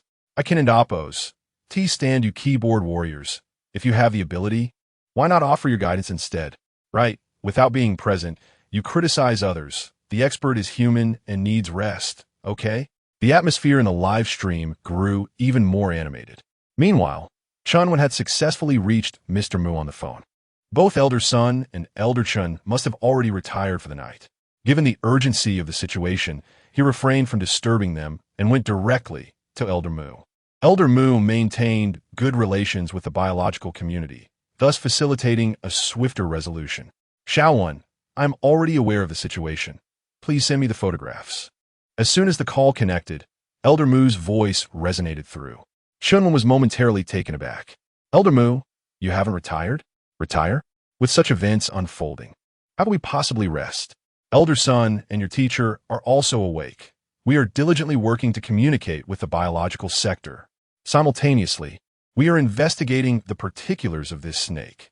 However, it appears we must await input from the biological community, as there seems to be no record of such a snake in our archaeological archives. Elder Mu's tone conveyed a sense of pessimism. Elder Mu, are there any preliminary measures we can prepare to buy them some time? After all, Before Chunwon could finish her thought, she was interrupted by Elder Mu. I inquired, and Professor Gao mentioned that we could try using Realgar first. But how could the archaeological team possibly carry Realgar? We are out of options now. Snakes have always been averse to Realgar. Yet, how could the archaeological team bring such a substance? There is Realgar available in the village at the foot of the mountain, but that is too distant to resolve our immediate predicament. Professor Gao, a towering figure in the biological community, was once a classmate of Elder Mu. However, he later discovered that his true interest lay in biology and subsequently changed his career path to pursue research in that field. To my surprise, significant progress has been made in the realm of biology. However, Chunwon was puzzled. The use of Realgar to repel snakes could only be deemed a remedial measure. Was it possible that Professor Gao had yet to ascertain the true nature of this serpent? Chunwon directly inquired, to which old Mu sighed, the likelihood is quite high. I have shared the photographs you sent me with him, yet there has been no response thus far. It is likely they do not recognize it either. Moments ago, while conversing, old Mu had already forwarded the images provided by Chunwon to Professor Gao. Yet, several minutes had elapsed without any reply. indicating a degree of difficulty on their part. Xiao 1. I shall inquire further about the situation. You, too, should contemplate a solution. Time is of the essence. We cannot place all our hopes on old Gao. If you have any suggestions, do not hesitate to share. The safety of the archaeological team must take precedence. Understood. Shenwen nodded. Subsequently, old Mu ended the call. Given the urgency of the matter, he wasted no time and promptly contacted Professor Gao. However, as soon as the call connected, Professor Gao sighed. Old Mu, I fear I may be of no assistance this time. I have only encountered such a creature once, and that was merely in an ancient text. There are no accurate records pertaining to this venomous snake. The name red-scaled snake is one we have coined ourselves. The more old Mu listened, the more helpless he felt, realizing that his fears were likely to materialize. Is there truly no reference or method to guide us? Old Mu could not help but ask. Upon hearing this, old Gao's tone became markedly serious. Old Mu, you must understand that this is a matter of life and death. This is the first time I have encountered such a venomous serpent. The images and live feeds you sent depict a creature that moves with lightning speed and possesses a toxicity that is unprecedented. I cannot speak lightly on this. It is a matter that could cost lives. Old Mu fell into silence upon hearing this. He was well aware of old Gao's character. If he knew something, he would readily admit it, and if he did not, he would not feign knowledge. This was true in everyday matters, but even more so now, when lives were at stake. He was particularly reluctant to make any reckless statements, for a suggestion he deemed plausible could potentially endanger the entire archaeological team. That would not merely be a mistake. It would be tantamount to murder. Yet the archaeological team found themselves in a perilous situation, while both the biological and archaeological fields were at a loss for solutions. What were they to do? Suddenly, just as old Mu was feeling overwhelmed, the phone rang. It was Chunwen calling again. Xiaowen, what is it? Old Mu asked hastily. Chunwen, equally anxious, replied, Old Mu, I've thought of someone. We still have no idea what kind of snake this is. The FHO Zhang family must know, but we can't get in touch with them.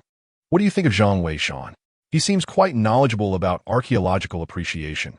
Perhaps he is familiar with this venomous serpent as well? Chapter 54. In a moment of desperation, Chunwen resolutely approaches Zhang Weishan's residence, Zhang Weishan. Upon hearing this, old Mu appeared momentarily taken aback. He had not anticipated that Chunwen would bring up Zhang Weishan at such a critical juncture. To be candid, the influence of this individual on him was rather minimal. He merely sensed that Zhang possessed some degree of expertise in the appraisal of cultural relics. In comparison to the renowned Feiqiu Zhang clan, he seemed to belong to an entirely different realm. Understanding that old Mu might perceive her suggestion as frivolous, Chunwen hastened to elucidate. Old Mu, we find ourselves devoid of alternatives at the moment. This Zhang Weishan, as Little One has described, is quite formidable. Little One is my student, and I am well acquainted with her character. Therefore, why not attempt to consult him as a last resort? Who knows, he might possess a solution. Old Mu, upon hearing her words, nodded thoughtfully. Very well, give it a try. But if this approach proves to be excessively absurd, it must be dismissed. I shall also seek additional information in the meantime. Understood. Chunwen nodded, refraining from further elaboration. The two promptly concluded their call. The situation was dire. Every minute the archaeological team spent within the ancient tomb posed a significant threat. Should they fail to devise a solution, their only recourse might be to fortify their defenses. Every life preserved was a victory. The personnel at the base were unable to provide assistance, leaving them with no choice but to await the dawn when perhaps the Feiqiu Zhang clan could offer a glimmer of hope. In the face of such adversity, seeking out Zhang Weishan appeared to be an unconventional yet viable course of action. Without delay, Chunwen dialed Shunwan's number. When Shunwan awoke, she felt somewhat disoriented. Teacher, is Zhang Weishan beside you? Or could you possibly give him a call? Chunwen's voice trembled with urgency over the phone. What has happened to the teacher? Shunwan inquired anxiously, her senses sharpening. There's been an incident with the archaeological team. We urgently need your assistance. Can you reach Zhang Weishan? Chunwen briefly explained the situation to Shunwan. The news of the archaeological team encountering trouble startled her, prompting her to leap from her bed. How could this happen? Please do not worry. I will call him right away. Shunwan exclaimed as she hurried out of her room and knocked on Zhang Weishan's door. The sudden, frantic knocking in the middle of the night startled Zhang Weishan. However, upon recognizing Shunwan's voice, he sighed in relief. "What are you doing awake at this hour?" He called out. "Just open the door. I have something urgent to discuss." Shunwan shouted from outside. "What is it? I'm not even dressed." Zhang Weishan replied, feeling embarrassed. He had washed his clothes the night before and was only in his shorts. Putting on a full outfit now seemed too cumbersome. "Please just open the door. It is truly important. If you don't open it soon, I may have to do it myself." Shunwan insisted. "Hey!" Zhang Weishan exclaimed, startled, as he realized Shunwan possessed a key. Many of the antiques were stored in the safe beneath his bed, necessitating someone to keep watch over them. Thus, a spare key was provided. However, Shunwan was not a person prone to recklessness. To forcefully intrude into one's own room in the dead of night undoubtedly indicated a serious issue. Pondering over this, Zhang Weishan hurriedly donned his clothes. Yet, as he had barely managed to put on his shirt, the door was abruptly flung open from the outside. "What on earth is going on? I haven't even finished getting dressed," Zhang Weishan exclaimed, utterly confounded, retreating beneath the covers. "I'm so sorry for the urgent matter. I truly am in a hurry. Please, take a look at this snake and see if you recognize it. Is there any way to deal with it, even if it's just to scare it away?" Shunwan handed over his phone, revealing a striking image. The picture depicted a formidable red snake, its scales resembling iron armor. The creature's sleek form was devoid of any extraneous features, unmistakably a species known for its swiftness.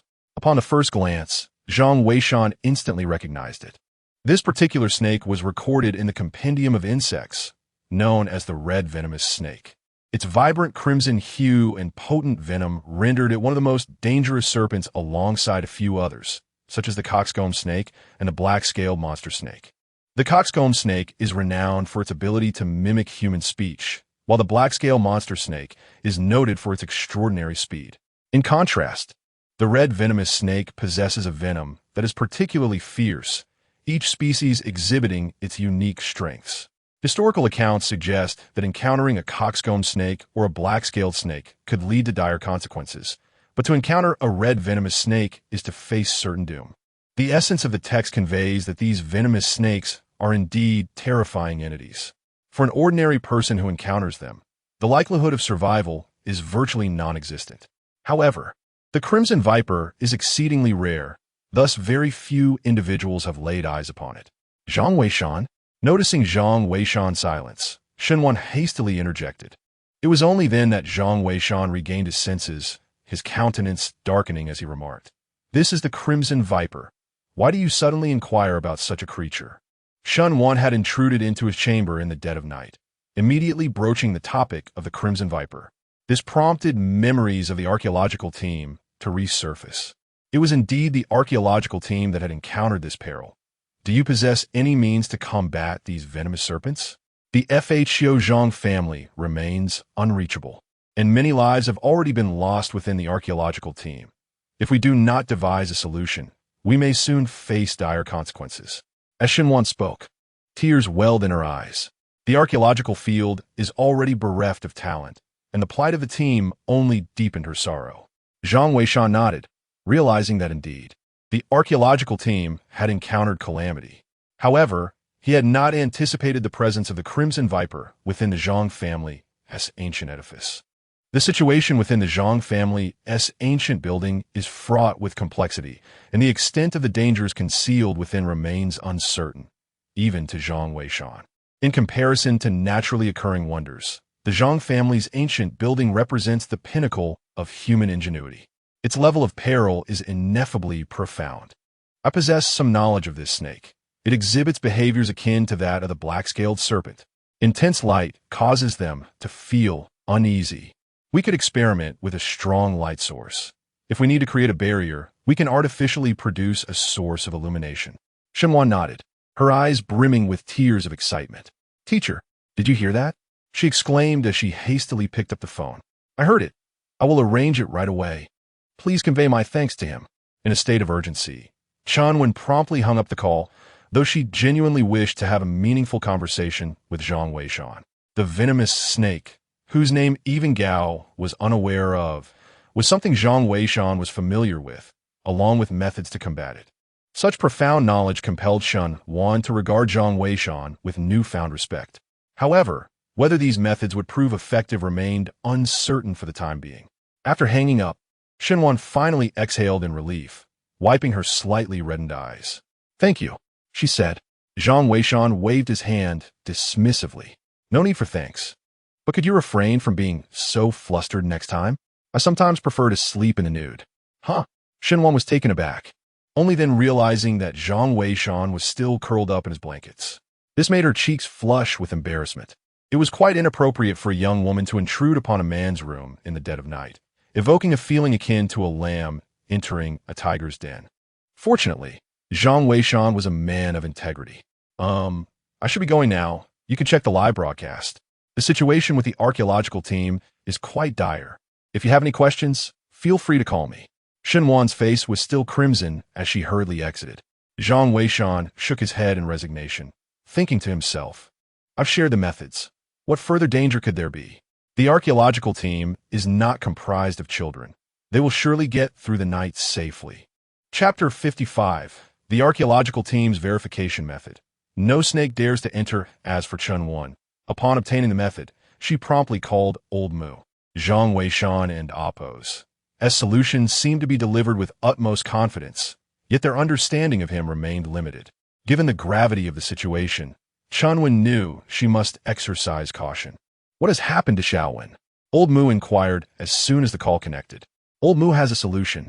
Zhang Weishan mentioned that it is the red viper, and that intense light can be effective against it. The archaeological team is equipped with flares and cold flames, which should be sufficient to handle it." However, Chenwen felt a twinge of doubt. The venom of this snake was so potent. Could it truly be repelled by mere light? That seemed overly simplistic. "Do you have any leads on your end, Old Mu?" Chenwen tentatively asked. "None." Old Gao is genuinely at a loss. "Here's what we'll do. You should inform the archaeological team to try it out. Having a method is better than having none. I'll speak with Old Gao again to see what he thinks." "Understood." Chenwen nodded, and they both set off to act on their respective tasks. Old Mu immediately called Professor Gao. Upon hearing the news from Old Mu, Professor Gao was momentarily taken aback. "So, this snake is called the Red Viper. How apt. But at this point, does a name truly matter? I need to ascertain whether intense light is effective against these venomous creatures," Old Mu stated, cutting straight to the chase. Professor Gao responded thoughtfully. "The likelihood is quite substantial. Snakes possess poor eyesight and rely primarily on a mechanism akin to infrared sensing to capture their prey. Our research has revealed that certain species of snakes, which dwell underground for extended periods, have experienced a significant degradation of their visual capabilities. Intense light can initially release a considerable amount of energy, thereby disorienting these venomous serpents. Furthermore, bright light stimulates the sensitive visual nerves of snakes, instilling a sense of fear within them. However, given the varying habits of different snake species, the efficacy of this method remains uncertain until it is personally tested. By the way, Old Mu, who informed you of this approach? That individual seems quite knowledgeable about biology and is familiar with the red viper. Could they be well-versed in biological studies? Upon hearing this, Old Mu comprehended the implication of Old Gao's inquiry. He promptly replied, "No, do not speculate on anything. This information was sourced entirely by me, without any external guidance. I have other matters to attend to, so I shall terminate this call." With that, Old Mu ended the conversation. The biological realm is teeming with talent, vastly surpassing that of the archaeological field. Old Gao, too, places immense value on expertise. Should he discover that the identification of this snake was made by Zhang Weishan and that the strategy originated from him, it is likely he would rush over the following day to recruit him. Thus, it is prudent to refrain from discussing this matter further. At the archaeological site, Chunwen hurriedly relayed the method to Professor Li and the others at the forefront. At this moment, nearly an hour had elapsed since the incident occurred. This hour had been an excruciating ordeal for them. Although they risked blocking the passages in front and behind, the stones were merely hewn from the walls and were utterly incomparable to those produced in a brick factory, with gaps so numerous they left one speechless. Despite the collective effort to seal these crevices with clothing, venomous snakes occasionally slithered through, dislodging the makeshift barriers of fabric or stone. It is well known that these serpents strike with lethal precision, constantly lurking outside for an opportunity to inflict harm.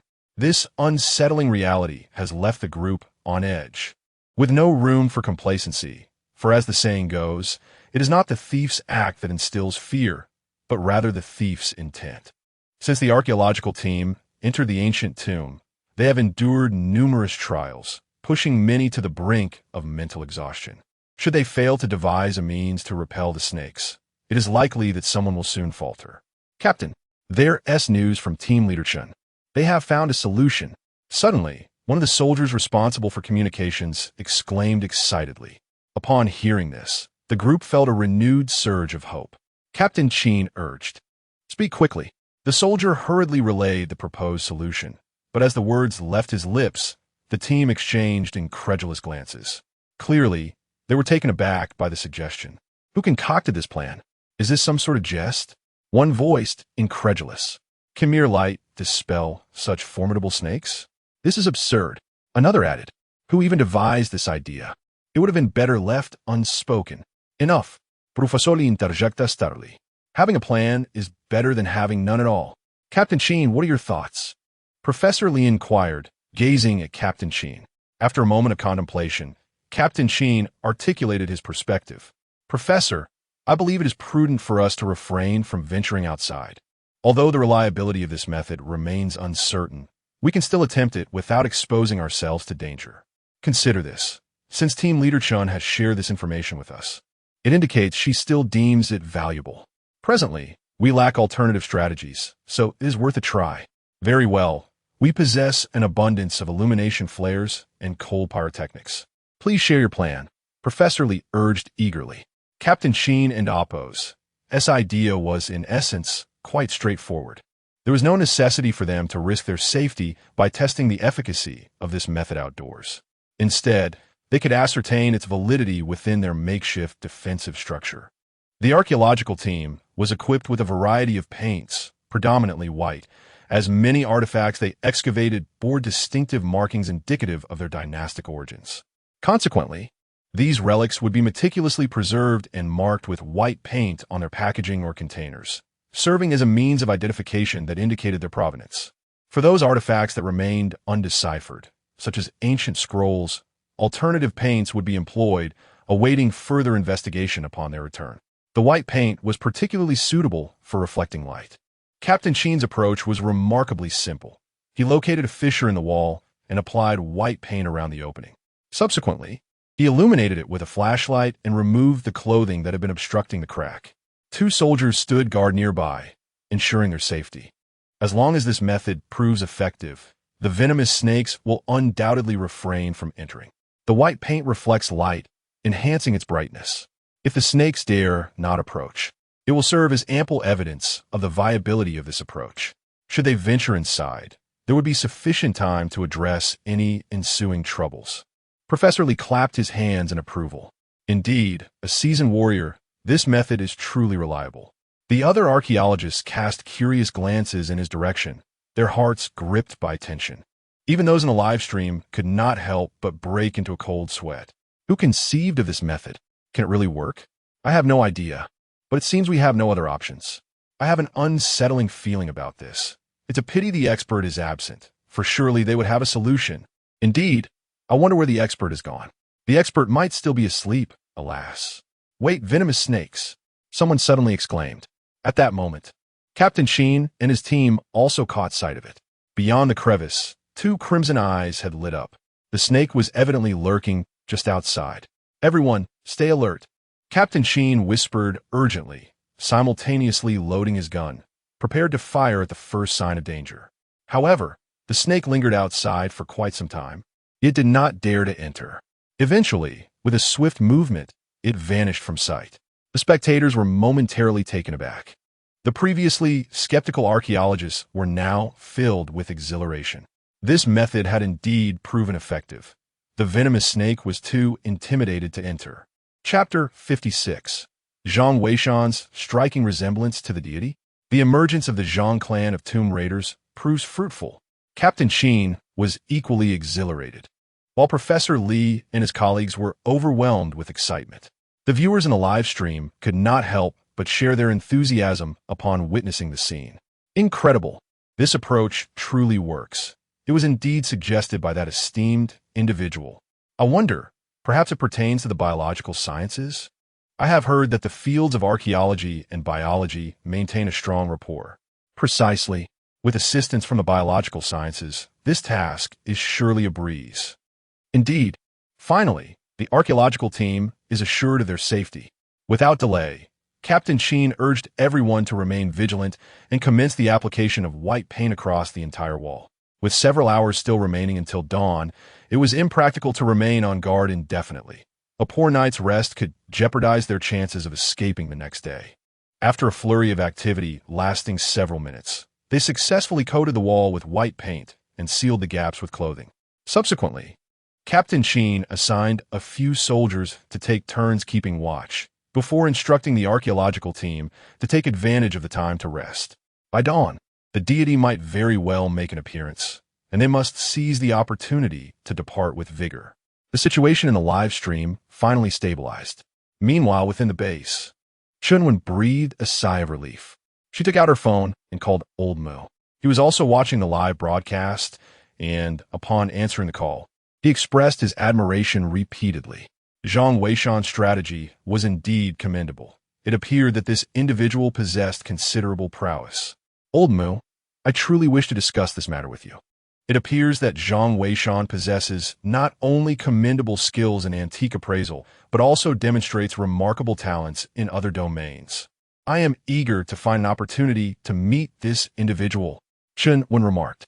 Upon hearing this, Old Mu nodded and replied, Indeed, we must arrange a meeting, and I shall also attend. Huh? You too, Old Mu? Chunwen exclaimed in disbelief. Given Old Mu's esteemed status, acknowledging Zhang Weishan's capabilities is already a considerable compliment. Only someone like the enigmatic Zhang family, known for their uncanny talents, would warrant such a personal invitation. Yet, for an obscure figure like Zhang Weishan, is it truly necessary? Old Mu chuckled and said, Shaowen, you fail to grasp that what our archaeological field desperately lacks at present is talent. The events of this evening will undoubtedly circulate by tomorrow morning. That old Gao is quite the opportunist. He would not let this slip by. I must personally make an appearance. Otherwise, if old Gao gets there first, it would be a significant loss for our archaeological community. Is that so? Then you must act swiftly. Chunwen replied with a smile. She was somewhat familiar with Professor Gao, having heard that he values talent immensely. There were tales of him becoming infatuated with a young individual who exhibited exceptional aptitude in biological studies, yet the person was pursuing a career in dance. He persistently pursued her for an entire month, insisting that a man should not dance and that studying biology would be far more advantageous. Ultimately, he managed to lure her away, leading to a confrontation between the dance academy's instructors and him, yet he remained unyielding. Old Mu, having encountered such shamelessness before, could only shake his head. If one does not take action, it is likely that the talented Zhang Weishan will gravitate towards the School of Biology. Although opinions on Gao Lao's methods vary, under his leadership, the biological community has indeed witnessed an influx of remarkable talent in recent years, which has left Mu Lao feeling quite envious. Thus, upon encountering Zhang Weishan, a descendant of the famed Fa Qiuzhang clan, he is determined not to let this opportunity slip away. With that thought, Mu Lao inquired Shaowen, Do you not feel that Zhang Weishan bears a striking resemblance to the Fa Qiuzhang clan? There is an uncanny similarity. Why did Mu Lao express such a sentiment? Chunwen was momentarily taken aback, not expecting Mu Lao to have such an impression. After a brief contemplation, Mu Lao tapped the table and remarked, Both are exceptionally erudite, possessing knowledge that even eludes us. How is it that two individuals of such remarkable archaeological prowess have suddenly emerged in this world? Moreover, I have recently instructed the relevant departments to investigate their backgrounds, and there are indeed numerous similarities between them, such as their residence in Shihu City. However, the Fa Qiuzhang clan remains shrouded in mystery, with no precise location available. It is one thing to lack information on the Fa Qiuzhang clan, but it is perplexing that Zhang Weishan is also an undocumented individual. This compels one to ponder further. Chunwen, upon hearing this, was also somewhat astonished. However, she felt that the probability of Zhang Weishan and the Fa Qiuzhang clan being the same person was exceedingly low, comparable to winning a lottery jackpot. Furthermore, if Zhang Weishan were indeed the Fa Qiuzhang, it would be implausible for Shun Wan, who spends time with him daily, to be completely oblivious to this fact. Upon observing Chun Wen's silence, Mr. Mu chuckled. Haha, this is merely my conjecture and should not be taken too seriously. Nevertheless, both of these individuals are quite formidable. The Zhang family from Feiqiu is exceedingly challenging to persuade. We must ensure that we secure Zhang Weishan. Once the archaeological team emerges from their current expedition, we must make it a priority to meet with Zhang Weishan. Chunwen nodded in agreement, sharing similar sentiments. The Zhang family's ancient tower was perilously dangerous. Discovering everything in one go would prove to be quite difficult. Moreover, to speak frankly, the artifacts within this ancient structure hold little significance for the archaeological community. Their excavations primarily aim to uncover historical gaps and enhance archaeological methodologies. While the Zhang family's ancient tower is indeed breathtaking, it pales in comparison to the substantial importance of tombs belonging to kings and nobles. Thus, Chunwen contemplated temporarily setting aside the excavation of the Zhang family's ancient tower, believing that a more mature understanding of archaeological techniques in the future would facilitate the process significantly. Meanwhile, Zhang Weishan found it impossible to drift into slumber. Lying in bed, he listened to the excited voices of Shun Wan from the adjacent room, inferring that the archaeological team was likely unharmed. He even heard Shun Wan's exuberant footsteps as he rushed out of his room, seemingly eager to share the good news. However, upon reaching the door, he refrained from knocking and retreated, perhaps concerned that Zhang Weishan had already settled down for the night. Zhang Weishan merely smiled, choosing to remain silent. The night passed in tranquil silence. The following morning, upon rising, Zhang Weishan discovered Shun Wan seated in the living room, engrossed in a live broadcast. He inquired, "Aren't you supposed to be working on your thesis?" Shun Wan, with a smile, replied, "I have already completed it. I couldn't sleep last night, so I took the opportunity to write. After several days of diligent effort, my thesis is finally finished. Now, I simply await the chance to present it to my professor. By the way, when shall we visit the museum?" "Well, let's wait until we have some free time," Zhang Weishan responded.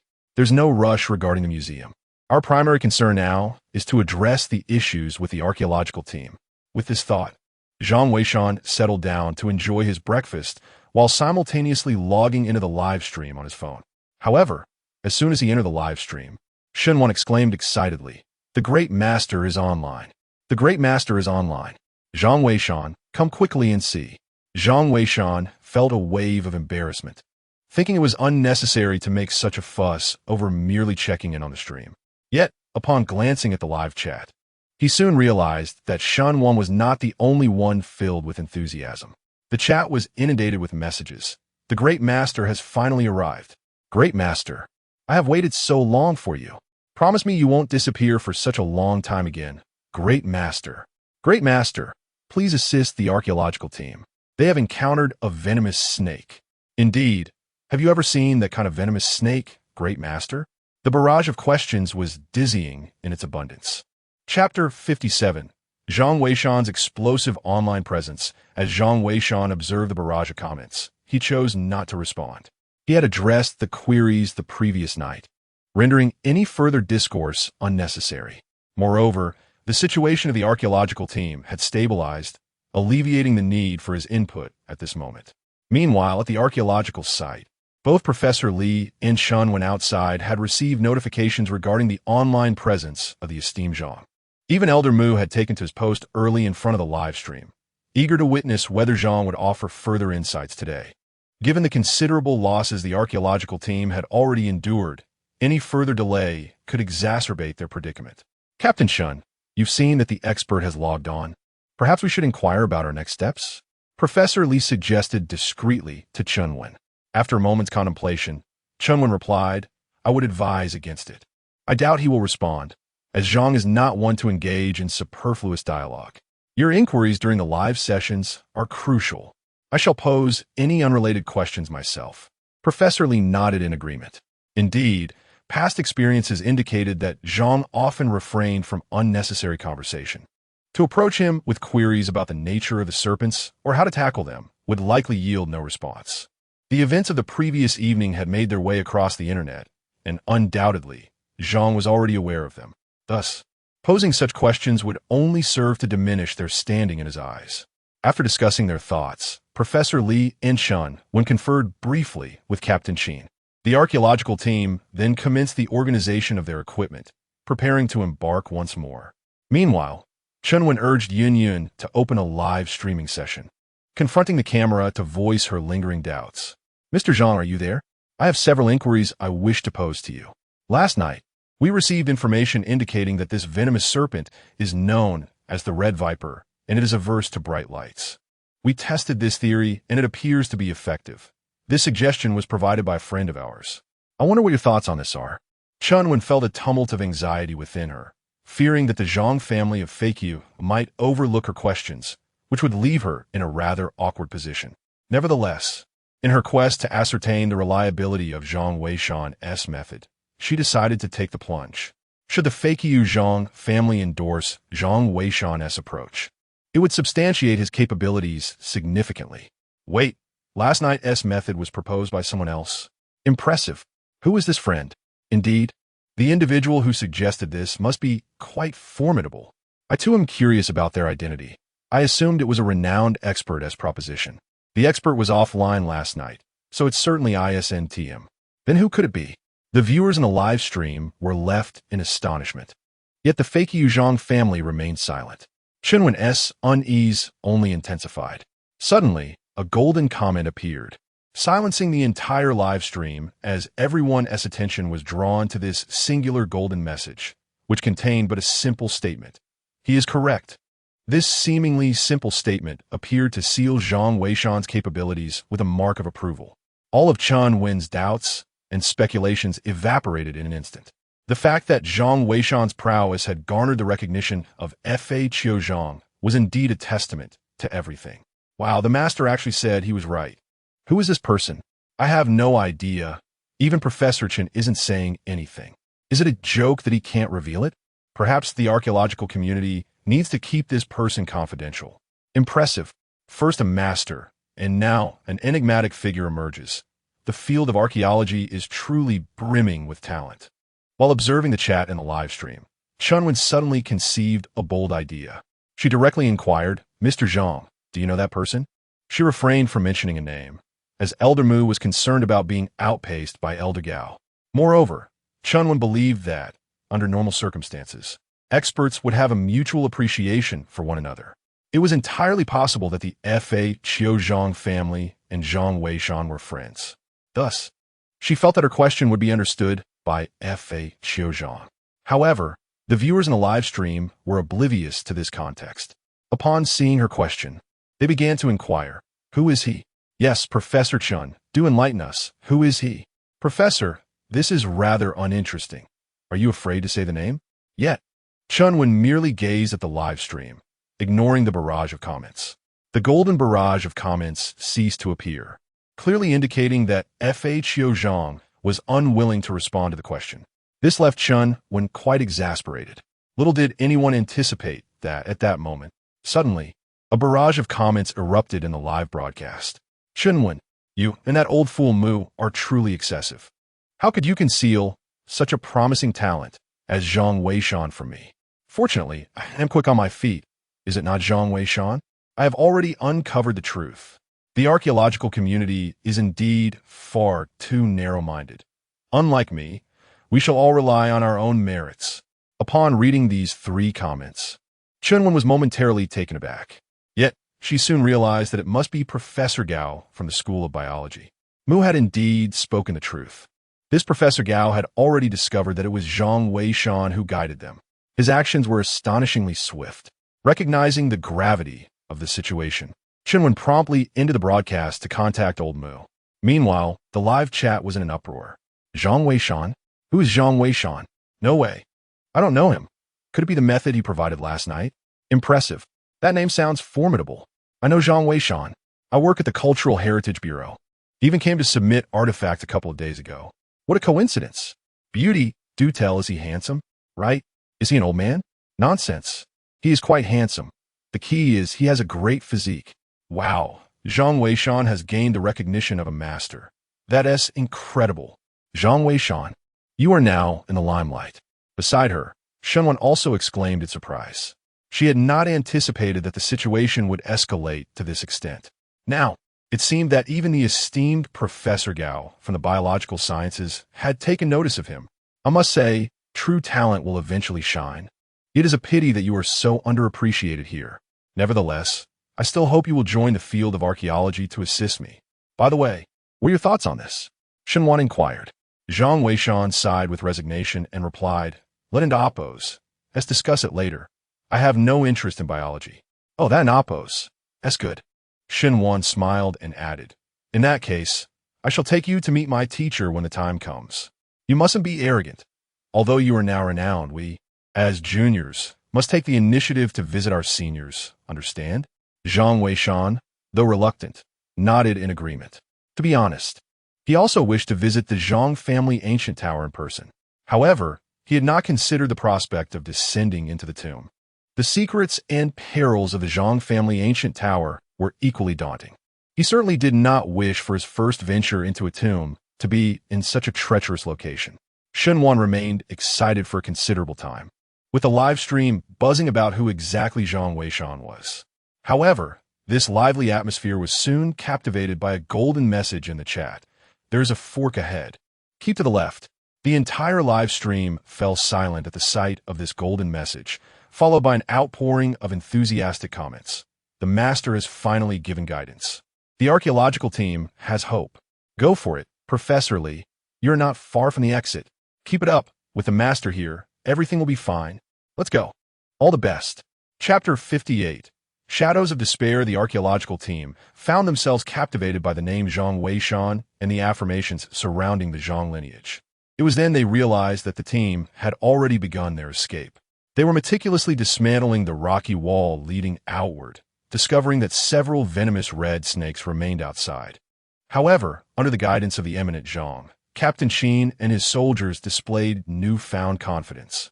They promptly hurled a cold flame into the fray. As the cold flame ignited, the remaining red snakes swiftly vanished from sight. For added safety, each member coated their skin with white paint as a precaution against any potential ambush from the lurking snakes. Let's proceed. Captain Qin urged his team forward. With Zhang's direction, they approached a fork in the path, where taking the left route likely led to their exit. Excitement surged among the team members as they recalled their harrowing experiences over the past days, now realizing they were on the brink of escape. Their hearts were a tumult of emotions. They would not forget that many comrades had tragically been unable to leave, forever entombed in this place. Leading the way, Captain Qin guided the group for approximately 10 minutes until they encountered the anticipated fork. Strangely, it was not a typical T-junction, but rather two parallel passages stretching ahead, separated by a rocky barrier. The left passage appeared somewhat dim, while the right side was relatively illuminated. If it were not for the guidance of the esteemed Zhang family, they might have been inclined to take the right passage. However, under the direction of the Great Master, the group naturally proceeded into the left passage without objection. The corridor was similar to the previous one, yet significantly narrower, imparting a sensation akin to traversing a tunnel, which was quite oppressive. Nevertheless, the thought of emerging into the open air allowed everyone to muster the fortitude to persevere. Meanwhile, at the base, Chunwen had already placed a call to Elder Mu, updating him on the situation in the live broadcast room. In fact, Elder Mu was already aware of the events, having seen that Elder Gao had revealed the name of Zhang Weishan. However, he appeared to have anticipated this, exhibiting no undue surprise. Elder Mu, aren't an amp, Oppos, to you the least bit worried? Chunwen inquired, puzzled. Elder Mu chuckled in response. There is nothing to worry about. Old Gao has inadvertently made a misstep. We have never heard of this Zhang Weishan before, suggesting he is likely a person of little ambition. By disclosing his name, old Gao may have inadvertently touched upon a sensitive matter for him. Thus, the situation may actually be in our favor. Chunwen nodded in agreement, recognizing the truth in his words. By the way, Elder Mu, my student Xinwan mentioned that she could bring Zhang Weishan to meet me. What are your thoughts on that? Upon hearing this, Elder Mu was momentarily taken aback and quickly replied, that would be splendid. It will likely take old Gao several days to reach Shihu City. If Xinwan brings Zhang Weishan to the archaeological site, it would leave old Gao with nothing but a wild goose chase. Moreover, at the archaeological site, we shall have a better opportunity to assess the capabilities of Zhang Weishan. Once the time is confirmed, do inform me, and I shall join you. However, Mu Lao, this location is exceedingly remote. I fear for your well-being. Chunwen expressed her concerns. Yet, Mu Lao remained resolute, responding earnestly, no matter, as the ancient saying goes. 3 visits to the thatched cottage for the sake of a talent. Today, for the sake of one exceptional individual, my health is of little consequence. Chunwen found herself unable to dissuade Mu Lao and ultimately acquiesced. At that moment, Mu Lao suddenly exclaimed, "Oh no, how has the archaeological team encountered such a creature again?"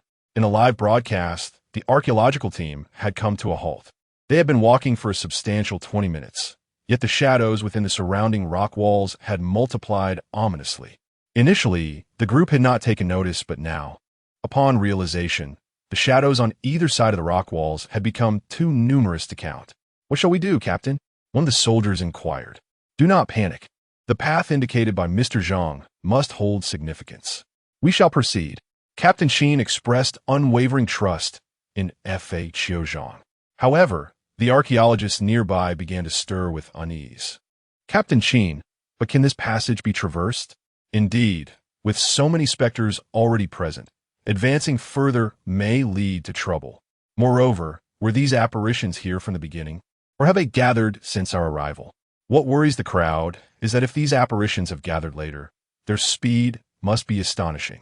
The archaeological team might have been surrounded by these phantoms even before they could venture out. Captain Qin, perplexed by the situation, decided to let the archaeologists rest while he returned with his team to investigate. After a brief period, he returned, noting that there were no apparitions on the way back. These entities likely remained in that very spot. Moreover, we have been here for some time, and there are no signs that these specters intend to emerge. The path indicated by the divine guide is undoubtedly reliable. We shall continue our journey. Upon hearing this, the crowd felt considerably reassured.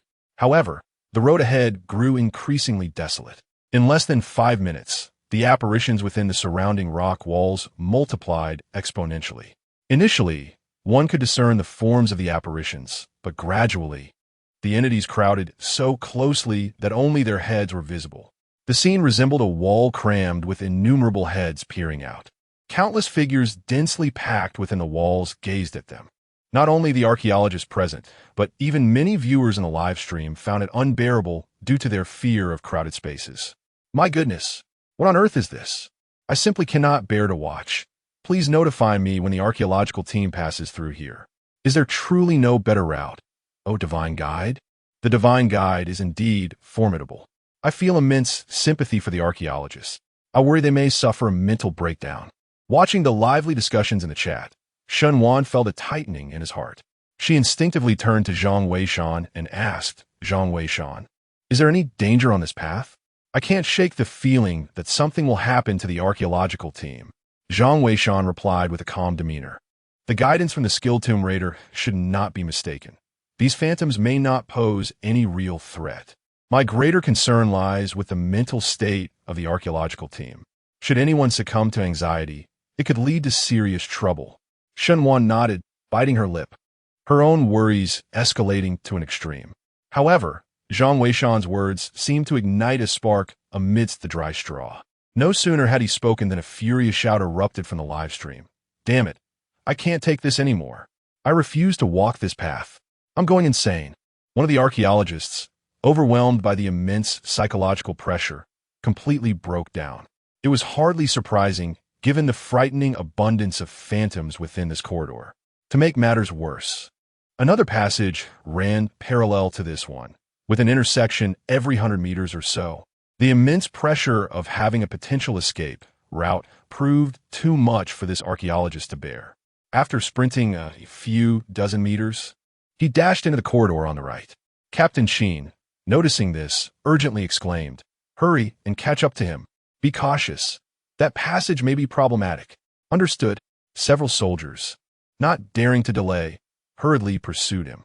Professor Lee did his utmost to reassure everyone and quickly followed as well.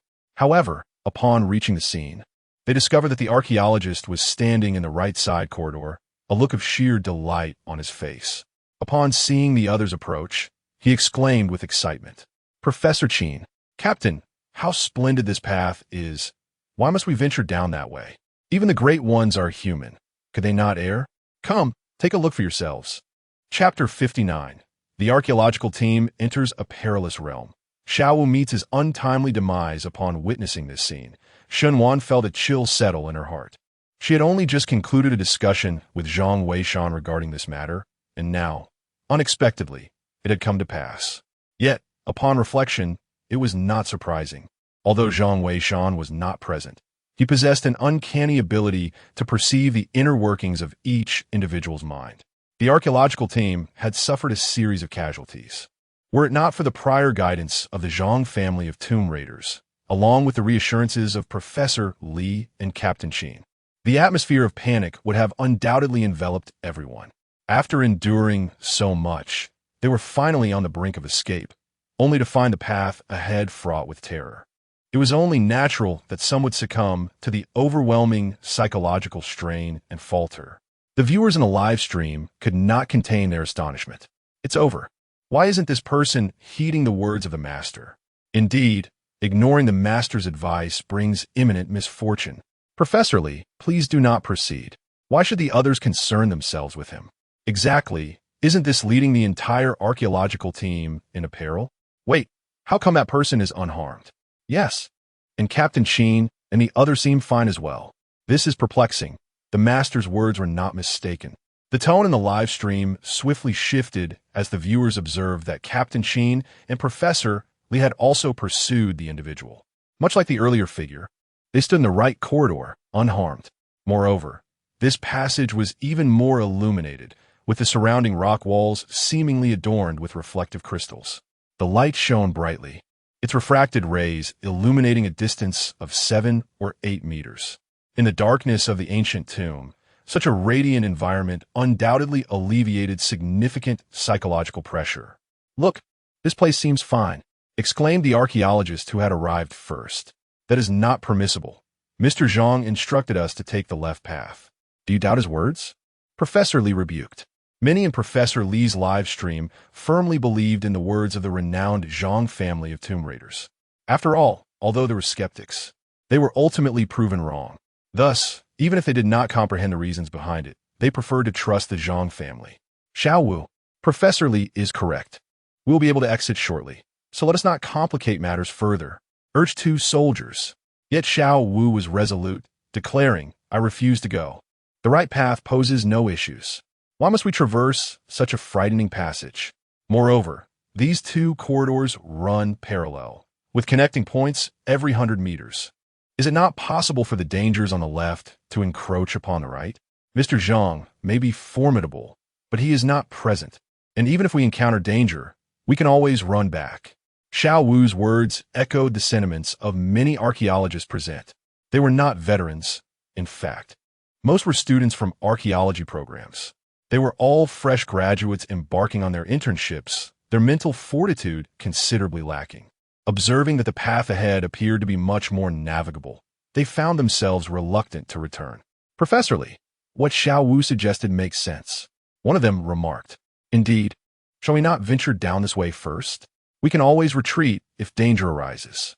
Professor Lee attempted to dissuade them, yet Xiaowu had already moved forward. "If you do not believe me, allow me to scout ahead. I am eager to uncover what peril lurks here. What sort of absurdity is this? With one path fraught with danger and another seemingly safe?" "Xiaowu, come back," Professor Lee called out, but Xiaowu paid no heed. Captain Sheen, left with no choice, prepared to retrieve him. However, Xiaowu, in a fit of fervor, exclaimed, You are committing an act of murder. If I continue down that road, I shall surely lose my sanity. You may inquire with others if you doubt my words. The expressions of the other archaeology students darkened in response, clearly in tacit agreement with Xiao Wu and Appo's assertion. This predicament left Professor Li in a difficult position. Meanwhile, Xiao Wu pressed onward. The atmosphere became palpably awkward. Soon, a few students, seeing that Xiao Wu was unharmed, could not restrain themselves. Professor, while we hold Mr. Zhang in high regard, even deities may occasionally doze. This path seems genuinely devoid of peril. Should we not give it a try? With that, he joined Xiao Wu. Once this initial step was taken, any attempts to deter them were rendered futile. As individuals began to proceed one after another, Professor Li sighed inwardly. Captain Qin, however, gently patted him, indicating that he should not dwell on it too much, as his well-being was of utmost importance. Such is the nature of people. Let's go. We must at least follow along, for in case of an emergency, we may be able to render assistance. Captain Qin remarked. Reluctantly, one could only choose to take the path on the left. Meanwhile, within the live stream, numerous viewers began to voice their opinions. Could the esteemed expert truly be mistaken? Surely not. Previously, those who expressed doubt were ultimately proven wrong. Yet I believe that individual has a point. Even deities must occasionally doze. Nonsense. The expert is not dozing now. Sigh. I merely hope the archaeological team remains unharmed. Otherwise, they will have brought it upon themselves. Who could argue with that? Hark. I see that you possess an overly submissive disposition. Although F.A. Qiuzhang has been correct on several occasions, he is not omniscient. Indeed, I too suspect he might have erred. You keyboard warriors, if I were the expert, I would certainly disregard you. If you possess the courage, bear the consequences yourselves. Alas, but you are not. The live stream erupted into chaos. Zhang Weishan, observing the movements of the archaeological team, realized that these individuals were still unable to overcome their internal struggles. He had said all that needed to be said. Since his words had fallen on deaf ears, he would naturally refrain from further discourse. Such was the indifference of his character. Zhang Weishan, do you think the archaeological team might be in danger? Shenwan suddenly inquired. Zhang Weishan paused, then smiled. Perhaps. The esteemed expert has indicated such, yet they refused to heed his warning. Shenwan bit her lip, feeling helpless. This matter was beyond her control. Meanwhile, in a live broadcast room, the audience was in a frenzy, while Xiao Wu at the archaeological site felt a sense of pride. Suddenly, Captain Qin exclaimed, "This is not right. He nearly walked 100 meters, yet there is no passage." The others became flustered upon hearing this. Indeed, they had almost covered 100 meters. How could there be no return to the passage on the left? Xiao Wu, leading the way, scoffed. What is there to worry about? Isn't it right ahead? With that, he proceeded forward. The others hurried to follow, and soon discovered that less than 10 meters ahead lay a passage. However, this passage turned out to be a crossroads, with two routes leading forward and to the right. Fortunately, there was indeed an exit leading to the left passage, which relieved the group. Xiao Wu reached the crossroads and pointed to the exit, saying, "See, there is nothing to worry about. It's evident that people will." Suddenly, a deafening rumble echoed through the passage. Captain Qin and Appo's expression changed instantly. Xiao Wu, get back. Yet before the others could react, a massive rock tumbled down from the left, swiftly blocking the left passage. In an instant, Xiao Wu had vanished, leaving only a pool of blood behind. It seemed he had been crushed into a pulp. Professor Li was momentarily blinded by darkness, nearly succumbing to unconsciousness upon witnessing the scene. Fortunately, Captain Qin was there to support him, preventing him from falling. However, at that moment, Professor Li's legs grew weak, rendering him unable to stand. Chapter 60. The whole network blames F.A. Qiuzhang for his recklessness. Captain. The expressions of several soldiers shifted dramatically upon witnessing the scene. However, Captain Qin, being a seasoned veteran, quickly reassured them. Do not panic. Professor Li is unharmed, merely affected by a surge of emotions. You must return and assess whether the route we took is still passable. There is something amiss here. It will be prudent to continue down the left passage. Understood. The two soldiers hastened back to investigate. Yet, Within a mere 3 minutes before they could return, a resounding roar echoed throughout the vicinity, one that everyone present, including those in the live stream, recognized all too well. It was the same ominous sound that heralded the incident with Xiao Wu. "What should we do, Captain Sheen? Please think of something," cried the trembling archaeologists, their faces pale with terror. Some, gripped by fear, collapsed to the ground, unable to articulate their distress. Seeing their panic, Captain Sheen admonished them. "Why are you so flustered? Professor Lee is a man of considerable experience. He remains composed, yet you young ones cannot withstand the pressure." The soldiers were left speechless, yearning to voice their thoughts. It was evident that Professor Lee was not unafraid. Rather, he was still grappling with the shock of Xiao Wu's demise. Just as the discussion unfolded, the soldier who had gone to investigate finally relayed a warning. "Captain, take cover. A stone is hurtling towards us. Quickly, take cover." Upon hearing the voices of the two soldiers, a heavy dread settled in the hearts of nearly everyone present. They realized that there was truly no escape this time. The trap had indeed befallen them. A few soldiers, possessing resilient spirits, managed to maintain their composure. However, the archaeology students were utterly consumed by despair, with some frantically attempting to flee. Yet, ahead lay a colossal boulder blocking their path, while behind them, another stone was descending. It was a dire situation, akin to being trapped with no way out. In the live stream, countless viewers erupted in outrage. How could this happen? They deserve it, truly. Indeed, but what do Professor Lee, Captain Sheen, and those soldiers have to do with this? Damn it, I sympathize with Captain Sheen. Those foolish experts insisted on going right despite the warnings. This is infuriating. If I were an expert, I certainly wouldn't rescue these fools. Enough said. The expert hasn't even spoken yet. It seems they are also frustrated. I believe the expert should disregard them. If they refuse to listen, that foolish Wu deserves his fate. Yet they drag down Captain Sheen and the others. Exactly, why should these soldiers bear the brunt? They are faced with such disobedient individuals, which is truly infuriating. The fury in the live stream continued to escalate.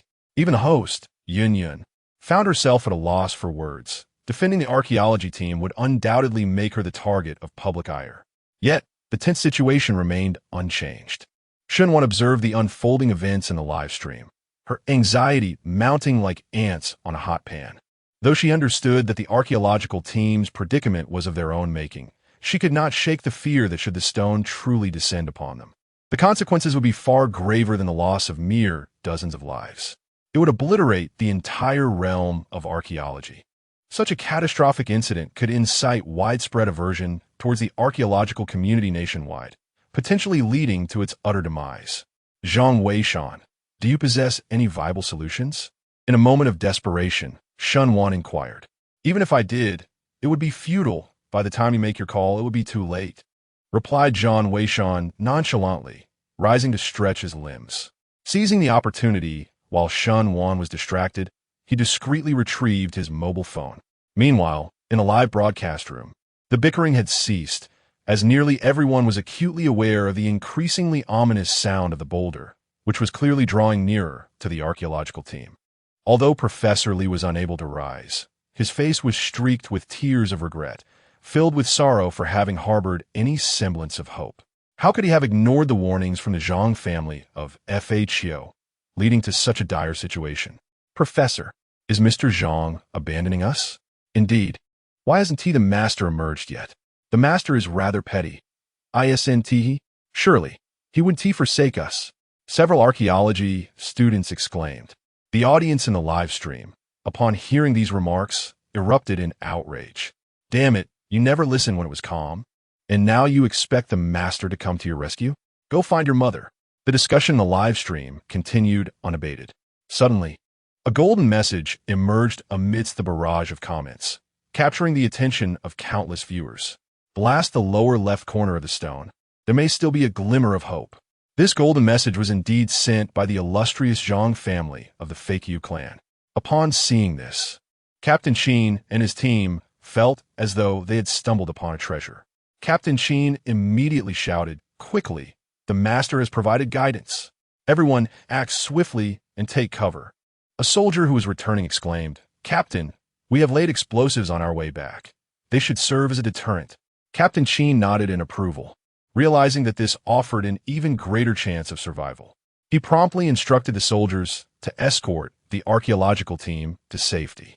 Then, using micro-explosives, he detonated the lower left corner of the stone. This area led to an underground passage, and they dared not use large quantities of explosives. A complete collapse of the passage would render even a celestial being powerless to intervene, thus necessitating the use of these smaller charges. At this moment, everyone comprehended the intention of the great deity. They were acutely aware that if they could create a pit, there was hope for survival. Captain Sheen was diligently working against the clock. Meanwhile, in the live broadcast room, a multitude of viewers were incensed. "I am utterly infuriated. Only the great deity possesses such magnanimity. Otherwise, if it were me, I would disregard you all. I assent it because he's a great deity. I acknowledge no one but him. Damn it. I cannot bear the injustice done to the great deity.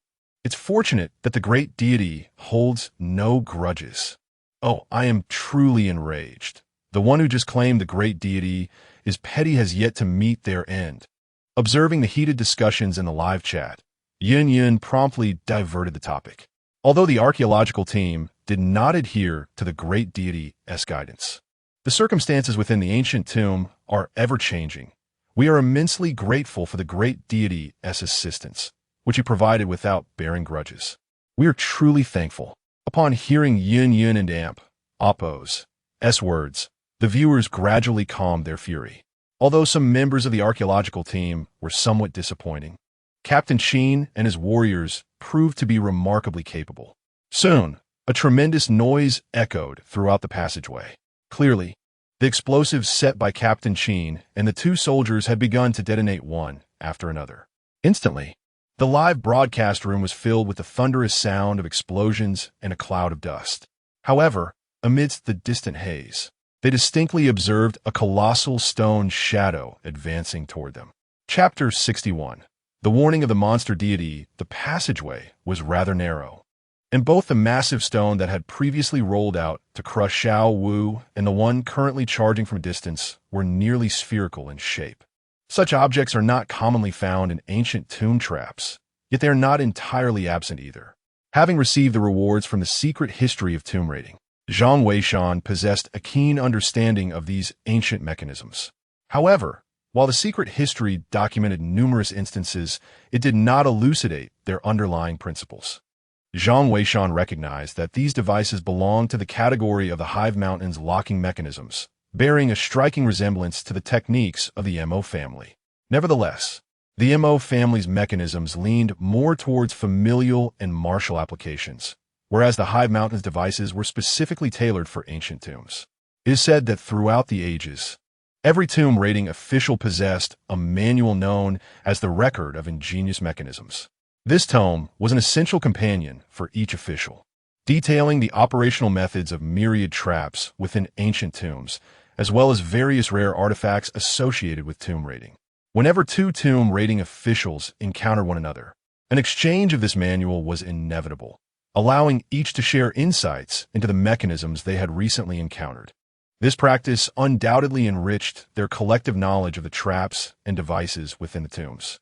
However, as the ranks of the tomb raiding officials dwindled over time, nearly all copies of the Record of Ingenious Mechanisms were ultimately buried alongside their owners. Zhang Weishan had not received the manual as a reward. Thus, he could only deduce that the current mechanism resembled a stone formation, yet he remained oblivious to its operational principles. His adaptability is remarkable. Although the underlying principles remain elusive, structures like Stonehenge posed insurmountable challenges in ancient times.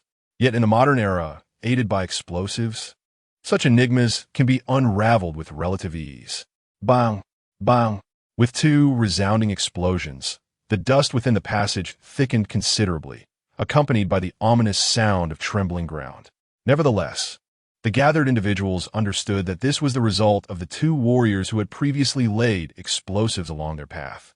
The stones rolling towards them had undoubtedly been detonated, though the outcome remained uncertain. Captain Sheen hastily gestured for several soldiers to inspect the space created by the explosion. Upon arrival, he could not suppress his joy. The massive stone blocking the intersection had a substantial portion blown away from its lower left corner, and the wall bore a deep cavity where the explosion had occurred. Although the area was not vast, it could accommodate several dozen individuals, albeit in a rather cramped manner, which was unavoidable. Observing this, Captain Sheen, without hesitation, called for his team to hurry over. He promptly shouldered Professor Lee and, along with several soldiers, surged into the opening.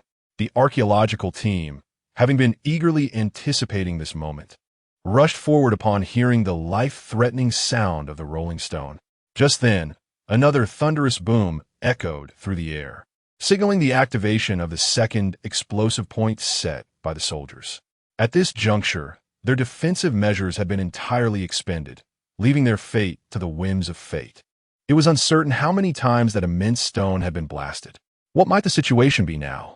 A group of individuals huddled within a crater created by an explosion, quietly awaiting the judgment of fate. Regardless of the outcome, they have exerted every effort possible. At this moment, they can only resign themselves to the will of the heavens. The viewers in the live broadcast room have fallen silent. Whether the archaeological team had previously disobeyed orders or not has become irrelevant. The paramount concern now is survival. Bang! Time seemed to stretch indefinitely, with each passing second an agonizing ordeal.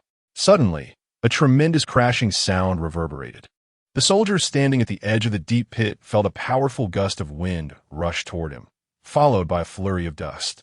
Relieved to find himself unharmed, he instinctively shone his flashlight in the direction of the noise. What he beheld caused him to catch his breath in shock. The path before him had been entirely obstructed by a massive boulder.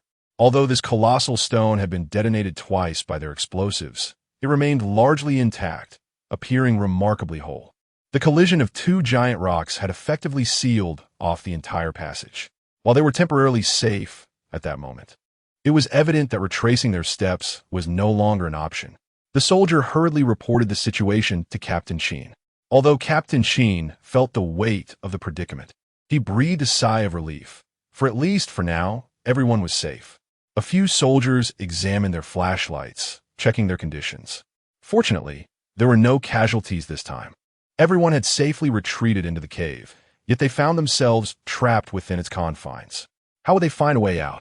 Professor, perhaps we should consult Mr. Zhang? Captain Sheen ventured to suggest. At this moment, Professor Lee's spirits had lifted somewhat. Though he remained unable to stand, his mind had regained clarity. He glanced at the live stream, noticing that some individuals were vocally supporting the Zhang family, which caused his cheeks to redden with embarrassment. He felt too ashamed to inquire further. Never mind.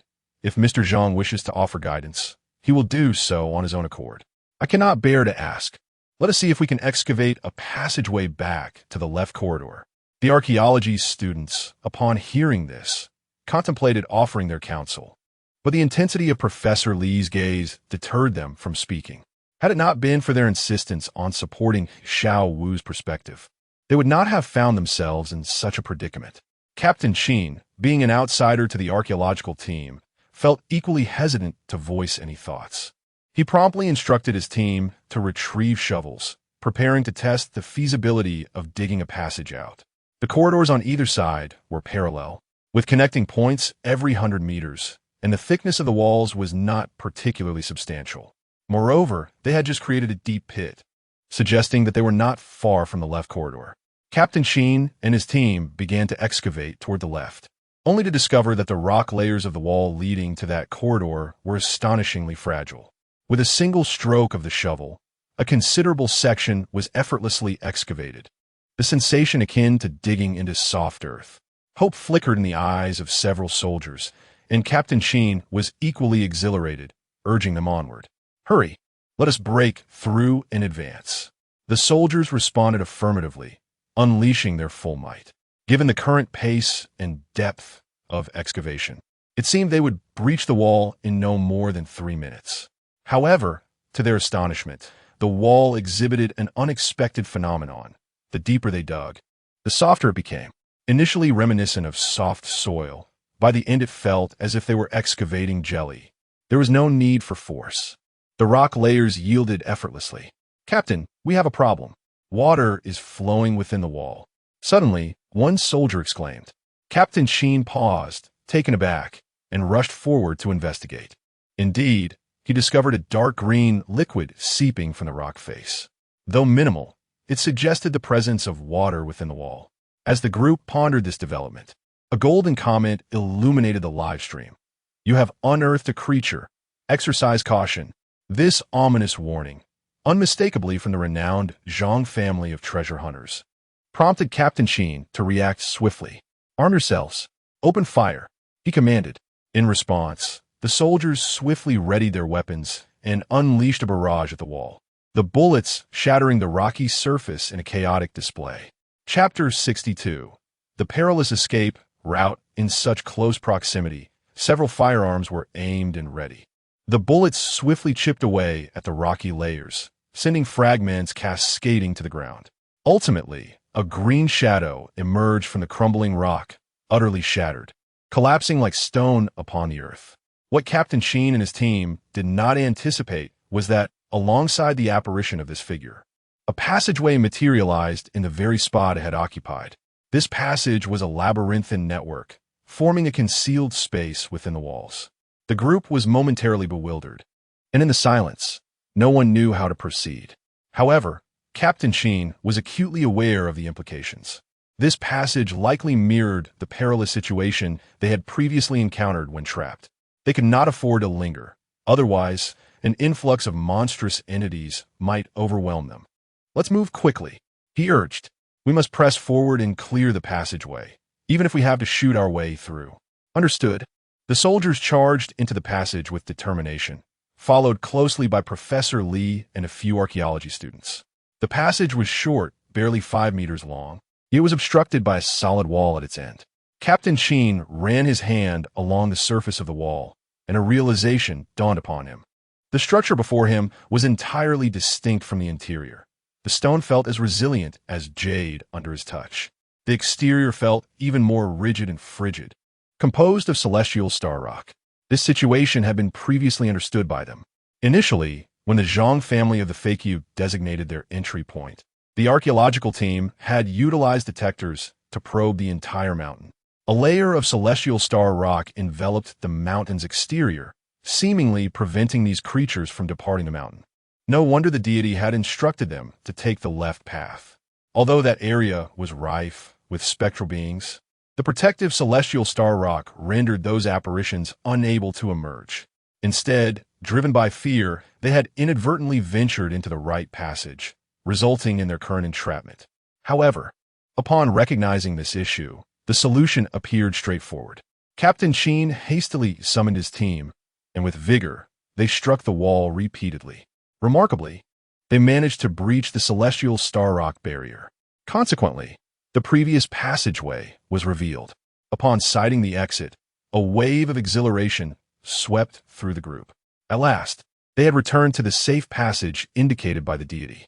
Many among them silently vowed that, even if it meant facing death, they would never stray from this path again. They had encountered no troubles while on the route advised by the deity. It was their own recklessness that had led to their plight. If such occurrences were to happen even a couple more times, the archaeological team would surely face a complete ruin. This is utterly infuriating. If they continue to disregard the wise words of the master, they truly deserve to be annihilated. Indeed, though the master may not hold grudges, we are all witnessing this. Absolutely. Let us see if they will heed our warnings in the future. The participants in a live stream expressed their sentiments, causing the archaeology students present to hang their heads in embarrassment, reluctant to watch the broadcast. Captain Sheen offered a calm smile and said nothing further. With Professor Lee on his back, he was the first to exit, followed by several soldiers and then the students of the archaeological team. Finally, 2 soldiers brought up the rear. The sizable group swiftly made their way through a significant portion of the passage. However, no one anticipated that at that very moment, a sudden cry erupted from within the crowd that had yet to exit the corridor. "Old 8, be careful. Old 7, save me." Following the exclamations was a barrage of gunfire. The other soldiers attempted to rush in to assist, but the archaeologists were trying to exit, preventing any of the soldiers from entering. Fortunately, most had managed to escape just in time. After a tense 10 seconds, once everyone had emerged, the soldiers hurriedly dashed inside. Yet upon their arrival, their hearts sank. Within the rocky layers, Old 8 had vanished without a trace, while Old 7 was covered in blood, gun in hand, his eyes ablaze with fury. Old 8, Old 7 bellowed, ready to charge in to rescue his comrade. The other soldiers raised their weapons, prepared to follow suit. After all, he was their fellow warrior. They could not abandon him so easily. However, who could have foreseen that at that very moment, a voice echoed from the passageway, exclaiming, "Run! I'm beyond salvation. Quickly go." Following this, they heard the unmistakable sound of metal sliding, a sound they were all too familiar with. The unmistakable noise of the pin being pulled from a portable explosive device. Lao Ba was prepared to self-detonate. Lao Ba! The eyes of all the soldiers turned crimson. Yet, they dared not linger. One by one, they surged toward the passage. Almost simultaneously, a desperate cry resonated from within the corridor. "Damn it! If you want to take me down, you'll perish alongside me. Captain, go!" As the voice faded, a violent explosion erupted. Several soldiers were swept away by the force of the blast. Captain Sheen's eyes too filled with tears, but as the leader, he could not allow others to take risks. He gathered a few soldiers, but before he could utter a word, the entire passageway's rock formations began to fracture. Lao Ba's explosion was devastating. Perhaps due to its depth, it had shattered the very layers of Tianqing rock. There were too many monsters within, should they emerge. The soldiers would be engulfed in an instant. "Move!" Captain Sheen shouted, his eyes ablaze. The soldiers could only wipe away their tears and hasten forward. Yet, Lao Ba would remain forever in that place. In later discussions, they would learn that at that moment, Lao Ba had been ambushed from behind by two monsters, leaving a gaping wound in his abdomen. Whenever Old 7 reflects upon this incident, he can only blame himself for his negligence. The warriors escorted the archaeological team forward with great determination. They soon dashed beyond the reach of the fissures. However, the sounds emanating from behind grew increasingly intense.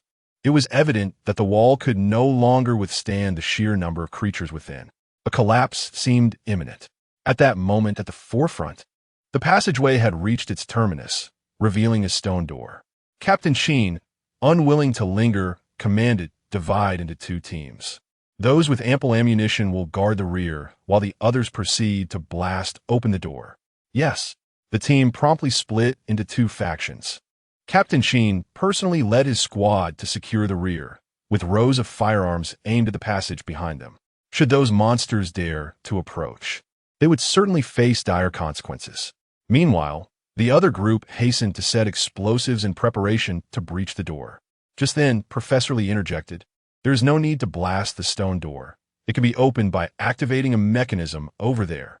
This revelation was indeed a stroke of fortune. A soldier quickly activated the mechanism, and the stone door swung open instantly. "Captain Sheen, the door is open.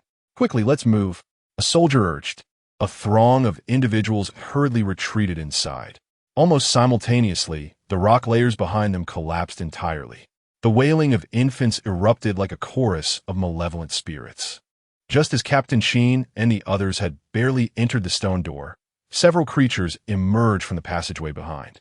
"Open fire," Captain Sheen commanded, and the bullets surged forth like a torrent of fire. The foremost monsters were instantaneously reduced to mere fragments. However, the sheer number behind them was overwhelming, obscuring any view of the end. One of the warriors shouted, "Captain, it's impossible to defeat them all.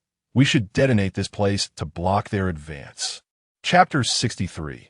The Supreme Being has logged off. The most incredible reward, Captain Sheen nodded. He had already discerned that the walls beyond this stone door were composed of celestial star rock. This indicated that as long as those monsters were obstructed, they would be utterly unable to advance. It seemed this place might indeed be the destination indicated by the Supreme Being. Once they entered through the stone door, they could be close to an exit. Captain Sheen hastily summoned his team to prepare for the detonation. The explosives had already been strategically placed, and now it only awaited his command. The group retreated to a safe distance and Captain Sheen issued the order to blow it up. With a resounding bang, a tremendous noise erupted from behind as debris cascaded down, effectively sealing off the entire passageway. Upon seeing the monsters trapped within, everyone breathed a sigh of relief, grateful for the protection bestowed upon them. They had, at long last, escaped with their lives. Let us rest here for 10 minutes before we venture forth to scout the way ahead. Captain Sheen panted. The others nodded in agreement. However, Professor Lee hurried off to check the live stream. At that moment, the discussions in the chat had shifted, rather than lamenting their plight. Viewers were now expressing admiration for the Supreme Being.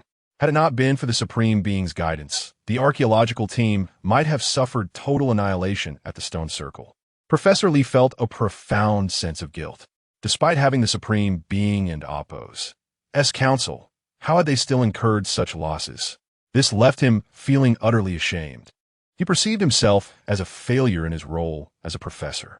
Alas, why is the Supreme Being logged off? I indeed went offline, and my name has turned gray. Could it be that the esteemed expert is still displeased? How could that be? If they were angry, they would not have offered guidance in the first place. Perhaps it is a matter of pride? Now that the archaeological team is temporarily safe, the expert has chosen to go offline. I wonder, what will become of the archaeological team? The final commentator struck a chord. What indeed will happen to them? Professor Lee and his colleagues exchanged glances, each feeling a sense of despair. Could it be that the expert truly no longer cares for their plight? Reflecting on their past actions, it is only reasonable that the expert would choose to distance themselves. Professor, do not overthink it. You must rest when it is most needed. Moreover, I believe that Mr. Zhang is not the sort of person to abandon us. Captain Sheen patted Professor Lee on the shoulder, as he too had nearly finished resting. He then signaled the soldiers to scout ahead. If all is well, they would continue their journey. Meanwhile, at the archaeological team's camp, student Liu hurried over, brimming with excitement.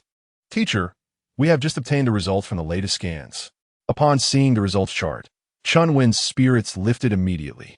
They rushed to disseminate the information, urging the archaeological team to act swiftly. Yes, Liu dashed into the live-streaming tent. In the antique shop, Zhang Weishan rose and approached the entrance. Gazing out at the warm sunlight, he felt a deep sense of melancholy, mixed with a hint of frustration. Despite having made 3 transactions that morning, it was now nearly noon, and he had yet to receive a single reward. This made him inevitably ponder what grand scheme the system was concocting this time. Could it be that he was to receive a reward akin to a glitch in reality? While he was lost in thought, the system's voice suddenly echoed through the air. Ding! The archaeological team has successfully escaped danger. Reward. Evolution of Constitution. Acquired everlasting Constitution, now integrated. As the system's announcement resonated, Zhang Weishan was momentarily taken aback. Everlasting Constitution? Does that not imply he would possess an inexhaustible lifespan? My word, this is undoubtedly the most extraordinary reward imaginable. With this boon, even if he chose to remain at home instead of venturing into tombs, as long as suitable disciples were cultivated, he could gradually nurture a multitude of renowned treasure hunters and tomb raiders. This is truly the finest reward for revitalizing the legacy of the treasure hunters. However, he soon regained his composure. While that path was indeed viable, if he refrained from exploring tombs, would not those he taught merely be engaging in idle speculation? Whenever they inquired, Master, have you ever entered a tomb? How would Zhang Weishan respond? I have not, but I have observed. Such a statement would lack any persuasive power. Lost in contemplation, he suddenly felt a surge of vitality coursing through his veins, accompanied by a sharp pain in his back. The sensation was so intense that he had to bend over and brace himself against a nearby shelf. What could have triggered a reaction from the Qilin tattoo and Qilin blood? Zhang Weishan wondered, perplexed. Yet, as the pain from his blood and the tattoo on his back gradually subsided, he realized that his constitution seemed to be undergoing a transformation. Could it be that this everlasting constitution is, in fact, the fusion of the Qilin tattoo and Qilin blood? Zhang Weishan was puzzled. It seemed to be undeniably true. These matters were of little consequence, as long as the so-called ageless physique was indeed sufficient. What's the matter with you? Are you feeling unwell? Shenwan inquired. Noticing Zhang Weishan's demeanor, prompting her to rise hurriedly. No, it's just that I'm hungry. Zhang Weishan waved his hand dismissively.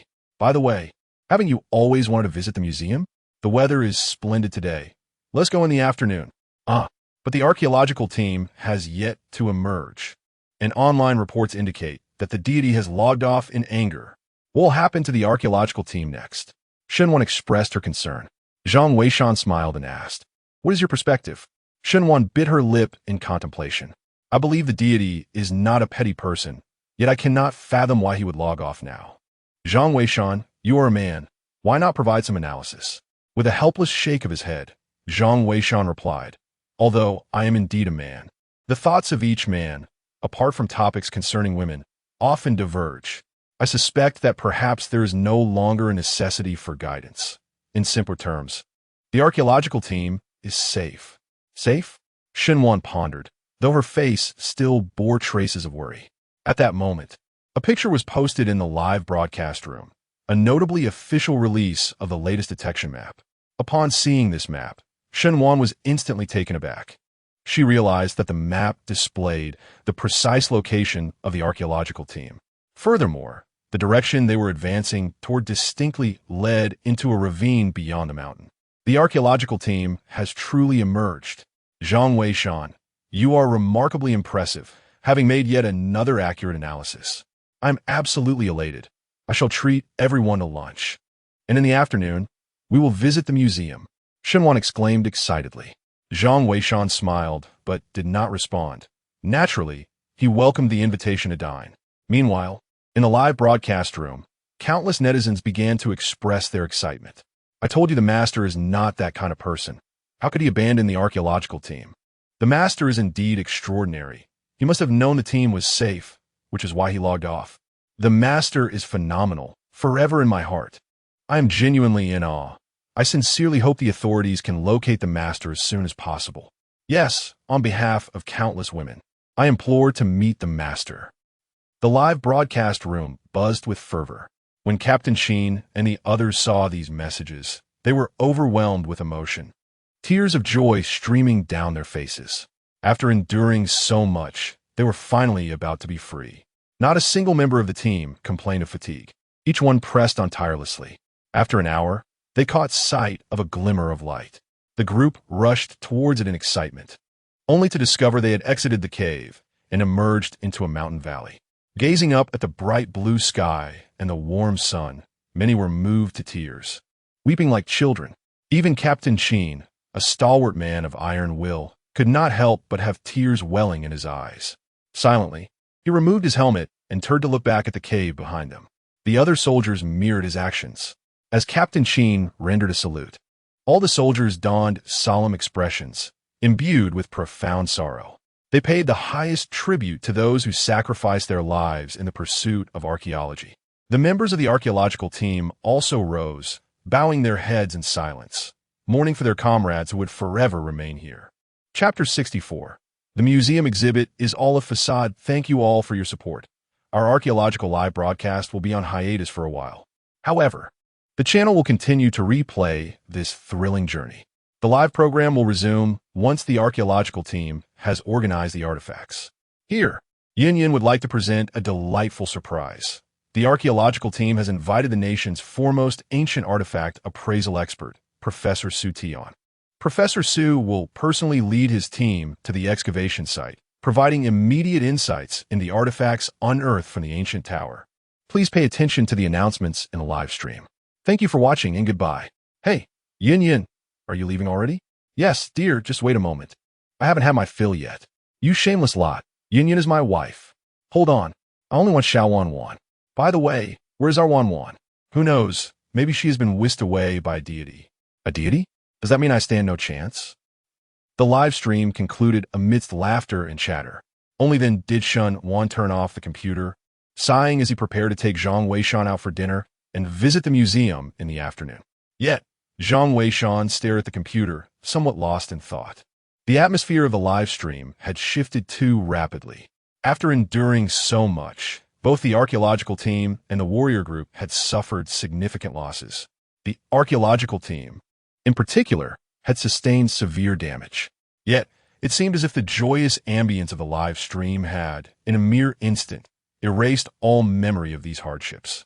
One cannot help but feel a pang of melancholy, although the mention of those who have sacrificed themselves evokes solemnity. The shift in atmosphere inevitably chills the hearts of those very individuals. This sentiment elucidates why Zhang Weishan is reluctant to hastily descend into the grave. Even though his popularity is currently soaring, revealing his identity might attract even greater scrutiny. Yet, what purpose would that serve? Would he rush to his demise, proclaiming before the end, "I am a descendant of the esteemed Feikyu Tianguan. We, the Feikyu Tianguan, hold great prowess, and I aspire to elevate this vocation"? Such a notion is nothing short of absurd. Perhaps some may remember the term Feikyu Tianguan, but it is likely to fade from memory as swiftly as a fleeting meal. Thus, he understands that in order to truly honor the legacy of Feikyu Tianguan, he must ensure his own survival. Once life departs, all opportunities vanish. "What are you thinking?" Shenwan suddenly inquired. Zhang Weishan snapped back to reality, smiling and shaking his head, indicating that he was fine. "Do not dwell on it. Casualties are an inevitable aspect of archaeological expeditions." Shenwan, discerning Zhang Weishan's thoughts, continued, "I have heard from my teacher that whenever an archaeological team is formed, the members sign a life-and-death agreement. Such matters are commonplace for those in the field. This is precisely why my father has always been opposed to my working on-site in archaeology." Zhang Weishan nodded. Understanding a father's instinct to shield his daughter from peril is entirely justifiable. "Let us not dwell on this any longer. Let us proceed to lunch," Shenwan cheerfully suggested. Zhang Weishan nodded in agreement, and the two promptly departed from the antique shop. They chose a dining establishment located near the museum, both having no particular culinary preferences. Anything palatable would suffice. During their meal, Shenwan inquired, "By the way, Zhang Weishan, when do you think we should visit the archaeological site? From what I gather, the professors are unlikely to consider excavating anytime soon.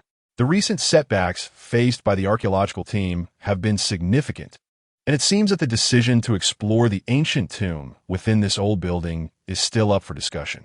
The immediate task at hand will likely involve categorizing the artifacts. So, when shall we make our way to the site?" Shenwan had previously mentioned this matter. Zhang Weishan indeed harbored a desire to experience the atmosphere of an archaeological dig. Since the team would not be descending into the tombs for the time being, he would not be receiving any guidance or rewards. Thus, a visit to the site seemed a worthy endeavor. "I still have some free time, but what shall we do about the shop if we both go?" He pondered. "Do not concern yourself with that. Just trust me. My father will surely accompany us." Shenwan responded with unwavering confidence. Zhang Weishan paused, realizing he had overlooked this detail. Shenwan's father often frequented places rich in antiques and had visited archaeological sites in the past to seek out treasures. It was likely that he would indeed join them this time. "I have no objections. However, as a non-registered individual, I may not be able to participate," Zhang Weishan expressed, feeling somewhat troubled. Yet, Shenwan reassured him. "Rest assured, I shall discuss this matter with the teacher tonight. She will undoubtedly have a solution." "Indeed," Zhang Weishan nodded, recognizing that resolving the household registration issue would be exceedingly beneficial. The two engaged in conversation while dining, and soon they had finished their lunch. Without further ado, they made their way to the museum. Upon arrival, Zhang Weishan was struck by the unique architecture of the museum, which bore a remarkable resemblance to a rectangular shape. The structure was narrow at the base and broader at the top, reminiscent of an inverted trapezoid. It is noteworthy that this design closely parallels that of a coffin found within ancient tombs, resembling an upside-down sarcophagus. "Have you noticed?" Shenwan remarked with a smile. It is said that the designer of this museum was also an archaeology enthusiast, and this design was inspired by a particular idea. This museum was actually constructed atop an ancient tomb. Initially, a tomb belonging to a lord of the Lu state was discovered here. Due to the abundance of relics and the potential damage that could arise from transporting large artifacts over long distances, coupled with the site's proximity to the city, the notion of building a museum on the original site emerged. The designer, likely influenced by these factors, crafted the entire structure to resemble an inverted coffin, symbolizing that the artifacts, having emerged from the coffin, are destined to remain forever within its confines. Let's proceed. Shenwan beckoned, and the two entered through the grand entrance. As it was currently the off-season, admission was complimentary. No tickets were required. However, during peak holiday periods, a fee would be imposed. Two individuals swiftly entered the museum, where they were immediately greeted by a vast glass enclosure housing an enormous crimson vessel. This magnificent artifact, known as the Vermilion Ding, is the earliest relic ever unearthed. Its fragility is apparent, as it is entirely crafted from cinnabar with a sprinkling of other materials. Quite impressive, isn't it? Zhang Weishan smiled, but remained silent. This so-called Vermilion Ding is, in fact, more accurately referred to as the cinnabar ding mold rather than a genuine ding. With his keen insight, he discerned its true nature at a glance. The so-called Vermilion Ding is, strictly speaking, a set of molds used for crafting large dings. Such items are exceedingly rare throughout history. The more renowned artifacts are typically bronze dings, while those made from other materials are seldom encountered, let alone their molds. Thus, aside from him, an individual possessing a system, few would have knowledge of the cinnabar ding mold. Previously, he had not extensively utilized his discerning eye, but upon entering the museum, he was struck by its remarkable capabilities. Let us continue our exploration. Shun Wan beckoned. The two ventured deeper into the museum, with Shun Wan elaborating on various unearthed artifacts. Many of these treasures bore names that were assigned later, and numerous items lacked any identification altogether. However, upon merely glancing at them, Zhang Weishan could accurately ascertain their respective dynasties and historical contexts. Initially intrigued, he soon found himself growing weary, as he realized that not a single artifact within the museum was authentic. All of it is fabricated. Chapter 65. The young master makes a bold bet. Shun Wan gradually discerned that Zhang Weishan appeared somewhat disinterested, prompting her to inquire about the matter. Zhang Weishan replied nonchalantly, "It is nothing, merely a sense of ennui." Ennui? Why so? These artifacts have all been painstakingly unearthed by archaeological teams. How can you claim they are dull? Shenwan questioned, perplexed. Zhang Weishan, however, could only chuckle in resignation. Because they are all replicas. In his past life, he had harbored a keen interest in antiques, often frequenting museums. One day, his mother revealed to him, Xiaoshan, the items in museums are largely forgeries. Genuine artifacts are rarely displayed. At that time, Zhang Weishan found it hard to believe. After all, was not the purpose of excavating artifacts to preserve and showcase them? How could what was unearthed ultimately be mere imitations? Yet, as time passed, he began to comprehend the truth. The unearthed relics were often fragile and could not withstand the rigors of display, or they were of such immense value that their preservation became paramount. Consequently, museums primarily exhibited high-quality replicas. Zhang Weishan ceased his visits to museums thereafter, particularly since he lacked knowledge about antiques at that time, rendering him indifferent to their authenticity. However, now equipped with the eye of appraisal, observing counterfeit items in a museum struck him as rather amusing. Shenwan contemplated for a moment before stating, "In fact, I once posed this question to my teacher. Why are the artifacts in museums predominantly replicas?" The teacher provided me with this response. The artifacts are irreplaceable. Once lost, they're truly gone. The general public, however, lacks the expertise of artifact professionals, perceiving only the sense of age and wonder that these treasures evoke. Therefore, many precious relics are seldom displayed, typically substituted with high-quality replicas. These artifacts are national treasures, too fragile to endure excessive handling. Initially, Shenwan did not grasp this concept, but gradually, understanding dawned upon her. Outsiders may not appreciate antiques, and even if the genuine article were presented, it would elude their comprehension. It is far better to utilize replicas for educational purposes, thereby preserving the authentic antiques. This reflects the heartfelt considerations of archaeologists. Zhang Weishan's expression grew somewhat complex upon hearing this. I find myself in disagreement with this perspective. If the situation were truly as you suggest, it would be understandable. However, the reality is that many replicas ultimately fall vastly short of the originals. How can we genuinely restore and disseminate knowledge in such a manner? As he spoke, Zhang Weishan led Shun Wan back to the original vermilion cauldron.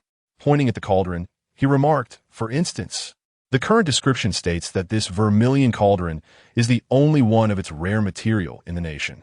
Yet, this explanation is entirely erroneous. Erroneous? How so?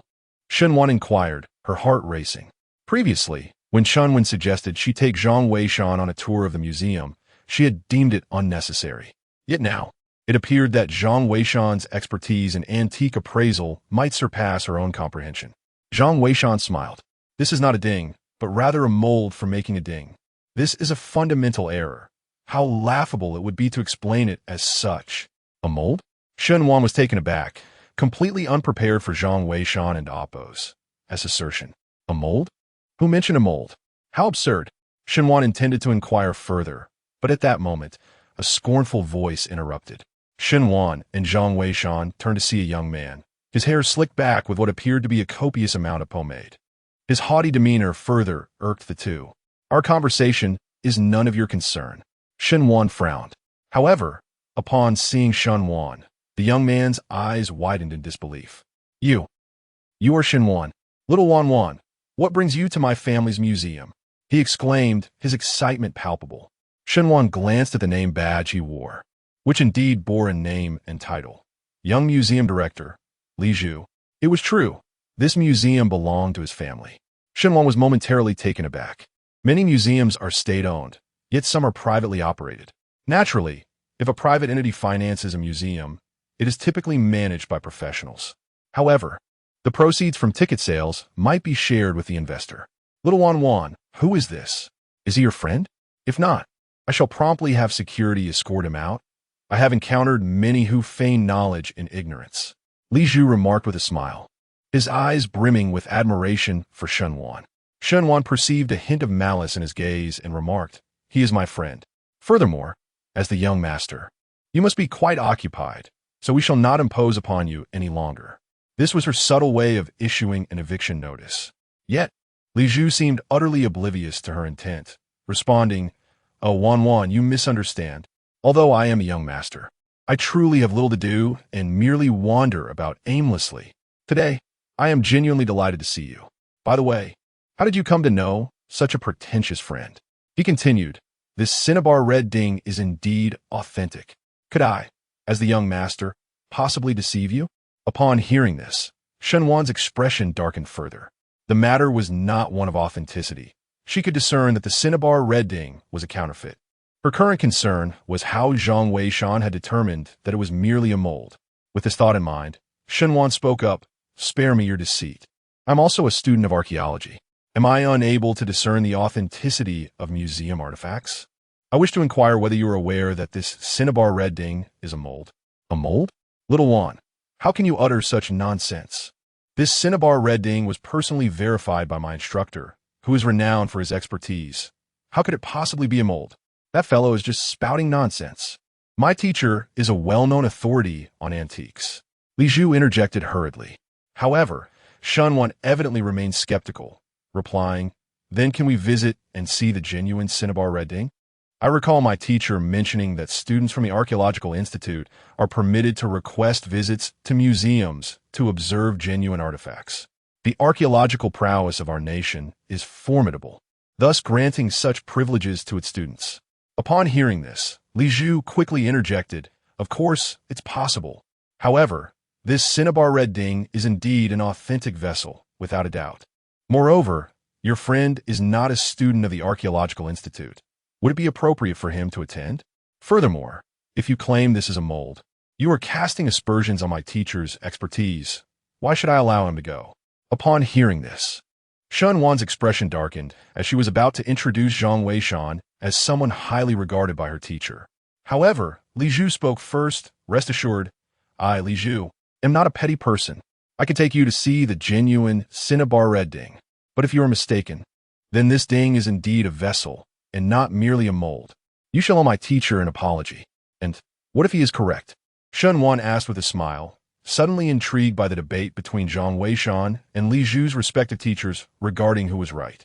That is simple. If he is correct, I will immediately contact my teacher to reaffirm the authenticity of this antique. Furthermore, I shall publicly apologize for our erroneous judgment. Agreed. It's a deal. Shenhua nodded. Though she found Li Zhu disagreeable, she acknowledged that his willingness to propose such a wager reflected a respect for the ancient artifacts. Chapter 66. Zhang Weishan's strength stuns Su Tian as a student of the Archaeological Institute. If Zhang Weishan's assertions were indeed true, she would inevitably demand a rectification from the museum. The primary purpose of establishing a museum is to enlighten the public about history. Such fundamental errors cannot be tolerated. Li Zhu led the two of them towards a side passage. Genuine antiques are meticulously stored in the basement, where specialized security personnel ensure their safety. Who is your teacher? Shenwan inquired, trailing behind. Li Zhu chuckled. Wan. Although I am your admirer, my teacher is certainly not someone just anyone can know. If your assertions are correct, I wouldn't mind revealing their identity. However, if you are mistaken, I shall remain silent. Shenwan nodded, refraining from further commentary. She understood that individuals of great expertise often possess strong personalities. For instance, the legendary Zhang family of treasure hunters. She still knew little about them to this day. Such elusive figures are not easily accessible. Though the identity of Li Zhu's mentor remained a mystery, the family's investment in a museum indicated a significant background. Shenwan glanced at Zhang Weishan beside her. Observing his calm demeanor, she felt reassured. Li Zhu guided them swiftly to the basement level of the museum. Here, the security was intricately organized, yet upon seeing Li Zhu's arrival, they posed no further inquiries. After Li Zhu presented the permit, he led the two individuals through one of the doors. Upon opening the door, they were met with a modestly sized, isolated room. Within, there stood an exceptionally large object. Li Zhu switched on the light, only to find that it resembled a shadowless lamp commonly found in hospitals, casting no shadows at all. In the center of the room was a magnificent red cauldron, encased in glass for protection. This was, unmistakably, the vermilion red cauldron. Compared to the one outside, this cauldron exhibited a certain degree of wear. Its surface was marred with numerous pockmarks, embodying the true essence of an antique. Do you see? This is the genuine vermilion red cauldron. What more can you say? Li Zhu exclaimed, pointing at the cauldron, his face radiating triumph. He had been present when his mentor led the team to authenticate this red cauldron. Thus, he was well aware that this was indeed the vermilion red cauldron, an authentic vessel, not merely a mold. Shenwan glanced at Zhang Weishan, and the implication was clear. It was now his turn. With a smile, Zhang Weishan remarked as he observed the red cauldron. The cauldron features 2 ears. Each ear can open and close. The span is the width of a palm. Li Zhu was momentarily taken aback by this observation, yet he refrained from further discussion and promptly fetched a ladder, ascending to examine the cauldron closely. He then retrieved a magnifying glass to inspect the ears of the vermilion red cauldron. The so-called ears of the cauldron were 2 protrusions resembling handles situated atop it. Their sizes varied, generally determined by the overall dimensions of the cauldron. Li Zhu meticulously scrutinized the area around the ears with his magnifying glass for an extended period. Indeed, numerous minute crevices were discovered near the tripod's ears, he remarked. My teacher observed these fissures as well and cautioned against tampering, declaring them to be the cracks of the cauldron. On what grounds do you assert that this can be opened? Zhang Weishan replied with a smile. For these ears signify the pivot points for opening and closing. During the cauldron's casting, molten materials such as iron were poured in, and subsequently, the cinnabar cauldron would solidify them. Surely, you have not employed instruments to probe its interior? Yet, did you not notice the considerable weight of the cauldron when it was relocated? Li Zhu was taken aback. Indeed, ancient artifacts should not be examined with detection devices, as these instruments may damage the relics. However, during the excavation of this cinnabar red cauldron, its extraordinary heft was unmistakable. Who could have anticipated that there was another cauldron concealed within? The art of cauldron casting dates back to the Warring States period. Yet historical gaps render it challenging to ascertain whether ancient cauldrons were crafted in a single process or assembled from components. The discovery of this mold significantly supports this assertion. Your high-fidelity replicas fundamentally lack the mechanism of the cauldron's ears opening and closing, which constitutes a grave error. In truth, The genuine cauldron resides within the cinnabar red artifact. And after all these years since its excavation, the authentic relic remains undiscovered. Do you find this acceptable? Having uttered these words, Zhang Weishan ceased further discourse and turned to exit. Shen Wan was left utterly bewildered. Within the confines of the Ding, an event of monumental significance has unfolded, poised to shake the very foundations of the archaeological community. Li Zhu's countenance turned ashen, and he found himself at a loss for how to proceed. However, he quickly regained his composure and promptly retrieved his mobile phone to contact his mentor. The call connected swiftly, and a voice emerged from the device. Li Zhu, what is the matter? Professor, it's bad news. Just now, Shenwan arrived at the museum with someone, claiming that your appraisal of the Vermilion Ding was erroneous. Li Zhu hastily recounted the situation. The voice on the other end was taken aback and inquired urgently, "What is the name of that young man?" Li Zhu paused for a moment before responding. "I believe he is called Zhang Weishan. Do you know him, Professor?" "Absurd. You do not know Zhang Weishan? He is the sensation sweeping across the internet." The professor in Appo's tone was grave. "You must take his words seriously. I am about to board a flight. I will arrange for someone to investigate immediately. If this is indeed true, we must rectify it at once. It would be a disgrace for us as antique appraisers." "Understood, Professor," Li Zhu replied hastily, then ended the call. Meanwhile, aboard the aircraft, a young man turned to the elderly scholar beside him. "Professor Su, what has transpired?" Su Tian sighed deeply in response. Age has caught up with me. You have heard of Zhang Weishan, I presume? He has made his way to the museum. Our previous firm belief regarding that Vermilion Ding may very well be misguided." The young man, serving as Su Tian's assistant, responded with urgency. "Surely not, Professor Su. You are one of the foremost experts in authentication in the country. Could that fellow Zhang Weishan truly be so remarkable?" Su Tian, upon hearing this, responded earnestly. "Recently, Zhang Weishan has garnered significant attention. I have even heard that Shunwan intends to pay him a visit. He must indeed possess considerable skill. Moreover, the authentication of the Vermilion Red Ding was conducted rather hastily. It is quite possible that he was correct. Just wait. The results will be forthcoming soon." Merely 2 hours elapsed. As Su Tian and his assistant arrived at their destination by plane, a call from Li Zhu came through. "Professor, we have just completed the authentication. Indeed, there's a bronze ding within that Vermilion Red Ding. Zhang Weishan was right. However, should we really make this information public? Might it tarnish your reputation?" Li Zhu expressed his dilemma. Su Tian, however, replied coldly, "What does my reputation matter? The field of archaeology has already reached this state. What use is my reputation? If it is discovered by others later, it will be even more embarrassing. We must promptly announce the findings and express our gratitude to Mr. Zhang Weishan." Yes, yes.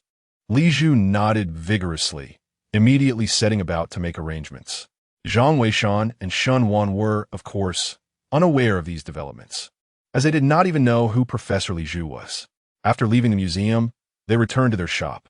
However, they did not anticipate that upon their arrival, Boss Shun would rush over, beaming, and inquire, "Xiaowan, when do you plan to depart for the archaeological site? Father has kindly purchased tickets for you all." Chapter 67. Departing with tickets upon witnessing the demeanor of Boss Shun, Zhang Weishan comprehended that indeed, no one knows a father better than his child. Shun Wan truly embodied the essence of being Boss Shun's beloved daughter. As soon as she returned, Boss Shun promptly made his appearance. With a cheerful smile, he addressed Shun Wan.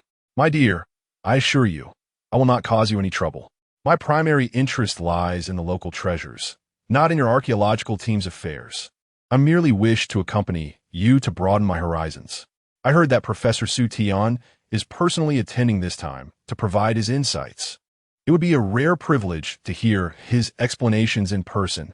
Shun Wan replied with a smile, "I knew it.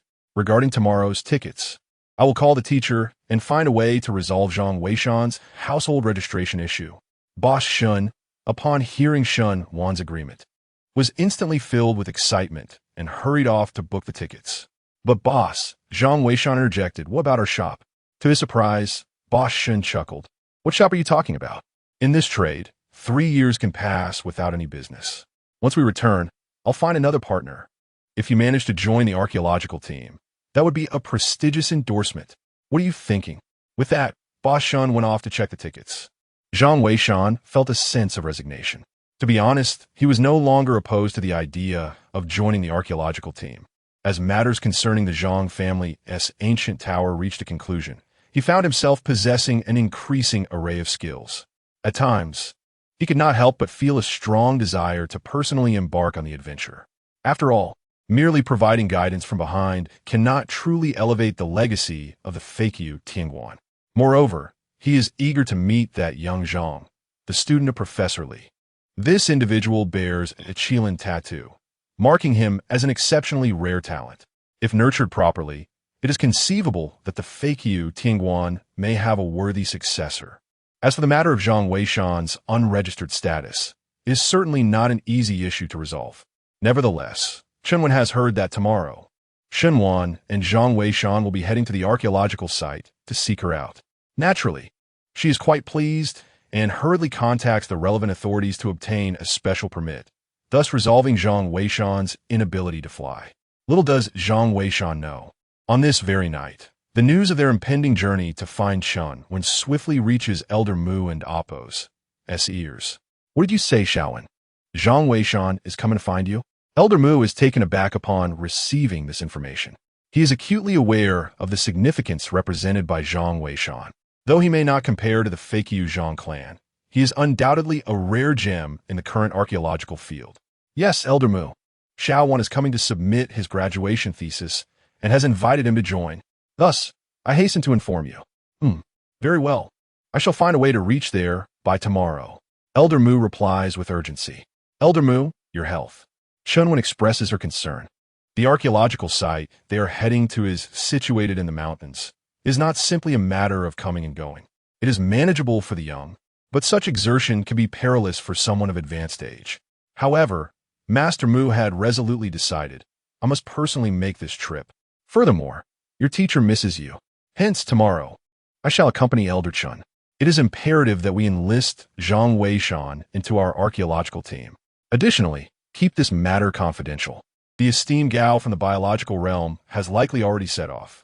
Let's allow him to return empty-handed this time. Shenwen nodded, surprised at how recently this Zhang Weishan had gained such prominence. If we were to locate the actual Zhang of the Qiuzhang clan, his fame would be unimaginable. Contemplating this, Chunwen could not help but feel a sense of anticipation for the meeting tomorrow evening. She wondered what kind of person this Zhang Weishan truly was. That evening, with the tireless efforts of Shun Wan and Boss Shun, 3 tickets for the following morning and Appo's flight were finally secured. However, the flight was not direct, as the archaeological site was quite remote. Nevertheless, Zhang Weishan was of utmost importance to the team. Under Master Mu's coordination, the complexities of the archaeological site security were managed by Captain Qin, who temporarily arranged for several helicopters to facilitate transportation. Consequently, once they landed at the airport, they could directly board the helicopters bound for the archaeological site.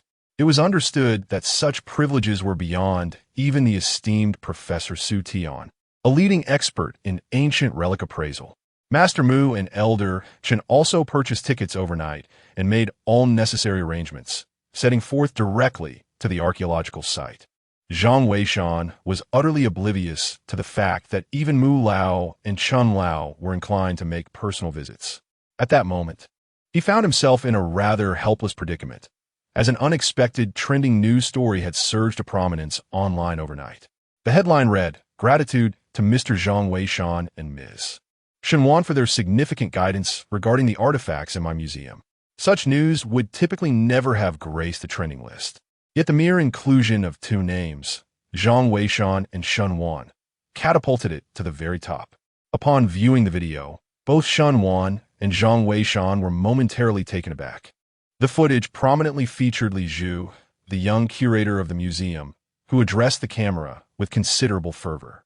His message conveyed that due to authentication issues, certain information regarding an artifact in their museum had been misrepresented. He expressed gratitude and apologies, acknowledging the insights provided by Mr. Zhang Weishan and Ms. Shenwan during their visit the previous day. While the content of this message was innocuous, The emergence of those two names ignited a tremendous uproar, particularly the three characters comprising Zhang Weishan and Amp, Oppo's name. A barrage of comments erupted in the comment section of Li Zhu and Amp, Oppo's video. Wow, is that the enigmatic Zhang Weishan? Indeed. I've heard that the esteemed Professor Gao from the biological sciences is also searching for him. Searching for him? I am from the biology department. And Professor Gao set off yesterday. Impressive. This Zhang Weishan might just be the most formidable figure since the Zhang family of archaeology. Indeed, there seems to be a surge of remarkable individuals lately. My girlfriend even complains that I am too mediocre. Amidst the lively barrage of comments in the video, Shenwan and Oppo's delicate face flushed with embarrassment. It was an undeniable fact that Zhang Weishan was present alongside her, his demeanor remarkably composed, seemingly indifferent to the flurry of remarks. Suddenly, a frown creased Zhang Weishan's brow at the mention of Li Zhu. Shenwan, taken aback, quickly interjected, "Oh, he will undoubtedly attend. I researched last night and discovered that Li Zhu's family possesses substantial financial resources. They frequently provide funding and equipment to assist archaeological teams, but in return, they seek financial investments for projects such as museum construction. It's a mutually beneficial collaboration with the archaeological teams, ensuring their presence is often felt at excavation sites." Continuing, Shenwan added, "Moreover, I must inform you that I found out Professor Su Tian has connections with their family as well. It's quite possible that Li Zhu's mentor is Professor Su. He will also be at the site this time, and should we cross paths, it may lead to an awkward situation, so it would be wise to brace yourself." Chapter 68. The live broadcast reopened. Zhang Weishan was momentarily taken aback by the mention of Su Tian, but he quickly regained his composure. He was unfamiliar with Su Tian. Had it not been for Yunyun and Oppo's brief mention in the live stream, he would have remained oblivious to the meticulous division of labor within the archaeological community. In truth, the specialization among archaeologists is not as pronounced as it may seem. The reality is that due to the severe fragmentation of archaeological practices in Huaxia, coupled with relatively antiquated techniques, larger excavation sites often witness tragic losses among the personnel involved. This necessitates the deployment of soldiers to safeguard those engaged in archaeological endeavors. While some exhibit a fearless disposition towards danger, there are equally those who cherish life, making such outcomes inevitable. After all, human perspectives vary significantly. Moreover, the official stance has never been one of coercion. Consequently, a group of archaeological professors, reluctant to engage in frontline work, spearheaded the establishment of an institution dedicated to appraisal, which operates under the auspices of the Archaeological Academy. Su Tian, the leader of this appraisal institution, is a figure worthy of admiration. It is said that he has 3 children, all of whom, under his influence, have pursued careers in archaeology. However, fate has been unkind. 2 of his children sacrificed their lives for the field, and the remaining child has suffered the loss of a leg.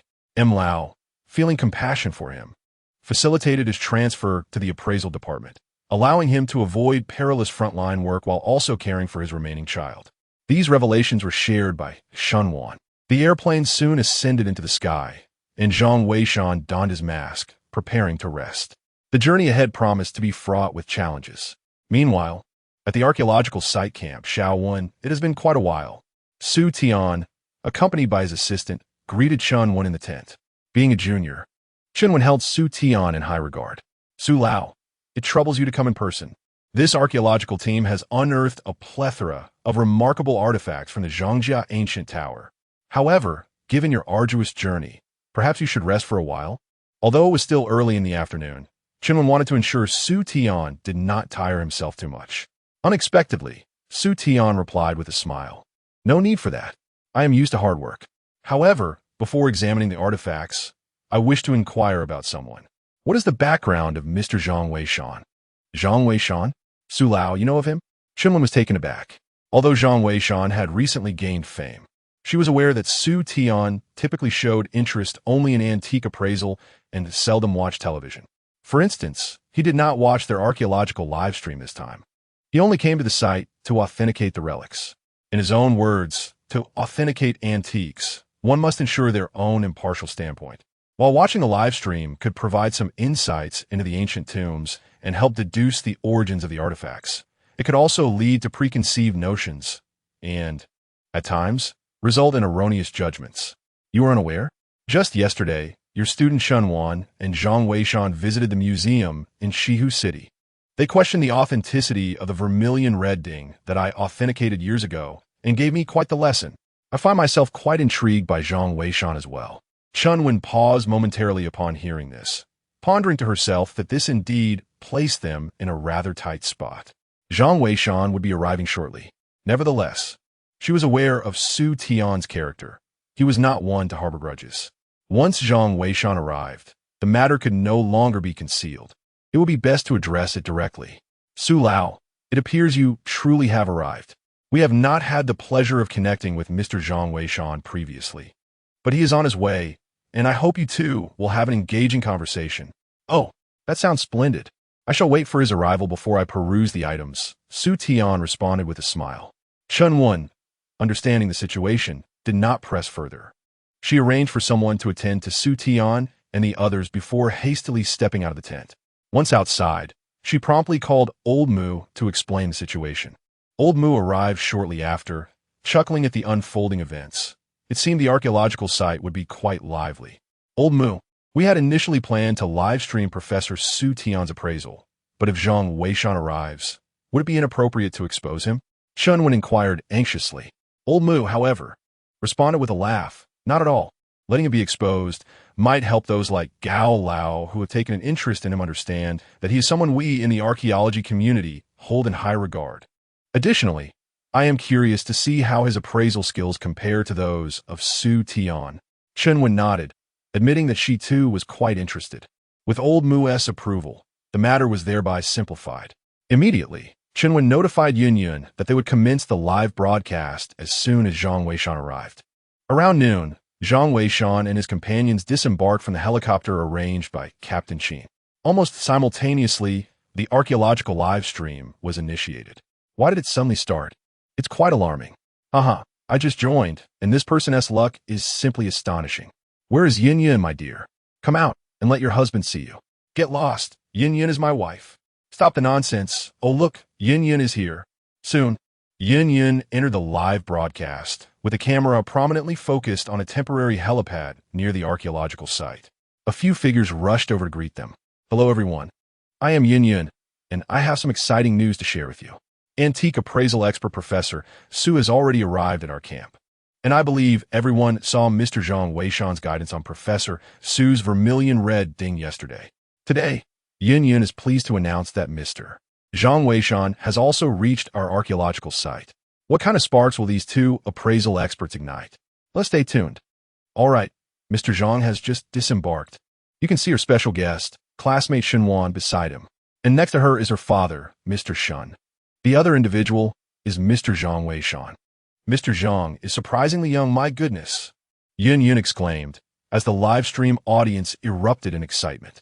Yesterday, when Li Zhu released his video, he did not display any photographs of Zhang Weishan or Shunwan.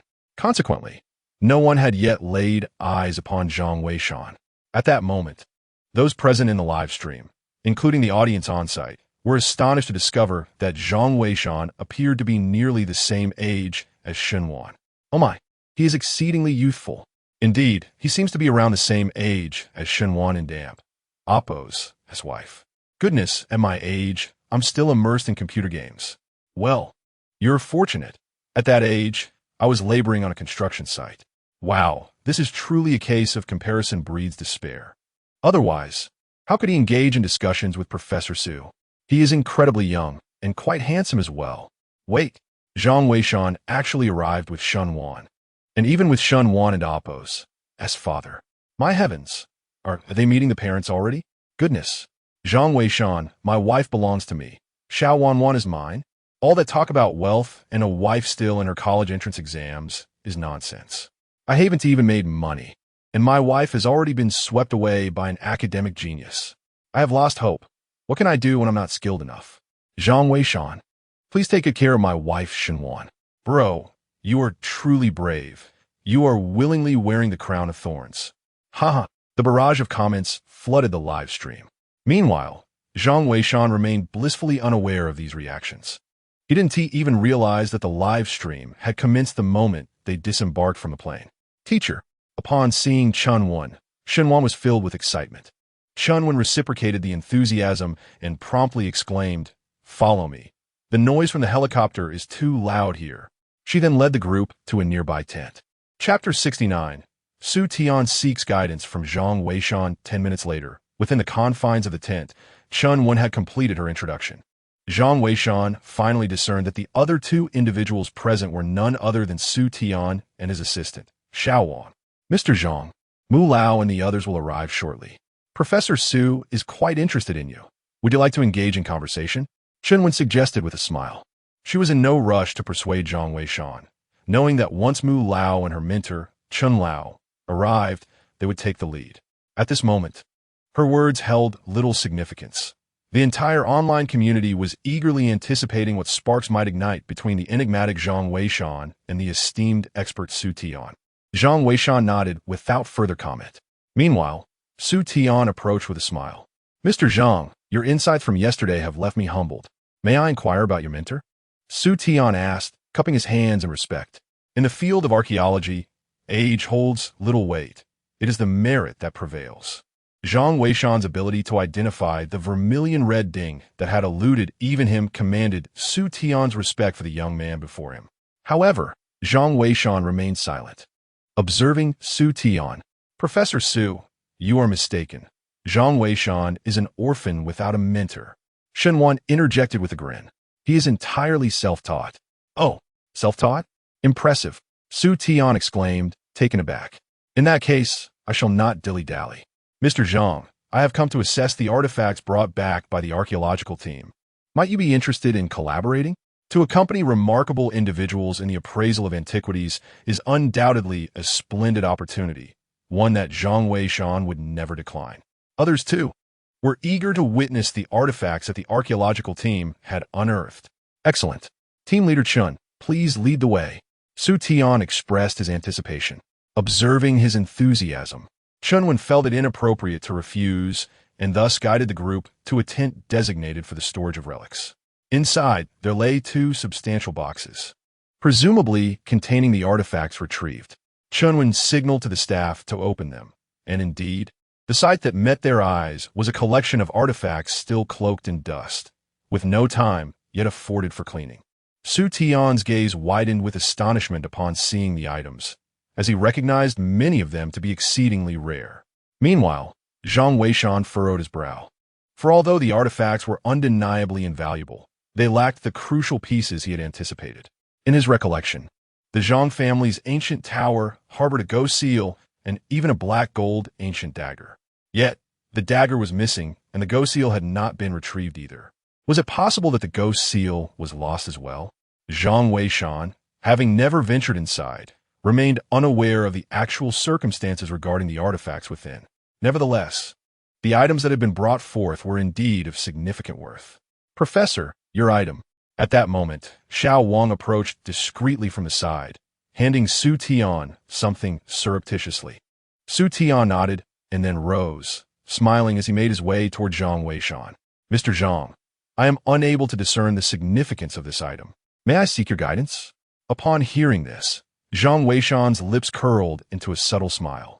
While others may have been oblivious to Xiao Wang's earlier actions, he was certainly not. After enhancing his physical constitution, such whispered conversations were impossible to evade. Zhang Weishan beheld the object Su Tian had produced, a string of brownish-yellow beads. They bore a striking resemblance to the amber revered in ancient Tibetan Buddhist traditions. However, a mere glance was sufficient for him to recognize its dubious nature. "Here it comes. That seems to be amber, right?" "What do you mean in Appos? Seems in Appos." "It undoubtedly is. I am in the jewelry business, after all. How could I not know? Amber comes in various types, does it not? This piece in Professor Su's possession appears quite precious. Indeed, let us hear what Zhang Weishan has to say." At that moment, the audience and Appos' attention shifted toward the unfolding discourse. Yet, to their astonishment, Zhang Weishan made a startling remark. Professor Su, are you attempting to test me? What do you mean by that? Su Tian inquired, feigning ignorance. By bringing your own bracelet to consult me, are you not probing my abilities? Zhang Weishan stated forthrightly. Su Tian, taken aback by the directness of his words, felt a moment of embarrassment, but soon regained his composure, chuckling impressive. Indeed, I wish to gauge Mr. Zhang and Amp. Oppo's expertise. I apologize for any offense. The archaeological field is currently bereft of talent. I find myself in a difficult position, and I sincerely hope you do not take it to heart. Realizing his intentions had been laid bare, Su Tian no longer felt the need to conceal them. On the contrary, the young Wang beside him was quite perplexed and inquired, Mr. Zhang, could you elucidate how you discern that? I intentionally used the dust on these antiques to create an aged appearance, yet you perceived it without even a touch. Shun Wan and the others also gazed at him, evidently baffled by his insight. Zhang Weishan, feeling helpless, was aware that he had actually deduced it audibly. However, he could not articulate such a notion. The luster of the bracelet was too radiant to be concealed by mere dust. Its polished sheen suggested that it had been handled within the past month. With just these two sentences, both young Wang and Su Tian nodded in understanding. Even Shun Wan and the others were taken aback, as they had not anticipated that such a simple refinement could reveal so much. Indeed, this exemplified the adage that amateurs observe the spectacle while experts discern the intricacies. I have learned a valuable lesson. My earlier assumptions were hasty. What is your perspective on these unearthed artifacts, Mr. Zhang? Su Tian asked. In response, Zhang Weishan shook his head. They are precious, yet not significant.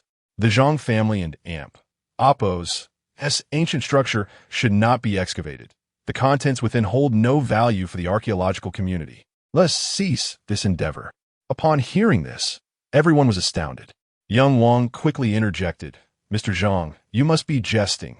Your words are astonishing. The archaeological team has sacrificed so much, and you claim there is no need to excavate the Zhang family ancient structure? Others echoed his confusion. Yet, only Chun Wan and Su Tian exchanged appreciative glances, particularly Chun Wan, who possessed the deepest understanding of the situation at hand. The room erupted in disbelief upon hearing Zhang Weishan's words. Goodness, does this fellow truly think so highly of himself? Even the esteemed master F.A. Qiu Zhang never spoke in such a manner. Indeed, after so many sacrifices, he simply refuses to relent? Nonsense. How can these artifacts lack significance for archaeology? Exactly. Could it be that this young man is merely a charlatan? I can't shake the feeling that he might be. I long for the wisdom of the master. If only he were here to expose this charlatan.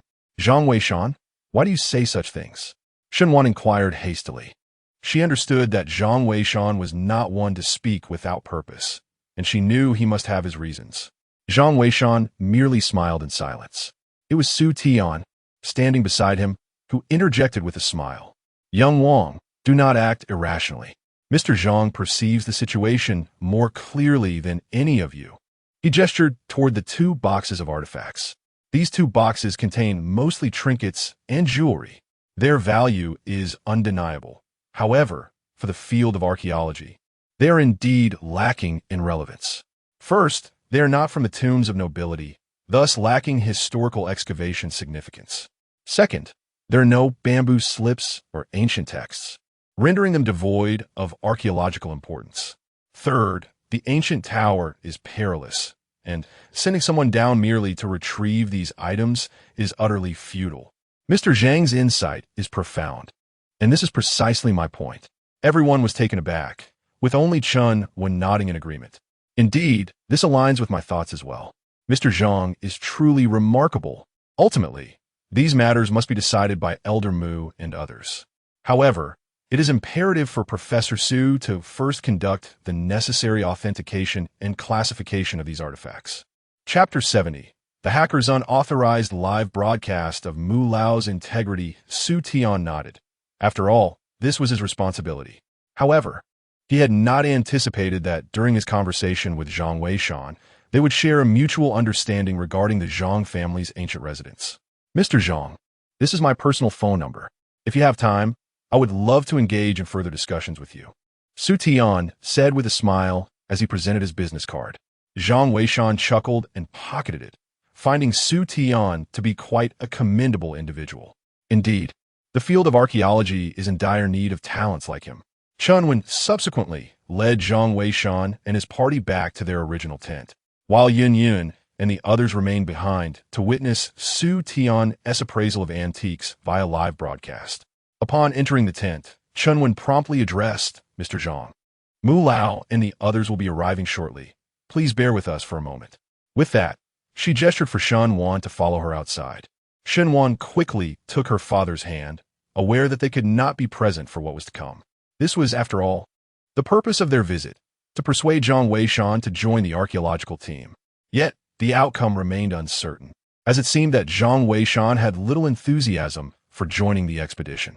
Outside the tent, Chunwen whispered, Xiao Wan, please accompany your father to another tent to rest. Mu Lao and the others hold Zhang Weishan in high regard, and a serious discussion is likely to ensue. Understood, teacher. By the way, I have finished my thesis. When you have time, I would appreciate your feedback. Shenwan replied. Shenwan nodded, and then proceeded to settle the two. Within the confines of the tent, Zhang Weishan surveyed his surroundings. He noted the multitude of surveillance cameras integrated into the base's Eye of Heaven system, even within the tent itself, likely installed to deter any potential theft of artifacts. However, at that moment, the camera appeared inactive, its light extinguished, suggesting it had been disabled.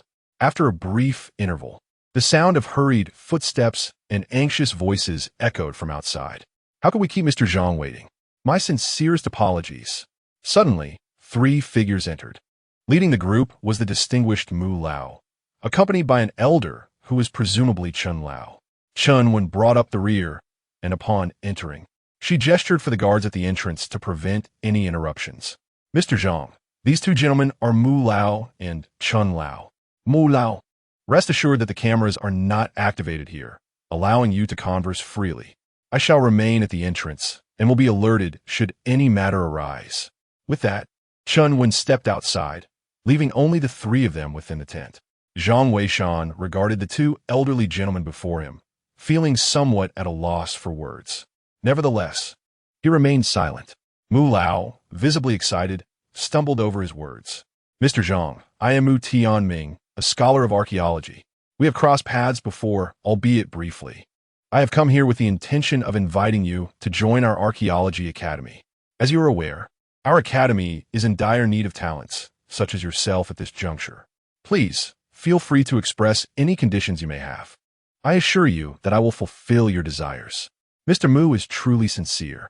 However, Zhang Weishan harbors little interest in joining the Archaeological Institute. Mr. Mu, please refrain from further discussion. My enthusiasm for joining the Institute is non-existent. Zhang Weishan was forthright in his response. This candid reply left both Mr. Mu and Mr. Chen momentarily at a loss for words, and the atmosphere became palpably tense. Meanwhile, in a live broadcast room, viewers expressed their concerns. Why is the program solely showcasing steadfast artifacts? What about Zhang Weishan? Indeed, where is that enigmatic figure? It seems Mr. Mu is on his way, likely to engage in a private discussion with Zhang Weishan. What could there be to discuss? It's not state secrets. Precisely. Let us initiate a live broadcast. Isn't it tedious to watch artifact appraisals endlessly? Faced with the audience's demands, Yun Yun found herself at a loss. She could only instruct her staff to inform Chen Wan, hoping to initiate a broadcast featuring Zhang Weishan. However, the response was unequivocal. Absolutely not, unless signaled by Mr. Mu. Their conversation must remain confidential. Unexpectedly, at that moment, another staff member responsible for the live streaming platform rushed out from a nearby tent. Team leader, we have a situation. Our system has been compromised by a hacker, and it appears to have originated from abroad, possibly from Maru. What? Chunwen's countenance darkened dramatically upon hearing this. Captain Sheen, upon receiving this alarming news, issued a swift command. All personnel, assume a state of heightened alert. Understood. Suddenly, all the warriors in the camp sprang into action, remaining vigilant of their surroundings. Chun had already dashed into the live streaming tent. However, the live streaming system had temporarily succumbed to dysfunction. The staff remarked that the opposition was approaching aggressively, and the live camera in Mu Lao and Appo's tent had been activated. Our experts can repel them within a minute at the latest. Chun, the team leader, suggested that one should inform Mu Lao and the others to take a break. Upon hearing this, Chun Wen's eyes blazed with anger. The interruption in the archaeological technology of the Huaxia Nation was directly linked to the heinous acts of the Maru Nation in the past. In their bid to obstruct Huaxia's archaeological advancements, the Maru Nation had indeed thrown all shame aside. Chun Wen immediately rushed out, intending to notify Mu Lao. However, upon entering the tent, she found that Mu Lao and the other two were silent. Thus, she could only approach them quietly and relay the situation. Yet, how could her whisper escape the keen ears of Zhang Weishan? He heard everything with crystal clarity. Simultaneously, he noticed that the nearby camera had indeed turned red, evidently in an active state. Meanwhile, in the live streaming room, countless netizens were utterly bewildered. My goodness, the heavens have manifested. Why did the live stream suddenly activate? It seems the production team is always responsive. Oh, why is Team Leaderchin here too? What are they whispering about? I don't know, but why is there no sound? Just wait and see. The netizens in the live stream remained oblivious to the unfolding events. Meanwhile, Zhang Weishan's brow gradually furrowed in concern. He was also aware of the long-standing grievances between the Huaxia Nation and the Maru country. However, he never anticipated that Maru would be so devious, even seeking to eavesdrop on the conversation he had with Elder Mu. This only fueled Zhang Weishan's indignation. Yet, how would Elder Mu choose to respond in that moment? Zhang Weishan was eager to witness the outcome. Chun Wen swiftly recounted the situation, only for Elder Mu to suddenly slam his hand on the table and declare in a stern voice, "How can these petty miscreants intimidate us? So what if Maru's hackers forcibly breached our live stream? Let them watch if they wish. Is there a time when the archaeological field of Huaxia has sunk lower than now? As a vast nation, why should we fear a mere speck of land in Appo's blockade? I firmly believe that the resurgence of Huaxia's archaeological community is an inevitable trend. Only a nation devoid of ancient civilization would resort to such underhanded tactics. Let them watch the live stream. I hold no fear, nor does Huaxia." Elder Mu and Appo's words resonated with a powerful conviction. Far removed from the demeanor typically associated with someone of advanced age, particularly the assertion that they should be allowed to watch. Such fortitude was remarkable. Chun Wen was momentarily taken aback, but quickly regained her composure. With a solemn expression, she affirmed, "Yes," and exited the tent. No sooner had she stepped outside than a staff member approached, reporting that the system had been restored. The hacker's location had been traced, and a counterattack was underway. Should the live stream be terminated? Chun Wen resolutely replied, "No need. Master Mu is indeed correct. If they wish to see, let them behold." The rise of archaeology in the land of Huaxia cannot be hindered by mere prying eyes. Chapter 71, Identity Exposed. Zhang Weishan emerges from the Zhang clan of Feiqiu. In the live broadcast room, after a brief silence, an overwhelming torrent of comments erupted like a geyser. What on earth is happening? A hacker attack? Wow, what level of hacker could pull this off? That is not the point. What matters is that it seems Old Mu suggests it was hackers from Wanghua. These rogues truly are despicable. Isn't this just typical of their character? Old Mu is impressive. His integrity is commendable. No wonder Old Mu is a towering figure in the archaeological community. He is the backbone of our field. Old Mu must be inviting Zhang Weishan to join the archaeological circle. I sincerely hope Mr. Zhang will accept. Indeed, we cannot allow those petty individuals to belittle us. While that may be true, we cannot impose moral constraints. Ultimately, it is up to Zhang Weishan to decide. The discussion in the live broadcast room was vibrant and animated. Meanwhile, in the tent, Old Mu finally turned to Zhang Weishan and spoke again. "Mr. Zhang, could you please consider this? We come with genuine sincerity. The archaeological community truly needs talents like you. If you could join the Archaeological Academy, I would even be willing to relinquish my position." What? This is an extraordinary offer. With such treatment, He must agree. If Zhang Weishan receives such a privilege, then the entire archaeological community of Huaxia would surely heed his command. Incredible. In a moment, the entire live stream erupted with a cacophony of voices. Some hailed Zhang Weishan's prowess, while others questioned whether old Mu was overreacting. After all, is it truly necessary to extend such lavish benefits to just one individual? Yet, Zhang Weishan, observing old Mu, merely shook his head. He understood that by declining at this juncture, he might face moral condemnation from the online community. However, he remained indifferent to such pressures. He was simply a person who embraced his preferences candidly. Approval or disapproval, he expressed it plainly without any veiled sentiments. As expected, the moment he shook his head, the live stream erupted in outrage. How dare he refuse this, thinking he's all that? I swear, I want to knock this Zhang Weishan down a peg. Who does he think he is? Exactly. Even with old Mu and Appo's backing, he still won in Appo's agree. Who does he believe himself to be? Damn it, it infuriates me. How could Xiao Wanwan possibly fancy someone like him? He shows no sense of responsibility. Indeed, he should just leave our homeland. Damn it, this is driving me crazy. The chat was a tempest of vitriol. Shenwan wished to defend Zhang Weishan, yet her attempts were drowned out by the avalanche of vitriolic comments. Although she did not comprehend why Zhang Weishan would refuse, she was certain he was not the type to take pleasure in another's misfortune. He must have his own reasons. Old Mu, witnessing this tumultuous outcome, allowed a resigned sigh. Mr. Zhang, could you perhaps provide an explanation? Is there something we have done amiss, or do you have other considerations? Old Mu, truly unwilling to concede, ventured to inquire. Zhang Weishan shook his head and replied, "You have no issues. My dilemma lies within myself. I detest being constrained. While I can forego joining the Archaeological Institute, should you encounter any difficulties in the future, feel free to reach out to me." Upon hearing this, both Elder Mu and Elder Chun were momentarily taken aback. Although Zhang Weishan had declined the invitation to the Archaeological Institute, he had not refused to assist their archaeological endeavors. In essence, this was no different from joining the Institute. He simply remained outside the formal structure. Elder Mu found this acceptable. Elder Chun, filled with excitement, exclaimed, "This is wonderful." Elder Mu, equally thrilled, nodded vigorously, "Excellent. We shall heed your words, sir. This is truly splendid. We are immensely grateful to you." Simultaneously, the tone in the live stream chat shifted dramatically. "Wow, so this is what Zhang Weishan meant. My apologies for the misunderstanding, brother. I knew it.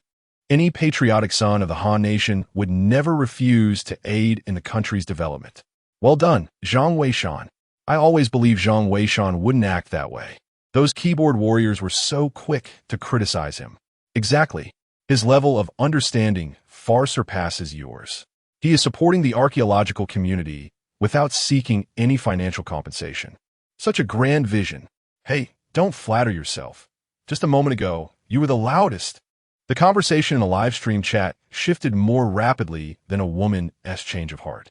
Elder Mu and Elder Chun were both profoundly moved, even though they had not invited Zhang Weishan to join the Archaeological Institute. At the very least, a response had been received from the other party, expressing a willingness to assist the Archaeological Institute, which was sufficient. Mr. Mu rose to convey his gratitude. However, at that moment, a cacophony erupted outside the tent.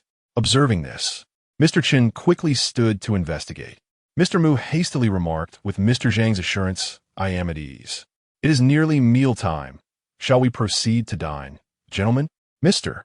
Zhang Weishan, indeed feeling famished, did not decline the invitation. The three men rose and departed the tent, with Mr. Mu trailing behind, when suddenly his phone rang. Mr. Zhang Weishan, standing at the tent's entrance, was taken aback to see that two excavators had arrived outside, accompanied by trucks transporting coils of steel. As if preparations for construction were underway, a sense of bewilderment washed over him. Ms. Chinwen was there, overseeing the operations. Meanwhile, the sound of Mr. Mu speaking on the phone resonated within the tent. "Hello, Mr. Mu. We have made a new discovery. Zhang Weishan might be the descendant of the famed Fake-Yu Zhang clan. What is happening? Please elaborate." Mr. Mu promptly explained, "The situation is as follows. Previously, we had only traced both Zhang Weishan and the Fake-Yu Zhang clan to Shihu City.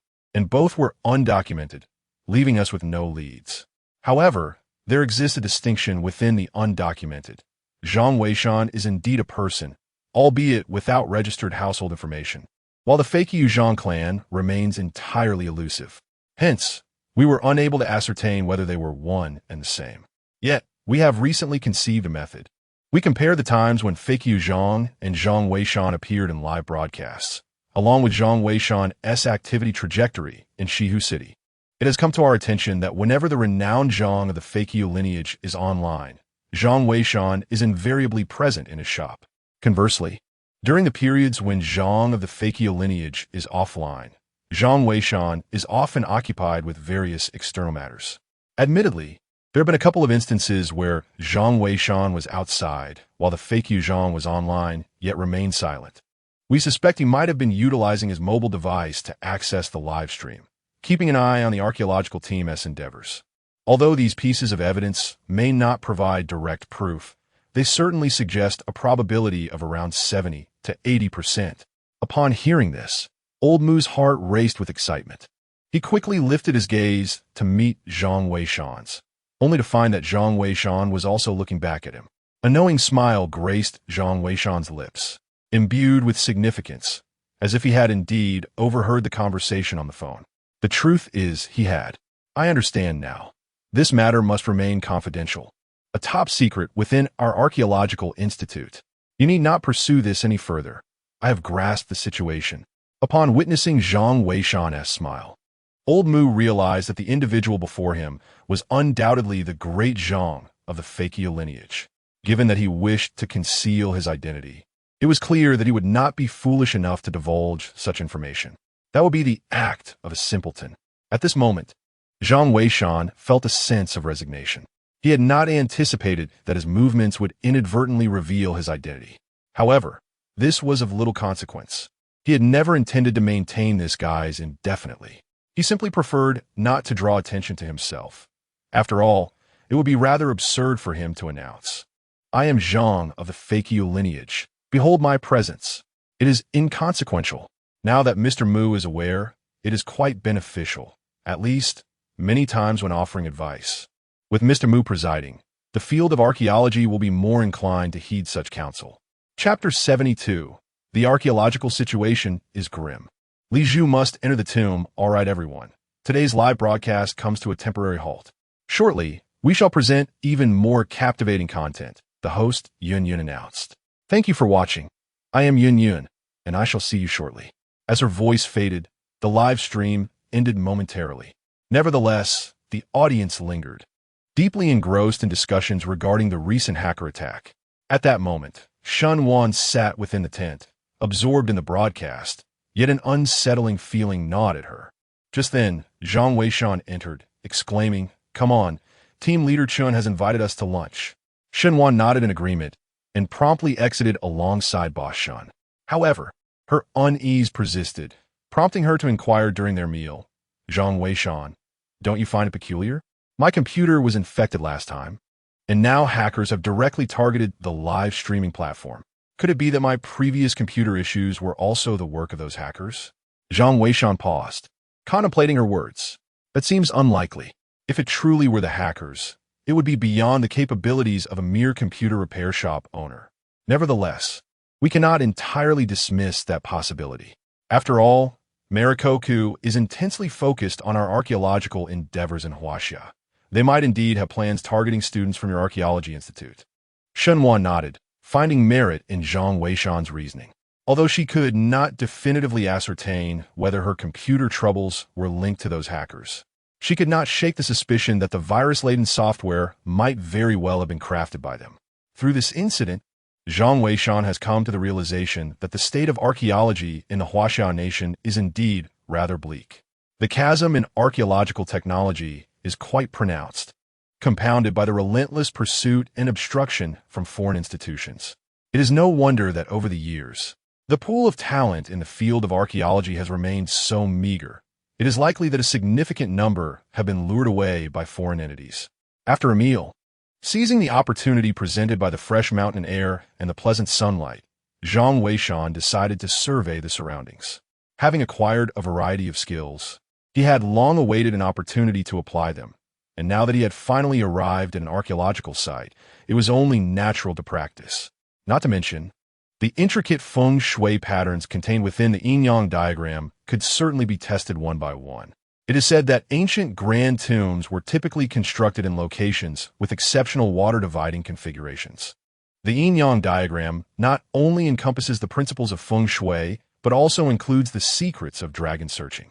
Thus, it would be advantageous to employ the dragon searching technique to examine the topography of the mountains and rivers here, allowing him to become more familiar with these abilities.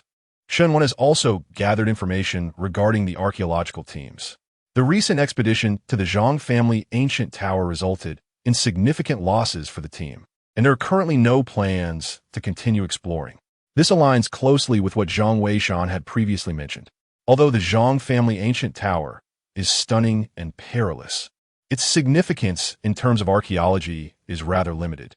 Rather than risking further peril, it would be wiser to conserve their strength in order to unearth tombs of substantial historical value, such as those belonging to nobles or remnants of ancient states.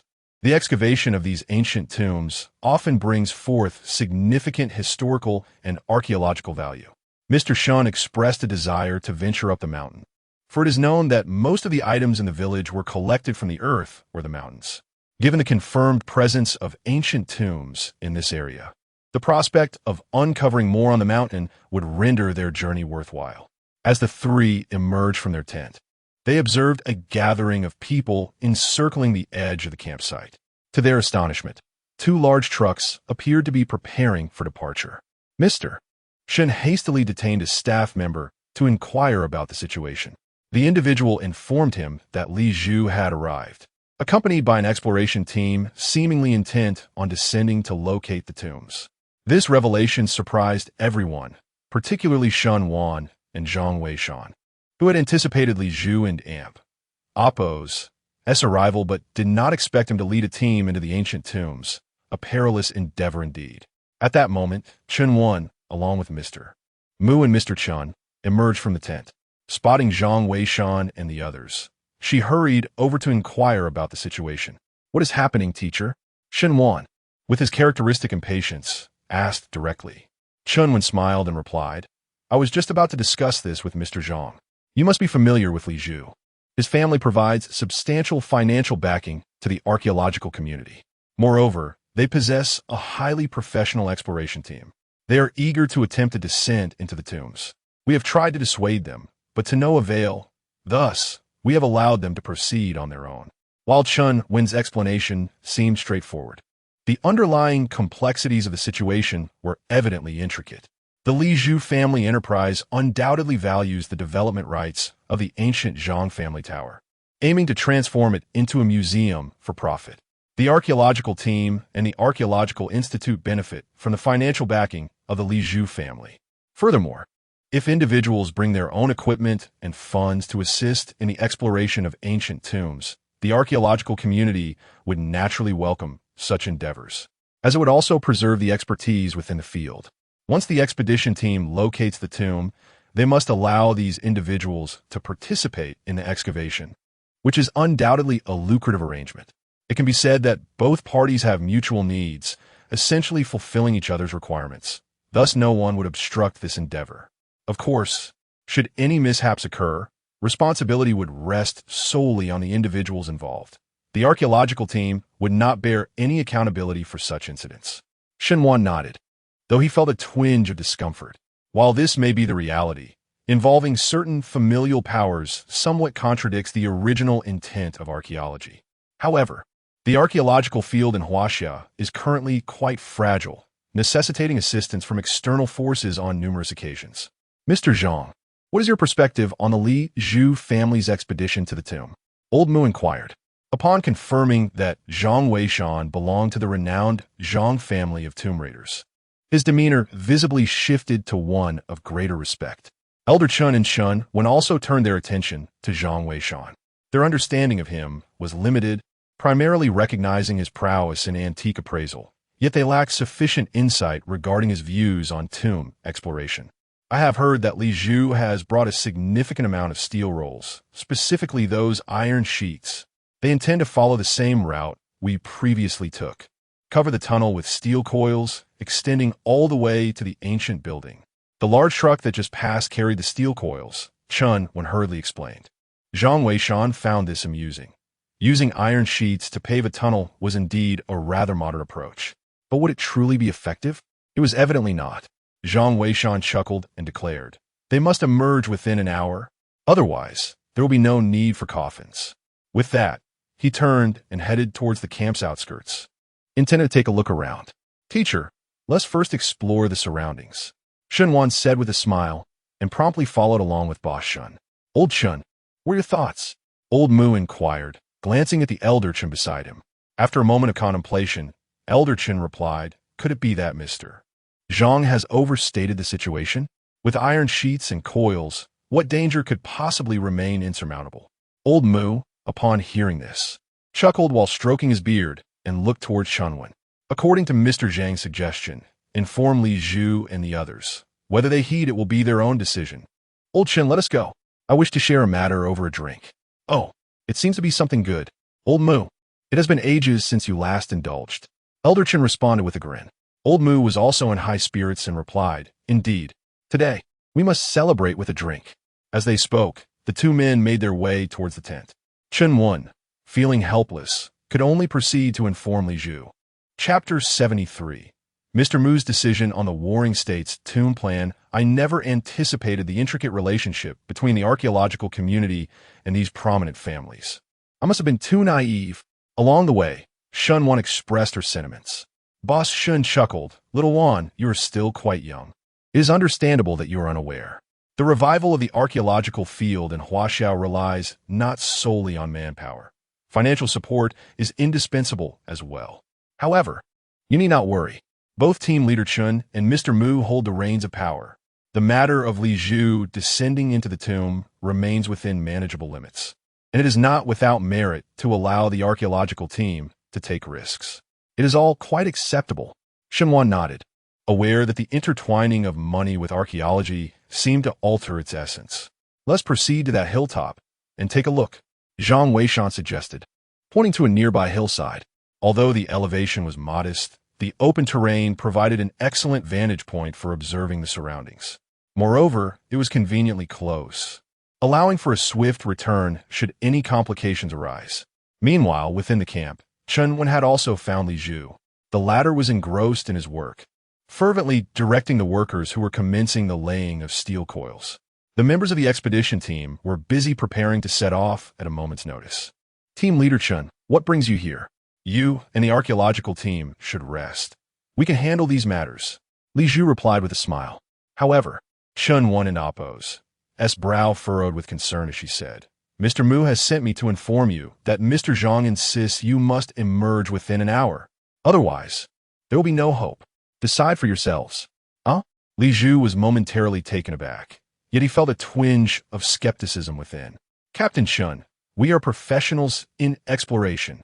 Although I do not deny Zhang Weishan's exceptional skills in antique appraisal, could he truly handle the realm of exploration? We certainly must investigate the ancient tomb. Rest assured, we are all experts in this field." Chen Wen, upon witnessing his demeanor, smiled and chose not to elaborate further. After all, they were not operating within the same framework. Some matters were best left succinctly stated, for excessive discourse could lead to annoyance. As Li Zhu watched Chen Wen depart, he felt a sense of unease. Although he suspected that Zhang Weishan might be exaggerating the dangers, the situation surrounding the Zhang family as ancient building was undeniably perilous, and he intended to descend personally this time. Hence, it was imperative to meticulously arrange security measures. With this thought in mind, he summoned the expedition team leader. "Old Ma, when we enter the tunnel, have the brothers spaced every 10 meters. He instructed, "If anything unusual occurs, they must exit immediately." "Understood?" Old Ma nodded and promptly set about making arrangements.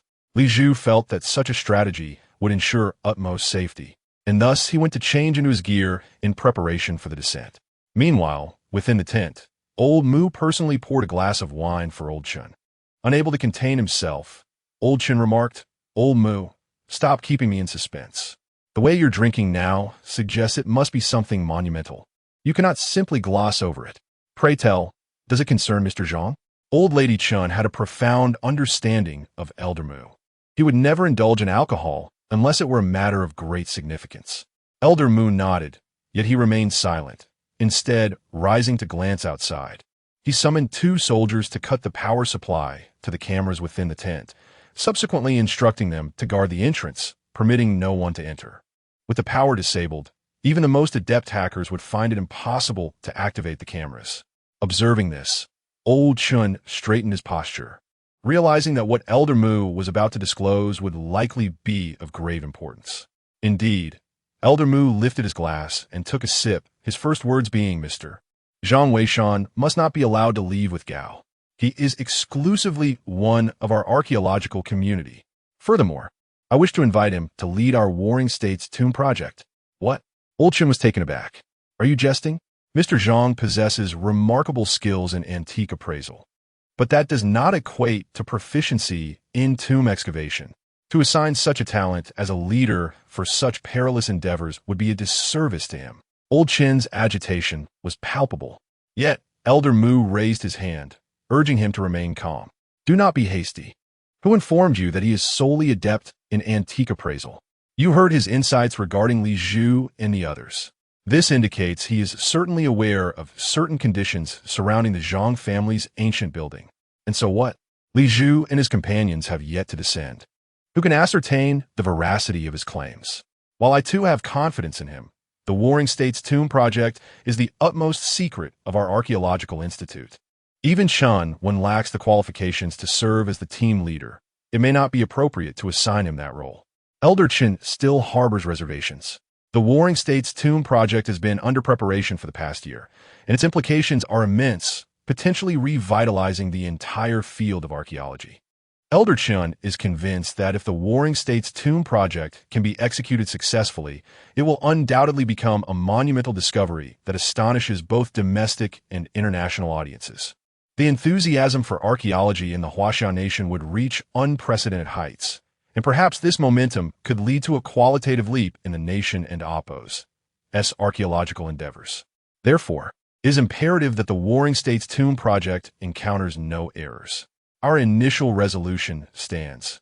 Individuals may perish, but once the Warring States Tomb Project commences, it must not be halted. Elder Mu chuckled, acknowledging the importance of the Warring States Tomb Project, as if to say, am I unaware? However, allow me to finish my thought. My choice of Zhang Weishan as the team leader is well-founded. Let me ask you, would you have any objections if I were to invite the FHO Zhang clan to lead the Warring States Tomb Project? Naturally not. We all recognize Mr. FHO Zhang's formidable abilities, and I too wish to recommend him. Yet this individual is elusive, rarely seen. Before Elder Chun could finish his sentence, a sudden realization struck him. His eyes widened in astonishment as he gazed at Elder Mu. Are you implying that Zhang Weishan is FHO Zhang? Elder Mu remained silent, merely nodding in affirmation. Elder Chun quickly covered his mouth, seemingly fearful of being overheard. Old Mu, this is no time for jest. This matter involves significant implications. Do you truly believe I am jesting? Old Mu chuckled, simultaneously gesturing for Old Chun to take a sip of his drink to steady his nerves. Both men savored their beverages, and only then did Old Mu divulge the contents of the earlier phone call to Old Chun. Although certainty eludes us at this moment, based on the gathered information and Mr. Zhang's previous gaze, I can assert with conviction that he is indeed a descendant of the famed Fakyu Zhang clan. Moreover, we now possess an opportunity to validate this assertion. As he spoke, Old Mu retrieved his mobile phone and sent a message to Chun Wan. I have already informed Chun Wan to initiate a live broadcast, showcasing the situation of Li Zhu and his companions as they delve below. Firstly, if Li Zhu and his team encounter no issues after an hour, it would simply indicate my waning eyesight. However, should a predicament arise within that hour, the prowess of Mr. Zhang requires no further elaboration. Furthermore, we shall observe, for Mr. Zhang is currently absent from a base. He has the chance to log in and post comments. Should he log in and post, the nearby devices will capture the signal's origin. We can then confirm his identity as a member of the Fakyu Zhang clan. Once this is established, do you believe there will be any objection to my invitation for him to lead the Warring States Tomb project? Old Chun, taken aback by the revelation, quickly inquired. Old Mu, do you not think this course of action may be ill-advised? If Mr. Zhang were to discover this, he might become incensed. Chapter 74. Ambitious aspirations before the tomb. Upon hearing this, Old Mu chuckled. That will not be the case. Mr. Zhang is aware of our investigation, yet he has never concealed anything. Therefore, I surmise that Mr. Zhang simply prefers to remain low-key, and our intentions are not to delve deeply into his past.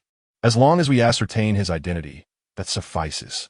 Moreover, this matter of identity should remain known only to you, me, and at most, Old Sunday. No one else should be privy to this information. This is what Mr. Zhang cares about. With a sigh, Old Mu continued. At present, we are akin to an ant beside a giant, yearning to glimpse the giant's visage. If our hearts are sincere, the giant may not reveal himself to us. Yet he would not harm us, for we are too insignificant. On the mountainside, Boss Shun searched fervently, hoping to uncover some ancient artifacts. However, the prospect was dim, as it resembled the futile endeavor of finding a needle in a haystack. Meanwhile, Shan Wan surveyed her surroundings and noted that despite the modest elevation, the vantage point offered a comprehensive view. She could see the topography of the mountains and the archaeological teams camped below in their entirety. Standing here, she felt a connection to the past, as if the individuals who decided to construct the Zhang family ancestral hall had once stood in this very spot, observing the landscape before making their choice. Zhang Weishan, your expertise in feng shui is remarkable. Surely you can discern something from this? Shenwan inquired, her perception of Zhang Weishan having undergone a significant transformation, as she often found herself eager to seek his counsel. Zhang Weishan smiled in response. Behold the majestic mountains before us, their peaks rising in layered grandeur, reminiscent of the scales of a dragon. Shen Wan paused, gazing into the distance, and indeed discovered that the terrain here bears a striking resemblance to fish scales. Why refer to dragon scales, one might ask? Cannot they be likened to fish scales instead? Shen Wan inquired, her ignorance of feng shui prompting her to voice her thoughts.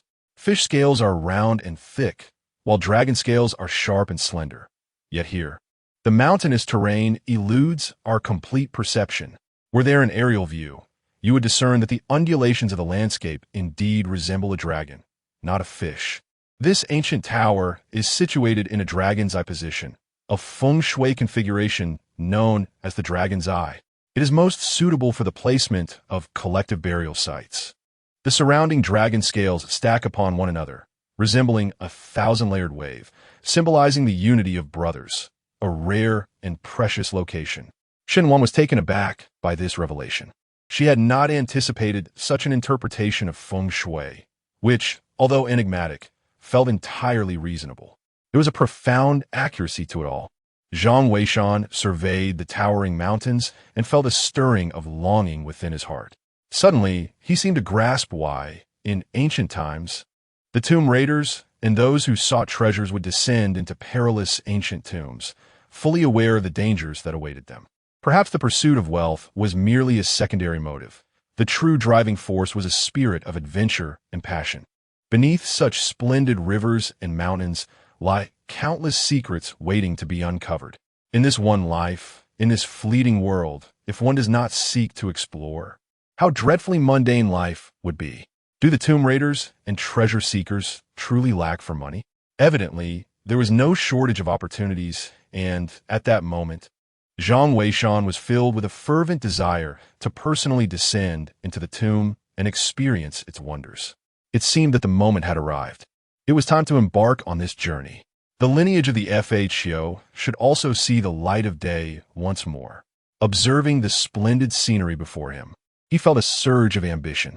It is no wonder that ancient people cherish the moments of reunion, relishing the beauty of nature while enjoying fine wine. Indeed, it is one of life's greatest pleasures. Before long, more than half an hour had swiftly passed. Zhang Weishan took out his phone to check the time and realized that only 3 minutes remained until the hour was complete. Shun Wan and Ba Shun had grown bored and wandered off to play on their phones, engrossed in a live broadcast. The stream showcased Li Zhu and his team as they delved into the ancient tomb. These individuals were remarkably swift, having already laid out over 30 meters of iron sheet and steel coil, with a 50-meter distance to breach in the dragon-scale theft tunnel. They had surpassed the halfway point. Many viewers in the live chat expressed curiosity about how the situation had suddenly transformed into an exploration team entering the tomb. Who wouldn't be delighted by a captivating program? Everyone was thoroughly engrossed in the unfolding drama. Suddenly, someone in the chat exclaimed, "Wow, the master has logged on." Indeed, the master is here. Is the master about to offer guidance again? But Li Zhu and his team seem fine, right? With this iron sheet and steel coil. Surely no monster can breach this. Li Zhu is quite the genius. He seems intent on cutting off the master's opportunity for advice. "Master, Li Zhu, are you being polite? Not giving me a chance?" Zhang Weishan, the master has logged on. Quick, take a look. Uncertain whether the deity would allow their escape, Shun Wan called out. "You previously mentioned that danger would arise in an hour. Time is nearly up." Zhang Weishan paid little heed to these messages. With merely 2 minutes remaining, he resolved to issue a warning, for the lives of so many were at stake. If these individuals chose to disregard the ID of Fa Qiuzhangshi, then he would truly feel it unnecessary to continue speaking. Meanwhile, within the tunnel, Master Ma halted his steps and remarked, "Young Master Li, we are short on manpower. Shall we summon the brothers at the back? Is it not overly cautious to have one stationed every 5 meters?" Li Zhu nodded in agreement. Feeling that the prolonged duration posed no real threat, Zhang Weishan was likely attempting to instill fear. With 6 brothers on guard over a 30-meter span, it seemed an extravagant use of resources. As Master Ma went to call for reinforcements, Li Zhu glanced at the time, realizing that only 2 minutes remained until the hour Zhang Weishan had mentioned. It appeared that there truly was no impending danger. However, at that moment, a brother suddenly shouted, "Young Master, there's trouble. Fa Qiuzhangshi has spoken in the live stream." What did the deities say? Li Zhu knew Fa Qiuzhangshi was also one of his admirers. To his astonishment, the deity had offered guidance. "Young Master, you ought to see for yourself." The brother's face turned pale as he handed over his phone. Upon taking the device and glancing at the screen, Li Zhu was equally taken aback. A golden message shimmered in the live stream, radiating brilliance. "You have 1 minute left to exit. If you delay any further, take this opportunity to bid farewell to your families. The Zhang family's ancient tower is no longer accessible. Heed this warning." Li Zhu was momentarily taken aback. 1 minute? Wasn't there still a full 2 minutes remaining until the hour was up? Zhang Weishan's timing seemed off, a full minute behind. However, when Li Zhu glanced at the clock, he was left speechless. It turned out he had misunderstood. From the moment he saw the comment until he finished reading it, precisely 1 minute had elapsed. Indeed, only 1 minute remained. He exchanged glances with Zhang Weishan, realizing their timing was eerily synchronized. While he could dismiss Zhang Weishan's words, he dared not ignore the warning from the Zhang family. In a sudden outburst, he shouted, "Everyone retreat quickly. Hurry." With that, he dashed toward the exit. The others, sensing the urgency, followed suit, hastily making their way to the exit. Ma Laoda felt somewhat perplexed, but upon hearing the urgent call from the crowd, he hesitated no longer and led his group in haste. Meanwhile, in the live broadcast, countless viewers were in an uproar. What on earth is happening? Wasn't everything fine? Indeed, I am puzzled as well, but the words of the master must be taken seriously. Absolutely. If the master's words can be doubted, then what's the point of playing? Wait a minute. The master's words seem to carry a deeper meaning. What does he mean by the Zhang family's ancient tower being off limits? Is he no longer offering guidance? I too share this sentiment. Could it be that this is not the last time the esteemed expert will offer guidance? What shall we do if the venerable expert ceases to provide direction for the archaeological team? And what of the ancient Zhangjia Tower? Its excavation remains incomplete. Chapter 75. The identity of the Fa Qiuzhang clan is confirmed. Invitation from Old Master Mu. The audience in the live broadcast room was engaged in a fervent discussion when, unexpectedly, a sudden change occurred at the archaeological site. The iron sheets that had been laid against the walls began to exhibit peculiar dents. These steel sheets were of exceptionally high quality. It was said that not even bullets could penetrate them, making it virtually impossible for an ordinary person to manipulate them. Yet at that moment, the iron sheets on the walls were inexplicably caving in. What started as a single indentation gradually morphed into a gaping hole, culminating in a complete collapse of the entire section.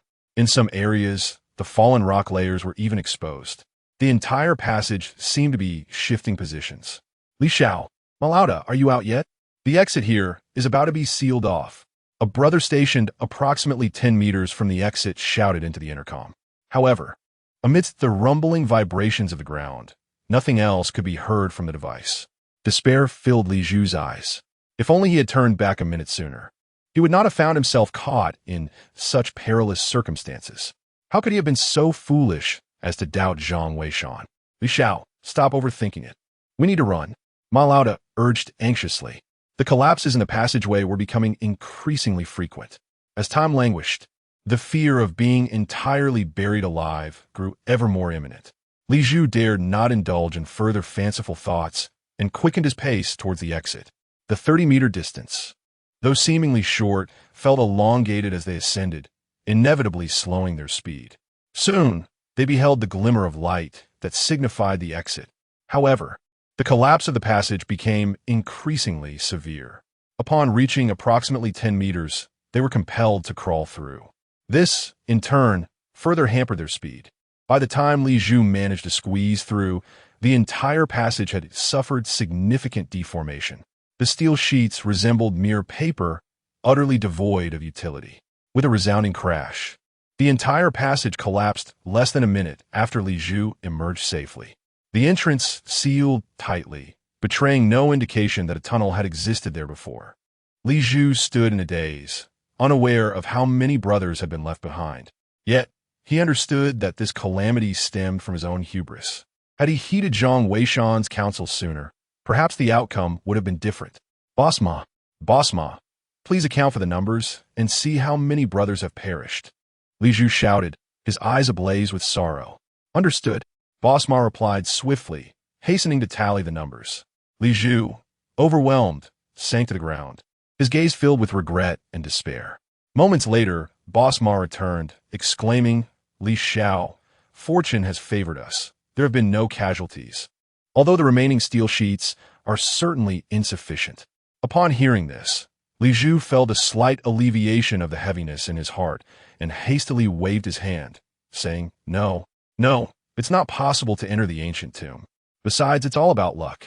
Our lives are merely salvaged. Li Zhu was acutely aware that if it were Chun when conveying Zhang Weishan and Appo's message, and he had arranged for someone to stand guard every 5 meters, they would likely heed the words of the Zhang family at the crucial moment. It was feared that several individuals would remain inside this time. Li Shou, does this mean we are not descending? What will happen to the museum project? Ma Lauda inquired anxiously. Their descent into the tomb was primarily to assist the archaeological team in excavating the ancient site, paving the way for the future development of the city museum. If the tomb exploration were to cease, the museum project would also be in jeopardy, rendering all the invested manpower and resources futile. What good is a museum without lives to spare for profit? Li Zhu scolded. Ma Lauda was left at a loss, unable to counter the situation. Meanwhile, on the hillside, Zhang Weishan had also put away his phone and called for everyone to prepare to leave. Shen Wan gazed at his phone, a hint of reluctance in his eyes. Oh, it's just that the so-called Zhang family of tomb raiders won't provide guidance anymore. Don't worry, as long as the archaeological team has other activities, he will surely return. Besides, even if he doesn't offer guidance, we still have Zhang Weishan, right? So don't be too disheartened. Shen Laoban consoled.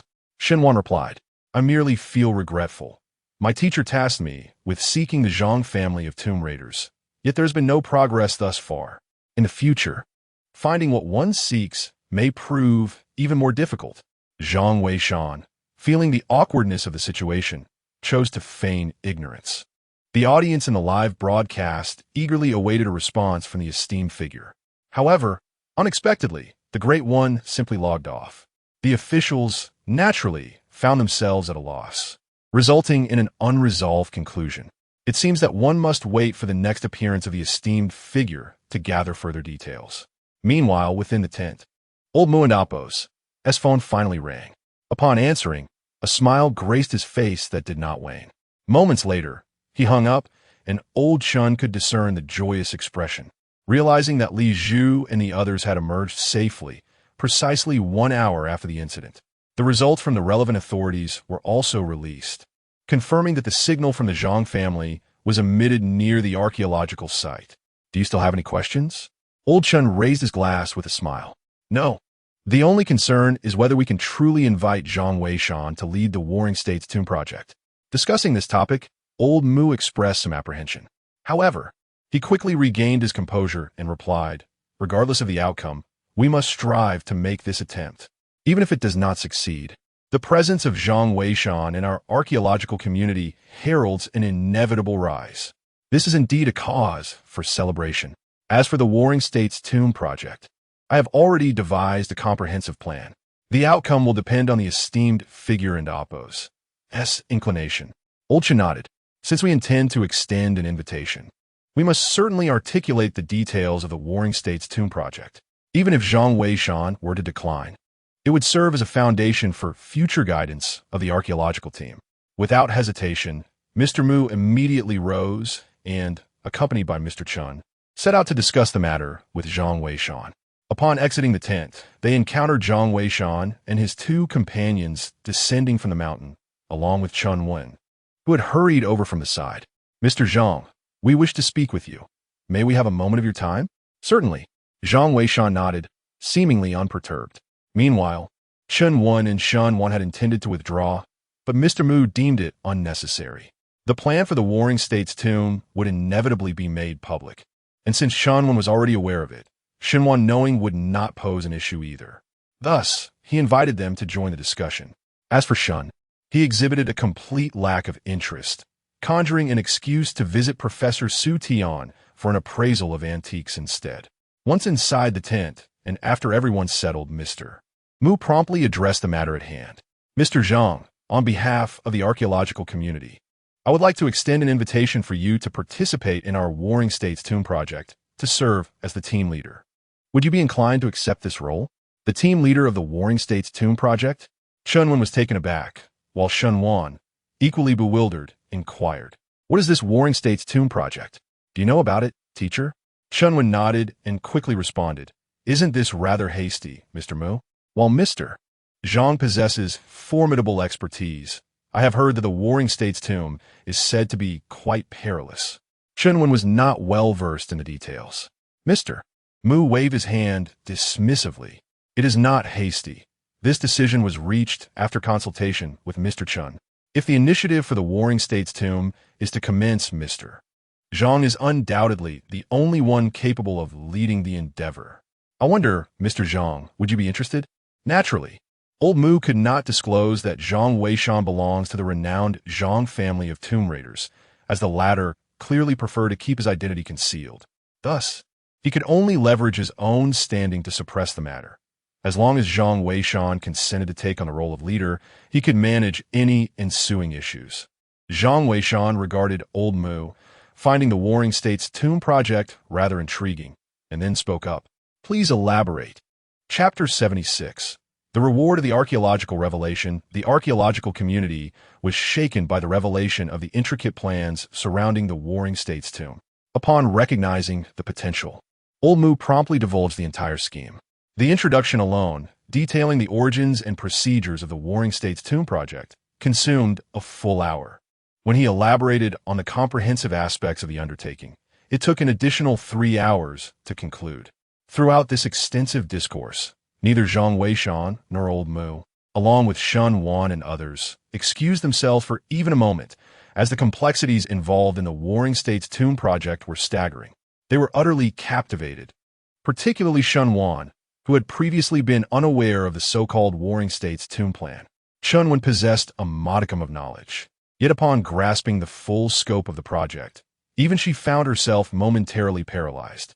The two remained in a state of astonishment for an extended period, failing to notice whether Zhang Weishan had nodded in agreement or shaken his head in refusal. They were immersed in the grandeur of the plan until Zhang Weishan finally rose to bid farewell to Old Mu and the others, still oblivious to their surroundings. That very evening, Zhang Weishan, Shun Wan, and Ba Shun departed from the archaeological site. No one anticipated that their visit would be so fleeting. It lasted merely a day, with no overnight stay. Old Mu and his companion also took their leave that night. After disembarking from the plane back in Shihu City, Shun Wan finally posed a question.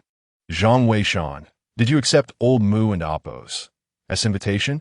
Zhang Weishan smiled and countered. Were you not present at the site as well? I was so engrossed in the discussions about the Warring States tomb project that I failed to pay attention. Shun Wan admitted, a hint of embarrassment in her voice. Zhang Weishan smiled slightly, choosing to remain silent. Noticing his demeanor, Shun Wan refrained from probing further, sensing that Zhang Weishan had tacitly agreed. The Mu elders departed in haste, likely to prepare for something. She had an inkling that a significant shift was imminent in the realm of archaeology, and it would not be long, perhaps just within the next couple of days. In truth, events unfolded even more swiftly than she had anticipated. The group returned home by 10 o'clock the following morning. At noon, the official examination committee's live stream released an announcement. Tonight at 8 o'clock, a major revelation in the archaeological community will be unveiled. Please stay tuned. A simple headline that captivated countless individuals eagerly awaiting the news. As 7:00 and Appo's clock approached, with merely an hour remaining until the announcement, the live stream's viewership began to surge. A flurry of comments flooded the screen as numerous netizens began to speculate. Hey, does anyone know what the archaeology officials are up to? This seems quite grand. I have no idea. They haven't broadcasted since yesterday. This must be something significant. Could it be that they are about to unravel the mysteries of the Zhang family's ancient tower? No way. Didn't the experts say they wouldn't descend unless absolutely necessary? The consequences would be theirs to bear. What if the archaeological team has discovered the experts? Could the experts be joining the archaeological team?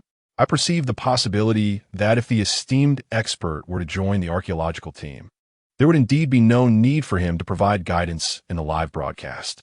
The thought of what the expert might look like truly intrigues me. Indeed, Zhang Weishan appears remarkably youthful. I have a strong feeling that the expert must be even more handsome. However, what does looks matter? I wonder if the expert has a girlfriend unbeknownst to Zhang Weishan.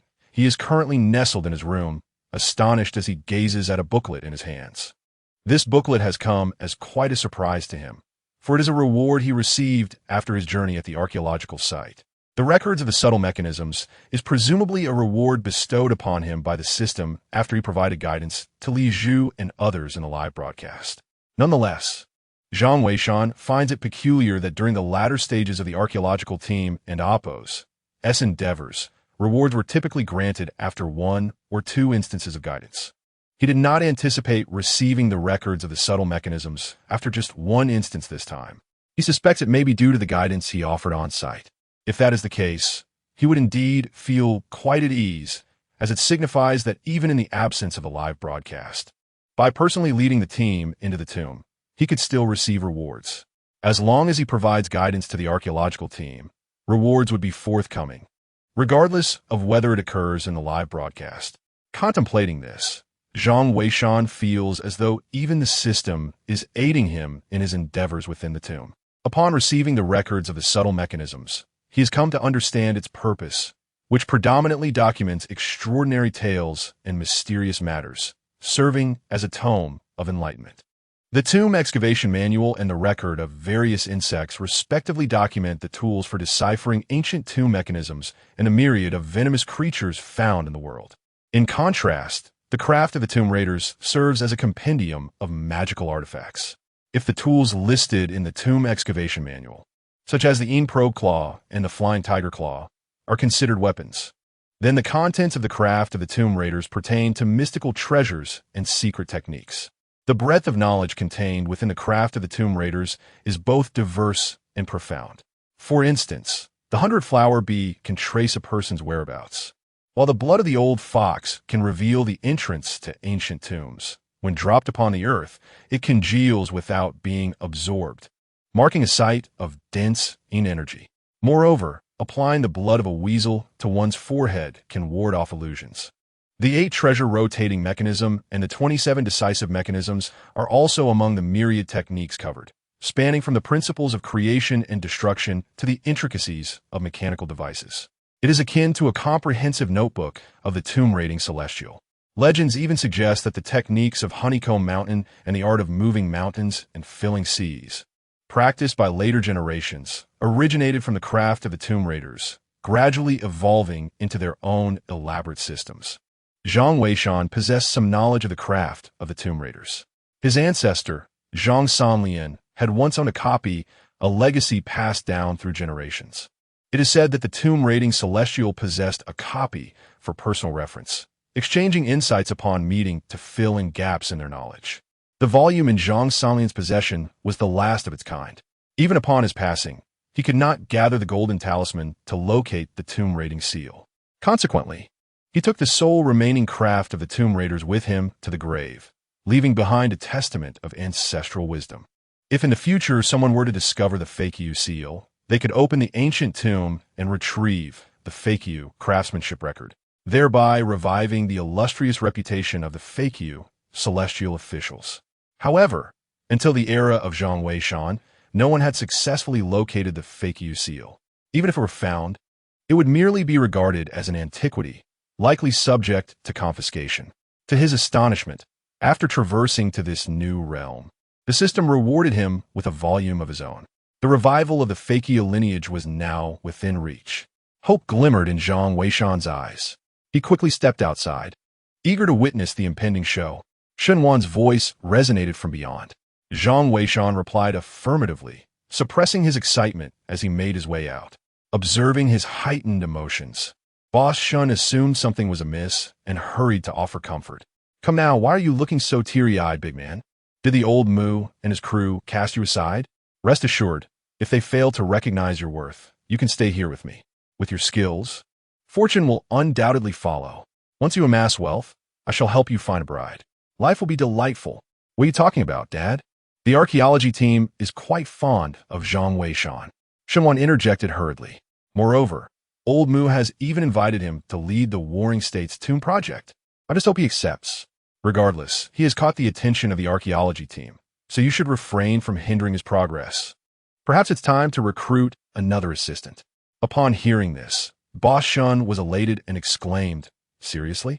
Zhang Weishan, you are destined to soar like a phoenix. Just remember not to forget my kindness when you rise to greatness. Without further ado, it will be delightful to promote my business as well. This establishment has been dormant for nearly a decade." Zhang Weishan chuckled softly, choosing not to respond, as Boss Shin still relished in jest. Nevertheless, he harbored genuine gratitude for this father-daughter duo. However, once tonight and Oppos, as program commences, it is likely that the entire archaeological community will be stirred. Consequently, he may have to depart from this place, which has provided him with warmth akin to that of home. Chapter 77. The Announcement of the Warring States Tomb Plan. It has begun, Shenwan exclaimed with palpable excitement. The live broadcast had commenced, and the momentous occasion for the archaeological community to unveil significant news had finally arrived. Ladies and gentlemen, thank you for your patience. Without further ado, let us delve straight into the matter at hand. This evening, we have 2 important announcements to make. The first pertains to the upcoming arrangements for the excavation at the Zhangjiao Ancient Tower. The second announcement is the unveiling of the Warring States Tomb Plan. The first announcement will be presented by Yun Yun, while the second will be entrusted to team leader Chenwen. Before Yun Yun could finish her statement, the live chat erupted in a frenzy. Countless comments flowed in rapidly, creating a dazzling spectacle. The majority of the comments, it seemed, were centered around the second announcement. In contrast to the Zhangjiao Ancient Tower, it was clear that more individuals were eager to learn about this so-called Warring States Tomb Plan. What is this Warring States Tomb Plan? Come on, dear, stop keeping us in suspense. Indeed, last night in bed, you didn't mention it like this. A bunch of keyboard warriors. Have you ever seen the real Yin Yin? I have. Seriously, dreaming of my wife while staring at her? Such a fascination with mature women. Can you believe it? Even now, with such pressing matters, there are those who still wish to claim my wife.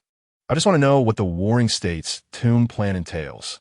Could it be that the archaeological team has discovered a Warring States tomb? Surely, such a serious announcement is not warranted without substantial evidence.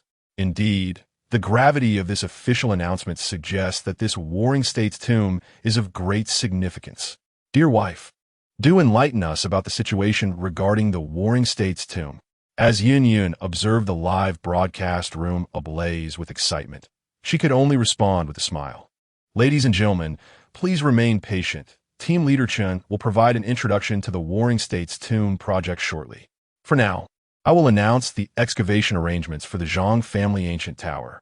According to the research conducted by the Archaeological Institute and discussions with relevant authorities, the following decisions have been made. The Zhang family ancient tower excavation team will completely withdraw within 2 days, and the vicinity of the ancient tower will be handed over to the relevant departments for lockdown. During this period, a security team will be stationed to oversee the area. All excavation activities at the Zhang family ancient tower are hereby suspended.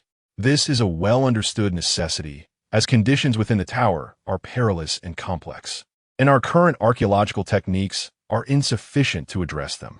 Therefore, we shall temporarily cease operations and await a more opportune moment for future endeavors. Furthermore, we caution those with ulterior motives to refrain from casting their gaze upon the Zhang family ancient tower. Should any outsiders approach, warning shots will be fired. Those who disregard this warning will face immediate consequences. Goodness, is it truly that stringent? Am I allowed to pass by? Never mind, I shall refrain from passing. I wish to live a few more years. I support the decision of the archaeological team. After all, living brings hope. Is this truly a surrender? One and oppose. The items inside deteriorate if left for another 2 years. Within the live broadcast room, there were both supporters and dissenters. However, the official decision had been made, and it was evident that it would not be altered due to the opinions of a handful of netizens. Next, Team Leader Chun will introduce the Warring States tomb project. Yun said with a smile as she handed the live broadcast to Chunwen. Chunwen appeared to have made ample preparations, looking into the camera as she began. First and foremost, I must apologize. The Warring States tomb project has been in existence for quite some time, but it is only today that we make it public.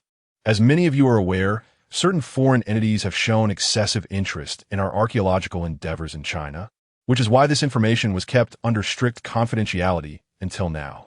However, we are now ready to unveil the project, as we have adequately prepared to initiate the Warring States tomb project.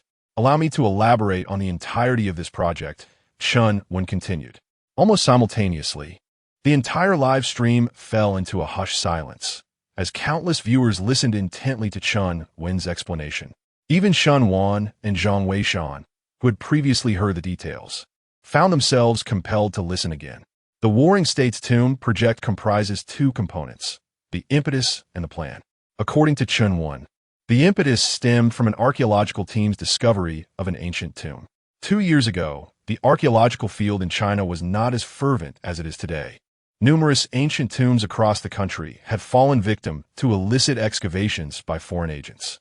It was during that period that a nationwide initiative for the protective excavation of ancient tombs was launched. A team led by 3 esteemed archaeology professors uncovered a tomb in a mountain range known as Zhelongpan in the mainland. This tomb, while not particularly large, was comparable in size to those of ancient landowners' burial sites. However, the numerous scrolls unearthed within astonished the archaeological team. Upon deciphering the information contained in these artifacts, they uncovered an immense secret that has remained classified since its discovery, only to be revealed today. The information deciphered by the team indicates that this ancient tomb dates back to the Warring States period. Although the tomb itself is not particularly large, the identity of its occupant is of great significance. This individual was a military strategist, geomancer, and advisor during the Warring States era. While details about this person are vague, the records narrate a conspiracy he orchestrated in his time. He was tasked with finding an auspicious burial site for his master, one that promised eternal life. However, after interring his master, he usurped the tomb for his own use, seeking immortality for himself. Of course, the notion of eternal life was merely a figment of ancient imagination and should not be taken literally. Nevertheless, the documentation of this incident lends it a degree of credibility. This tomb serves as the ceremonial burial site for this individual. Subsequently, the archaeological team, utilizing these records alongside geographical data from the Warring States period, eventually discovered clues near Ghost Mountain, which are suspected to belong to the tomb of his master. The team undertook 2 expeditions to investigate, yet suffered catastrophic losses with none returning alive. They only managed to ascertain that the area is fraught with peril, claiming the lives of those who ventured close, further complicating the excavation of the Warring States Tomb project, which has been delayed until this day. The announcement has been made because we have successfully found a suitable individual to lead the Warring States Tomb project. Concurrently, as I reveal this information, the project has already commenced. We will conduct a 3-day selection process, open exclusively to students from the Archaeological Institute. The list of selected participants will be unveiled in 3 days, marking the official start of the archaeological activities associated with the Warring States Tomb project.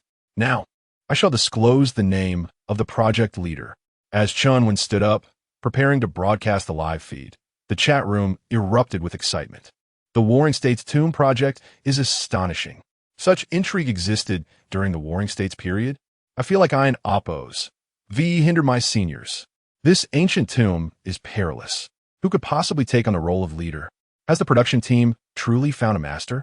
I don and Oppos, Tino, but it seems only a master could lead this expedition. Indeed, without a master at the helm, others might well be doomed. Alas, I have a sinking feeling this will end in tragedy. By the way, have you all truly found the master? The chat room suddenly began to reminisce about the legendary F.A. Chiozhong. Chunwon also wished to invite him as the leader, but without any means to locate him, what could she do? Moreover, the choice of the leader had been firmly established by Mu Lao, leaving her with no alternatives but to announce the truth. On the live screen, a photograph and a few words suddenly appeared. Warring States Tomb Project Leader, Zhang Weishan. Chapter 78. Zhang Weishan leads the archaeological team into the tomb. Zhang Weishan? Who on earth is that? No way, it's this kid. Calm down upstairs. Could someone please enlighten me on who Zhang Weishan is? Wow, he is my classmate. Impressive. Wait, your classmate is named Zhang Weishan? Yes, exactly. But hold on. My classmate is a girl, and she works at a medical school. Are you really sending a woman to be the leader? Huh, you must be mistaken. That's just a coincidence of names. Oh, my apologies, I misread it. My classmate's name is Zhang Weishan. Sorry. Are you here to amuse us? Huh, Zhang Weishan, you crack me up. Chunwon laughed heartily, clutching his stomach, leaving Zhang Weishan beside him feeling quite embarrassed. What a coincidence to share a name and find oneself in a live broadcast. You become a team leader now. That's impressive. Make sure to tell everyone that you've made it through my tutelage, Chunwon remarked with a grin. Zhang Weishan nodded with a smile. Among those in the live stream, there were many newcomers and several others who had never watched the broadcast before, thus they were unfamiliar with Zhang Weishan's identity. However, with explanations from others, it didn't take long for everyone to learn who he was. Yet, knowing his identity didn't change much. Many still held reservations about his capabilities. Isn't this a bit rash? Although Zhang Weishan possesses considerable skill and is reputed to be an expert in antique appraisal, is it truly appropriate for him to lead the team? Indeed, merely gazing at the photograph evokes the impression of a playful puppy. Entrusting him with leadership may well leave him seeking the comfort of an elder sister's embrace. The archaeological team has been rather hasty in their decision. That location is fraught with danger, and it would be prudent to consider a more esteemed expert. Without a doubt, the suggestion to appoint a more distinguished individual is warranted, and we share the sentiment. I too champion the cause of the esteemed expert. Chunwon, well aware of such circumstances, chuckled softly. I regret to inform you that the selection of Mr. Zhang Weishan was a well-considered decision from the Archaeological Institute. Even if you were to rally 108 supporters, it would prove futile. She continued, moreover, Mr. Zhang possesses considerable expertise. The Archaeological Institute's endorsement of him is not without justification. That concludes my remarks. The identities of the other team members will be revealed in 3 days, she announced. This will also mark the commencement of the Warring States Tomb project. I kindly ask everyone to anticipate this with great interest. Thank you. With that, Chun exited the live broadcast, and Yun Yun swiftly took over. Shenwan turned to Zhang Weishan, poised to speak, when suddenly, she received a phone call. After hanging up, she sighed in resignation. Sister Yun Yun has requested me to join the live stream as a guest. When my father returns, we shall prepare a sumptuous feast for Mr. Zhang as a farewell gesture. Indeed, Shun's father nodded, taken aback by the evident care his daughter was showing. Observing their interactions over the past few days, it was clear that their relationship had blossomed. Reflecting on Zhang Weishan's impending departure, Shun and oppose, as father felt a wave of sentiment wash over him. Although your return has been brief, you are quite endearing. I have never had a son in my life, and I truly regard you as one. Well then, I shall go purchase some snacks to accompany our drinks. Let's enjoy a couple of glasses together. With that, Boshin rose and stepped outside. Zhang Weishan smiled as he surveyed the shelves in the shop, filled with items that had languished unsold for months. He felt a pang of reluctance. There's a saying, alone in a foreign land, I feel the ache of homesickness even more during festive times. The past is irretrievable, yet the present boss Shun and Shun want to become akin to family for him. Suddenly, the ringtone of Zhang Weishan's mobile phone echoed, and upon checking, he saw it was a call from old Mu. Mr. Zhang, we shall commence the selection of archaeological team members tomorrow. Do you have any specific requirements? None, Zhang Weishan replied, but after a moment in oppose, as thought, he added, it would be best to select some clever and obedient individuals. Additionally, how is Professor Li faring? Professor Li?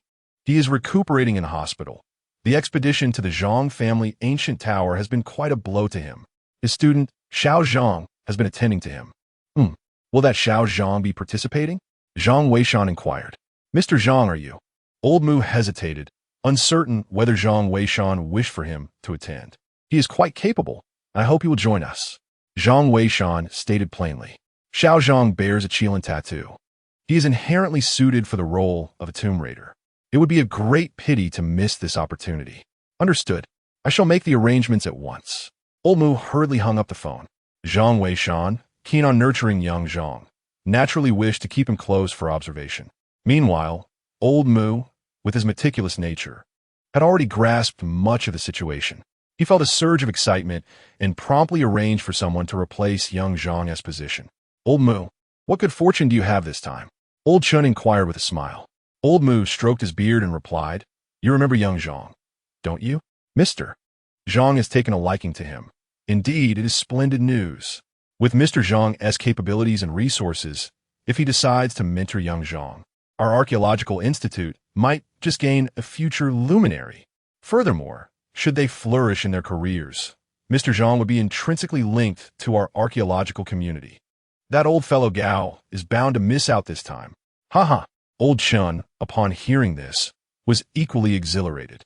However, little did they know that at that moment, old Gao was nearly beside himself with rage. He had first rushed to Shihu City, only to find nothing. Upon hearing that Zhang Weishan had gone to the archaeological site, he hurried there overnight. Yet, just as he arrived, he learned that Zhang Weishan had already returned. At that very moment, he had just disembarked from the plane, making his way toward Zhang Weishan. Half an hour later, in the shop, Zhang Weishan and Boss Shun sat at the table, both having consumed copious amounts of liquor. Especially as Boss Shun held Zhang Weishan's hand, chattering incessantly. Young Zhang, look at all these goods in the shop. Do you think I, Boss Shun, am not worried about food and clothing? Even if I have a plethora of items, they simply one-T sell, and I am quite anxious. After much effort in nurturing such an exceptional daughter, I certainly do not wish to hinder her progress. Xiao Zhang, has Boss Shun troubled you in any way? This time, you must lend me your assistance. Zhang Weishan was taken aback, realizing that the pretense of drinking was merely a guise, while the true intention was to exploit his goodwill. Boss Shun, if my salary is reduced any further, I shall be left with nothing. Nonsense. Who would dare to lower your wages? I would rather increase them. Boss Shun retorted. I have but one request. As he spoke, Boss Shun produced his phone and directed it toward Zhang Weishan. For the next 3 days, I require the use of your visage. I intend to host a live stream to sell products, using your face. Zhang Weishan was utterly bewildered. What did it mean to use 1S face? Fear not, you need not do anything out of the ordinary. Just carry on as you usually would. I will live stream and occasionally capture your image, if you catch my drift. Boss Shin chuckled. Upon hearing this, Zhang Weishan began to comprehend Boss Shin's intentions. Under normal circumstances, he would dismiss such a request from anyone else. But given that Boss Shun had treated him kindly and possessed a rather playful disposition, he nodded in agreement. Indeed, it seems my kindness has not been in vain. Let's give it a try. With a hint of inebriation, Boss Shun initiated the live stream. However, at that moment, a knock resonated through the air, followed by a voice. Is Mr. Zhang Weishan present? I am Gao Mingyang, and I would appreciate the opportunity to speak with Mr. Zhang. Gao Mingyang? Who might that be? Boss Shun was momentarily taken aback, yet Zhang Weishan recognized the name. He had heard Shun Wan's introduction. Gao Mingyang was indeed a prominent figure in the biological realm, the venerable Gao himself. To his surprise, he was truly persistent and had actually come seeking him. Chapter 79. Professor Gao's invitation shocks the entire internet. Boss Shin set his phone aside to open the door, having forgotten that the live stream was already active. Although this was his inaugural broadcast and the audience was sparse, the platform provides special support for novice streamers. For instance, a minimal level of promotion is granted, allowing a select number of viewers to tune in. If the streamer can captivate these viewers, the platform will subsequently increase traffic support. Otherwise, the momentum will dwindle. Thus, as soon as Boss Shun commences live stream, nearly 100 viewers gradually entered the room. Who are you? Upon opening the shop's door, Boss Shun was taken aback to find an elderly gentleman, appearing to be in his 70s, standing at the threshold. His face bore the marks of a weary traveler, yet his spirit was remarkably vibrant. May I inquire if Professor Zhang Weishan is present? I am here to seek him, the elder said hurriedly, producing his business card. Upon glancing at the card, Boss Shun was momentarily stunned. You are Professor Gao, the eminent Gao Mingyang from the field of biology. What a coincidence. My daughter, Shen Wan, is an archaeologist, and Chun Wan is her mentor. Professor Gao was momentarily taken aback and quickly responded, That's wonderful. Mr. Zhang is here with you. I urgently need to speak with him. Please come in. Boss Shun eagerly ushered him inside. As soon as they entered the shop, Professor Gao and Oppo's eyes fell upon Zhang Weishan, and his expression ignited with excitement. Zhang Weishan felt somewhat embarrassed, as he had not anticipated that even those from the biological realm would be drawn to him. Elder Gao, brimming with excitement, stepped forward to scrutinize Zhang Weishan, akin to selecting a son-in-law. Elder Gao, what brings you here? Zhang Weishan inquired, feeling uncomfortable under the intense gaze. Marvelous. At such a young age, to possess such profound expertise in archaeology and biology, you are indeed a rare gem. Elder Gao exclaimed. Mr. Zhang, you must be aware of my intentions. Feel free to state any conditions. I shall fulfill them all, provided that you join our biological community. Elder Gao was direct and unambiguous. Nearby, Boss Shun was taken aback and hastily interjected, Professor Gao, it seems you have arrived a bit late.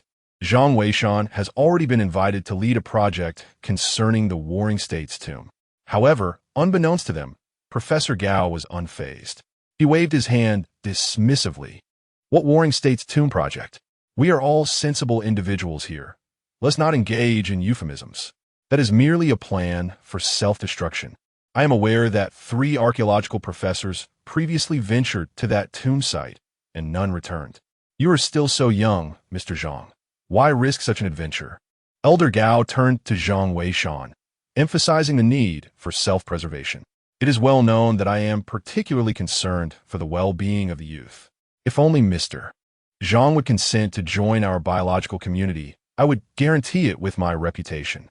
A complete house is being generously gifted, and assistance with securing a job for 1S spouse is also offered.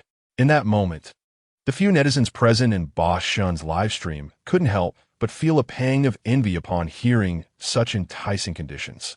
What kind of job is so remarkable that it is still seeking candidates? Indeed, sir, do you think I would be suitable? I am young and robust, ready to cater to a wealthy lady. Sir, are you blind? This is Gao Mingyang, a distinguished professor in the field of biology. Are you joking? How could the biological community have fallen to such a state, broadcasting in such a small live stream? I am unsure, but he is undoubtedly Professor Gao. I am a student in the biological sciences. Nonsense. A friend of mine is also from the biology department. I'll call her over to confirm. The viewers in the live stream eagerly rushed to bring in more people, and the popularity of the stream continued to rise. Professor Gao exuded confidence, chuckling as he spoke. While it is true that the field of archaeology requires dedicated individuals, a promising talent like yours should not be subjected to such risks. Mr. Zhang, perhaps you should reconsider? Zhang Weishan, feeling somewhat awkward, replied, I appreciate Professor Gao's kind intentions, but I am currently unmarried. Being unmarried is not a problem. We have an abundance of female students in our biology department. Professor Gao continued earnestly. Isn't they're saying? When seeking a spouse, there are two places to look: the archaeology department, known for its fierce women, and the biology department, where one can bring their parents along. Once you arrive at our biology department, you can simply bring your parents to help you choose. I assure you, I'm not deceiving you. The number of female students in the School of Biology surpasses that of the archaeology department by tenfold each year. My dear fellow, one cannot remain single solely based on merit. Zhang Weishan felt increasingly awkward as he listened. Indeed, Gao Lao's recruitment tactics were as legendary as rumored. He had previously heard Shunwan mention that once Gao Lao set his sights on a talent, there was no one he could not entice away. The conditions offered were nearly impossible to refuse for any capable individual. Had Zhang Weishan not traversed through time, he might have genuinely been tempted. However, he was acutely aware of the weighty responsibility resting upon his shoulders as the appointed guardian of the tomb, making it inconceivable for him to settle into the School of Biology. Gao Lao, I truly cannot accept your offer. Please do take your leave. At this moment, the viewership of the live broadcast surged dramatically. Many viewers who had initially been in the official archaeology live stream to watch Shun Wan were drawn over. What on earth? It's Zhang Weishan again. Even Gao Lao is trying to recruit him. What on earth is so special about this individual? I have no idea. I don't even know him. Wasn't he the one who identified that red venomous snake earlier? How come I don't enjoy such treatment? Both the archaeology and biology fields are after him. That's impressive. Zhang Weishan is incredibly arrogant, outright rejecting the offer.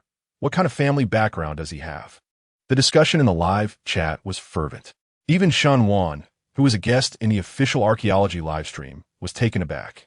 Gao Lao, however, remained oblivious to all this. He clearly had no intention of giving up, smiling as he continued. You are truly resolute, Zhang Weishan remarked with a smile. Speak your desires. I reiterate, I shall not be stingy with what I can provide. I lack nothing. I merely wish to behold the tomb of the warring states. Gao Lao replied, his tone apologetic yet firm. Forgive me, but I cannot sway your decision. Gao Mingyang, witnessing Zhang Weishan's unwavering refusal, resorted to obstinacy. I am indifferent. Someone of your caliber ought to join our biological society. If you do not acquiesce today, I shall remain here indefinitely. With that, Gao Lao seated himself, determined to persist. Zhang Weishan, observing this, chuckled. Suit yourself, Mr. Shun.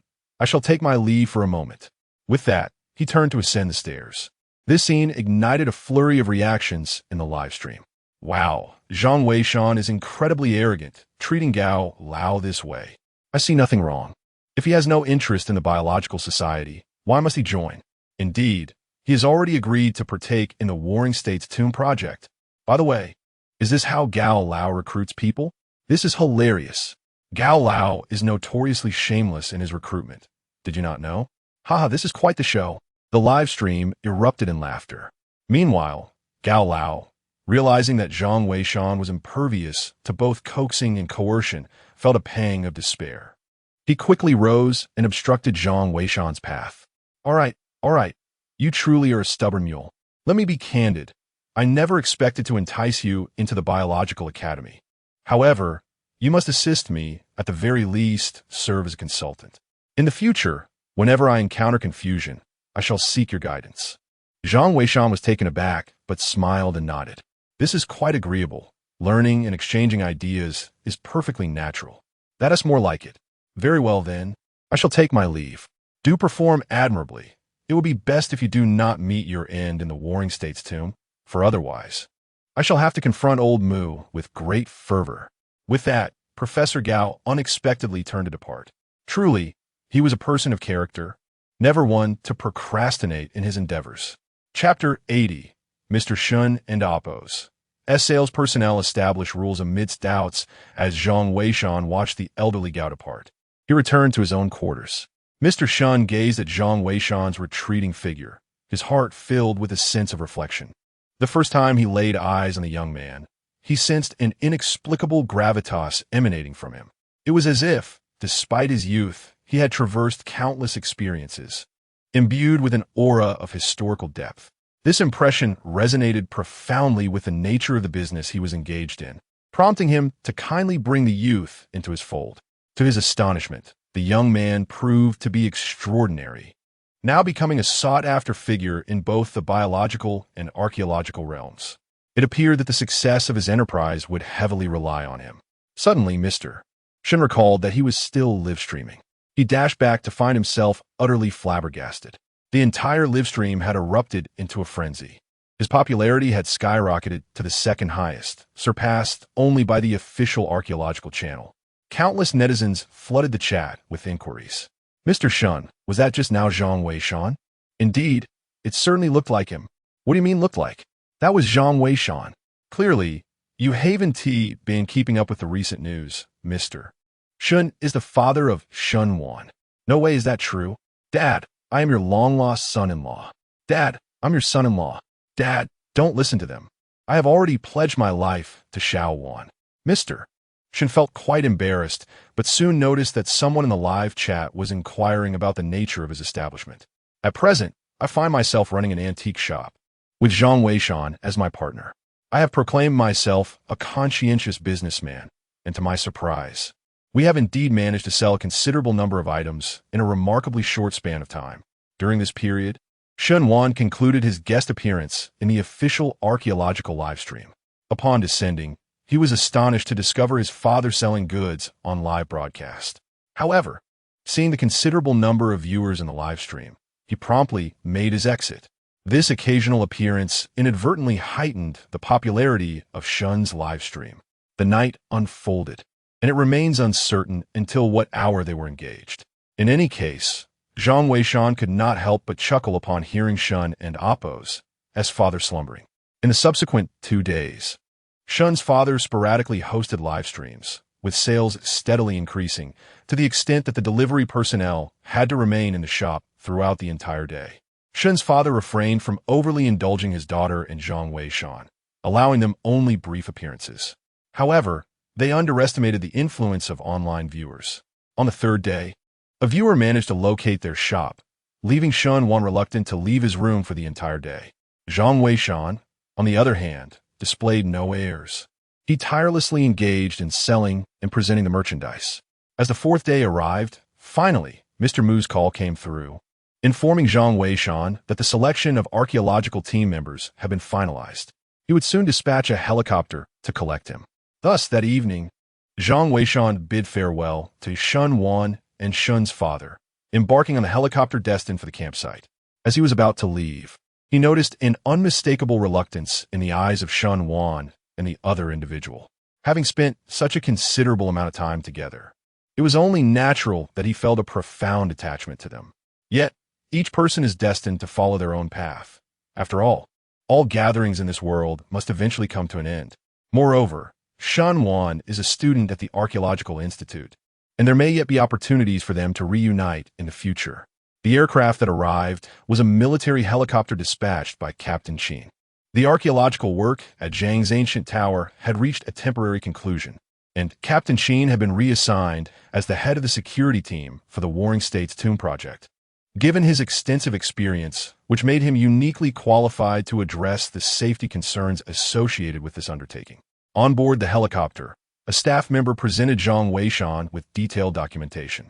Although Elder Mu had previously provided considerable insight into the specifics of the Warring States tomb project, he had not disclosed the exact location of the tomb discovered by the archaeological team. The materials Zhang Weishan received contained precise geographical coordinates marking the site, known as Ghost Mountain.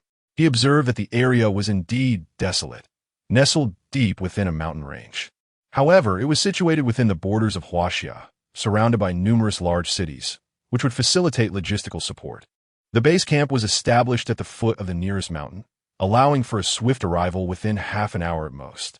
In addition to this information, there was a list of personnel presumably determined by the archaeological team for the Warring States Tomb project. To Zhang Weishan's surprise, he noted that he remained the team leader, while the blank spaces below had been filled in with names. Astonishingly, the lead professor was none other than Chen Wen. This revelation took him by surprise. Typically, the conclusion of an archaeological site would afford the team leader and professors a moment of respite to organize the information gathered from the excavation of the ancient tombs. Unexpectedly, Chen Wen was also present this time. Following this was a list of several team members, prominently featuring Xiao Zhang. However, Zhang Weishan found it peculiar, as Xiao Zhang and Appo's name appeared as such rather than his given name. This intrigued him. He wondered why this individual did not use his own name. Surely, the archaeological team should be aware of his true identity. With no answers to his queries, Zhang Weishan resolved to seek clarification once they arrived at the camp. This young talent was indeed worth his attention. Aside from the few familiar names, the others were all noted as graduates from the Archaeological Institute, each boasting a minimum of 2 excavations of ancient tombs. Clearly, the archaeology field had invested significantly in this endeavor. The helicopter swiftly transported Zhang Weishan to the camp, and upon disembarking, it was already past 9 in the evening. Yet, the camp was ablaze with lights, with many individuals gathered in the square, seemingly there to welcome him. This made Zhang Weishan feel somewhat bashful. "Welcome, Team Leader Zhang," Chen Wen exclaimed as he stepped off the helicopter. Immediate applause erupted. Feeling slightly embarrassed, Zhang Weishan gestured for them to refrain. However, Chen Wen smiled and replied, "It is our honor to collaborate with someone of Mr. Zhang's caliber. I am about to announce an important message. According to the decision of the Archaeological Institute, from the moment Mr. Zhang enters the camp, he will be entirely responsible for the affairs of this Warring States Tomb project. Everyone must adhere to Mr. Zhang's directives. Any defiance will result in immediate expulsion from the archaeological team. Those who have objections may leave now." Upon hearing this, the crowd was momentarily taken aback, including Captain Qin, who appeared somewhat surprised. "Does this include our security team, Leader Chen?" Captain Qin inquired. "Indeed it does," Leader Chen affirmed. As a military man, Captain Qin, though puzzled, offered no further protest and simply acknowledged the command. Meanwhile, the other members of the archaeological team began to whisper among themselves. Although Zhang Weishan had recently gained considerable notoriety, delegating full responsibility to him, with an expectation of unquestioning obedience, seemed excessively stringent. It was well known that during Leader Chen Wen's tenure, while she held authority, certain matters could still be discussed. Why, then, under Zhang Weishan's leadership, was there no room for negotiation? Was it to be that should he command them to peril, they would be obliged to comply? Before long, a voice of dissent arose. A particularly promising member of the archaeological team questioned, "Professor Chen, isn't this somewhat hasty? While Mr. Zhang is undoubtedly formidable, we are uncertain of his experience in archaeological sites. Must we follow his every command blindly? If a danger arises and he chooses to flee, are we to await our demise without recourse?" Chapter 81: The Secret Behind Xiao Zhang's Fox Mask. Indeed, Professor Chen, could this not be deemed somewhat hasty? We harbor no dissent. Rather, as a collective, it is only natural that we address any issues in advance. Is it not? Precisely, Professor. Our faith in Zhang Weishan is unwavering, yet certain matters undoubtedly require clarification. Do they not? A multitude of voices echoed with skepticism. In truth, Chen Wen herself could not fathom why such arrangements had been made from above. However, this was an order issued directly by Elder Mu, and she found herself unable to contravene it. Moreover, Zhang Weishan had certainly left a favorable impression on her. Her trust in him was substantial, yet others were understandably more dubious. "You are correct. We are indeed a collective. Since you have raised your queries, I shall provide you with an answer. This is a regulation established by the Archaeology Institute, and I possess no authority to question its rationale. Thus, I'm unable to disclose the reasons. However, you are mandated to comply. As I have stated before, those who cannot accept this may depart at once. You remain students of the Archaeology Institute, but should you choose to disregard Mr. Zhang's instructions once we embark, not only will you face expulsion from the archaeological team, but also dismissal from the Archaeology Institute. Let us be clear. You must make your decision within a minute. Those with objections may step forward. Chun articulated her stance with clarity. Though the students of the Archaeology Institute were filled with confusion, they reflected on the arduous journey they had undertaken to participate in the Warring States Tomb project. At this juncture, to relinquish their opportunity would indeed be a lamentable loss. Ultimately, no one emerged. Chun Wen, without further ado, turned to Zhang Weishan and said, "Captain Zhang, the personnel have assembled, and the preliminary departure time is set for tomorrow noon. Should there be any issues, please feel free to inform me directly. Tomorrow morning, we will conduct the final information sharing before departure." Zhang Weishan nodded, indicating that he had nothing to add. Observing this, Chun Wen refrained from unnecessary conversation and promptly instructed the team members to take the opportunity to rest. Subsequently, she led Zhang Weishan to her tent. The conditions within the tent were relatively satisfactory, and a table had been prepared specifically for Zhang Weishan. However, as it was merely for one night's stay, he was not overly concerned about such matters. "Mr. Zhang, it's Xiao Zhang." Suddenly, a voice called from outside the tent. Zhang Weishan was taken aback. It was rather unusual for Xiao Zhang to seek him out directly. Though he had a keen interest in this individual, his initiative felt somewhat peculiar. "Mr. Zhang, Professor Chen sent me. He mentioned that the materials for tomorrow's sharing should be reviewed by you first." Xiao Zhang explained. "All right, come in." Zhang Weishan nodded, already comprehending the situation. It seemed that when he had mentioned Xiao Zhang to Old Mu, they had understood his intentions, thus delegating the task of delivering the materials to him. This arrangement suited Zhang Weishan well, as it afforded him the opportunity to observe Xiao Zhang closely. As the tent opened, a young man entered. Upon seeing him, Zhang Weishan recognized him as the Xiao Zhang he had previously encountered during the live broadcast. The young man was slender and possessed delicate features, which made him appear rather unfit for the field of archaeology. Yet, by a twist of fate, he truly became a member of the Archaeological Institute. "Mr. Zhang, here are the documents. I shall take my leave now." Xiao Zhang placed the materials down and turned to depart. Zhang Weishan hastily gestured for him to wait. "What is your real name?" Zhang Weishan inquired, his gaze sweeping over the young man. "Real name?" Xiao Zhang paused, a hint of bitterness in his voice. "I've forgotten. Everyone just calls me Xiao Zhang." Do you know what the tattoo on your body signifies?" Zhang Weishan asked. Yet, Xiao Zhang shook his head once more. Observing the young man's sorrowful expression, Zhang Weishan realized he had truly forgotten. He refrained from pressing further. Prompting an amnesiac to recall past events would undoubtedly be a painful endeavor. Furthermore, given Xiao Zhang's youth, it was possible that those memories were filled with anguish, and perhaps it was for the best that he could not remember. As long as he possessed a good nature and was a promising individual, that was sufficient. Xiao Zhang soon departed, and Zhang Weishan had gleaned a modest understanding of him. In the realm of feng shui, besides seeking dragons and locating burial sites, there are also methods of physiognomy and bone examination. Although these techniques may stem from experience, they can still provide insight into a person's character.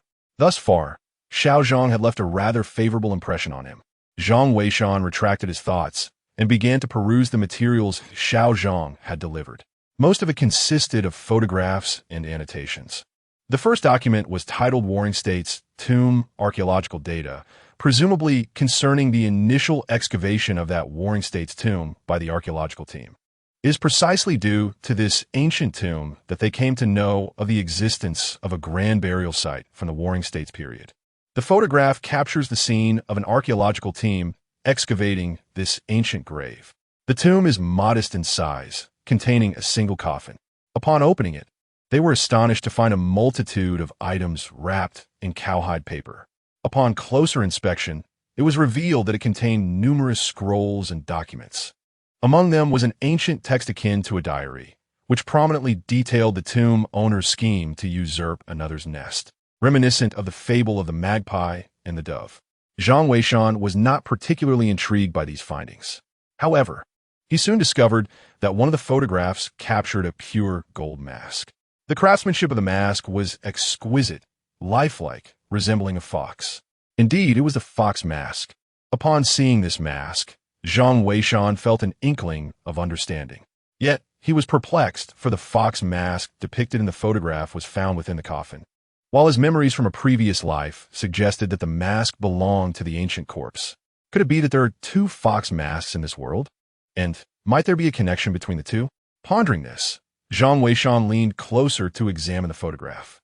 Upon closer scrutiny, he was jolted, for he discerned that the patterns on the fox mask resembled a map. However, this map was incomplete, indicating a particular location. At the terminus of the route, there was a faint symbol resembling a key. It seemed that the fox mask concealed a significant secret. On the other fox mask, could there not also be a hidden secret? Zhang Weishan was astonished. This was indeed a remarkable discovery. Unfortunately, the mask was merely a photograph, and many areas were obscured by lighting issues, rendering it difficult to ascertain the location of the treasure. Zhang Weishan set the photograph aside, his mind already formulating plans. The night passed in silence. The following morning, everyone rose early and gathered together. Meanwhile, Chunwen had made several copies of the information she had provided to Zhang Weishan the previous night, distributing them among the members of the archaeological team for their perusal. These were all crucial clues that the team members needed to memorize. As noon approached, the live broadcast was set to commence, signaling their imminent departure. Zhang Weishan stood outside the tent, gazing at the verdant peaks of the pine trees before him, feeling a sense of unease. He sensed that something ominous might transpire. He quickly closed his eyes and began to perform a ritual, drawing upon the feng shui records found in the yin-yang diagram, aligning them with the current time and the surrounding information to initiate a divination. However, moments later, his expression changed dramatically. He gestured for Captain Qin, who was nearby, to approach. "Mr. Zhang, what is it?" Captain Qin inquired, noting Zhang Weishan's grave demeanor. Without wasting words, Zhang Weishan replied, "Inform Professor Chun that the departure time has been postponed by 3 days. It is too perilous to ascend the mountain now, and I have other arrangements to make." Chapter 82. The reasons for the delay in departure spark outrage indeed. Captain Qin did not hesitate and promptly notified Chunwen. Chunwen chose not to make a fuss about the matter. Instead, she fabricated an excuse to leave the tent and sought out Zhang Weishan directly. "Captain Zhang, what are your plans?" Chunwen inquired directly, bypassing any questions regarding the reason for the postponed departure. Given that Mu Lao and his associates had entrusted their authority to Zhang Weishan, Chunwen naturally held a great deal of confidence in him. Zhang Weishan pondered for a moment before responding. "Firstly, I require a scanning diagram of the golden fox mask, and the clearer, the better.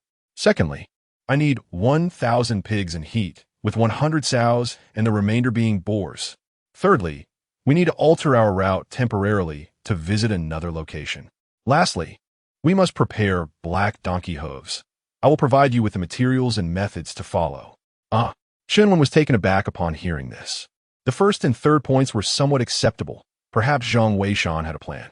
However, what was the purpose of the second and fourth points? Why so many pigs? Furthermore, what relevance did black donkey hooves have to archaeology? Were they to be used for some sort of culinary endeavor? "Mr. Zhang, I am rather perplexed." Chunwen expressed her confusion. Zhang Weishan gazed at the distant peaks and stated, "We shall depart in 3 days. During these 3 days, there is much to accomplish. All the pigs must be transported to the mountain by noon tomorrow. They should be taken to the location where the 3 professors disappeared, with soldiers stationed outside to ensure the pigs do not escape. Meanwhile, we must venture to another location within these 3 days to find something crucial. Otherwise, even if we locate the tomb of the warring states, it would be utterly meaningless. As for the black donkey hooves, they are intended to restrain the zombies. We must act swiftly. I need to obtain the scanning diagram of the golden mask as soon as possible." Chunwen was taken aback. Upon hearing Zhang Weishan's remark that the black donkey hooves could restrain zombies, she felt a sudden jolt of surprise. The archaeological community has uncovered numerous ancient tombs, and encounters with corpses that have transformed into zombies are not uncommon. Most can be dealt with using bullets. However, some zombies are impervious to blades of firearms. Just last time, Captain Sheen and his team encountered a zombie in an ancient tomb found deep within the desert, ultimately having to eliminate the threat with Molotov cocktails. Could this so-called black donkey hoof truly be effective? If the words came from the Zhang family of tomb raiders, she would trust them without hesitation. But coming from Zhang Weishan, she felt a twinge of uncertainty. Zhang Weishan retreated to the tent and wrote down the method for crafting the black donkey hooves for Chunwen. Without further ado, Chunwen called Old Mu and recounted the situation. Old Mu was filled with excitement upon hearing the news. Excellent. Little one, you must follow Mr. Zhang's instructions precisely. I will send you the scanning diagram of the fox mask immediately. 1,000 lustful pigs pose no problem. We shall set forth in 3 days as he desires. As for the black donkey's hoof, it is imperative that you regard it with utmost seriousness. Recently, Mr. Sun has been delving into the ancient techniques of tomb raiding. It is said that the methods employed by the Fa Qiu Tianguan and the Mo Jin Xiao way to subdue zombies involve the black donkey's hoof. Mr. Zhang may possess knowledge on how to craft this item, and if we succeed, it would signify a qualitative leap in our archaeological techniques. Indeed, Chunwen nodded, her heart brimming with astonishment. She had not anticipated that Zhang Weishan would also be versed in such a long-lost archaeological skill. This inevitably brought to mind the esteemed Fa Qiu Zhang clan. Could it be that the heavens are truly favoring the field of archaeology? First, the Fa Qiu Zhang clan, and now Zhang Weishan. With these two titans, how could the archaeological community not flourish? In that moment, Chunwen forwarded the scanned images sent by Old Mu to Zhang Weishan, and subsequently set about informing the others. Captain Sheen and his team had no objections. However, transporting the lustful pigs would indeed be a considerable undertaking. The archaeological team, upon receiving the news, was stirred with excitement. Professor, why the sudden change in schedule? Yes, wasn't it already set? Professor, even if team leader Zhang wishes to alter the timing, surely an explanation is warranted. Indeed, is there to be no explanation at all? We are about to go live. How shall we elucidate to the audience? Chunwen felt a headache coming on. The archaeological team could be commanded to comply. But with such a large audience in the live stream, the lack of reasoning might lead to rampant speculation. Upon contemplating this, Chunwen resolved to inquire with Zhang Weishan. At that moment, Zhang Weishan was engrossed in studying the fox mask. The scanned image was remarkably clear, and he was confident that he could unravel its secrets within 3 hours at most. Is there something you need? Zhang Weishan's voice emanated from within the tent as Chunwen approached. Mr. Zhang, we're scheduled to go live shortly regarding the delay in our departure. We need to provide the public with an explanation. Zhang Weishan and Appo's thoughts were stirred, and he replied, in the next 3 days, the geomancy and environmental conditions are optimal, with the flora on the mountain exhibiting heightened vitality. Ascending now would be perilous. The conditions will begin to diminish after 3 days, making that the ideal time to venture upward. Understood. Chunwen nodded. Although the situation was somewhat esoteric, it was certainly better than having no rationale at all. She promptly informed Yun, who would later announce the matter publicly during the live stream. After deliberation with Elder Mu, they decided to disclose all pertinent details. This would not only clarify their position to the public, but also demonstrate that they were not idling, but rather preparing. It would also serve to elucidate Zhang Weishan's role, given that this was his inaugural experience as the team leader. A lack of clarity could lead to misunderstandings among the public. However, the whims of the populace are notoriously difficult to manage. That afternoon, the live stream had just disseminated the news when the entire internet erupted. Countless comments flooded in. What on earth? Why the 3-day delay? Are you kidding me? Is that Zhang Weishan too timid to seek out the ancient tomb?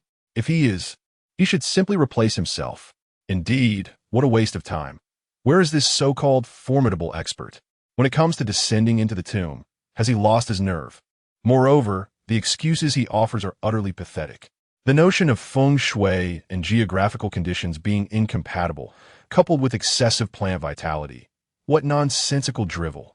If the conditions were truly incompatible, the plants would perish, and there would be no point in pursuing this endeavor. It seems to me that Zhang Weishan is simply afraid to venture into the tomb. He has shown cowardice. Furthermore, what is this demand for 1,000 head of breeding pigs? Is he planning to establish a pig farm? The crux of the matter is that he only needs 100 sows. If he exhausts them, it would be absurd. Even the donkeys from a production team wouldn't endure such treatment. Ha! You all are making me laugh uncontrollably. Speaking of donkeys, what is this black donkey hoof thing? I've only heard of donkey meat buns. Perhaps Zhang Weishan is yearning for a black donkey hoof teppanyaki. Ha! Let's swiftly replace him as the leader. It's utterly laughable. We must change him without delay. What kind of celestial reasoning is this? I am eager to see what Zhang Weishan will accomplish in the next 3 days. Indeed, I wonder how long he can endure this. The online community is nearly unanimous in their scorn. However, at that moment, Zhang Weishan was completely unconcerned with the uproar. Utilizing the information from the Golden Fox mask, he quickly pinpointed the precise location, just at the foot of a mountain not far from their camp. Once he finds that place and secures the so-called key, the secrets of the Warring States tomb shall surely be unveiled. Chapter 83. Gao Lao's support for the warriors meets adversity. While the atmosphere among the archaeological team grows gloomy, many felt a sense of indignation yet remained silent, as they grappled with the discomfort of online vitriol and slander. However, under the leadership of Zhang Weishan, they hesitated to voice their grievances.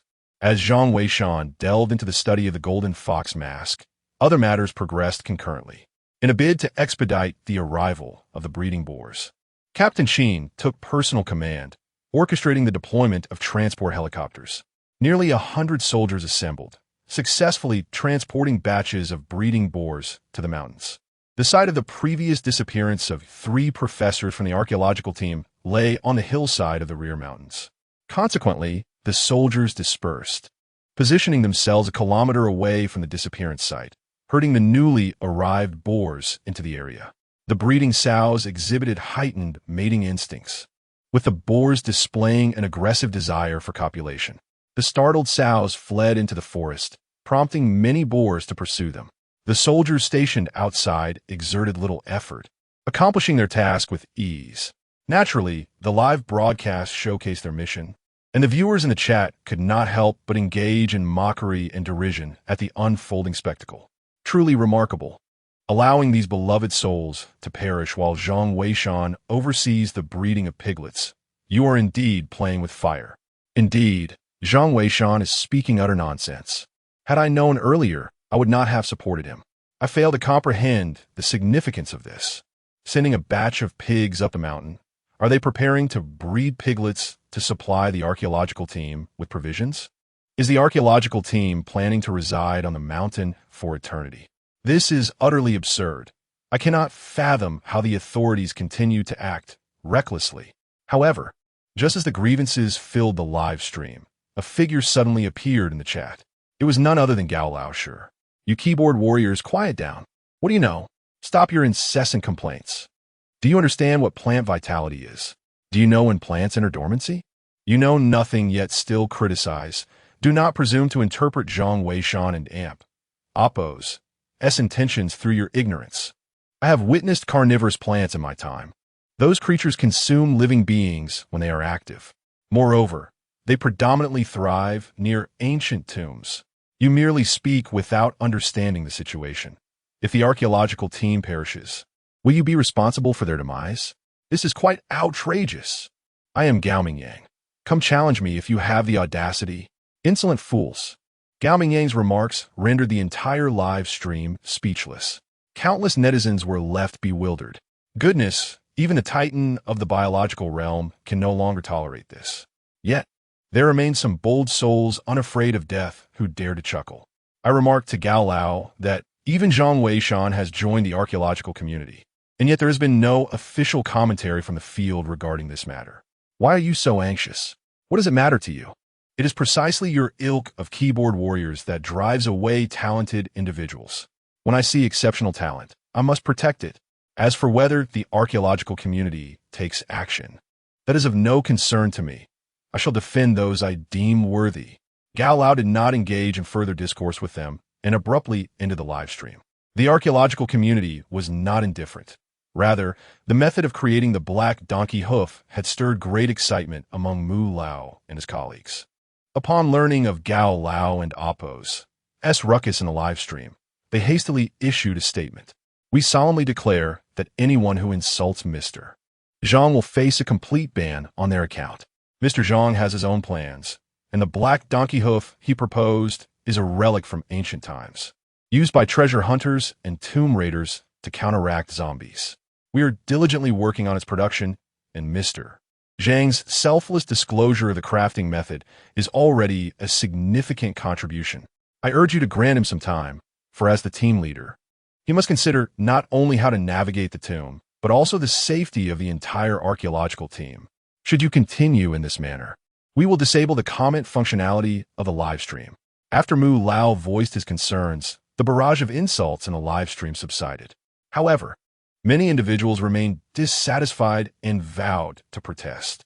Let us wait and see what the mysterious gourd of Wei Shan truly conceals. Indeed, once the 3-day period concludes, I am eager to witness what excuses he will conjure to evade responsibility. We shall proceed with patience and observe the unfolding events. The entire internet is abuzz with speculation, and Gao Lao's unexpected support has taken many by surprise. Hours have elapsed, a full 7 or 8, and that evening, Zhang Weishan finally unraveled the enigma of the golden fox mask, pinpointing the precise route and the location of the treasure.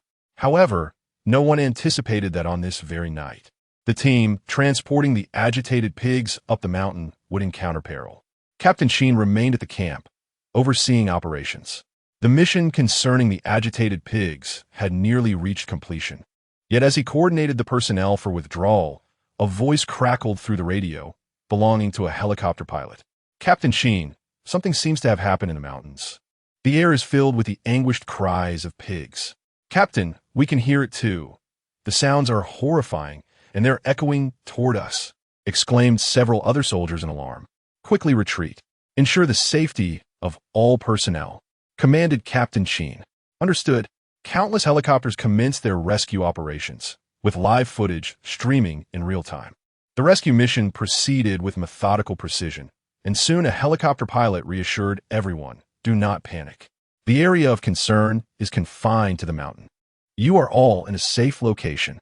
I, too, have observed that a boundary seems to lie a mere 1,000 meters ahead, and many pigs that have ventured forth appear unharmed. To my astonishment, I just witnessed a pig being severed in half by some unknown force. This place may indeed harbor carnivorous flora. The voices of warriors in the live stream echoed in a cacophony. Fortunately, there were no casualties reported. The viewers in the stream were momentarily rendered speechless by the unfolding scene. Why the sudden silence? A bunch of fools only know how to curse. Why aren't they spewing venom now? Indeed, what happened to those who derided Mr. Zhang? Why the lack of words now? Goodness, Mr. Zhang is truly formidable. How could he deduce the presence of man-eating plants without even ascending the mountain? Such prowess. To those who insulted my idol, may you meet your demise. Calm down. You up there. You were cursing before. I have screenshots, so don't think I wouldn't recognize you just because you changed your name. I'm out of here. Mr. Zhang is incredible. The distance he said is perfectly within the safety range. His capabilities rival those of deities. Indeed, but I miss the deities. I wonder where they have gone. Mr. Zhang is quite impressive. Those of you who once idolized the deities should refrain from disparaging Mr. Zhang. The viewers in the live stream exhibited a rapid shift in sentiment. Those who previously questioned Zhang Weishan now began to rally in his support. Meanwhile, the members of the archaeological team, upon hearing this news, appeared as pale as parchment. Thankfully, they had sent some frisky pigs ahead. Otherwise, had they recklessly advanced, it might have been their fate that was sealed. At this moment, Zhang Weishan sat within the confines of the tent, observing the live broadcast. Everything unfolding precisely as he had anticipated. This was merely the initial step in the quest to explore the tomb of the Warring States. There remained a multitude of tasks ahead of them. Chapter 84. Doubts arise regarding the entrance yet we submit in the midst of a hasty retreat. The warrior group suffered no casualties. Captain Sheen could not help but feel a flicker of respect for Zhang Weishan. Although he could not comprehend the extent of Zhang Weishan's influence, it was evident from this arrangement that had Zhang Weishan not established the necessary distance, they might have lost several comrades. These individuals were his allies, and the fact that they could all return unscathed filled him with profound gratitude. After all, every life is precious, regardless of status. Following the incident involving the warrior group, public opinion across the internet had softened considerably. Nonetheless, many remained skeptical and watchful. Given the earlier mishap involving 3 professors, it was reasonable for most to suspect that danger lurked within the mountains. Thus, this did not seem particularly impressive. The forthcoming actions of Zhang Weishan would be the true test. The following morning, the archaeological team was assembled at dawn. Confusion swept through the crowd. Was their departure not scheduled for 3 days later? Why the sudden gathering on just the second day? Silence. Let us heed Captain Zhang's directives. Chinlin called out. The atmosphere immediately quieted. Zhang Weishan surveyed the group and proclaimed, "We need to locate a specific site. One that is of paramount importance to our entire endeavor concerning the tomb of the warring states. Our time is limited, so we shall depart immediately." Without further ado, Zhang Weishan's command propelled both the archaeological team and the warrior group into action, setting forth on their mission. Fortunately, the distance was not great. A mere 20-minute drive brought them to their destination. Yun and the members of the live-streaming crew accompanied them throughout the journey. Although it was still morning, the popularity of the live stream had already surged, with many eagerly awaiting Zhang Weishan and Appo's next move. They had arrived near a wild lake, its expansive surface contrasting sharply with the steep, rugged cliffs on the opposite side, which were draped in various creeping plants, some even cascading down to the water's edge. Zhang Weishan pointed towards the cliffs and remarked, 100 meters to the left of the cliff's face, there lies an entrance. We must venture in to retrieve something. However, we do not require a large group for this task. Professor Chen, please make the necessary arrangements. Professor Chen promptly began to allocate personnel. Yet he, along with the other members of the archaeological team, were puzzled by the notion of an entrance in such a sheer cliff face. Nevertheless, Zhang Weishan seemed disinclined to elaborate, leaving them no choice but to comply. Team leader Qin led a pair of soldiers ahead to clear the path, while another group of archaeologists followed closely behind. 2 boats set off directly towards the opposite shore of the lake. In the interest